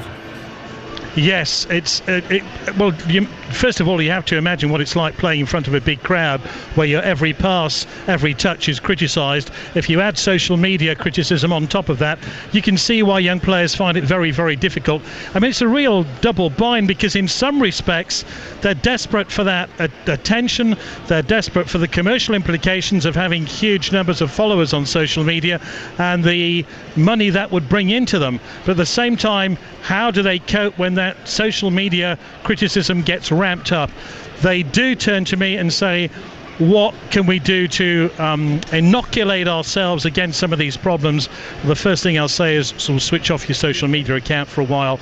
But I know of players who are on their smartphones, on their Instagram, on their Twitter feeds a long period of time. In fact, it came out as a particular case in one football club I was working with last season where the senior first team players were unhappy that the junior members of the first team squad were tweeting and trying to get hits and trying to get tweets when the team had lost. They felt it was inappropriate that after a team had lost the game, they were going on social media and interacting with fans. Gary, how do you do it? I know that's a very general question, but can you give us an insight into how you do what you do? The simple answer to that question, it's all about the quality of the relationships that you build with players. If they can trust you, if they can believe that you can help them, if you can help change their behaviours. Therapy is all about the relationship between yourself and the athlete, and once you have buy-in from the athlete, anything is possible. Psychotherapy is all about change, and when you can change a person's feelings about themselves, when they change their feelings about their usefulness, how well they're playing football, extraordinary things happen, and you can get a player who's nowhere near the first team squad in the football club suddenly within 2 to 3 weeks is back on the bench, and the idea after working with me or somebody like me is within a few weeks they're back in the first team. Did you find you had barriers to break down? Being honest to say you're struggling, that can be seen as a weakness in football. You and I have known each other a long time, Ray. Of course there are barriers, and you played professional football at Tranmere, and I imagine having somebody like me in a dressing room prior to the kick-off would be unheard of back then. It's very different today. I am the only clinical psychotherapist in terms of sport, as I'm aware of, working in first team football, and we are showcasing the effects of psychotherapy here at Oxford, where we believe we're not just League One, we're Premier League, because player care is right at the very heart of what we do, and it's more important than results. And I know results are vitally important in football, but we feel that looking after our players will bring those results. And to showcase what we're doing, we're holding the first ever sports psychotherapy conference here at the Kassam Stadium 2 weeks tomorrow, when we'll have representatives from Leicester City, Loughborough University, the PFA, Carl Robinson from Oxford United, the head of the academy, Dan Harris, will be telling the world what exactly we're doing and why we think we can make a difference, not only inside a football club, but to elite athletes as well. And of course, some of that work I'm sure your listeners will be aware of in the TalkSport show on the Sporting Couch. Gary, can we just expand on this? Because when footballers have to retire from the game and they're outside the bubble, the cocoon of football, I would imagine that is a massive mental challenge. And I would imagine and I would guess that the PFA have to deal with all manner of issues for, let's say, players in the first 5 years after they retire from the game. Isn't that an iceberg that needs looking at too? Yeah, the whole question is called transitioning when players leave the sport. And of course there's two ways this might happen. One is the normal transitioning when you just get too old, like you and me, we just got to give up playing one day. But what happens when you have a catastrophic transitioning, when you have a major injury which ends your career? And the statistics and research around players transitioning out the game are horrific. Look, there's only a certain amount of money any organisation can throw at this. I think this work needs to be done on a much, much bigger scale. And personally, my hope is in the next 10 years, and I firmly believe this, most football clubs will have people like me inside. I should not be the exception, I should be the rule. And there's many, many people out there, Ray, who feel that is the case. The next question I'm sure you're going to ask is, well, why aren't you at Man United, Chelsea? All those clubs who could benefit from somebody looking after the player care in the way I do. Well, quite simply, there is such suspicion about psychological services inside professional football. There are not many managers who are comfortable with somebody like me inside the club holding more information about their players than they do, that it becomes very, very difficult. And most psychologists working inside professional football are not allowed the access to the dressing room, which is where I'm heading in the next 5 to 10 minutes.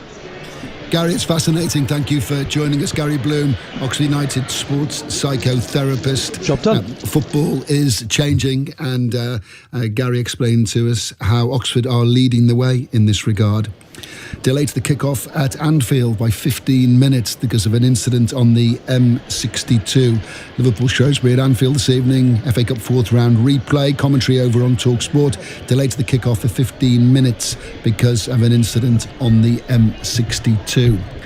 20 minutes till kick-off in the TalkSport 2 FA Cup commentary this evening. That's Oxford United against Newcastle United, and we're heading back to the Kassam Stadium next. TalkSport 2, official broadcast partner of the EFL. Building your credit score doesn't have to be difficult, because now you can check your eligibility for an Aqua card without affecting your credit score. We say yes to 5,000 people every week, even when other lenders may have said no. And we could say yes to you too. At Aqua, we know you're more than your credit score. Check your eligibility and search Aqua card. Representative 35.9% APR variable on Aqua Classic. Credit provided by New Day Limited, 18 or over. Subject to status, terms apply. Welcome to Cathay Island. We hope you've enjoyed flying Cathay Airways. Oh, and Cathay, congratulations on the Euro Millions win. This Friday's Euro Millions is a massive £105 million super jackpot. That's dream come true money. Euro Millions from the National Lottery. Your numbers make amazing happen. Estimated jackpot. Rules and procedures apply. Players must be 16 or over. I'm Peter Jones. Lifting business performance is critical in today's uncertain times. But how do you keep up with changing regulations and rising demands? How do you break free from manual processes to raise productivity? The answer is technology that elevates performance and comes with industry-leading support. Over 1 million UK businesses, including my investment group, trust Sage to manage their finances, operations and people. Elevate your business today with our free performance review. Visit sage.com/perform. The spacious new Vauxhall Vivaro is big on cargo space, so you won't fill it up as often. It also has class-leading fuel economy, so you, well, won't fill it up as often. The new Vauxhall Vivaro. Limited stock now available for only £229 a month and £229 initial rental, excluding 20% VAT on a 2-year lease. Other rental periods available. Search Vivaro offer and hurry down to your local retailer. Vauxhall carries British business.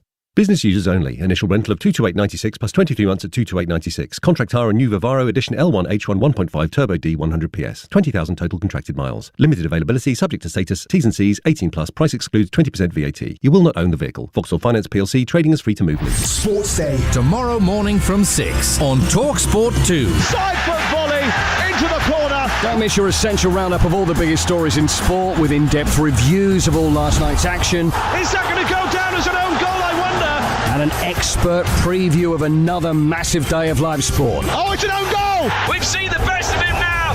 What on earth was the keeper doing there? Sports Day, tomorrow morning from 6. What a goal! On TalkSport 2. You're listening to TalkSport 2 Live. Ray Stubbs on duty for tonight's TalkSport 2 Live. 4 of tonight's 5 FA Cup fourth round replays have just kicked off. Well, they're due to kick off. 3 in fact, because Liverpool's has now been put back to 8 o'clock. The TalkSport 2 commentary kicks off at 8:05. Oxford United against Newcastle United, 0-0 at St James's Park. Tonight's winners play away at West Bromwich Albion in the 5th round. Tonight's other replays: Birmingham City against Coventry City, Cardiff City, Reading, Derby County against Northampton Town, and it's Liverpool against Shrewsbury. We'll bring you news, of course, of goals as they go in. Ian Danter and David Conley on commentary duty at the Castle Stadium. Ian, what's the capacity there? Is it a full house? Well, we were told there were about 20 tickets left earlier today when I first got here at about 4 o'clock this afternoon. The capacity is not much over 10,000. Its official capacity is 12.5. The record attendance was 12,200 against Leyton Orient about 14, 15 years ago when Oxford were relegated from the Football League.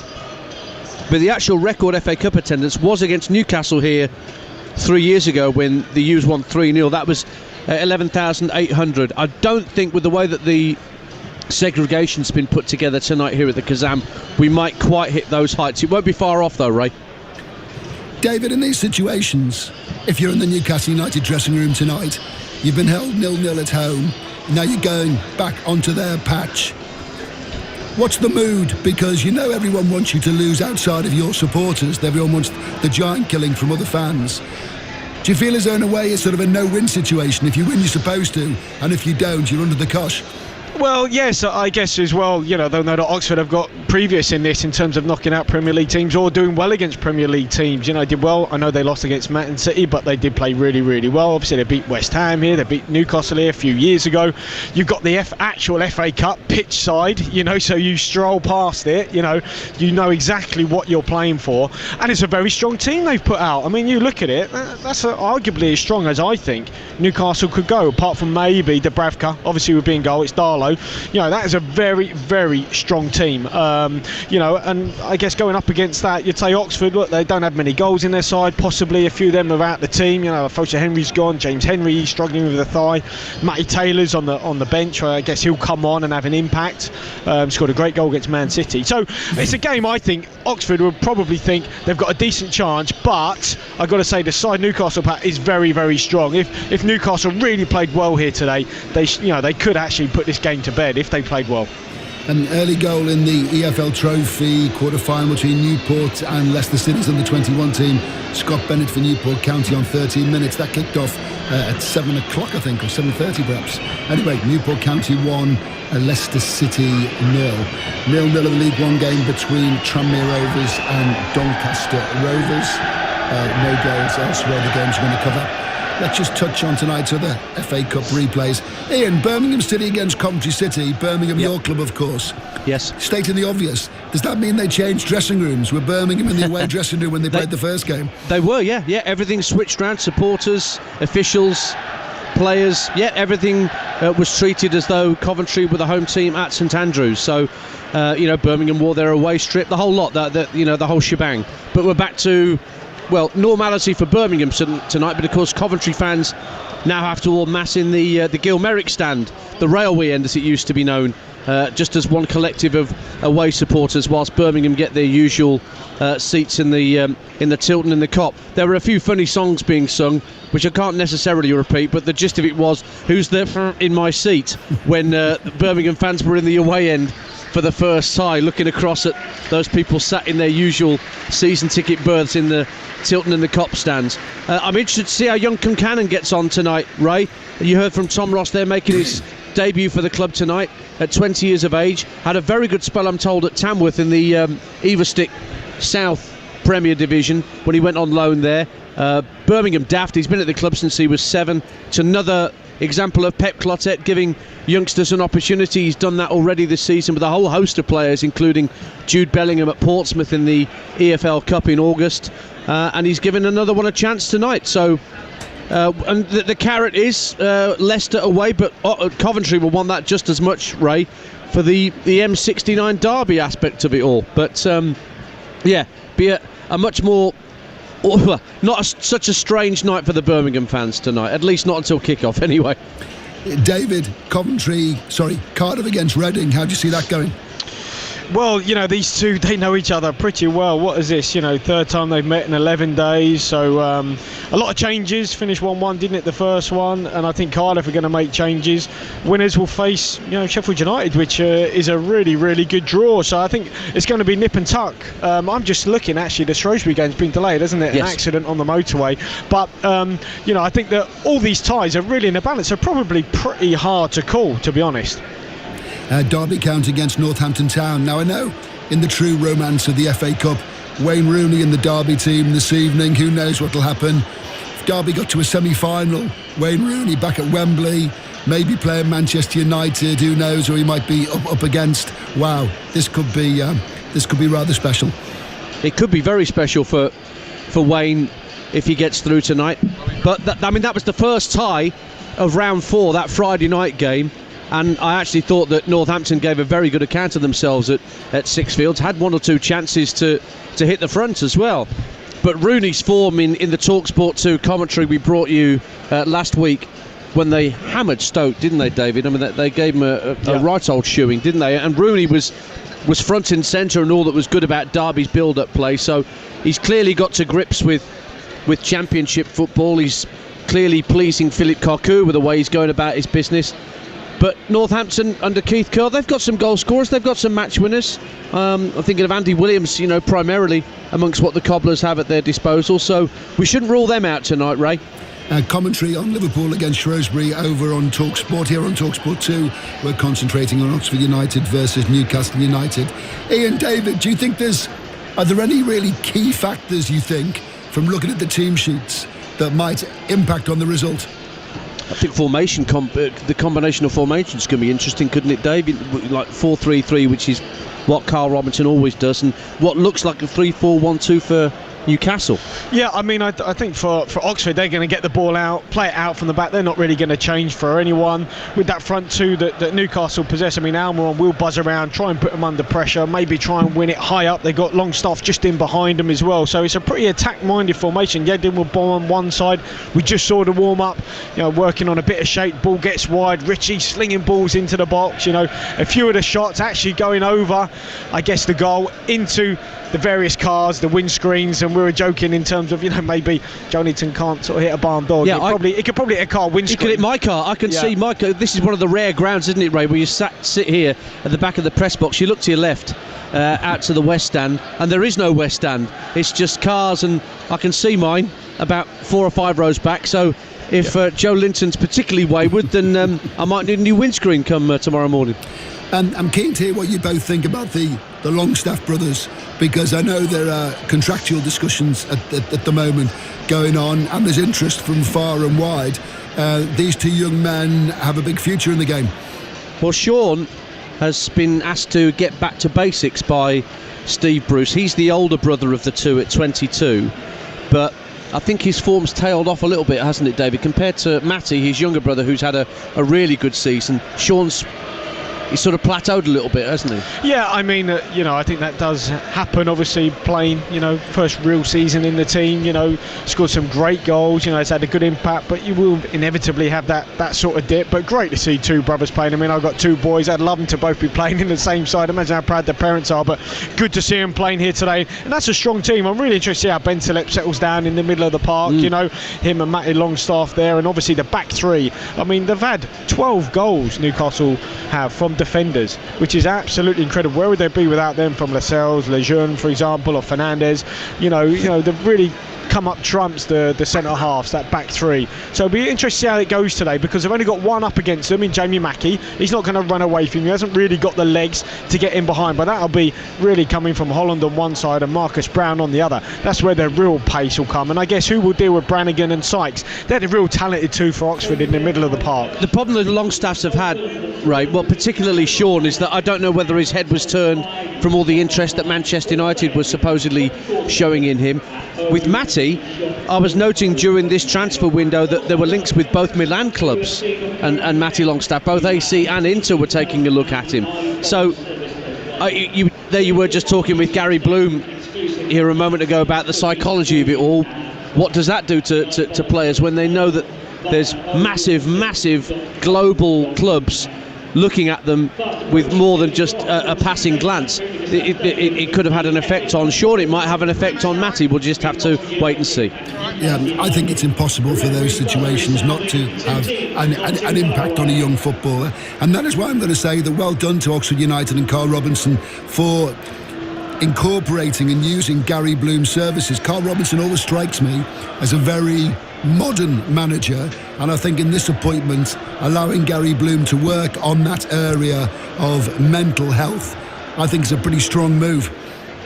Yeah, I mean, we were talking to Mark Thomas, weren't we, beforehand, Dance and I, who's the head of recruitment here at Oxford, and he was just saying, they've always kind of used one. They've always had one, and it's Gary Bloom at the moment, and yeah, the players love it. He's always there, available if you need it, and that is a part of the game which is so important these days. You've got the physical side, and you also got the mental side, so yeah, terrific.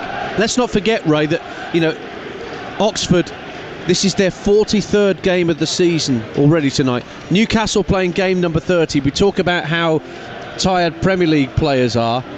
These League One players, they've been playing in League One, League Cup, FA Cup, Leasings.com trophy.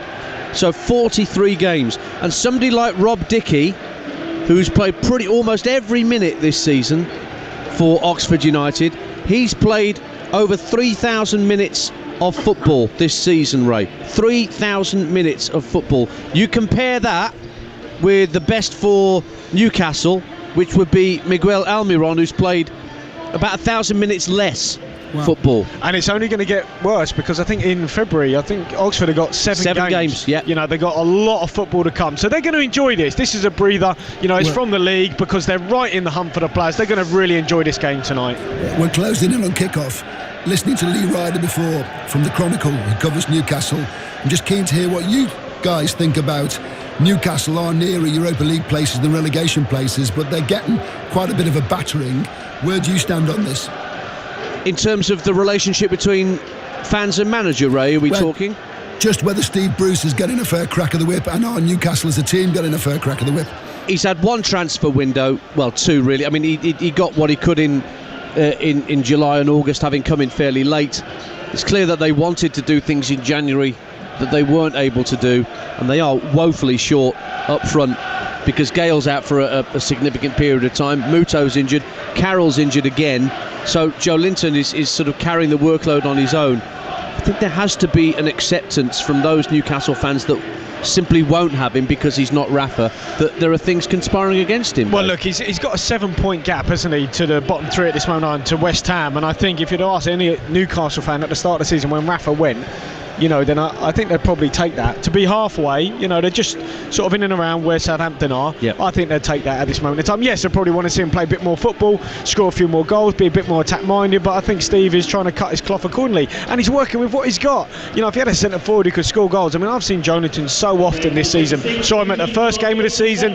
He had a sitter on his head. He had another one at the weekend, which he should have scored from. Then Almiron missed the follow-up. You have to add a number 9, that's all you need. You need one number 9, someone who could score you 10, 12, 15 goals, then they'd be pushing up well into the top 10. Ray, you'll appreciate this. Just looking to my right in the East Stand, they're just unveiling a massive flag with the image of Jim Smith, who of course passed away recently and managed both clubs with great distinction. And well, you can hear the round of applause around us for the Bald Eagle, for everything he did for this club and of course for Newcastle United. Massive banner, the full length of the East Stand away to our right. That's a lovely touch. It is. Fantastic gesture, well deserved. A few minutes away from kick-off in tonight's TalkSport 2 match commentary, the FA Cup 4th round replay between Oxford United and Newcastle United. TalkSport 2 Live. The moment you realise you've drilled through an electric cable. The moment you realise that doesn't just mean no telly on the wall, but no telly full stop. The moment you realise you've got British Gas Home Care. And not just your electrics, but your plumbing, heating and drains are all covered. So the moment you've got a problem, make it our problem. British Gas, here to solve. Search British Gas Home Care. Night gathers, and my Now TV watch begins. It will not end until I have finished all 8 seasons of Game of Thrones. I shall take no spoilers, nor skip ahead. Instead, I will defend my house from eternal channel hopping. I am the watcher of brilliant shows like Chernobyl and The Wire. More than enough great TV to last even the longest winter.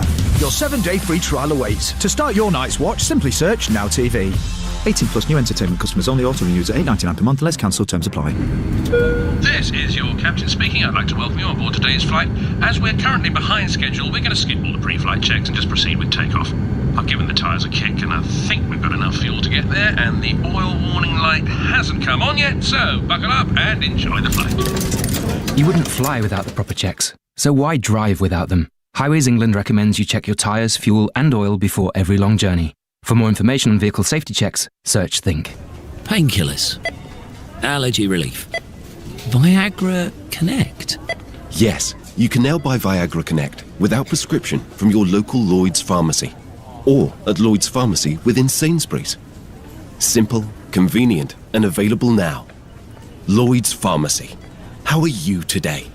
Contains sildenafil for erectile dysfunction in adult men, subject to suitability. Always read the leaflet. Game day this Saturday. Brighton versus Watford, kick-off 5:30 on TalkSport. Official broadcast partner of the Premier League. You're listening to TalkSport 2 Live. Newcastle United's last domestic trophy success was 65 years ago.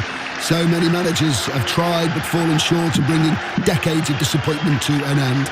The Sunday might be highly unlikely that will happen in the months to come, but stranger things have happened. Tonight's FA Cup 4th round replay between Oxford United and Newcastle United is about to kick off, and the TalkSport 2 commentary team is David Connolly and Ian Danter. Thank you, Ray. Very good evening to you wherever and however you're listening to TalkSport 2 this Tuesday evening. It's the Kazam Stadium, which of course is full on all 3 sides. This famous ground where the West Stand to our left is open. You can see the car park and the industrial estate and a few retail units that have sprung up since this stadium was built. But there's a good 11,000 people packed in here tonight. Not a spare ticket to be had, as Oxford look to do to Newcastle United what they did to West Ham United in the League Cup earlier this season. I was here that night earlier in the campaign when it was a 4-0 success for Oxford against a West Ham side that just never got going. Now, in the first tie between these two at St James's Park 10 days ago, 0-0 the score. Both sides had chances to win it. But we're back here for a replay that I guess not many people wanted. Not too much enthusiasm from Steve Bruce or Carl Robinson. Maybe Tiger, the owner of Oxford, one of the few very happy with a bit of extra cash coming in from the bums on seats here tonight. Oxford, they make a couple of changes from the win they got here against Blackpool on Saturday. It was their first win in 5 after a slightly lean spell in January. Elliot Moore comes in at centre half, John Mousinho drops out, and Jamie Mackey will lead the line up front, the veteran and former QPR player. Simon Eastwood, the keeper for the U's, and then Sam Long, Rob Dickey, Elliot Moore and Josh Ruffles in the back 4. Mark Sykes, Alex Goran and Cameron Brannigan are the 3 in midfield, and Jamie Mackey leads the line, as I mentioned, with Marcus Brown and Nathan Holland, formerly of West Ham, played in that West Ham defeat here, either side of him. As for Newcastle, we have 5 changes from last time out. The 0-0 draw with Norwich. Darlow, Cher, Lejeune and the Longstaff brothers both come in. It is Darlow in goal, Fabian Cher, Jamal Lascelles and Florian Lejeune in the back 3. Then Yedlin, Bentaleb, Matty Longstaff and Matt Ritchie in a midfield 4. Up front, Miguel Almiron will play alongside Joe Linton, and we are ready for the off. Oxford will be kicking towards the east stand away to our right, which may well be known as the Jim Smith stand before too long. That's the one end of the ground that does have a stand behind the goal.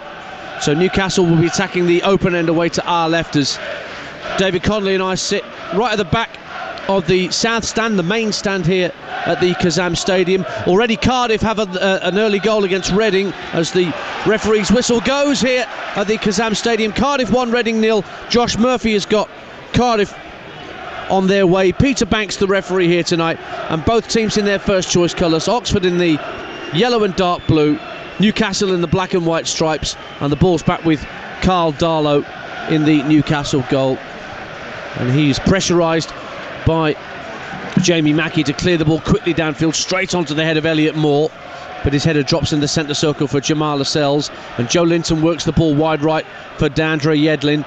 But Oxford win the ball back inside their own half, and Cameron Brannigan looks to release Mackey down the left-hand side. He may well get there first, despite his advancing years. He does. Down by the corner flag, left-hand side. He's got Cher watching him, and in fact Cher forced Mackey to put the ball out of play for a Newcastle throw. Minute gone on TalkSport 2.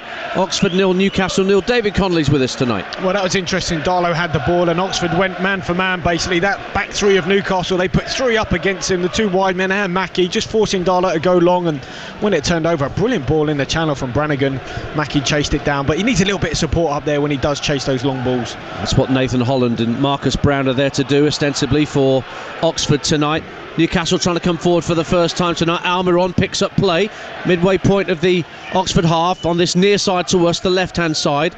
Works the ball backwards to square to Nabil Bentaleb, who made his Newcastle debut on loan from Schalke in the first tie.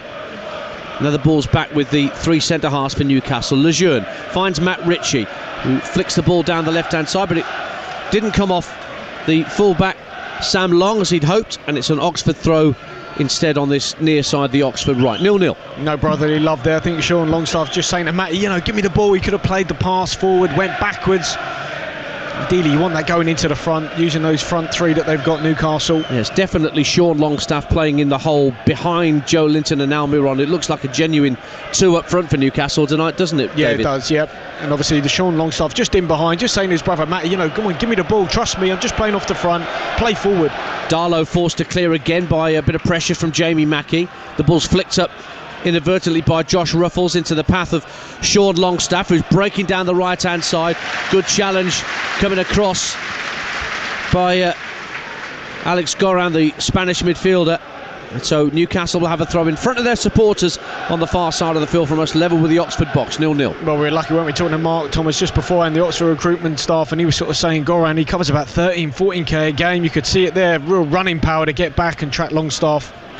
Newcastle have the ball at the edge of the Oxford penalty area. Joe Linton out to the left-hand corner, looks to feed Ritchie down the left-hand side of the box. First time cross, deflected up in the air. Can somebody get their head on it? Drops for Matty Longstaff, who finds Yedlin, teases the ball to the back post, and the offside flag goes up against Ritchie at the corner of the 6-yard box, and Oxford United will be able to clear their lines. 0-0 with 3 minutes gone. Yeah, one wing back passing, crossing to the other there, but Ritchie delivered the ball on the left-hand side, wasn't then back onside, was a little bit deep. I think maybe Jolinton could have gone for that, but that's what they were doing in the warm-up, getting the ball, working it wide, delivering into the box. I always think it's a hard skill. Look at Jolinton, I think Does he look confident finishing from crosses? You know, it's probably one of the hardest skills, you know, finishing from a cross. And he never strikes me that he's confident finishing from crosses. He scored from a cross for Newcastle's fourth in the replay against Rochdale we brought you on TalkSport. He had one at the weekend though, really easy header he should have scored from and he didn't. Goal kick downfield from Simon Eastwood. One of those players who played when Oxford beat Newcastle 3 years ago in the FA Cup fourth round. I do remember actually Bobby Zamora saying that, he used to hate finishing from crosses.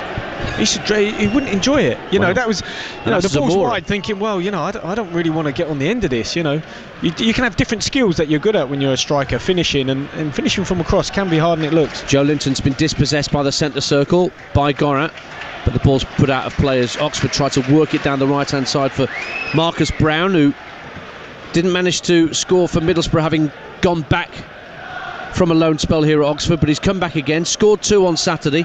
Well, I think somebody was trying to take the second goal off him, and a bit of a nudge by Jamal Lascelles into the back of Jamie Mackey gives Oxford United a free kick 20 yards inside the Newcastle half of the field to the right of centre. It's 0-0 here on TalkSport 2. Well, Mackey obviously straight onto the referee as always. That's how he plays. When he's at his best on the edge, he'll give the back three. Certainly I think Lascelles, bit of rough treatment here, try and rough him up. 35 years young, Jamie Mackey, over 500 club appearances to his name.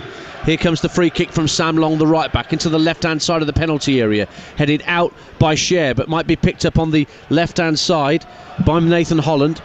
But he can't keep the ball in play tight to that far touchline, and Newcastle will have themselves a throw. Newcastle unbeaten in 7 games in all competitions, but 5 draws in that 7, including the draw against Oxford in the first game, and indeed the draw they got at Rochdale that led to the replay in round 3.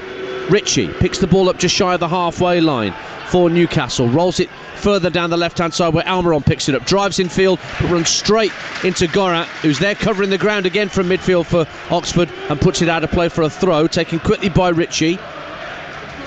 It's given back to him by Bentaleb, but Oxford win it back. It's touched in field by Brown, felt he was caught late as he flicked the ball in field, but the referee Peter Banks waves play on and the ball is back with Carl Darlow, who just passes the ball out to the left-hand corner of the box, again under pressure from Jamie Mackey. That's evident already from Oxford. They're trying to press high on the goalkeeper and pressurise him. Yeah, I mean, we saw them do this against Man City as well, which, look, if it doesn't come off, they can just cut through you, and Newcastle have bypassed that pressure. DeAndre Yedlin, the American right wing-back for Newcastle, trying to play a 1-2 with Matty Longstaff down the right-hand side of the Oxford box, but the return pass from Matty Longstaff was overhit, just dribbles over the dead ball line, and Oxford United have themselves a goal kick away to our left. 0-0. Oh, Matty Longstaff will be disappointed. Just a simple little give and go, simple pass return, wall pass around the edge of the box, too much on it, goes straight over the line. But just looking at Miguel Almiron, full of energy, isn't he? The ball's on one half of the pitch. I think Sean Longstaff in the pocket, flicked it on to Almiron, fed it wide to Ritchie, and then he sprinted into the channel, showed great energy. The one National League game tonight sees a goal for Dover against the leaders Barrow. Will de Havilland makes it Dover 1, Barrow 0. It's one game in League 1 tonight, Tranmere Doncaster, no goals in that. And the only goal in the other replays in the FA Cup tonight is the one that's gone to Cardiff against Reading through Josh Murphy. Oxford have the ball inside their penalty area. Set for 9 games actually in February, Oxford, with this one the first of them. The likes of Ruffles and Dickey have played over 3,000 minutes already this season. Busy old month in store for the U's of Oxford. On halfway, there's a challenge that's gone in on Mark Sykes, and he's won a free kick for a little pull back by Matty Longstaff. So a chance for Oxford to load the box, but instead it's quickly played square by Gorin for Cameron Brannigan. Back it goes to the keeper Simon Eastwood, right-footed clearance down the centre of the field. Mackey won't get there, actually does get there in the end to help put Lascelles off. It's hooked back over his head by Matty Longstaff towards the halfway line. Almiron tries to bring it down, does extremely well, finds Sean Longstaff, who tries to feed it through the centre of the field along the deck for Joe Linton, comfortably won back by Dickey, but his through ball into the Newcastle half is comfortably intercepted by the visitors.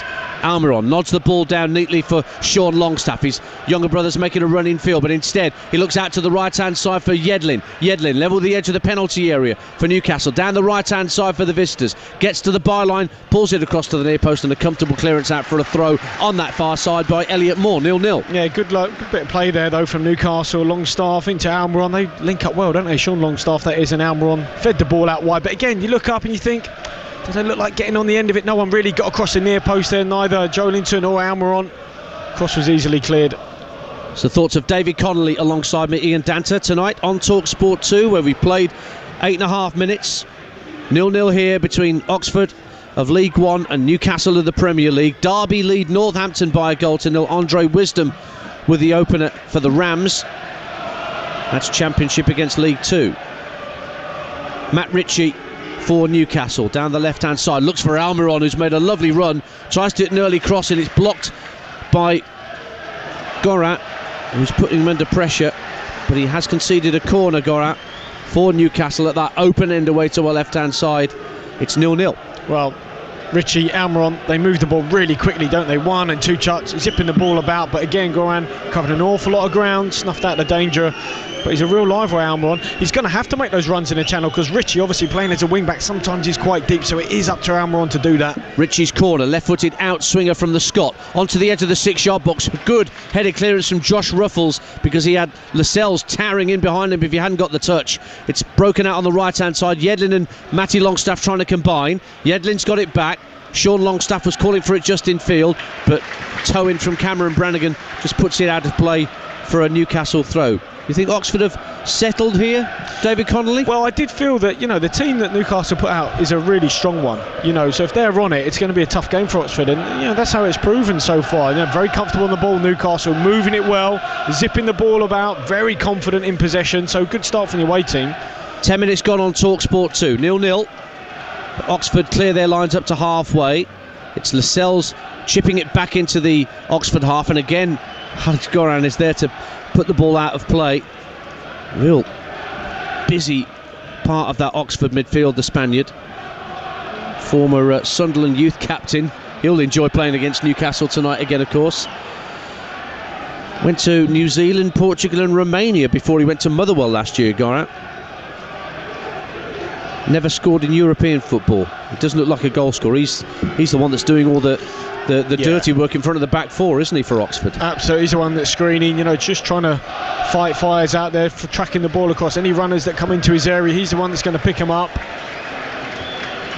A long ball hit, hopefully downfield by Bentaleb, just drifts out of play. It's good 20-30 yards ahead of both Joelinton and Almiron, so it'll be a goal kick to Oxford United.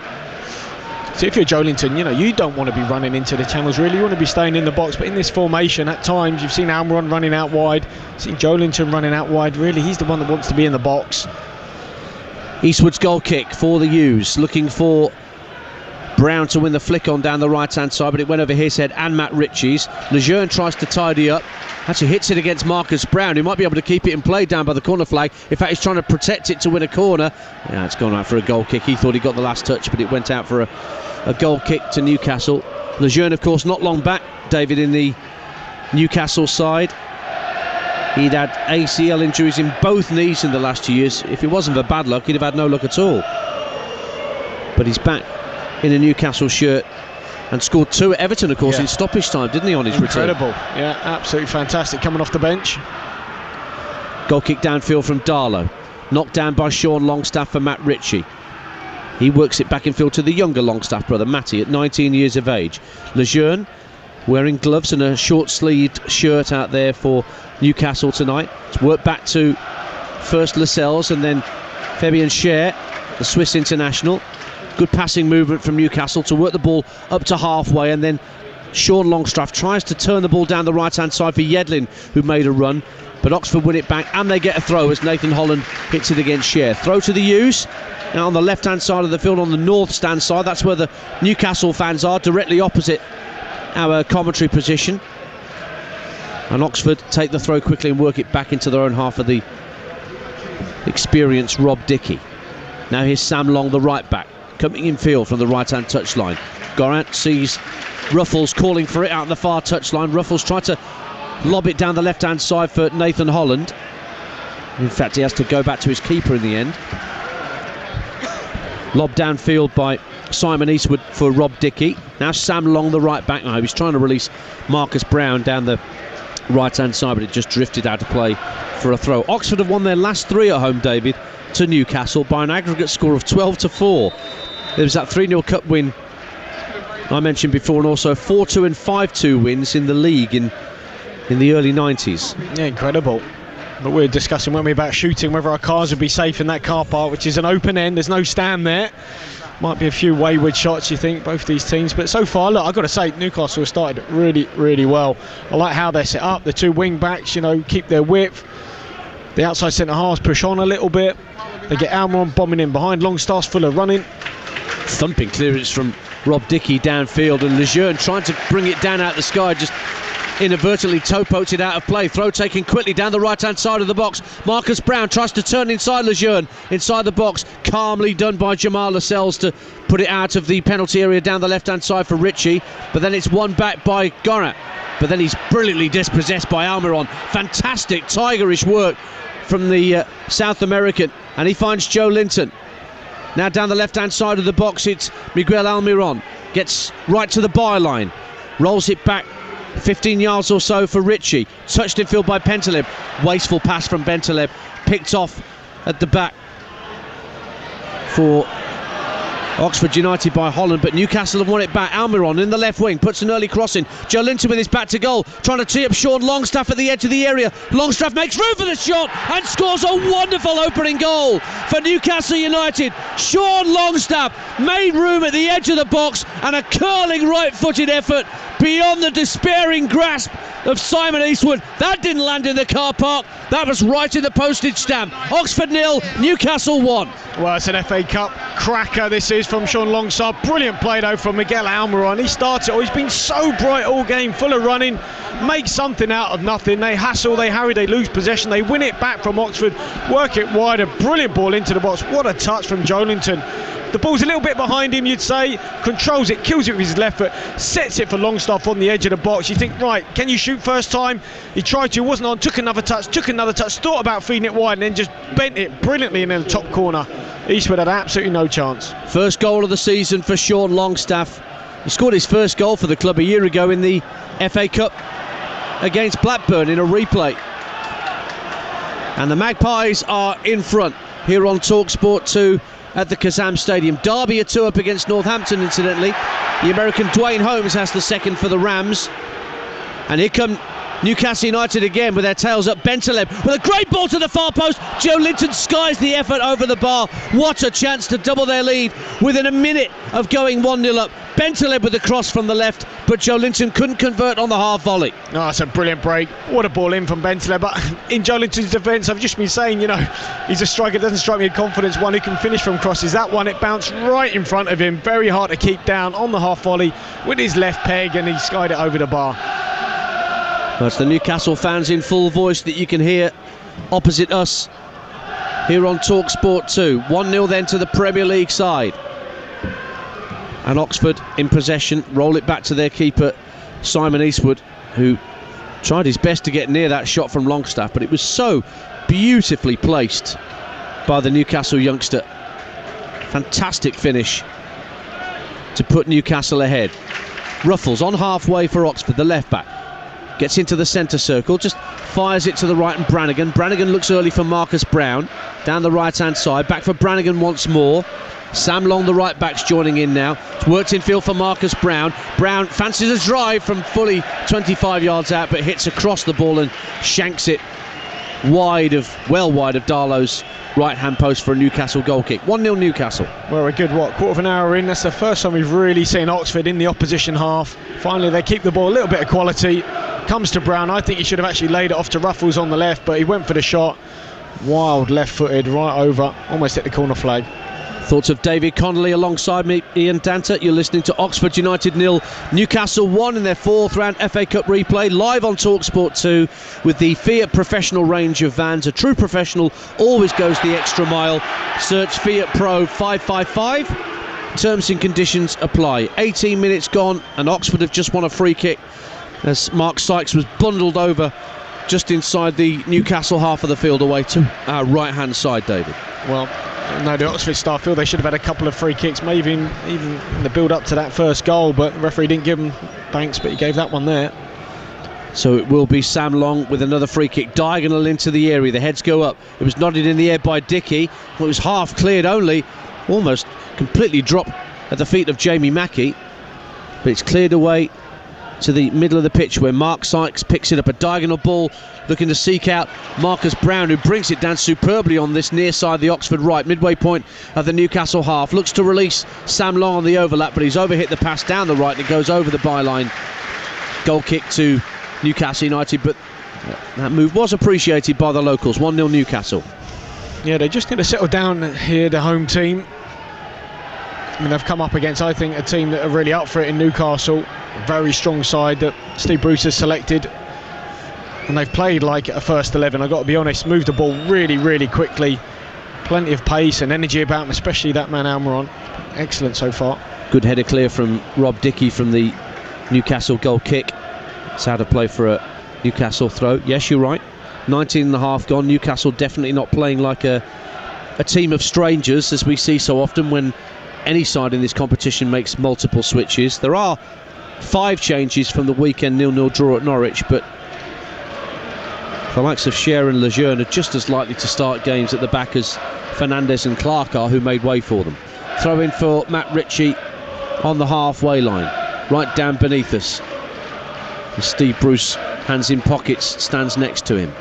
Happy enough with the way his Magpies are going about their business in this FA Cup replay. 20 minutes gone on TalkSport 2, and then a wayward ball downfield from Cher, and that'll be a throw in for Oxford down the left hand side. Well, it was the right idea, because what they're trying to do, Newcastle, is they get their wing backs just to drop off really, really deep, almost get in contact with the centre halves, just to see if the Oxford fullbacks go with them, and if they do, they try and hit that ball into the channel. That time Longstaff ran in there, but Gorin tracked him really well. But that's their tactic. Can they suck the fullbacks out? If the Oxford fullbacks go with their wing backs, then they're hitting the ball into the space in behind. Darlow hurried again into a clearance, but does well to find the goal scorer Sean Longstaff on halfway.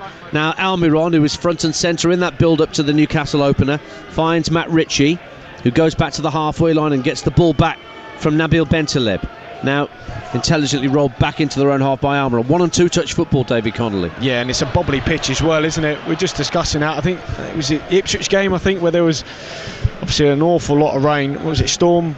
Remember. Yeah. Brendan, yeah. Anyway, pitch has taken a bit of a battering as well from that. You can see it down there. It's a bit bobbly, certainly down this left-hand side, right in front of us. Yeah, it's a bit threadbare. It's certainly not Tranmere Rovers levels of... No. Well, you were there the other week, weren't you, at Prenton Park for the cup tie? That was a proper old-school pitch. Just a bit pop-marked here and there, this playing surface at the Kazam Stadium, but you can still pass the ball around on it. And that's what Oxford are trying to do, and they almost give it away. Scorant played a hospital pass along the middle of his own half that was so nearly intercepted by Ritchie. Sam Long got there first and just hoofed it downfield straight to Carl Darlow. Here's Bentaleb trying to work the ball to the right back position, where Cher, one of the 3 centre halves, lobs it up to halfway rather. It's one back though by Oxford, calmly done. Plays for handball against an Oxford player, mostly from the Newcastle fans opposite us, but Peter Banks says nothing doing. Sam Long's got a bit of space. The right back for Oxford can get into the Newcastle half, strides forward 15 yards, tries to roll it into the feet of Sykes, but that was comfortably won back for Newcastle by Ritchie. And away comes Miguel Almiron, again darting down this left-hand side, level with the edge of the area, tries to play it in field, looking for Sean Longstaff, but that was good calm defending by Rob Dickey. And now Marcus Brown inside his own half tries to tease the ball around Lejeune, but it's won back immediately by Newcastle. Well, again, Sam Long on the ball. Look, his strength is defending. Going forward might not be so, and he's given the ball away a few times. You can actually hear the crowd getting on at him because he could have travelled with the ball. He turned back out, played it safe. The crowd get on him. He eventually gets it, tries to play forward, and gives it away. Oxford 0, Newcastle 1. But the last thing Steve Bruce needs is another centre forward getting injured. And I have to report that Joe Linton is sitting on his backside in the Oxford penalty area, clutching his left thigh, or his left hamstring, or it actually could be a side strain here, David Connolly. He's just rolled up his shirt as the physio comes on to treat him. Yeah, it might be the top of maybe his hip, something like that. If you're running through, maybe I've done that a few times, right at the top. Sometimes you can tweak something up there, but this will be a worry. Substitutes have gone out to warm up. Yep, well, there's already Dwight Gale out for a while with a hamstring injury. Andy Carroll's out again. You've also got Yoshinori Muto, the Japanese striker. He's out, so Joe Linton is effectively the only first choice centre forward that Steve Bruce can use. Young Tom Allen is on the bench from the Newcastle United Academy as an option. He's back on his feet, Joe Linton, and just walking towards us alongside the physio, so I'm guessing he's going to be able to continue, but that's one thing Steve Bruce does not want out of tonight, another addition to players going on the Newcastle treatment table. No, that's right, but just trying to see where the problem is. I mean, he has leant over to his side a couple of times. I mean, side strains can take an age to heal as well, can't they? But to be honest, he looks okay. He looks like he's ready to come back on. Back underway on TalkSport 2. 24 minutes gone if you're just tuning in to this FA Cup 4th round replay. Oxford 0, Newcastle 1. A brilliant right-footed curling effort from Sean Longstaff on 15 minutes from the edge of the area. The difference between the two sides at the moment. Oxford coming forward with Sam Long. Joe Linton, who's back on the field, works hard to win it back. And Newcastle have possession in their own half with Bentaleb.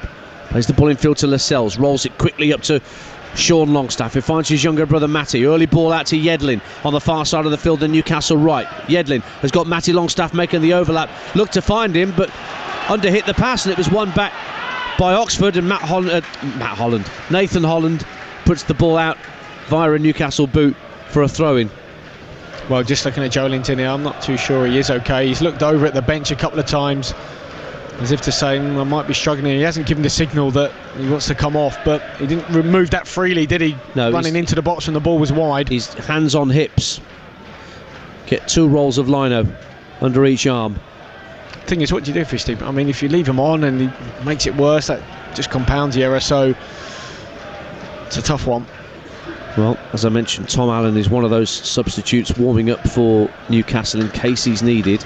No other striker on the bench for Newcastle. A lot of midfielders on there. Meantime, Marcus Brown making strides down the right for Oxford. Lovely ball in, and it was headed behind by Scher for a corner kick. Suddenly Marcus Brown scampering down the right, fired in the cross, Davy Connolly, and it needed a good header at the near post. Yeah, terrific ball in the box. Just got there, used all his pace just before the ball went out of play. Brilliant ball across the box, but well defended from Newcastle. 25 minutes gone on TalkSport 2. Oxford 0, Newcastle 1. First corner of the game for Oxford at that Jim Smith stand end, the east stand, away to our right. Brown drifts it to the far post, headed back across goal, and it drops at the far post, thumped away by Longstaff, and it will come out of play on this near side for an Oxford United throw. Decent corner, David Connolly. Yeah, they've got good delivery, that's for sure. It was Rob Dickey, I think, who tried to head it back across goal from the far stick. Oxford's throw to be taken by Sam Long, midway point of the Newcastle half, down the Oxford right. Sykes trying to protect the ball from Matt Ritchie, rolls his foot on the ball, finds Sam Long. Good ball for Goran. Goran has a ball deflected down the right hand side of the box, and Darlow can't prevent the corner. Oh, it's been given as a goal kick by Peter Banks, and indeed by the assistant, who both decided it came off Goran's boot last of all, much to the displeasure of the home supporters. 1-0 to Newcastle then, with 26 minutes gone on TalkSport 2. Darlow's goal kick for Newcastle United. Darlow, who is out of contract at the end of this season, the Newcastle goalkeeper. Played in the first tie instead of Martin Dubravka. He also played in the first tie at Rochdale. He's only made 52 appearances since 2014, Carl Darlow, for Newcastle. David, he's one of those who used to think about Stephen Harper being the perennial understudy to Shade Given at St James's Park all that time. Darlow's in the same envelope. Yeah, I mean, it's going to be really hard as well for him. Obviously, Dubravka's absolutely brilliant. Now, high boot from Matty Longstaff on Sykes, midway point of the Newcastle United half, and the Oxford fans you can hear around us wanting severe retribution against the younger Longstaff brother, who appears to have come off worse from the 50-50 challenge. and he's only just now awkwardly picking himself up to his feet. But it is going to be an Oxford United free kick to the right of centre, midway point of the Newcastle half. And they've got some good height as well, obviously, Elliot Moore and Goran Dickey. This, I imagine, will be going on the diagonal. They brought Joelinton back. Longstaff just being sent away by the referee. No yellow card. That's what the boos were for from the Oxford fans. Felt he should have had a yellow. But instead it's the Yellows who have the free kick of Oxford United. And it's Marcus Brown, hands on hips, waiting to deliver this from the right of centre. Midway point of the Newcastle half. Plenty of people up from the back. All the centre halves are in there, but the referee just having a quiet word with a few at the edge of the penalty area. Keeping an eye on some pushing and shoving in there, I imagine.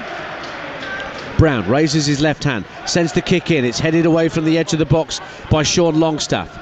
Oxford win it back though, have to go back to halfway in order to keep possession neat and tidy. Sam Long in the centre circle plays a diagonal ball out to this near side, the right. Will it drop for Marcus Brown? It does. It's won back though by Almiron. And a long ball downfield setting Joelinton away. Joelinton's got in behind. Joelinton makes it 2 with a lovely finish. Swift counter-attack. Ball over the top. Found Joelinton, who got beyond his man. And as the goalkeeper came out, coolly slotted it past him for Oxford 0, Newcastle 2. I think that's his last action of the game, Joelinton. What a ball over the top. I think it's from Sean Longstaff in behind. Joelinton streaked away, used all his speed. Great first touch, taken away from the Oxford centre-half. Real calm, composed finish as well. Just opened his body out, rolled it into that far corner. Took a couple of bobbles, but nestled in the side netting. Terrific finish from Joelinton. Well, he scored in the replay against Rochdale, and that was his first goal in Donkeys. It was started last 13 in all competitions. That goal against Rochdale was his first in 21 appearances since scoring at Tottenham. So that's 3 in 29 appearances for the Brazilian. Well, that's why he's playing tonight. That's why he played against Rochdale. I think Steve is hoping he gets a goal, gets some confidence. He finished that really, really well. Half an hour gone then on TalkSport 2, and Oxford have it all to do. It's Oxford 0, Newcastle 2. And Rob Dickey just couldn't keep pace with Joelinton with that ball over the top. He must have thought somewhere, as many centre-halves do, about putting in a challenge and maybe putting himself in jeopardy. But he just let Joelinton go past him, and the finish was very cool from Joelinton. Here's Sam Long trying to respond for Oxford from the right-hand side. Good ball into the area. Drops on the 6-yard line. Turn and a fired shot. Brilliantly saved. The shot came in from Jamie Mackey. What a save from Darlow. Comes out to Long. Long with a shot was cleared off the line by the head of DeAndre Yedlin. Well, Lascelles it was in actual fact who headed the ball over the bar. Two great efforts kept out. One by the keeper and one by the centre-half. It's a corner. Oh, what a response from the home team. Two terrific strikes. The first one from Mackey, superbly saved from Darlow, and then the follow-up from Long. What a strike, just cleared off the line by, I think it was Lascelles. So it's a corner kick to Oxford. Away to our right on the east stand side. Marcus Brown to take it. Run on the penalty spot. Moore can't get there first. It'll break to Marcus Brown again, who's free down the right-hand side of the box. Plays it along the 6-yard line. It was a black and white shirt there first to half get it clear, and then Lejeune just hoofs it into the stand that we're sat in, the south stand, for an Oxford throw. Oxford 0, Newcastle 2, but this is a good response from the home side to going 2-0 down. Cameron Brannigan looks for Sam Long. Early cross from the right-hand side. Nathan Holland will have to go outside the penalty area on the left to pick up possession. He's got it though. Moves into the box, plays it back for Goran. Goran trying to make room for a shot. Was he brought down at the edge of the D? No, says the referee. We play on. Was that a foul for you, David Connolly? No, I don't think so. I know that Carl Robinson's appealed for one and the crowd, but I don't think it was. I mean, going back to Joelinton's goal, you've got to say they were left bare at the back, Oxford. 1v1, caught out, one centre-half high, the other one deep, and punished. A good response, though, from the home team. Oxford 0, Newcastle 2 on TalkSport 2, where we've played 32 minutes at the Kazam Stadium. Half-time at St Andrews, Birmingham 0, Coventry 0. Remember, Derby 2-0 up against Northampton. That's also a half-time score. And it was 1-0 to Cardiff against Reading in that all-championship tie. Josh Murphy with a goal for Cardiff. Sheffield United at home, the incentive for those two championship teams. It's West Brom away for whoever wins this tie, and at the moment it's going to be a battle of the stripes in round 5 because it's Newcastle in front by 2-0 here. But Oxford, with Josh Ruffles, are in possession inside his own half. Rolls it back to Elliot Moore. And Sam Long in acres of space on this near side. Alain Saint-Maximin's warming up on this near touchline. Wonder whether he's going to be brought on for Joe Linton and a bit of a reshuffle up front for Steve Bruce's men. Well, he's definitely given his arm. He's waving over. I don't think they've there he is. He's just sat down. Sat down again. I mean, I've spotted it a few minutes ago, but I don't think the Newcastle staff have, or they have now.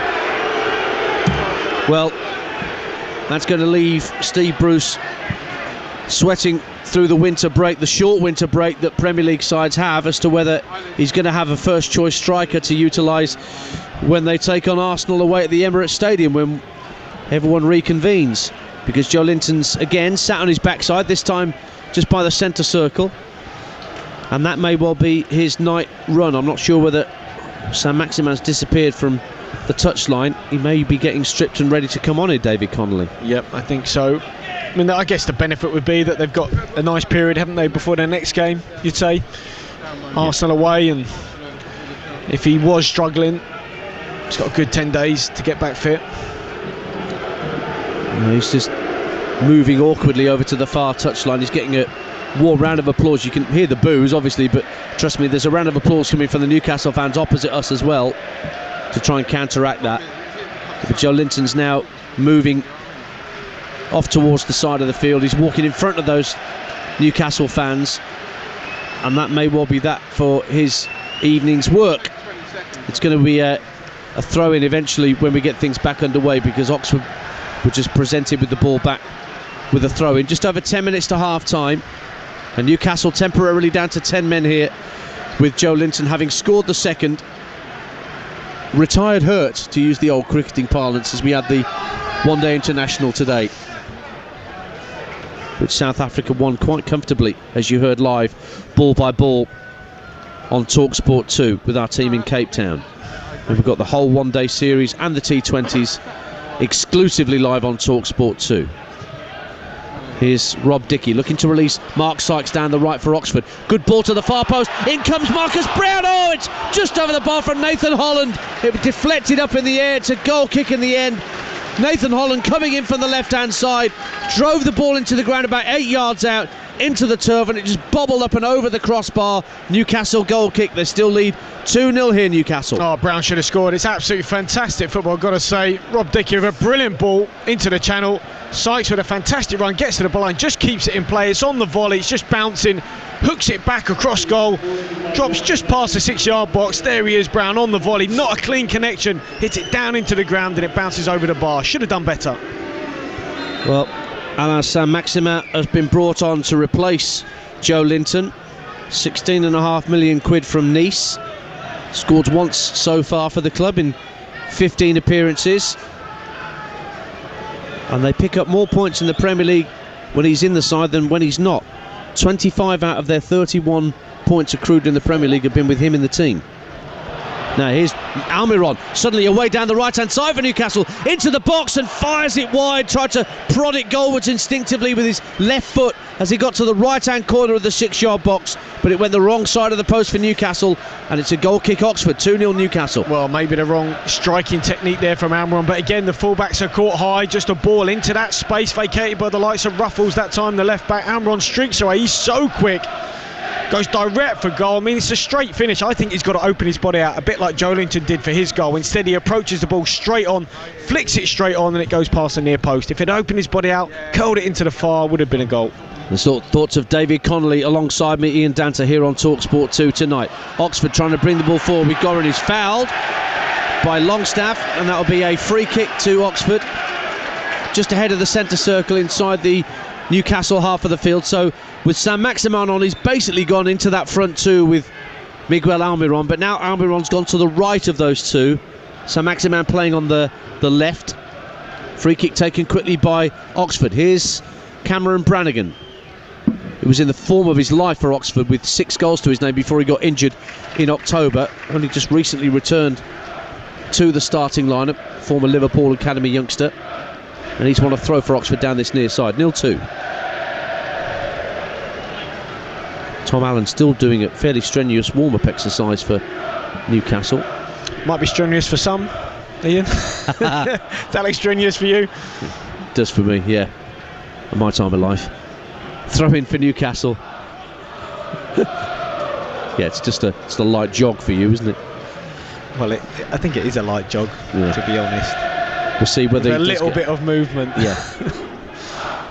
Well, it's certainly more than Paul Pogba would do, or other professionals whose warm-up routines are, shall we say, a little more well, it is a cold going. night, isn't it? It is a cold night. It's been a cold few days, so I don't know if that's contributed to the Joelinton injury. We'll never know.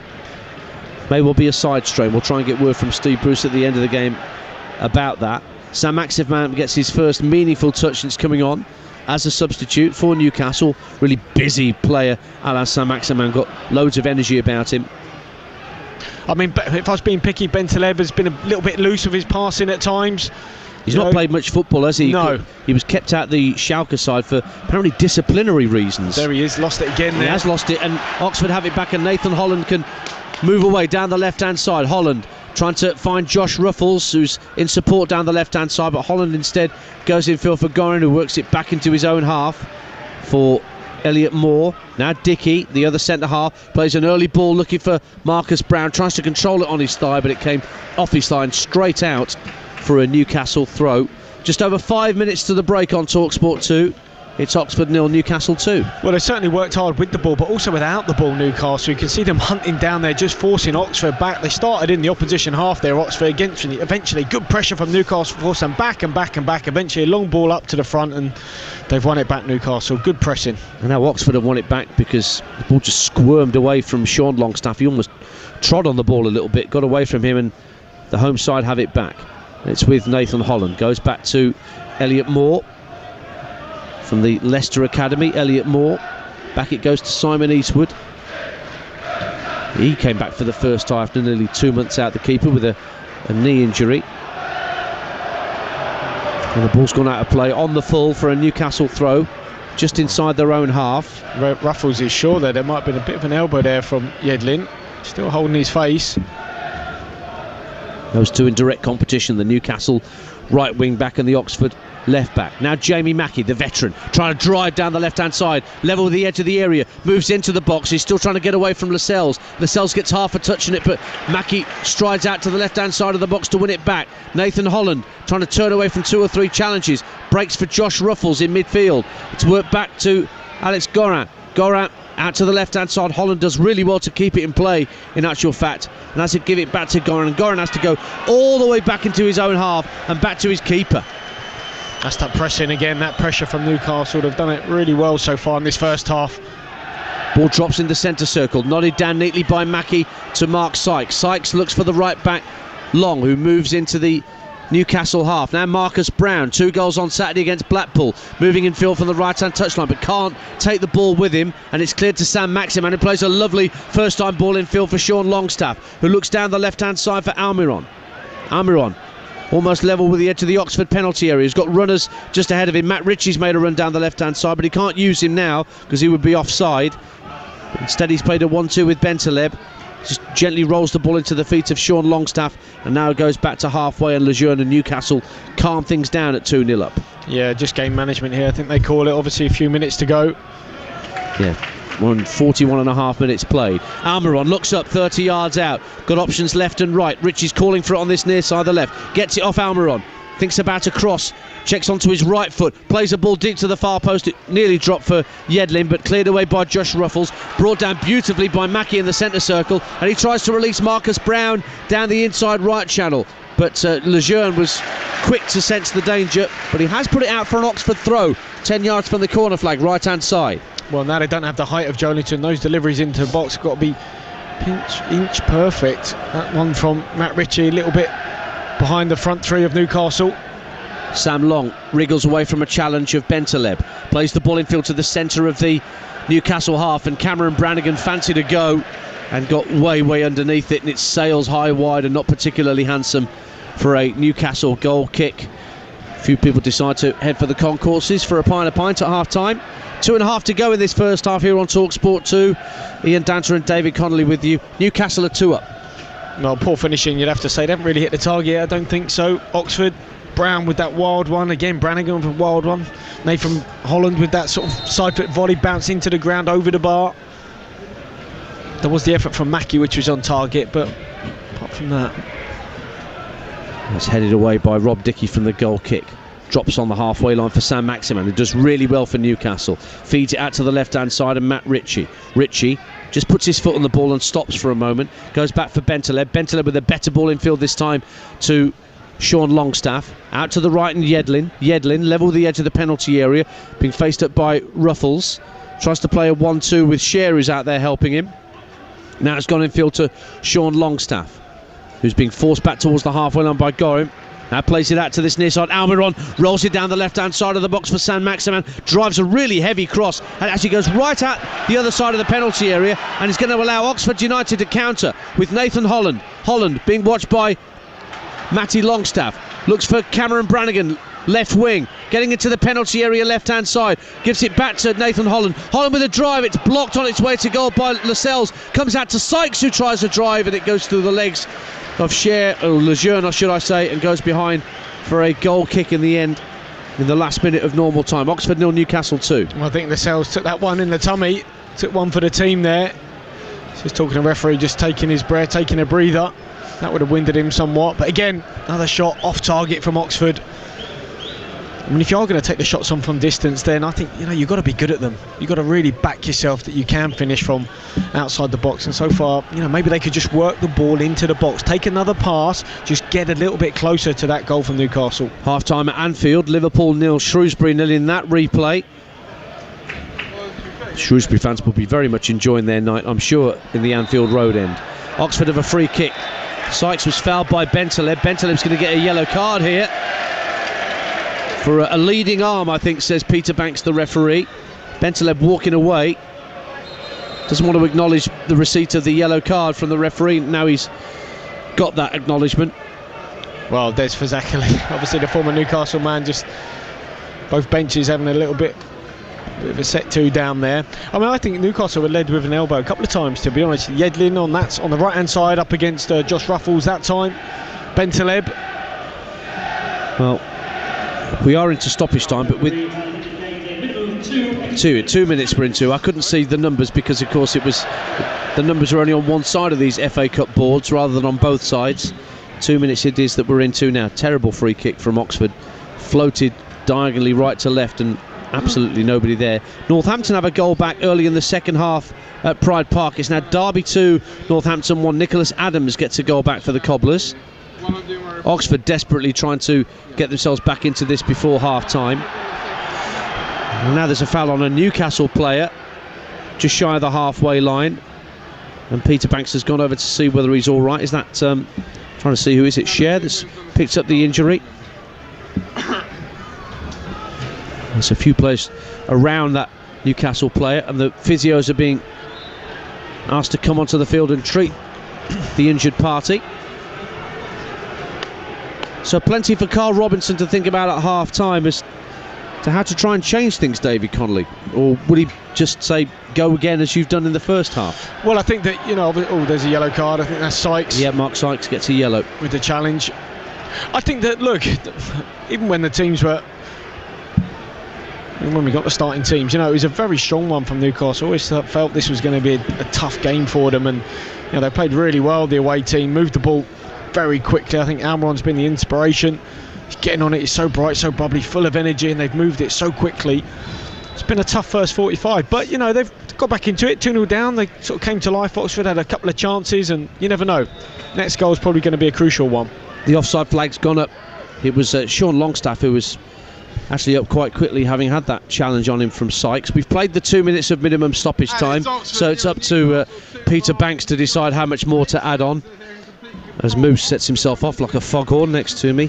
Ball's thumped away by Matt Ritchie up to the halfway line. Rob Dickey keeps it in play for Oxford, and there goes the half-time whistle, where Newcastle are firmly in control of this fourth round replay. A quite superlative finish on the quarter out from Sean Longstaff to set Newcastle on their way. And Joe Linton's last contribution before he went off injured was to put Newcastle 2-0 up with a ball over the top, found him away and clear in behind the Oxford defence, and he finished coolly, the Brazilian, but had to go off with what looks like a side strain. The last thing Steve Bruce needs tonight is another striker injury, but his team, as it stands, are cruising through to round 5 and that tie at West Brom. Half-time score here at the Kazam is Oxford United 0, Newcastle United 2. Ian Danter and David Connolly of the TalkSport 2 commentary team for tonight's fourth round replay between Oxford United and Newcastle United. It's one of 5 FA Cup replays. All the latest scores and the second half commentary from the Kazam Stadium to come. Next goal absolutely crucial in this match. TalkSport 2, official broadcast partner of the Premier League and the English Football League. Having to deal with financial stuff can make you feel... But at Money Supermarket, we make you feel... That's because we go further to help you get money car. We don't just compare. We cut prices to help you get cheaper car insurance deals. Get money car. Money Supermarket. The moment you realise you've drilled through an electric cable. The moment you realise that doesn't just mean no telly on the wall, but no telly full stop. The moment you realise you've got British Gas Home Care. And not just your electrics, but your plumbing, heating and drains are all covered. So the moment you've got a problem, make it our problem. British Gas, here to solve. Search British Gas Home Care. From the widest landscape on the highest mountains to the smallest parking space on the tightest school run. With Jeep Renegade, legendary adventures come neatly packed. For as little as £255 a month plus a single initial payment of £255. Jeep Renegade. Legends aren't born, they're made. Visit jeep.co.uk. Personal contract hire. Offer available on the Jeep Renegade Night Eagle range. 48 months, 6,000 miles per annum. Valid until 31/03/20. Subject to availability, T's and C's apply. Leases. You're in charge of hiring and Indeed has solutions, like sponsored jobs, which increase the visibility of your post in search results to make sure the right candidates find you faster. We also give you the pigeon of perception, who only coos when you find the perfect CV. Or when he's hungry.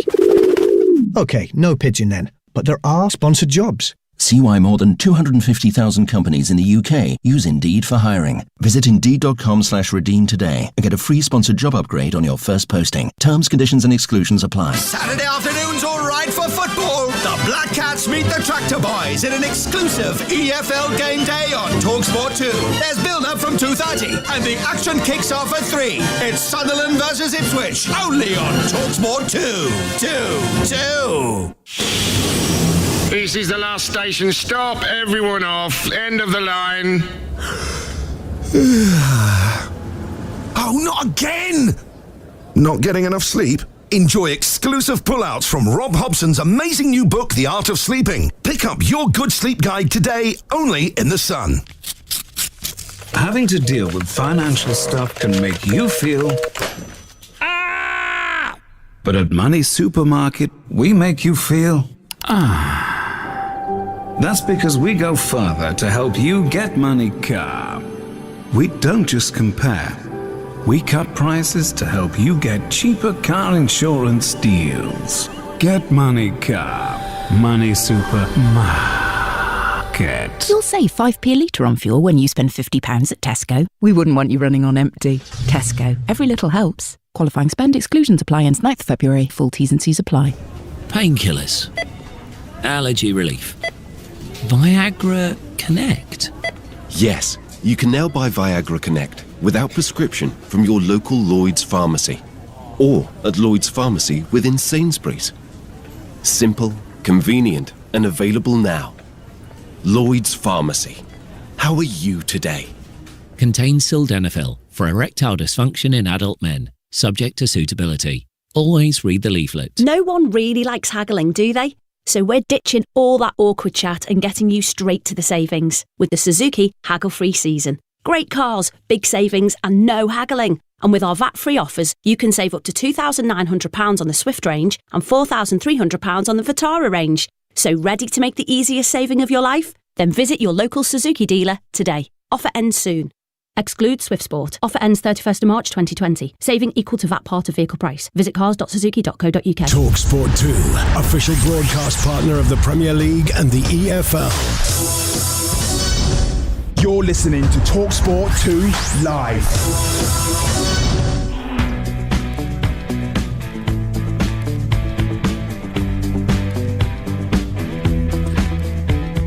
Ray Stubbs on duty for Talk Sport 2 Live. Fourth round FA Cup replays in the spotlight. There's all the latest scores. Birmingham City 0, Coventry City 0, Cardiff City 2, Reading 0, Derby 3-1 at home to Northampton Town. There's the story so far of the match in Anfield, where Liverpool's youngsters are representing the club tonight and taking on League One Shrewsbury Town. Nice layoff from Clarkson, followed by one from Jones. Elliott plays a little reverse ball back out to Curtis Jones. Jones fires in a cross that's overhit for Miller, and it drifts behind the goal and out for a goal kick. Down on the overlap on the left-hand side is Lewis. His ball inside the area is too close to O'Leary, but it's another Liverpool move, very easy on the eye. Well, Jones and Elliott are the two standing over it. Jones looks the favourite. It is Curtis Jones straight at the goalkeeper. Lewis flicking it out to Williams, who's come back on the field and he's involved straight away with a lovely 1-2 with Elliott, and now he's inside the penalty area and a shot across the face of goal. O'Leary at full stretch couldn't get a hand to it, but it beat him and beat the far post and goes wide for a goal kick. Curtis Jones to Kane, chipped over the top, Clarkson whipping it back inside the penalty area, and a shot from the right hand side of the box from Williams was blocked. On that match over on Talk Sport. Newcastle United 2 up at Oxford. Second half commentary on the way. Also tonight, Sky Bet League 1, an hour played at Prenton Park. Tranmere Rovers 0, Doncaster Rovers 1. Full-time score in the EFL Trophy. Newport County 1, Leicester City's under-21 team 0. Newport through to the semi-finals where they play Salford City. The other semi-final is Portsmouth against Exeter. Dover Athletic 1, Barrow 0 in the National League. Barrow top of the table, 1-0 down. Football live on the TalkSport network in the days to come. Tomorrow night, the outstanding FA Cup fourth round replay that hasn't been played yet is Tottenham against Southampton. Full commentary over on TalkSport. On Friday night, Bristol City against Birmingham in the Championship here on TalkSport 2. Game day on Saturday. 12:30 Everton Crystal Palace from the Premier League on TalkSport. Same kick-off time, Wigan Preston in the Championship here on TalkSport 2. TalkSport 2 at 3 o'clock, Sunderland against Ipswich from League 1. 5:30, Watford against Brighton against Watford in the Premier League over on TalkSport. While at the same time here on TalkSport 2, we concentrate cracking match, Nottingham Forest against Leeds in the Championship. Heading back to the Casam Stadium for the second half for tonight's FA Cup fourth round replay with Newcastle in control of this tie. There's the story of the game so far. Joe Linton with his back to goal, trying to tee up Sean Longstaff at the edge of the area. Longstaff makes room for the shot and scores a wonderful opening goal for Newcastle United. Sean Longstaff made room at the edge of the box and a curling right-footed effort beyond the despairing grasp of Simon Eastwood. That didn't land in the car park. That was right in the postage stamp. Oxford 0, Newcastle 1. And a long ball downfield setting Joe Linton away. Joe Linton's got in behind. Joe Linton makes it 2 with a lovely finish. Swift counter-attack. Ball over the top. Found Joe Linton, who got beyond his man. And as the goalkeeper came out, coolly slotted it past him for Oxford 0, Newcastle 2. Here's Sam Long trying to respond for Oxford from the right-hand side. Good ball into the area, drops on the 6-yard line, turning and fired shot, brilliantly saved. The shot came in from Jamie Mackey. What a save from Darlow. Comes out to Long. Long with a shot was cleared off the line by the head of DeAndre Yedlin. So Newcastle have a decent cushion. Back to Ian Danter and David Connolly at the Casam Stadium. That's the TalkSport 2 commentary team guiding us through this game. David, do you feel as though the Oxford defenders should have got closer to Sean Longstaff for that first goal? Well, possibly. What I would say is that I think Newcastle played really, really well. I mean, they moved the ball so quickly. When they get in that final third, they've just got too much pace, too much technical ability. I think for the goal, it was excellent build-up play. The set from Joe Linton was wonderful, great control, and I think they probably just backed off slightly, just thinking, weren't sure whether they're closing down. Will he take the shot on? He worked it. In the end, he curled it beautifully in the top corner. It was a really, really good finish. How do you see the second half developing in? What would you, Oxford United, what do they need to do at the start if they push and concede a third game over?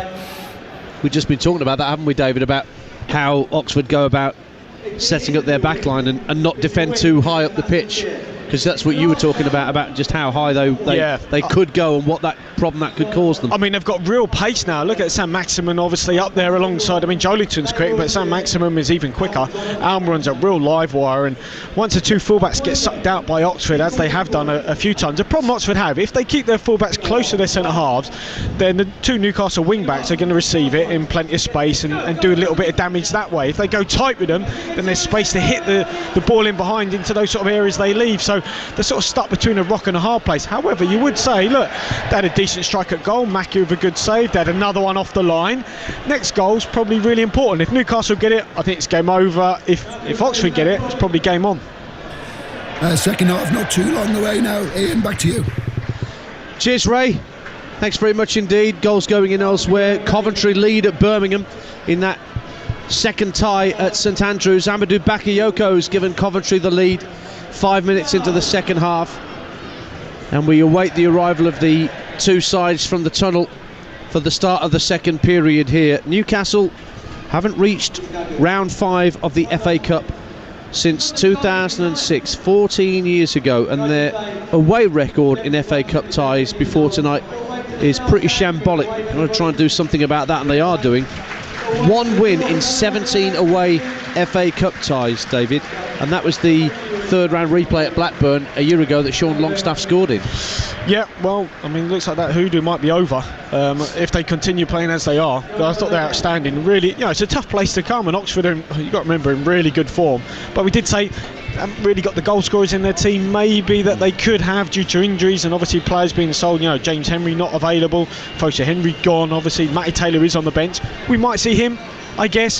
He scored a great goal against Man City, didn't he? You know, he scored a really good goal. So I think that, yeah, we'll have to wait and see. I mean, I think that if Newcastle come out with the same attitude, the same intensity, the same desire and work rate and willingness to close down with and without the ball, they could get another 1 or 2 and really put this game to bed. Certainly Steve Bruce could not be much happier with the performance he's got out of his players in that first half, but there is that slight caveat that the injury to Joe Linton means he has to shuffle his pack once again, and we'll just have to wait and see what the prognosis is on that injury to the Brazilian striker, whether he will be back when they take on Arsenal when the Premier League games resume for Newcastle after the international break.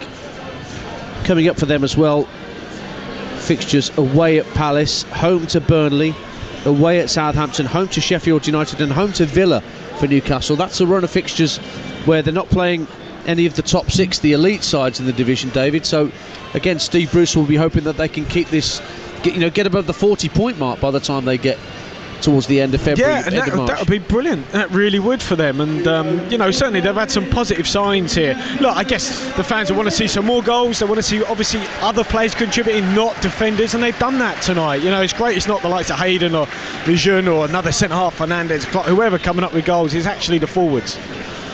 Oxford players just coming out of the tunnel. Can't see any obvious changes quite yet as they emerge from down beneath us. Plenty of ancillary staff just putting forks in the ground, just doing a bit of gardening in this half-time break. Still waiting for the Newcastle players to emerge, which they do as I say that, from down beneath us. Both teams in their first choice colours, Oxford in the yellow and dark blue, Newcastle in the black and white stripes. And the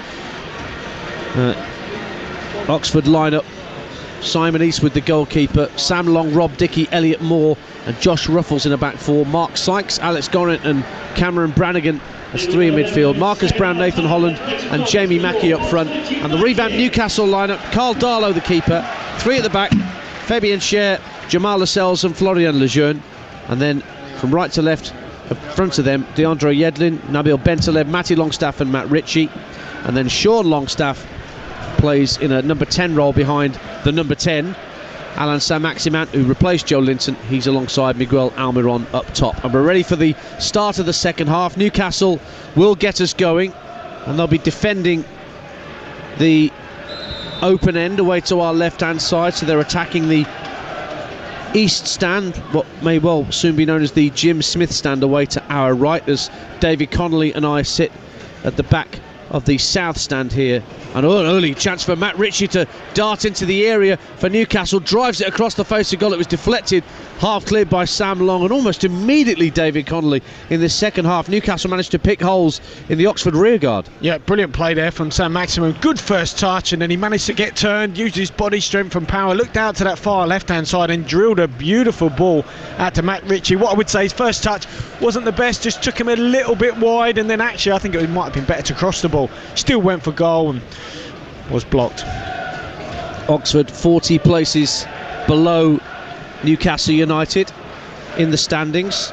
They've got their own designs, of course, on League One promotion, and they were really handily placed before a lean spell in January, David, but certainly not beyond them to get back involved with the playoff pack. They're only 3 points outside the top six, but tonight's all about the FA Cup, and they're trying to get themselves back from being 2-0 down. Here come Newcastle again, early in this second half with Ritchie. Ritchie plays the ball back to Bentaleb. Bentaleb plays a neat little 1-2 with Almiron, and then it's worked back into their own half, and one of the three centre-halves, Florian Lejeune, will receive possession. Being pressed back a little bit, David, by Oxford. I guess, the momentum came out of that attack because Almiron just laid the ball back. I think if he'd have taken it on himself, Newcastle would have progressed up the pitch. They need to get him on the ball, to be honest. I mean, he's looked so bright. Really has. What a live wire. Buoyed by those, isn't he? Yeah, well, buoyed by those goals, of course, after such a long spell without scoring, Miguel Almiron, since arriving a year ago. His confidence is much, much higher. Here's DeAndre Yedlin. Oh, good interception whilst on the deck by Alex Gorat for Oxford United. Mackie holding the ball up, shielding it on halfway, trying to fire it down the left-hand side for Nathan Holland, but instead it's sent downfield by Lascelles. But Elliot Moore will chip it back into the Newcastle half, straight down the throat of Lascelles, who tried to clear it for Almiron, but it drifts out of play on this near side for an Oxford United throw. 2.5 minutes gone in the second half on TalkSport 2. 11,520 here, of which 1,700 are Newcastle fans, and that's just shy of the record FA Cup attendance that these two sides generated a few years ago, which was 11,810, but 11,520 is the attendance here tonight. And the home fans wanting something to cheer, but Newcastle have got themselves a throw-in on this near side, the right-hand side, to be taken by Fabian Schär, Swiss international, looking for an option, and suddenly Almiron, with a typical burst of pace, runs away from his marker and finds Ritchie with a raking 40-yard pass. And Ritchie plays a neat 1-2 with Sam Maximin into the area with a left-footed cross, cleared away at the near post by Elliot Moore. Super play from Newcastle United. Yeah, and especially that man Almiron. Again, he just comes alive. Everyone else switches off. Lovely little darty movement, receives the ball, then works the ball out wide. A brilliant switch of play. Again, though, no one really getting across the near post. Okay, you could criticise Newcastle and say, look, for all their good play, when the ball goes wide, does anyone get across that first defender? Probably not enough. Not really a striker's instinct, because they don't really have a striker up there, so to speak. Sam Maximin, left-hand side, trying to make room for a cross. He's dug out a cross somehow, with almost no room to work in, but Oxford managed to get it clear, first through Dickey, and then Marcus Brown winning a throw for the U's. Oxford have got some important fixtures. They've got Peterborough coming up away from home, and Burton Albion before home matches against Sunderland and Wimbledon in League One, as they try and get themselves back in amongst the top six. It's getting very tightly congested at the top there. We'll be at Sunderland on Saturday afternoon, actually, in League One, for our 3 o'clock commentary. Myself and Perry Groves will be at the Stadium of Light. Sunderland against Ipswich Town. Oh, that'd be a good one. That'd be a very good one. Two sides with Premier League pedigree in the not too distant past, of course. Should be over 30,000 at the Stadium of Light that afternoon. We'll be with you. That's our 3 o'clock kickoff on TalkSport 2 Saturday afternoon. But here's Tyneside rather than Wearside. Newcastle United 2-0 up here, and they're in possession with Bentaleb just to the left of the centre circle. Lovely little toe poke ball, almost got Sean Longstaff away, but well defended in the end by Rob Dickey. But then Goran is dispossessed by Yedlin, cutting in from the right hand side. Now the ball's worked out to San Maximat, left hand side, level with the edge of the area, tries to play rich inside the box, claims for a penalty, and it's a goal kick. Now does that mean there's going to be a yellow card for a dive inside the area? Well, the referee is being told, hang on a second, and it is going to be a hand up. A hand up for Matty Longstaff. Or is I think it's Almiron. Sorry, it's Almiron, isn't it? Well, it's Sam Long that catches him, just the Oxford United right full-back. If Sam Maximum starts out wide on the left, which, he looks happier, doesn't he, drifting out wide on the left, drives into the box, and he just slips a little ball to Almiron. He races in behind Sam Long. Maybe there was a clash of legs. Almiron goes to the ground, and I think Almiron wanted a penalty, but it's waved away. No penalty, no yellow card, is the way Peter Banks saw it. Cardiff City 2, Reading 1 in the FA Cup replay. Reading back in it with a goal from Omar Richards. Oxford in possession with Nathan Holland. Plays the ball up to the edge of the area. Brannigan now receives it down the left-hand side. Can he keep it in play? Lovely cross to the far post, and it's cleared away by Lejeune. And then Matty Longstaff just hoofs it downfield on the full, looking to get Sam Maximan away. But it was headed clear by Rob Dickey. Sam Maximan will get it back though. Runs into a challenge of Goran, and it goes out of play for a throw to Newcastle on the halfway line. In League One, Tranmere 0, Doncaster 2. Jacob Ramsey for Donny. Doncaster with 4 wins in 6 before tonight. They'll be 3 points outside the top 6 themselves in Oxford's division with that win, so they'll go level with the U's, well, Doncaster, if things stay as they are at Prenton Park. Oxford in possession on the halfway line, 2-0 down to Newcastle here on TalkSport 2 in the FA Cup 4th round replay. West Brom await the winners at the Hawthorns. Back it goes to Simon Eastwood. The crowd just needs something to stir them up a little bit, don't they, David Connolly? Yeah, they do. I mean, at the minute, they haven't quite got the ball into the final third that often, Oxford. I mean, they're patient, building play in their own half, but I think the Oxford fans, look, Carl Rumsey's just saying to them, come on, get up the pitch a little bit quicker. Brannigan finds Nathan Holland on the halfway line, skips away from 2 challenges very neatly, and finds Mark Sykes in the centre circle. Options right and left, goes right to Sam Long, the fullback. Early cross from Long, looking for Jamie Mackie coming into the far post. Well, it was Brannigan who tried to get on there, and so too did Josh Ruffles, but it just went out of play in the end for a Newcastle United goal kick, and they keep their 2-0 lead, the Magpies. I think it's Jamie Mackie ruffling a few feathers there. I think it was Lascelles he just bundled over, and that's what the referee gave the foul for, as the cross came into the box. Deflected cross, but that's a good little spell of play, wasn't it, from Oxford? Really calm, building out in their own half. Carl Rumson telling them, go and get the ball a little bit quicker. They did that, moved it well, got it out wide, good ball into the box, but the foul from Mackie. Darlow will thump the ball downfield from the Newcastle 18-yard box. Offside flag goes up against Almiron. It'll be a free kick to Oxford instead. Carl Robinson will have had 2 years in charge at Oxford come March time, over 500 games as a manager during his time with the likes of Milton Keynes. Took them to round 5, 7 years ago now, when he was in charge at Stadium MK. Here come Oxford United. It's Sykes, manages to get the ball out to the right-hand side, plays a 1-2, is inside the edge of the penalty area, looking to make room for a cross-come shot, but Newcastle get bodies in the way. It's only half cleared. Sam Long knocks it down to Marcus Brown on the far side of the field in front of the Newcastle fans, tries to win a corner off a Newcastle shirt, but it goes behind for a goal kick to Newcastle, and they still lead Steve Bruce's men by 2-0 here. First half goals from Sean Longstaff and then Joe Linton, who subsequently went off injured with what looks like a side strain. David Connolly's alongside us tonight. Well, just looking at Carl Darlow, the Newcastle goalkeeper, taking no chances on goal kicks. Newcastle squeeze up, put the ball in the other half. I mean, this is where they don't really have the height, so they lose that first one. Oxford obviously got that at the back, obviously without Joe Linton now, but just not taking any chances playing out Newcastle. Back it goes to Carl Darlow, and Mackie, as he did a few times in the first half, herring down to narrow the angle. Darlow's clearance is somewhat hurried, but it just comes straight back to him via a header from Rob Dickey, and Lascelles will pick the ball up and find Bentaleb.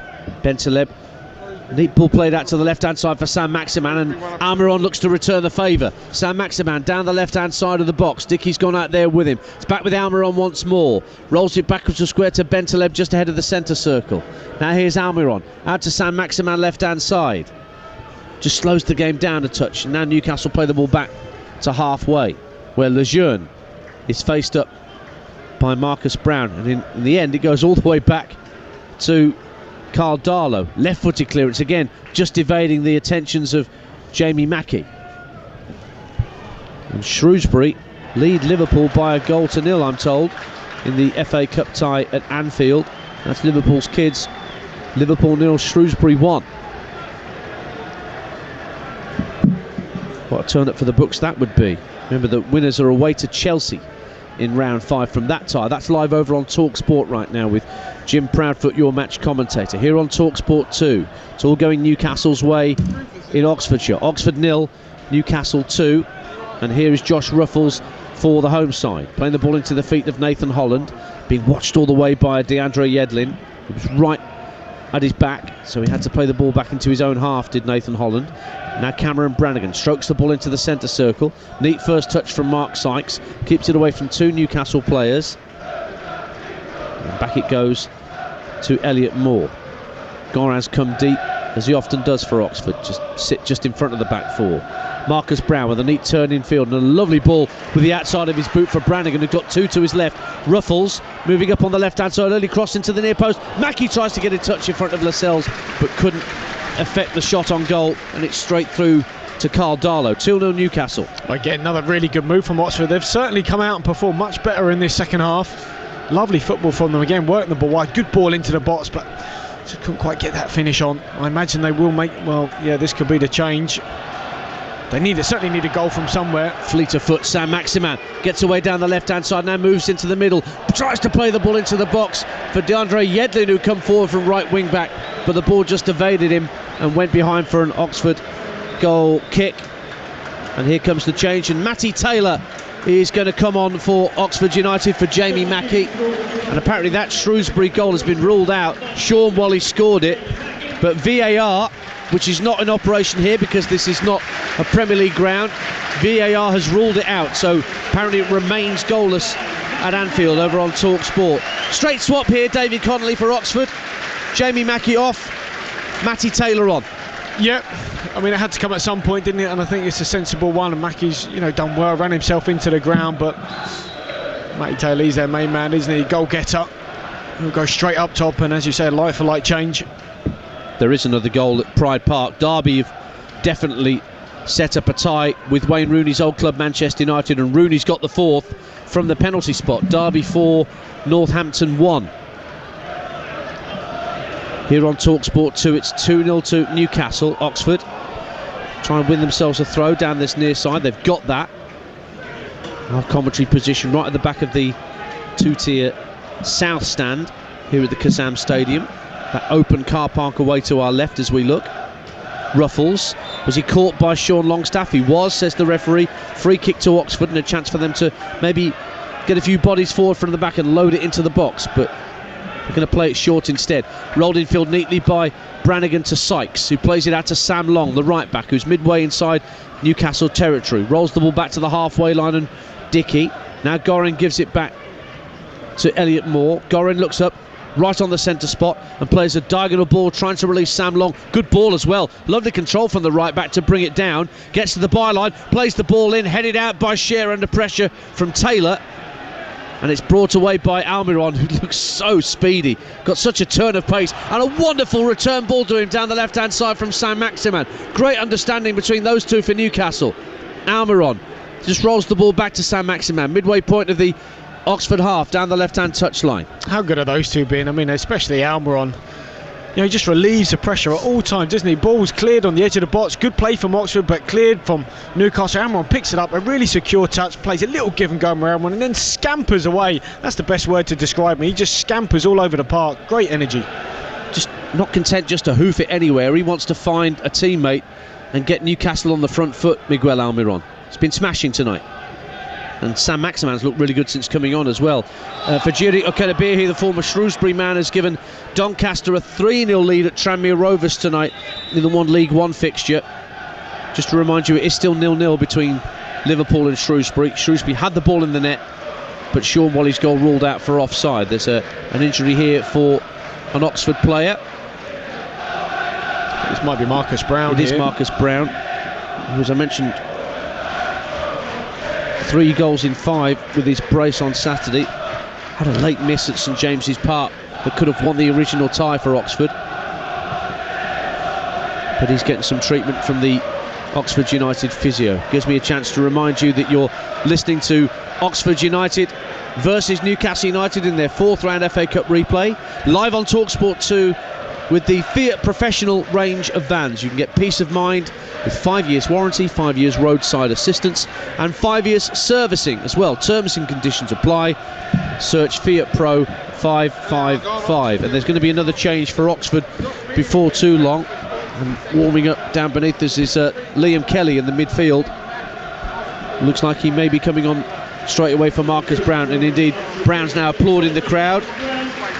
That's his evening done. David Connolly and Liam Kelly, on loan from Feyenoord in the Dutch Eredivisie, is coming on to replace him.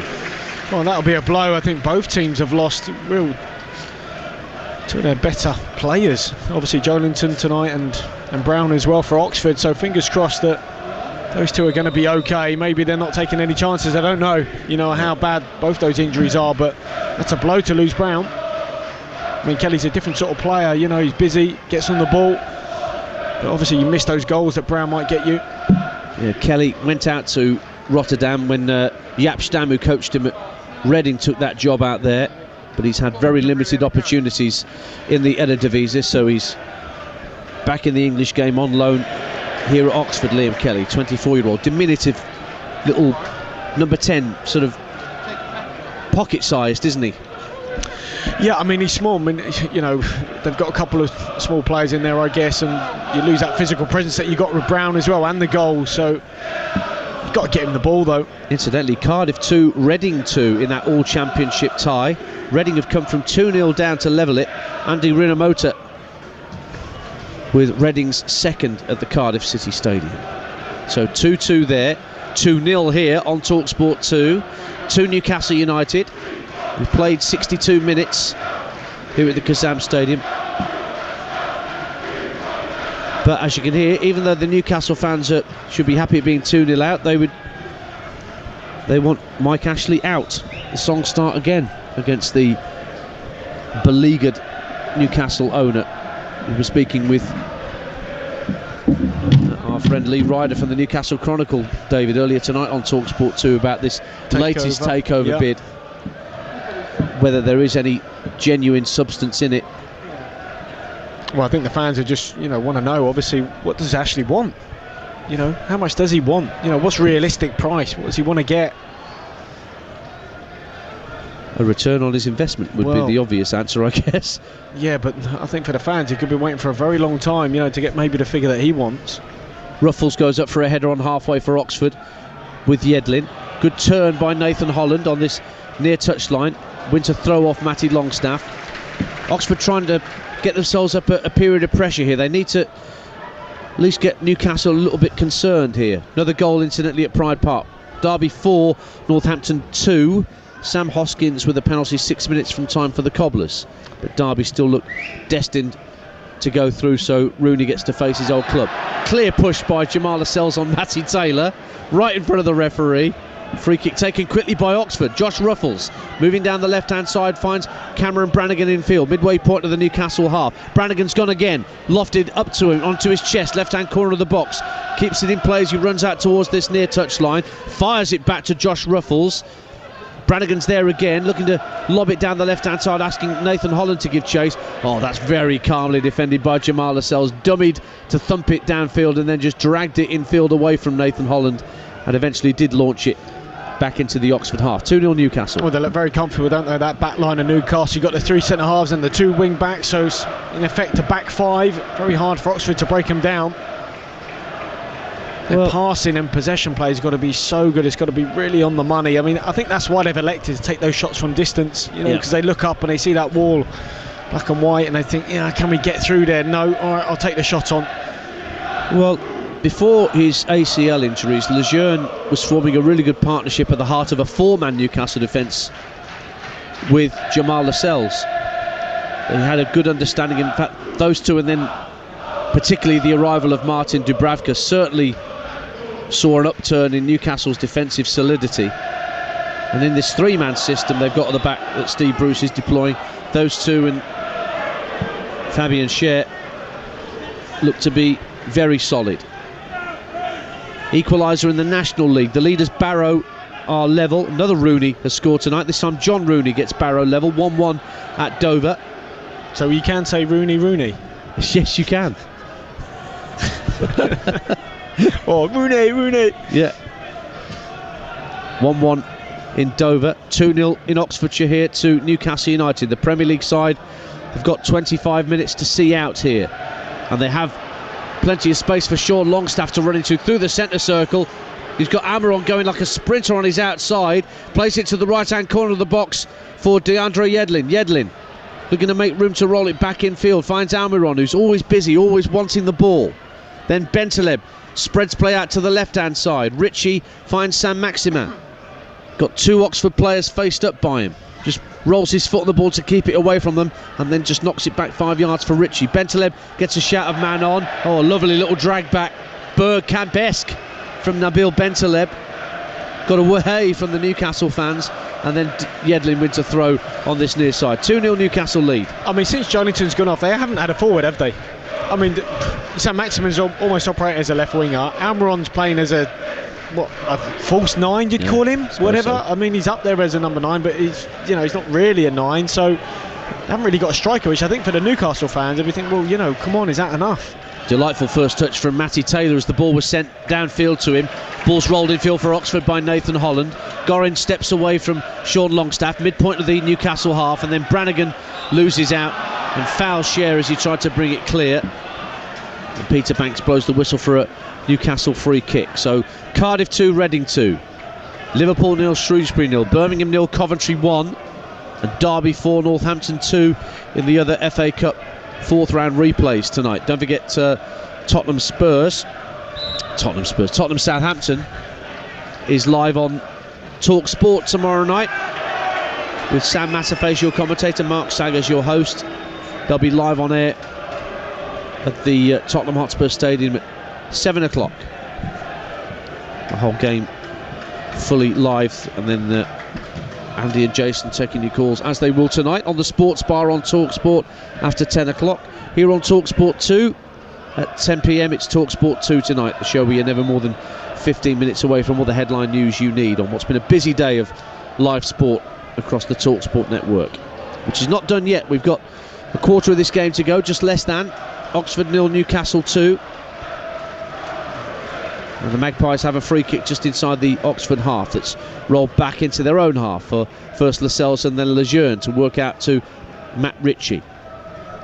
Steve Bruce has sung the praises of Matt Ritchie in recent times for just what he brings to the squad, David Connolly, the positivity and the sheer energy that he brings. Well, there's that energy now on the underlap. Obviously Almiron working the ball again wide. Saint-Maximin holding his position as the left sort of winger. Matt Ritchie driving on the inside in one of those underlaps. Yeah, he's been really good so far tonight, Ritchie, and you need those sorts of players, don't you, in the dressing room?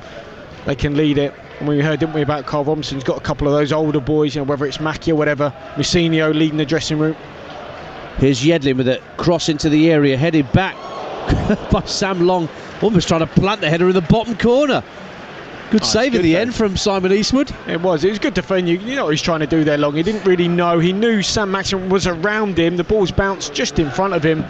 Maybe if he put it out for a corner, put his side under pressure instead, try to head it back to his goalkeeper, and it did nearly creep in at the far post. TalkSport 2 at the Kazam Stadium in the FA Cup fourth round replay. Just over 20 minutes to go. Oxford have the ball inside their own penalty area, and the goalkeeper's under real pressure from Almiron, and he managed to squeeze the ball out towards Dickey at the edge of the area. But he's run all the way back now, Almiron. I mean, he's still going. He's still going. He's covered about 90 yards reserves there. of stamina that he's got, Miguel Almiron. Now he's actually stopped running as Oxford come forward. I think he's earned the right to just stand still for a moment. Here is Liam Kelly trying to play the ball down the right-hand side of the area.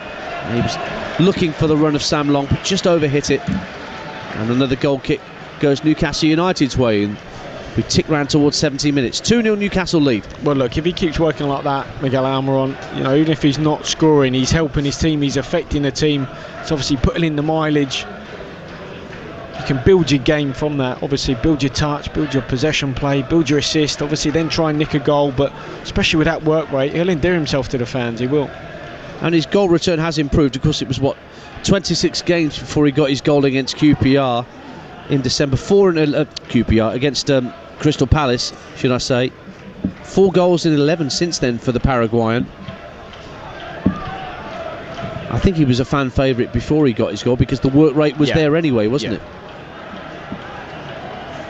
Oxford in possession inside their own half with Josh Ruffles rolling the ball up to Nathan Holland, who's got his back to play. Plays the ball square through the centre circle. It's well held up by Sam Long, just keeping it away from Sam Maximin.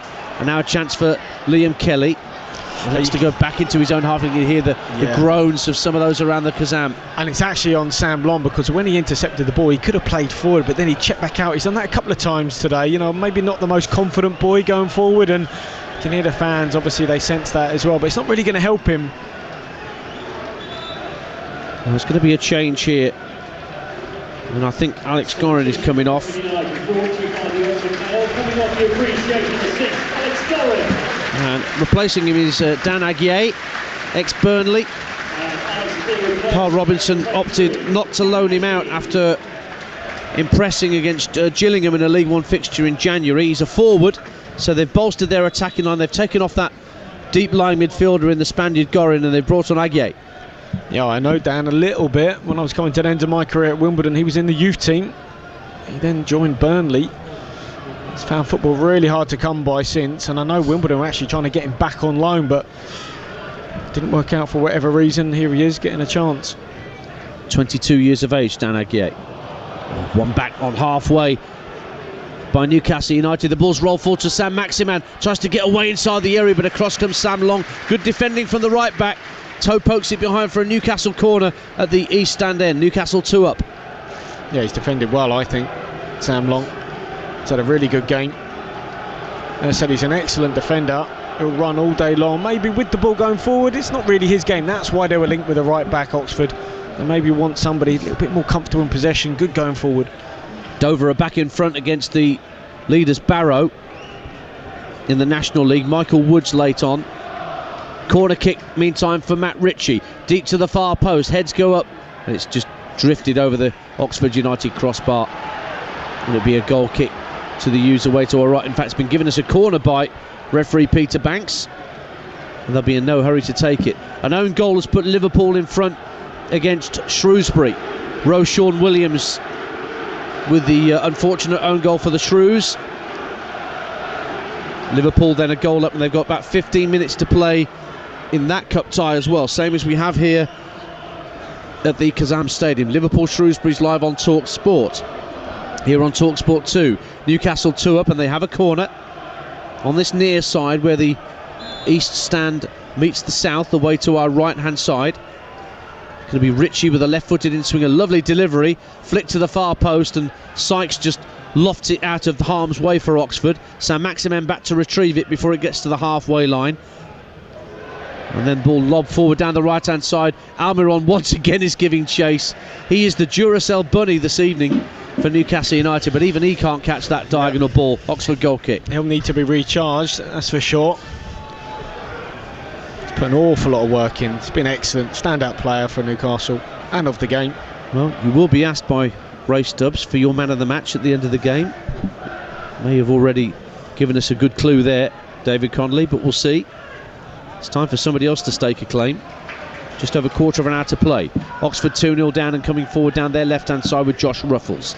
Nathan Holland calls for it further down the left-hand side. Gets away from Cher, does he? He does. Rides one challenge, plays it into the near post, and that's a good bit of goalkeeping from Carl Darlow, putting Matt Taylor under pressure so he couldn't divert the ball goalwards.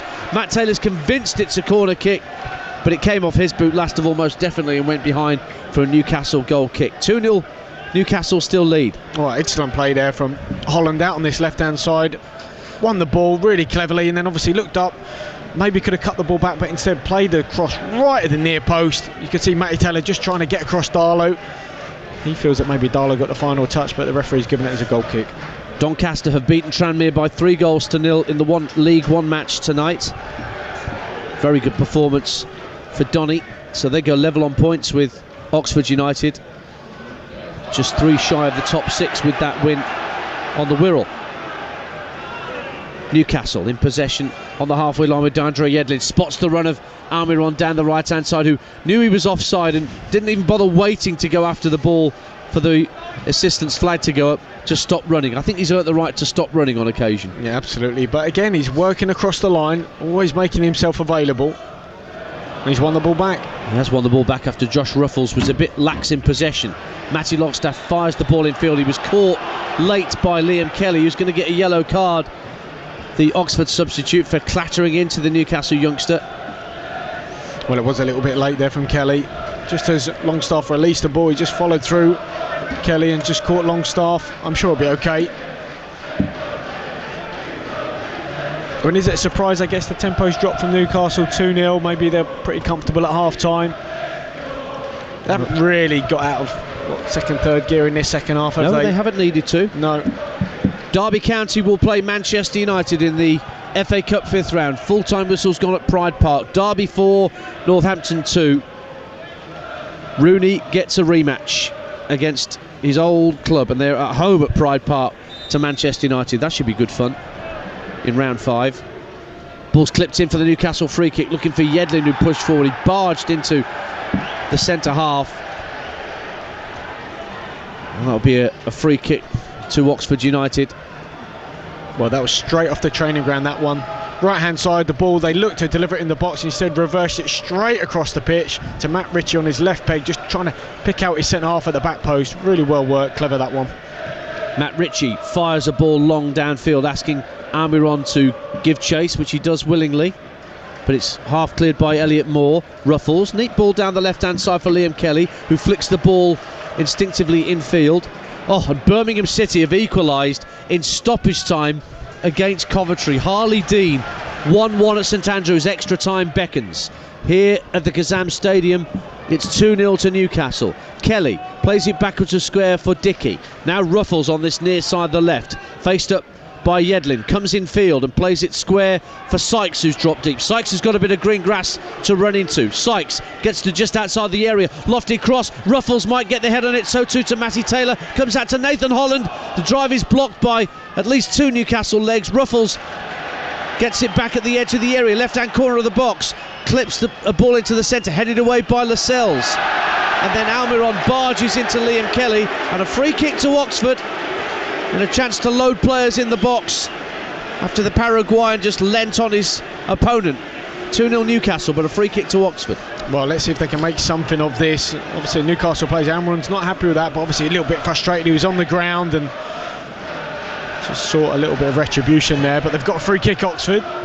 Centre halves are up, obviously Adji's up there as well, he's got good height. Dickey, Moore, they just need a delivery right here. 12 minutes to play on TalkSport 2. Oxford 0, Newcastle United 2. But Oxford United have this free kick. Midway point of the Newcastle half, to the left of centre. Liam Kelly to strike it right-footed. Dickey's made a run to the far post, heads it across the face of goal, headed up in the air and onto the roof of the net by Lascelles. It's a corner to Oxford at the open stand end away to our left. Well, there was a few groans. I think a few fans thought that delivery was actually over here, but kept in play brilliantly by Dickey, headed it back across goal. It's gone out for the corner. Which Kelly again will take the set piece. The substitute raises both arms. Right-footed ball fired into the near post. Lascelles there again. The first man for Newcastle to head it out of play for a throw. Well, Lascelles, he's got the zonal job on the 6-yard line. He's the one you've just got to miss out. Either go under him or over him. But basically, Kelly's twice now put it straight onto him. They went to extra time at the Cardiff City Stadium. It's 2-2 in that All-Championship replay between Cardiff and Reading. Dover have beaten the National League leaders Barrow by 2-1 tonight. That's a good result for the Kent club. And Liverpool still leading Shrewsbury in a game that kicked off around about the same time as this one, where we've got just over 10 minutes to play on TalkSport 2. Newcastle 0, Oxford 2. Matty Longstaff is just clipped from behind by Matty Taylor. Free kick for Newcastle, which Cher thought about taking quickly, then just rolls the ball in front of him a couple of yards and then plays it up to the halfway line along the deck. And then Matty Longstaff looks for Sam Maximin, but sold him a bit short with the pass, and Oxford win it back. Holland tried to flick it over the head of Cher. If that wasn't what he intended to do, he's won a throw. Steve Bruce still barking out instructions at the edge of his technical area. Carl Robinson too, just further to our right, giving plenty of information to his players out there. Here's Liam Kelly, barged over by Matty Longstaff. Free kick on the halfway line to Oxford. Well, you said edge of the technical area. I mean, neither manager really stands in the technical area today. It doesn't really exist here. I've seen actually Bruce on the pitch a couple of times. I mean, funny. Well, it's a long way. It's a good, 3 or 4 yards from the edge of the technical area to the edge of the pitch. And so they encroach a little bit, shall we say. Here's Nathan Holland for Oxford United. Plays the ball down the left-hand side for Cameron Brannigan. He's going to get it back, holds it in play very well, tight to the touchline, rolls it to the left-hand side of the box for Ruffles. Good ball in first time, put behind by Lejeune, under pressure for another Oxford corner. Oxford 0, Newcastle 2. Well, really brilliant play there from Brannigan. Just kept the ball in play, then picked out Ruffles. Terrific cross, cut back, but Matty Taylor just caught on his heels, lurking behind the defender again. No one getting across the defender this time for Oxford. Again, Lascelles standing at the edge of the 6-yard box as the zonal marker. In comes the corner from Kelly to the far post, headed out by Lejeune. Drops the edge of the D for Sam Maximin, who brings it down and hooks it over his head. Sykes just lofts the ball out to this near side of the left, and Holland's miskicked it, and it's broken for Sam Maximin. Sam Maximin will want to try and release Almiron through the middle, but it's a lazy crossfield pass from Sam Maximin, easily picked off by the Oxford back line. Cardiff in front early in extra time. Josh Murphy, who scored their first of the night, makes it 3-2 to Cardiff at the Cardiff City Stadium. Oxford coming forward again with Josh Ruffles this time. Lovely ball in from the left-hand side, headed away under pressure by Lejeune. Brannigan squares the ball in midfield for Sam Long. Long's got Aguier calling for it. Right-hand side, Aguier plays the ball in from the right-hand side. Again, Lascelles there with the important header clear.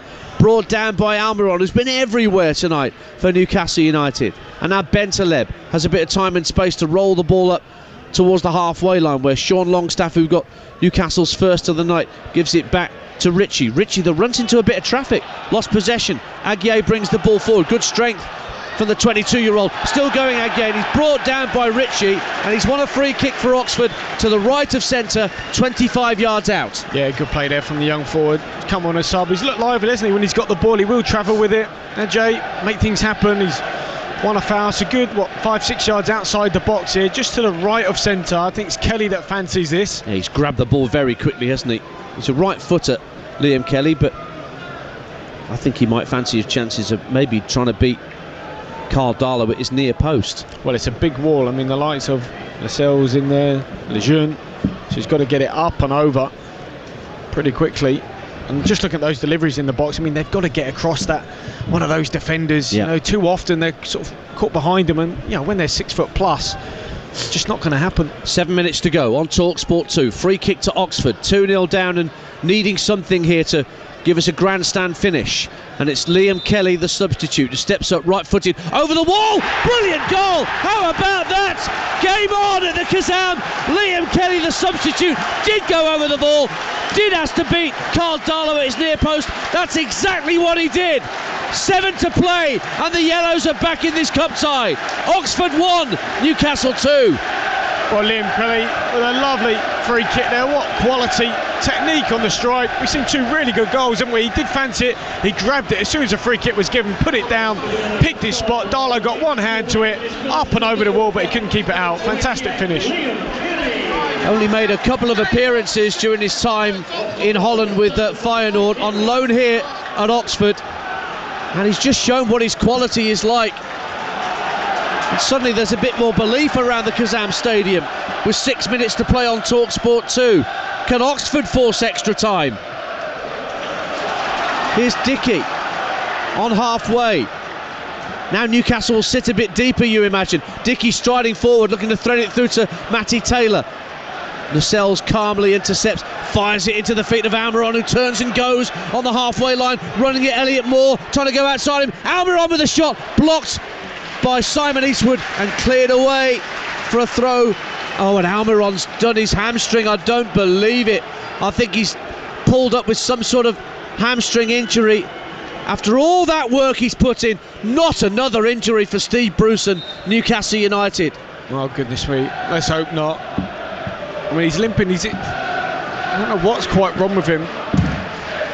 Well, he's moving awkwardly. He's not gone down wanting treatment, but looked for all the world to me like something tweaked as he ran through for that shot that was saved by Simon Eastwood. Oxford win it back. They've started extra time at St Andrews. 1-1 between Birmingham City and Coventry City for the right to go to Leicester. Here's Josh Ruffles. Will he win a corner for Oxford? He's hit it against Sean Longstaff. It is a corner away to our left, and the noise levels go up at the Kazam. Well, they need to. I think Almiron's okay. They need to get this delivery right now here. Kelly's on it again. They've obviously got Lascelles on that 6-yard zone, middle of it. Got to bypass him, either go under him or over him. Everyone's back for Newcastle. Sykes is back at the edge of the centre circle as one back for Oxford. Everywhere else either at the edge of the area or inside the box. It's going to be a right-footed in-swinger from Liam Kelly for Oxford. Plenty of movement around the penalty spot. It's right to the touchline and touched behind by Lejeune for another corner on the far side. It was almost too close to the goalkeeper, but they got another corner out of it, Oxford.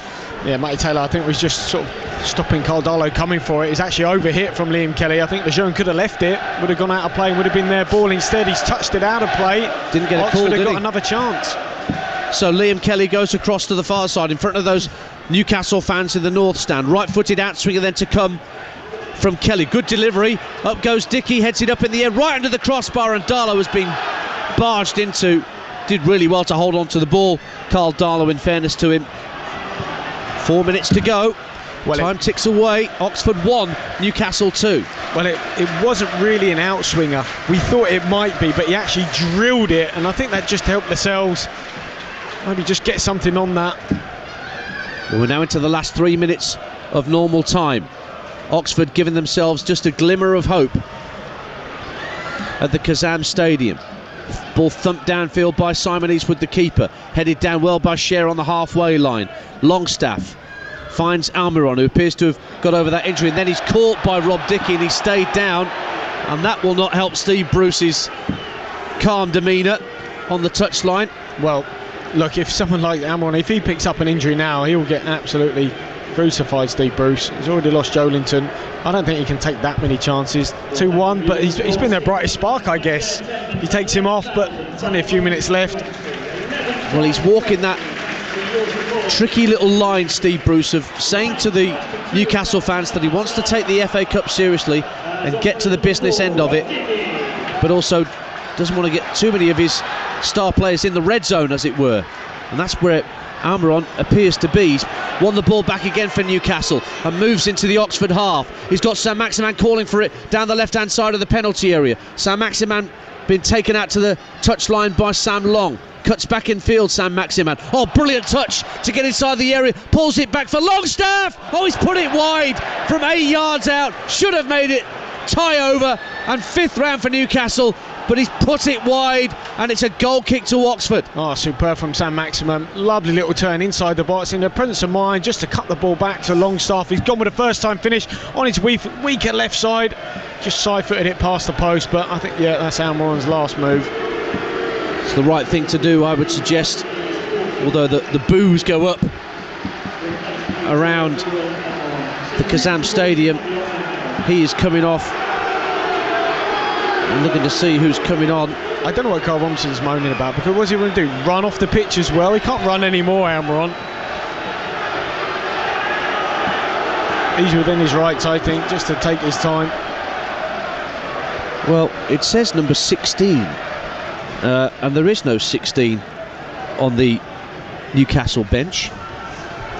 Don't know what that's about. We'll get to the bottom of that. It certainly isn't Isaac Hayden by the looks of things. Ball's been played up. It is Isaac Hayden who's wearing a different number. He's normally wearing number 14, but he's wearing 16 tonight, is Isaac Hayden. Played at centre-half already this season for Newcastle United.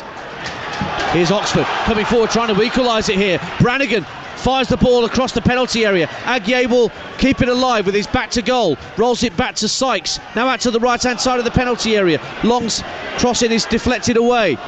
Might break for Nathan Holland here. Holland hooks it down the left-hand side of the box. Brannigan into the area, trying to isolate his man. Finds Ruffles, puts it over the bar from 10 yards out.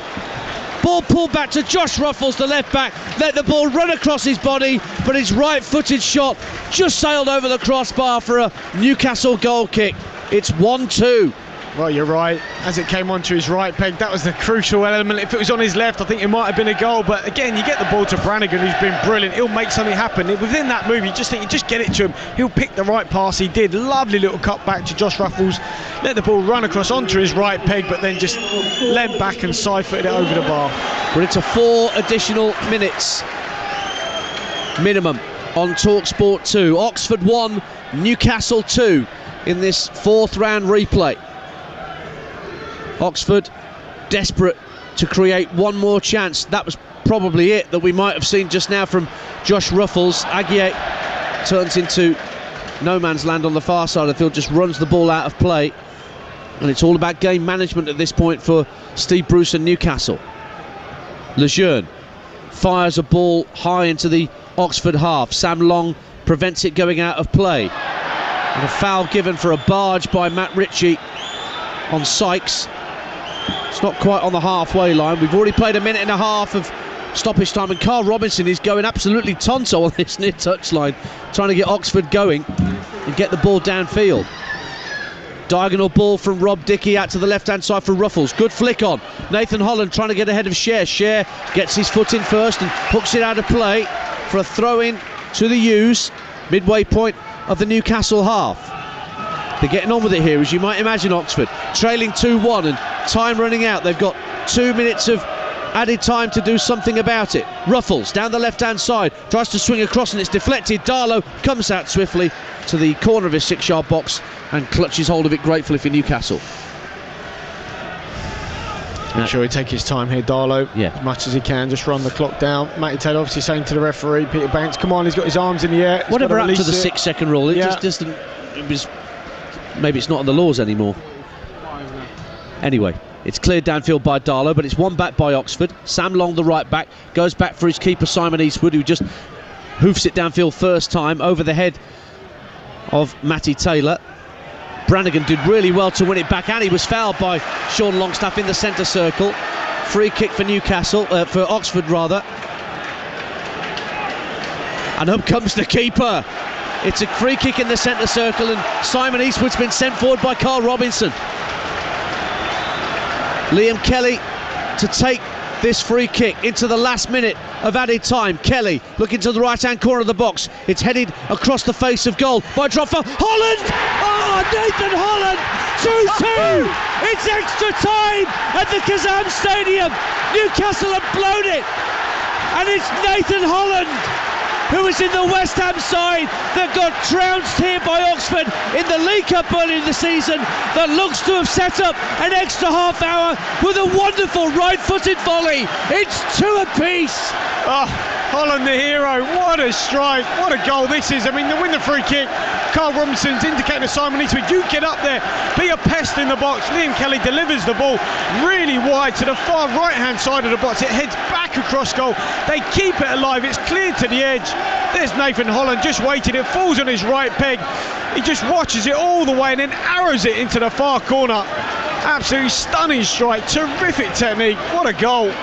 And we did say at 2-0, maybe the next goal, if it's for Newcastle's game over, if it's for Oxford, could be game on. So it's proved, game on, 2-2.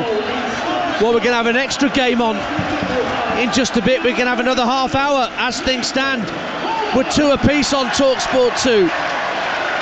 Nathan Holland on loan from West Ham, but hang on, here come Newcastle one last time. Down the right hand side with Yedlin, but Brannigan gets something on it. It's cleared out of play for a throw. And it's going to be Share with that throw for Newcastle United.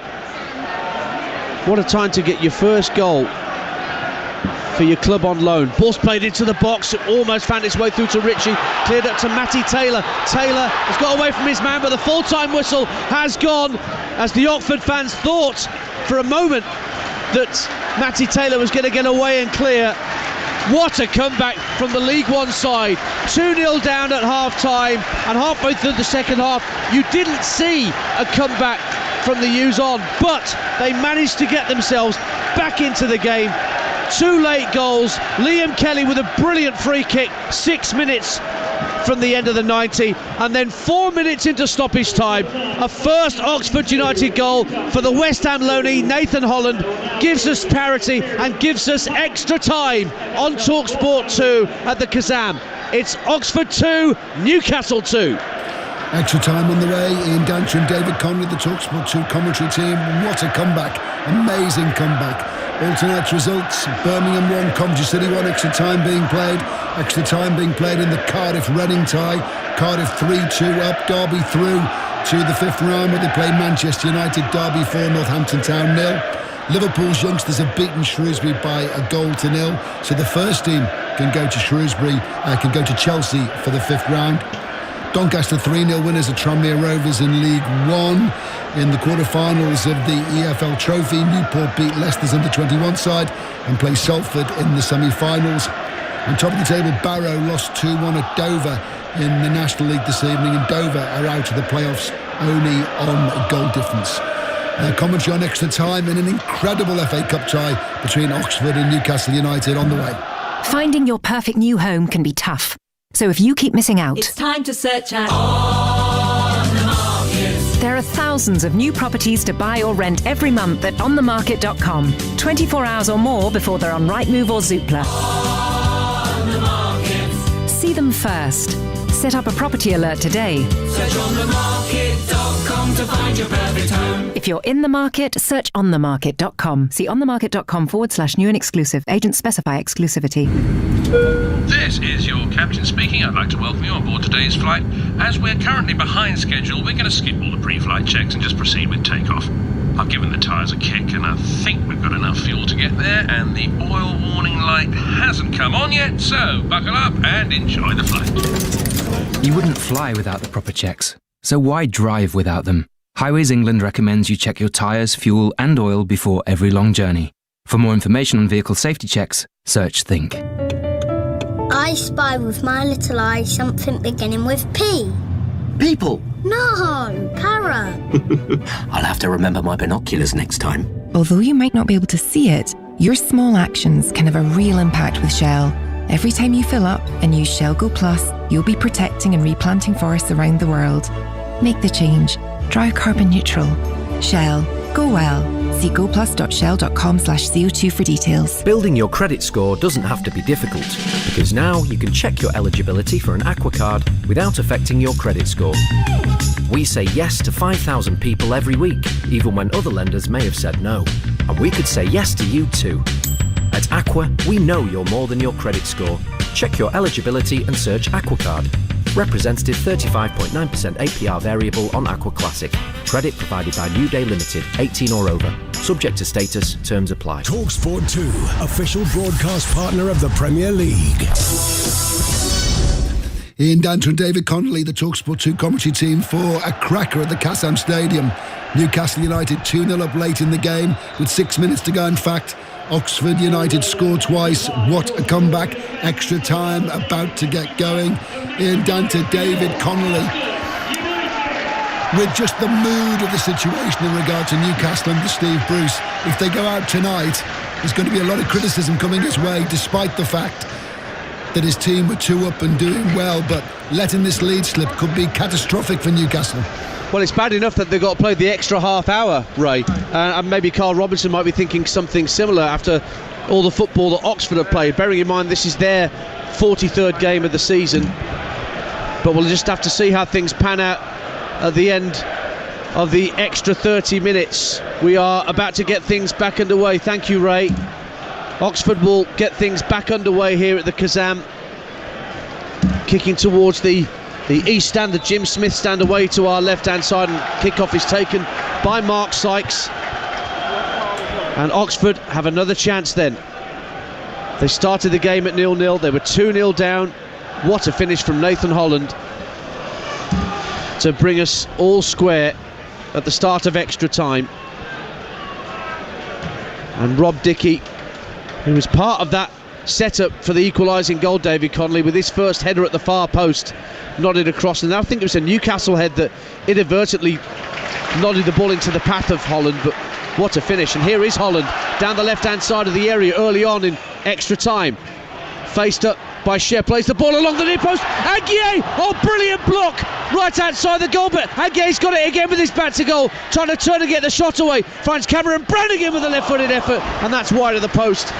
And already thrills and spills at the start of extra time, David Connolly. Oh, 2-2. What a block that is. I think it's Matt Ritchie, absolutely outstanding, but a really good start. Liam Kelly with a wonderful switch of play, works it out wide. There's Nathan Holland again, looks really lively. I thought he actually had cramp at the end of that 90, but came out with a great goal. Terrific ball into the box, fell at the feet of Adji, and I think it was Matt Ritchie eventually with that block. Terrific block.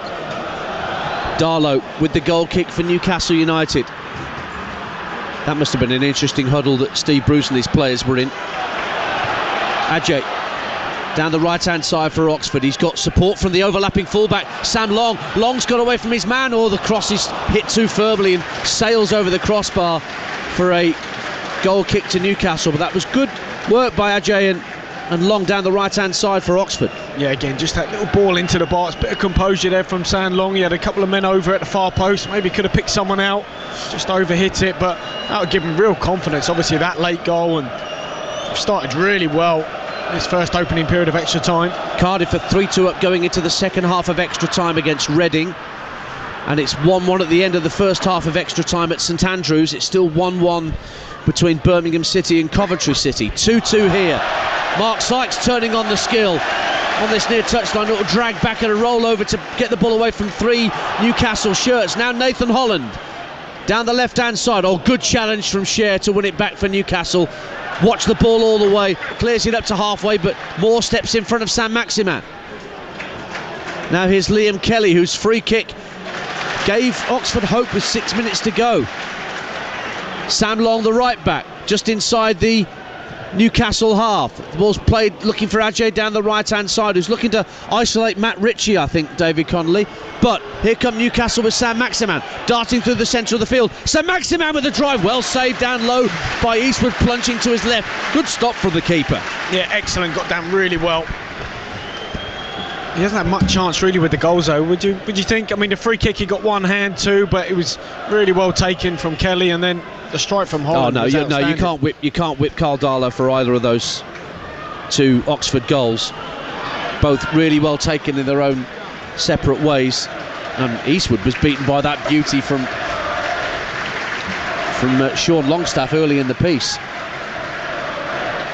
We played 3 minutes of the first period of extra time. 2-2 here on TalkSport 2. Oxford of League One, Newcastle of the Premier League. And it's Oxford in possession on halfway with Liam Kelly. Kelly looks up and strokes the ball just to the right of centre. Gets it back from Rob Dickey. Dickey looks up and threads the ball up to Adjei. Adjei's got Sykes in behind him. Sykes goes to ground. He's nudged down at the edge of the area by Lejeune. That should be a yellow card for Florian Lejeune for nudging in the back of Mark Sykes. He was played in by a lovely reverse pass, but Lejeune barged him over, and when Lejeune gets to his feet, David Connolly, I think he's getting a yellow card. Well, this is tight. This is right on the edge of the box. I think he will get a yellow card. Terrific run from Sykes, and they've shown such energy, Oxford,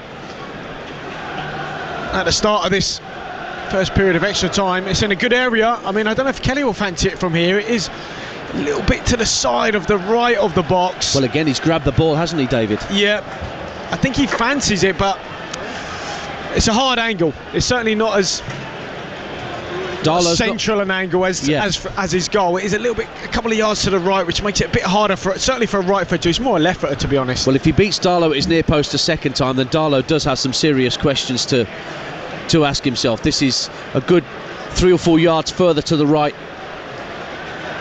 than the free kick that Kelly scored with 6 minutes from the end of normal time. 2-2 then on TalkSport 2. There's a 4-man Newcastle wall about level with a penalty spot. In fact, they're ahead of the shaving foam, and they've been told by referee Peter Banks to get behind it.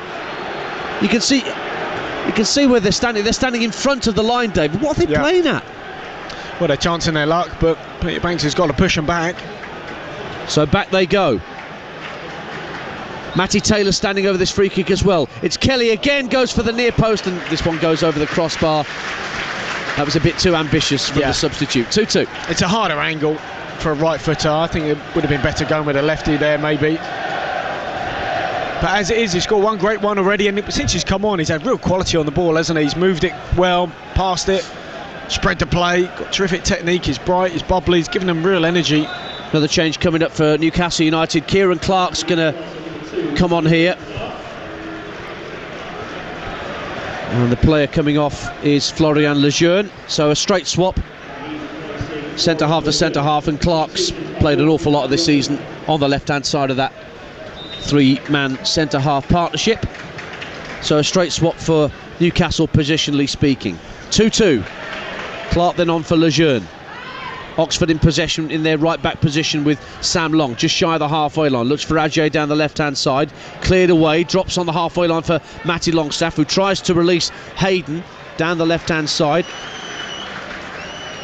and Hayden can't get onto it, and it's cleared away by Simon Eastwood. Drops in the centre circle for Matty Longstaff. David Connolly alongside me here at the Kazam Stadium. All to play for then, for the right to go through to face West Bromwich Albion at the Hawthorns in round 5. And it looked cut and dried with 10 minutes to go, David. Looked cut and dried. Did. Yeah, I've got to say, we've had 4 goals, and all of them, but certainly 3 of them have been absolutely brilliant, haven't they? Longstaff's obviously the first one. Jolinton, real calm finish for the second, and the 2 from Oxford. Free kick from Kelly, and obviously Holland, exceptional technique on the volley. Some really, really good goals here. So 2-2 it is. Hope you're enjoying this as much as David Connolly and I are enjoying bringing this to you. Just don't know what's coming next. Newcastle in possession. We'll see how many tired legs there are out there, particularly when we get into the second period. Newcastle, I mean, Steve Bruce will be absolutely fizzing that he's got to play an extra half hour of football here, David, after all the football they've already played. Maybe some of the players have parked their cars behind the goal, because all goals have gone in that end where there's no stand, and maybe they're taking that extra little bit of care. Who knows? Yeah, we haven't seen one go into the car park at all tonight, have we, so far?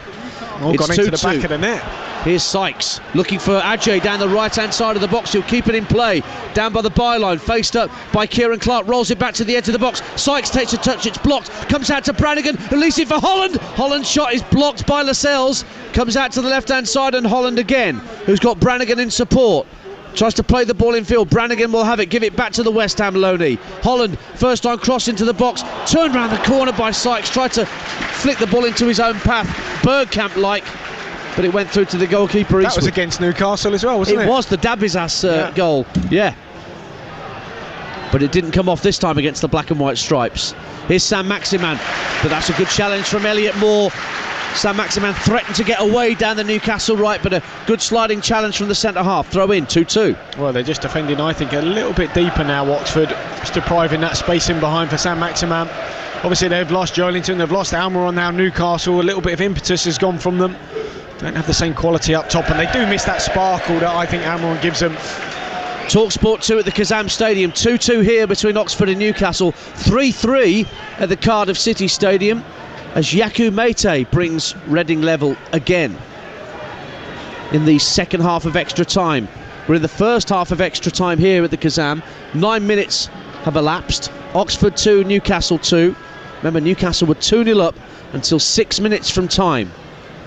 And then a free kick from Liam Kelly and a stoppage time volley from Nathan Holland brought us level. And Holland's giving chase down the left-hand side as the ball's hooked over the shoulder by Cameron Brannigan. One back though by Newcastle. Yedlin tries to get past Josh Ruffles, who stuck to his task well and wins a throw-in off Sean Longstaff, warmly applauded by the locals here at the Kazam Stadium. 2-2. Throw in then for Ruffles, just shy of the halfway line. He's going to get it back from Liam Kelly. Oh, lovely ball, nicked in field by Ruffles for Brannigan. Plays it backwards of square for Rob Dickey. Now here's Mark Sykes, who's been seeing more of the ball, actually, Mark Sykes, as the game has gone on, David Connolly, do you think? Seems to have been a bit more influential for Oxford as the game's gone on. Well, certainly, you know, we spoke about those two players that they lost, obviously, Baptiste and Fosu Henry, but certainly Brannigan and Sykes, they're their two main men, aren't they? Yeah. They've looked really bright when they've got on the ball, made things tick as two attacking midfielders for Oxford. Dickey gives the ball to Mark Sykes, gives it back to the centre half. Dickey just steps away from Isaac Hayden, hits a diagonal ball, seeking out Ruffles. Has he found him? He has, and brilliantly controlled by Josh Ruffles, and he steps inside Yedlin, but it's showed too much of that to Share, who thumps it down to the halfway line, where it's trapped by Elliot Moore. Nathan Holland brings the ball in field, midway point of the half, left-hand side, rolls it across, looking on this near side for Sam Long, but that was well intercepted by Matt Ritchie. But his long ball downfield is meat and drink for Rob Dickey. Squares the ball in field for his centre-half partner, Elliot Moore. Christian Atsu going to be coming on shortly for Newcastle. Oh, ball given away for DeAndre Yedlin to scamper into the Oxford half. Tried to feed it through to Sean Longstaff, but just a calm foot in the way from Elliot Moore. Well, it's a really poor pass from Yedlin. He's got to try and pick Longstaff out of a bit of quality. It's a poor ball into him. But they might have an injury here, Oxford. Maybe a bit, I don't know, a touch of cramp. Could well be. Down. Christian Atsu's being readied down beneath us, incidentally, for Newcastle. Thought he might have been starting tonight, Atsu. But he's going to come on. And the player coming off is Nabil Bentaleb. So a slightly more attacking midfielder for the more defensively minded Bentaleb here, David Connolly. Yeah, I mean, Bentaleb's done okay, hasn't he? I mean, he had spells, I think, in the first half. He was okay. He needs second football, half, doesn't he? He used the ball a little bit better than the first, but yeah, he needs more games. So Atsu on for Bentaleb. Cameron Brannigan is okay, having not needed any treatment. Newcastle will get things back underway with a throw-in on the right-hand side on the halfway line. They've presented it back to Oxford, appreciated by the home supporters. 12 minutes gone in the first half of extra time here on TalkSport 2. Two apiece between Oxford and Newcastle.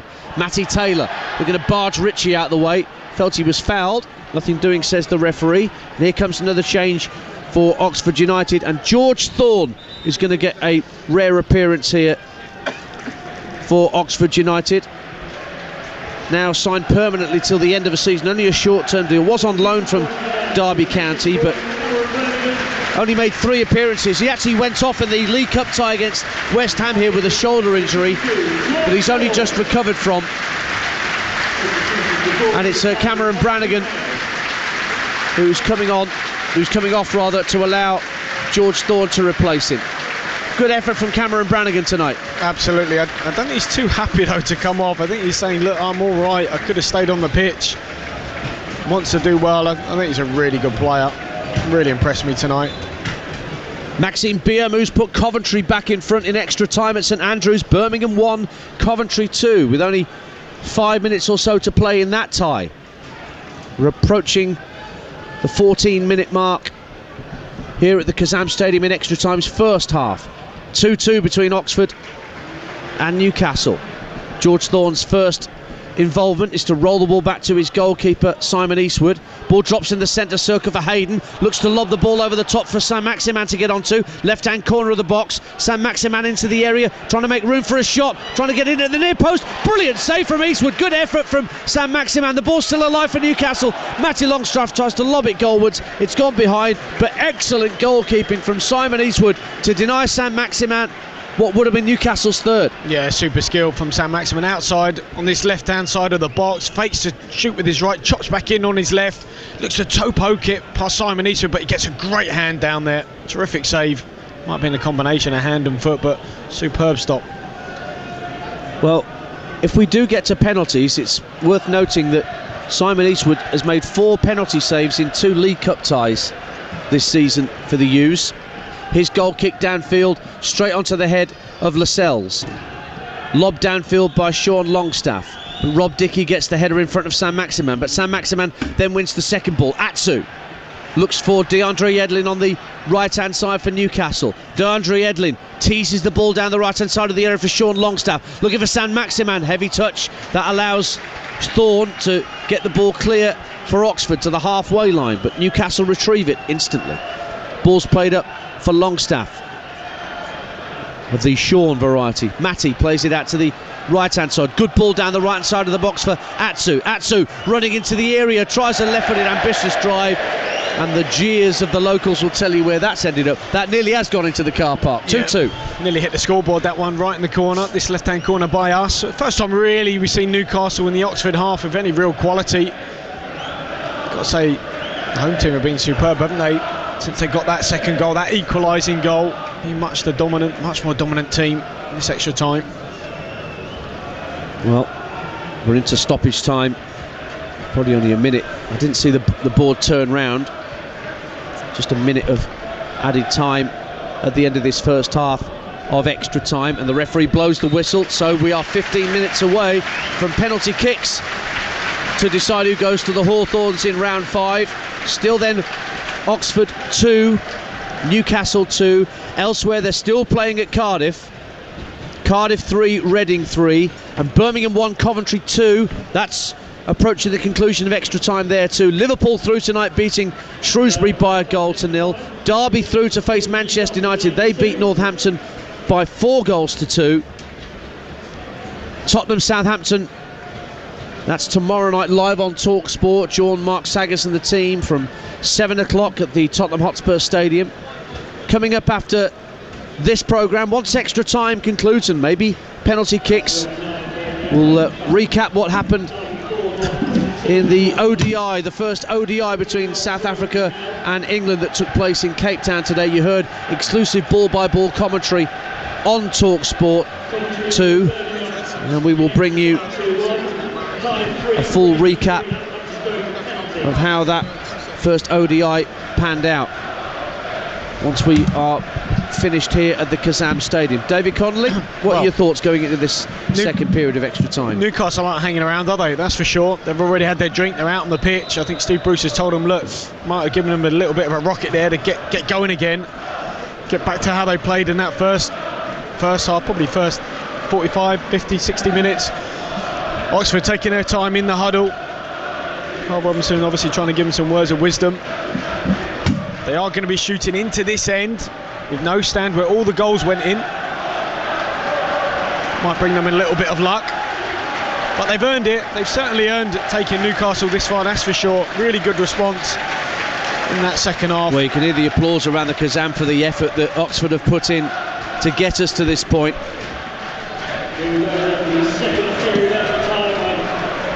And Newcastle will get us back underway, kicking towards the east stand end.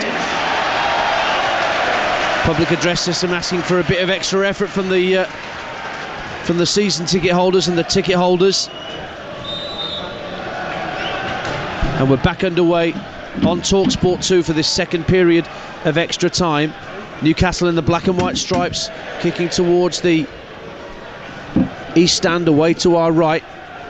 And straight away Christian Atsu picks up possession, right hand side, looks to make space for a shot, and it's deflected behind by George Thorne for an early corner kick in this second period of extra time for Newcastle United. Well, they're going to take it quick. Oh no, thought they were going to take the corner quick, but they started quick.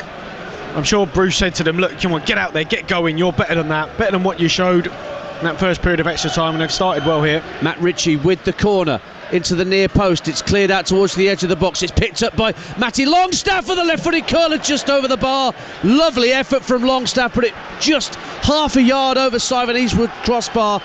And Birmingham City have equalised again right at the end of extra time. 2-2 in that cup tie. Penalties beckon at St Andrews. Jeremy Bayer with a second equaliser. Was that a little fist pump there? Possible? No, don't think there was. Very professional. I'm trying to be. I'm trying not to let the mask slip this evening too much. But goodness me, they've left it late twice. Coventry must be pig sick. Anyway, 2-2 here, and we played a minute and a half of the second period of extra time. Ball down the Oxford right is headed out of play by Kieran Clark on as a Newcastle substitute for a throw to Oxford, 20 yards inside Newcastle territory. It's going to be taken by Sam Long. Gets it back from Mark Sykes, nods it infield for Sykes. He tried to fire it down the right hand side of the box, cleared away as far as Elliot Moore. And it's out of play for an Oxford throw down the right hand side, which Sam Long appears to be in no hurry to take. Long, who is 25 years of age, played the last couple at right back. He lost his place to Chris Cadden at the start of the season, who's now playing his football in MLS in the States. I think that's what they wanted at right back, wasn't it? You know, lost that little bit of cover that they've got, and Carl Robinson was saying basically they've got 1.8 players per position, don't really carry two, so for centre half positions they might have three. 1.8 players, I love that. Yeah. That's like 2.4 children. Yeah, exactly. Ball cleared downfield on the half volley by Elliot Moore. One back well by Liam Kelly in the centre circle. Might break for Matty Taylor in the centre of the half. No, it's picked up instead by Kieran Clark. Now the ball's fed down the Newcastle right for Sean Longstaff, who put Newcastle ahead what seems like an eternity ago. Matty Longstaff, his younger brother, looks for DeAndre Yedlin, the right wing back. Matty Longstaff under pressure, has to go back into his own half for Cher. Cher with a right-footed ball down the right-hand side, but it's intercepted by Oxford, and Sykes lets the ball run down the right-hand side. I can tell you that Reading are through to the next round to entertain Sheffield United at the Medeski. They've beaten Cardiff 4-1 on penalties at the Cardiff City Stadium, David Connolly. Brilliant. So it could be a few ties. That's the first one, could be one here, obviously. Going to pens. May well be Birmingham City going to pens. I don't know. It's 2-2. May well be a penalty shootout at St Andrews. Heading for penalties here at the Kazam, as you rightly say, David Connolly. 18 minutes of extra time have gone. Derek Fazakli there just threw the ball back to Newcastle play. Didn't take it too kindly. I'm sure he'd love to get one over on Newcastle, wouldn't he? Yes, of course, he was part of the Keegan era with Terry Mack back in the day for Newcastle United. Very long and distinguished coaching career. Carl Robinson's number 2. Here's Sam Maximan whipping a ball in from the Newcastle left, but it's cleared away, and Ajay knocks it down neatly for Sykes, and Sykes looks early for Matty Taylor, headed up and out by Jamal Lascelles. Worth doing from Oxford, just get the ball downfield and asking Matty Taylor to put the Newcastle backline under pressure. 2-2. Yeah, I'm just seeing if they are taking their time here on these throw-ins. You know, maybe, not saying they're playing for pens, but is there the same urgency in their game? Maybe not quite there for Oxford so far. 2-2 on TalkSport 2. Penalty kicks beckon. Just over 10 minutes to go. Dickey heads the ball down into the left-back position where Josh Ruffles wanted to advance over halfway, but the substitute Christian Atsu haired at him and stopped him from making too much progress. But a lovely ball through the centre circle on Mark Sykes. Sykes making a strong run. Sykes with a drive, and it's blocked by Lascelles at the edge of the area. Breaks out on the right-hand side for Oxford to try and win it back. Well, Sam Long goes into a crunching challenge with Hayden, and Hayden got the better of it. Good proper 50-50 challenge that was on the far side of the field.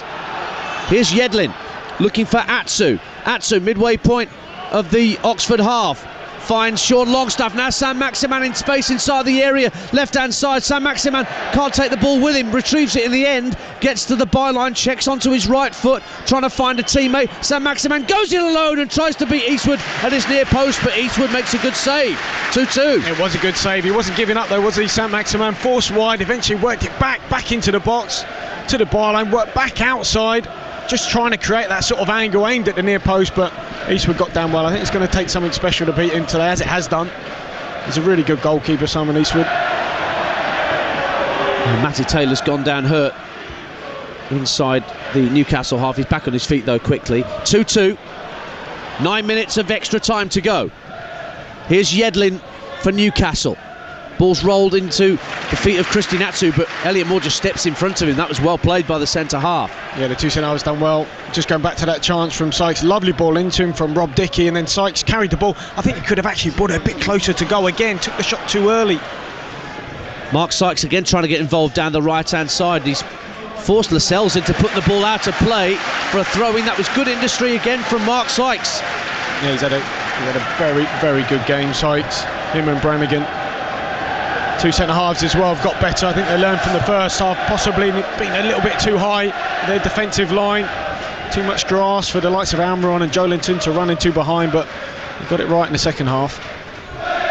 Here's Ajay down the right-hand side of the box for Oxford. Good hold-up play from the substitute, and he gets it back again, right-hand corner of the box, but this time he can't get the better of Kieran Clark. And then Richie Winter throw for Newcastle United. And we'll try and get the ball downfield. Seconds tick away here. 8 minutes, less than 8 to play in extra time. 2-2 on TalkSport 2 in this terrific FA Cup tie. Plenty more drama to come, you sense, no matter what happens or who goes through to face West Brom in round 5. Penalties are underway at St Andrews, I understand, between Birmingham City and Coventry City. Bring you the result of that once it's confirmed. Newcastle want to avoid penalties, I'm sure. They look to be 6 minutes away from avoiding the need for extra time. Here's Sam Maximan trying to weave his way through on the left-hand side. He's got it back from Richie into the box. Sam Maximan finds Atsu. Oh, he tried to play it into the path of Yedlin, but played it behind Yedlin, and it just dribbles over the touchline for a goal kick to Oxford. What a golden chance for Newcastle to win it. Oh, Atsu, I don't think he really knew what to do. Actually, the pass to him from Sam Maximan was a little bit behind him. I think it was a bit softer. He might have been able to take the shot first time. Instead, it was sort of fired towards him. He had to take a touch. He still could have shot for goal. Instead, trying to reverse it out to Yedlin, it just wasn't on. Pass was behind him, and that was a real opportunity missed. So 2-2 here. Reading are through on penalties. Liverpool are through. The youngsters have beaten Shrewsbury by 1-0. Derby beat Northampton by 4-2. And here at the Kazam Stadium, it's 2-2, and it's anybody's game. Penalties ongoing at St Andrews. Here's Atsu picking up the ball on the halfway line for Newcastle, roared on by the travelling contingent opposite us. Here's Matty Longstaff, right-hand corner of the box, fires a cross in, and it's cleared away by Rob Dickey. And Liam Kelly, defending in his own defensive third, gets the ball up to Nathan Holland. Holland has the ball taken off his toe by Yedlin. Good work from the Newcastle right wing back, and that's back on halfway for Newcastle and Lascelles. Just over 5 minutes to go on TalkSport 2. All square in this replay. Down the left-hand side, Sam Maximan is onside. Faced up by Dickey, tries to go into the area left-hand side, but Rob Dickey gets something on it. Rolls it back for Isaac Hayden. Hayden attempts an ambitious drive. It's anywhere will do from Liam Kelly, just lobs it downfield, and Matt Taylor will pick it up. Matt Taylor claims for handball by Jamal Lascelles against Matty Taylor, not given. Taylor believes he was obstructed by Scher, but again the referee wants just a wave play on. Now the ball breaks for Sean Longstaff.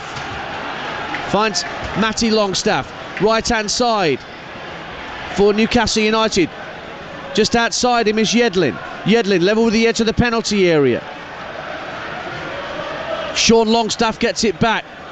Plays it through to the invisible man at the edge of the area. Nobody there in a Newcastle shirt. Just goes downfield for Matty Taylor to try and hold the ball up. Lovely play from Matty Taylor. Works it in field for Sykes. Sykes toe pokes it past Lascelles. Foot race with Kieran Clark down the left-hand side of the box, and the young Northern Irishman will get there first. Sykes, though, loses out in the end didn't have a teammate to roll it to, and Newcastle get it back. 2-2. Such a shame from Sykes. Terrific play, hold-up play from Matty Taylor into Sykes in the middle of the area, but here's Sam Maximin. Sam Maximin at the other end, into the area, left-hand side, rolls 2 challenges, and scores a quite magnificent goal to win it surely for Newcastle United. With 5 to play, Sam Maximin jinked inside from the left-hand touchline and goes to the Newcastle fans jubilant on that far side. A quite brilliant goal from Alain Saint-Maximin to surely send Newcastle through right at the death with 4 minutes of extra time to go. It's Oxford 2,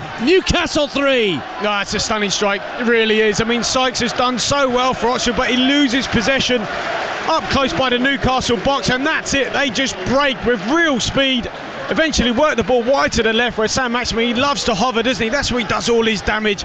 Receives it inside the box, defender back pedals, he moves it, works into the box, just trying to create that angle. Then he arrows it into the far corner. Absolutely fantastic finish. Simon Eastwood, no chance in goal. It's only his second goal for Newcastle United, Alain Saint-Maximin. But it's a goal that is set to send the Magpies through to take on the Throssels in round 5. Less than 3 minutes for Oxford to try and save themselves again in this cup tie. But Saint-Maximin, who came on as a substitute for the injured Joe Linton, he deserves that goal in many ways. David Connolly, his work rate in his industry has been magnificent. But hang on, here's Oxford United with Matty Taylor firing the ball across the face of goal, and Adjei will get to the ball before his man. Oh, he brought Matt Ritchie down as there was a bit of a clash of feet inside the Newcastle penalty area, and it will be a free kick for Carl Darlow, and that will be sent down as late as Carl Darlow can possibly get away with it. Well, it's another really high quality goal, isn't it? Fantastic finish. I mean, he worked the angle so well, came inside long and then faced with Dickey, just knocked it past Dickey. I think George Storm then got in the way and he moved it again, just all the while travelling across the box, and then really put his foot through it, laced it into the far corner with real power. Birmingham City have won 4-1 on penalties against Coventry, having scored in injury time, in normal time and in extra time for a 2-2 game at full time. Long ball downfield trying to find Matty Taylor, so it'll be Birmingham travelling to Leicester in round 5 at the King Power. At the moment,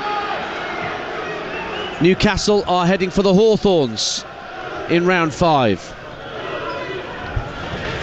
Oxford might still have something to say about it though. Ball's clipped forward by Nathan Holland, who brought them level in stoppage time at the end of normal time. Last 2 minutes.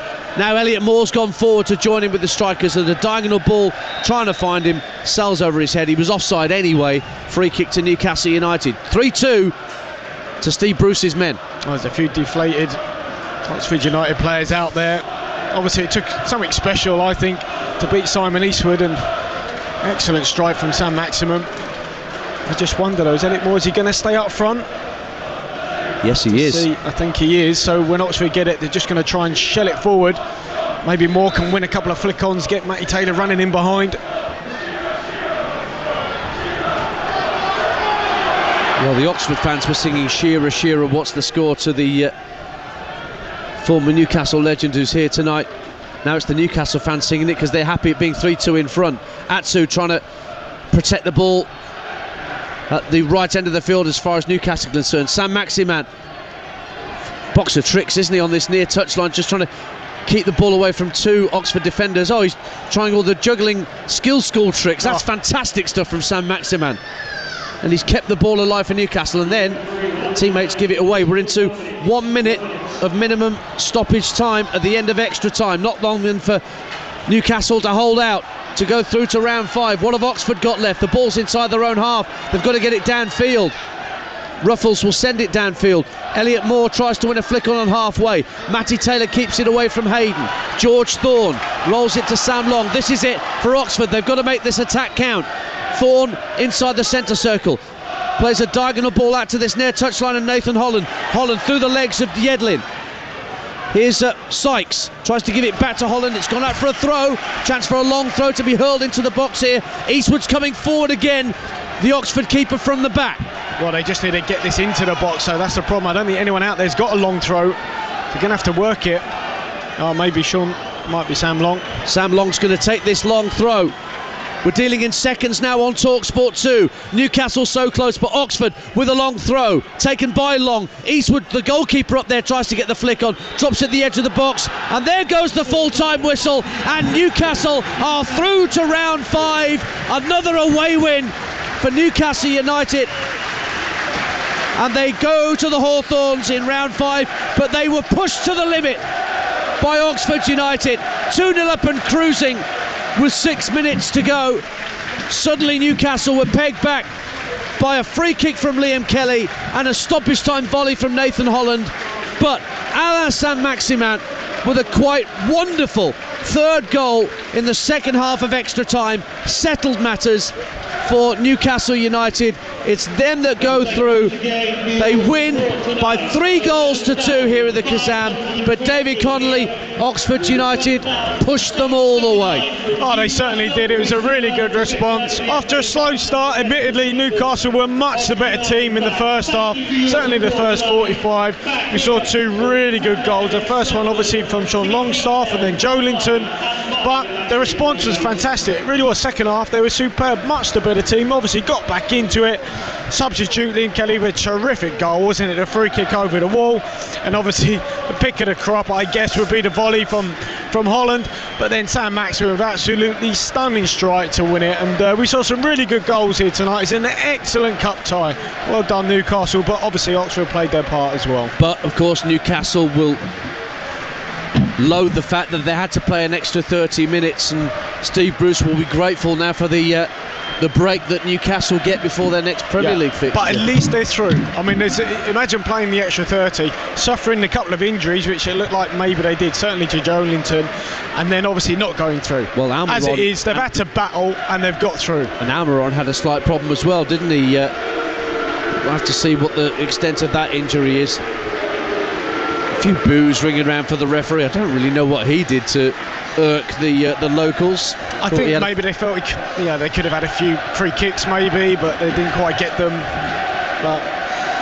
But the Newcastle fans will go away happy, back up to the northeast, safe in the knowledge that their FA Cup hopes are still very much alive. So it'll be West Bromwich Albion against Newcastle United, and that 5th round is getting really tasty now, isn't it? We've seen tonight Derby beating Northampton through to face Manchester United. Rooney against his old club. We've got Reading playing Sheffield United, having beaten Cardiff on penalties. Birmingham will go to Leicester. Coventry denied the M69 derby. Liverpool will go to Chelsea with a far stronger side than the one they put out tonight that knocked out Shrewsbury. But it's time here at the Kazam Stadium to pick our man of the match in association with the Fiat Professional range of vans, where we'll pick out the player who's got the extra mile for his team today. So, David Connolly, let's have it from you. Well, look, there's been a lot of good performances out there, but certainly the game might have turned in Oxford's favour. Miguel Almiron went off. I mean, he was fantastic that first half. He involved in the first goal from Longstaff, obviously came up and helped with a second, and it was just a superb ball game, a real live wire. So for me, Miguel Almiron, man of the match. There you go, that's David Connolly's call. Miguel Almiron is our man of the match with the Fiat Professional range of vans. A true professional always goes the extra mile. Search Fiat Pro 555, terms and conditions apply. So after extra time here, we didn't get the penalty shootout that the Oxford fans felt they might have deserved, but in the end, David Connolly, they just have to get themselves back into the playoff picture in League One. Yeah, they will. Look, and they can, be very proud of their performance here. I think they gave a very strong team, Newcastle team. He selected a strong team. Steve Bruce, because he knew it was going to be a very tough game. Oxford are strong at home, they are, and he needed those players. Steve Bruce needed to pick a strong team. In the end, they got over the line, but Oxford can be very proud. David, thanks as always for your input tonight. David Connolly, our match summariser, alongside me, Ian Danter. That's us done here at the Kazam Stadium with Newcastle United through to round 5, having beaten Oxford United after extra time by 3-2. Don't forget, Spurs against Southampton is live tomorrow night on TalkSport from 7, the last of the FA Cup 4th round replays. Coming up next on TalkSport 2, we will recap the first ODI between South Africa and England from Cape Town. We brought you exclusive ball-by-ball commentary earlier today, and coming up next on TalkSport 2, we'll recap how South Africa got on against England with that much revamped side at Newlands. This is TalkSport 2. Stay with us for our one-day international recap.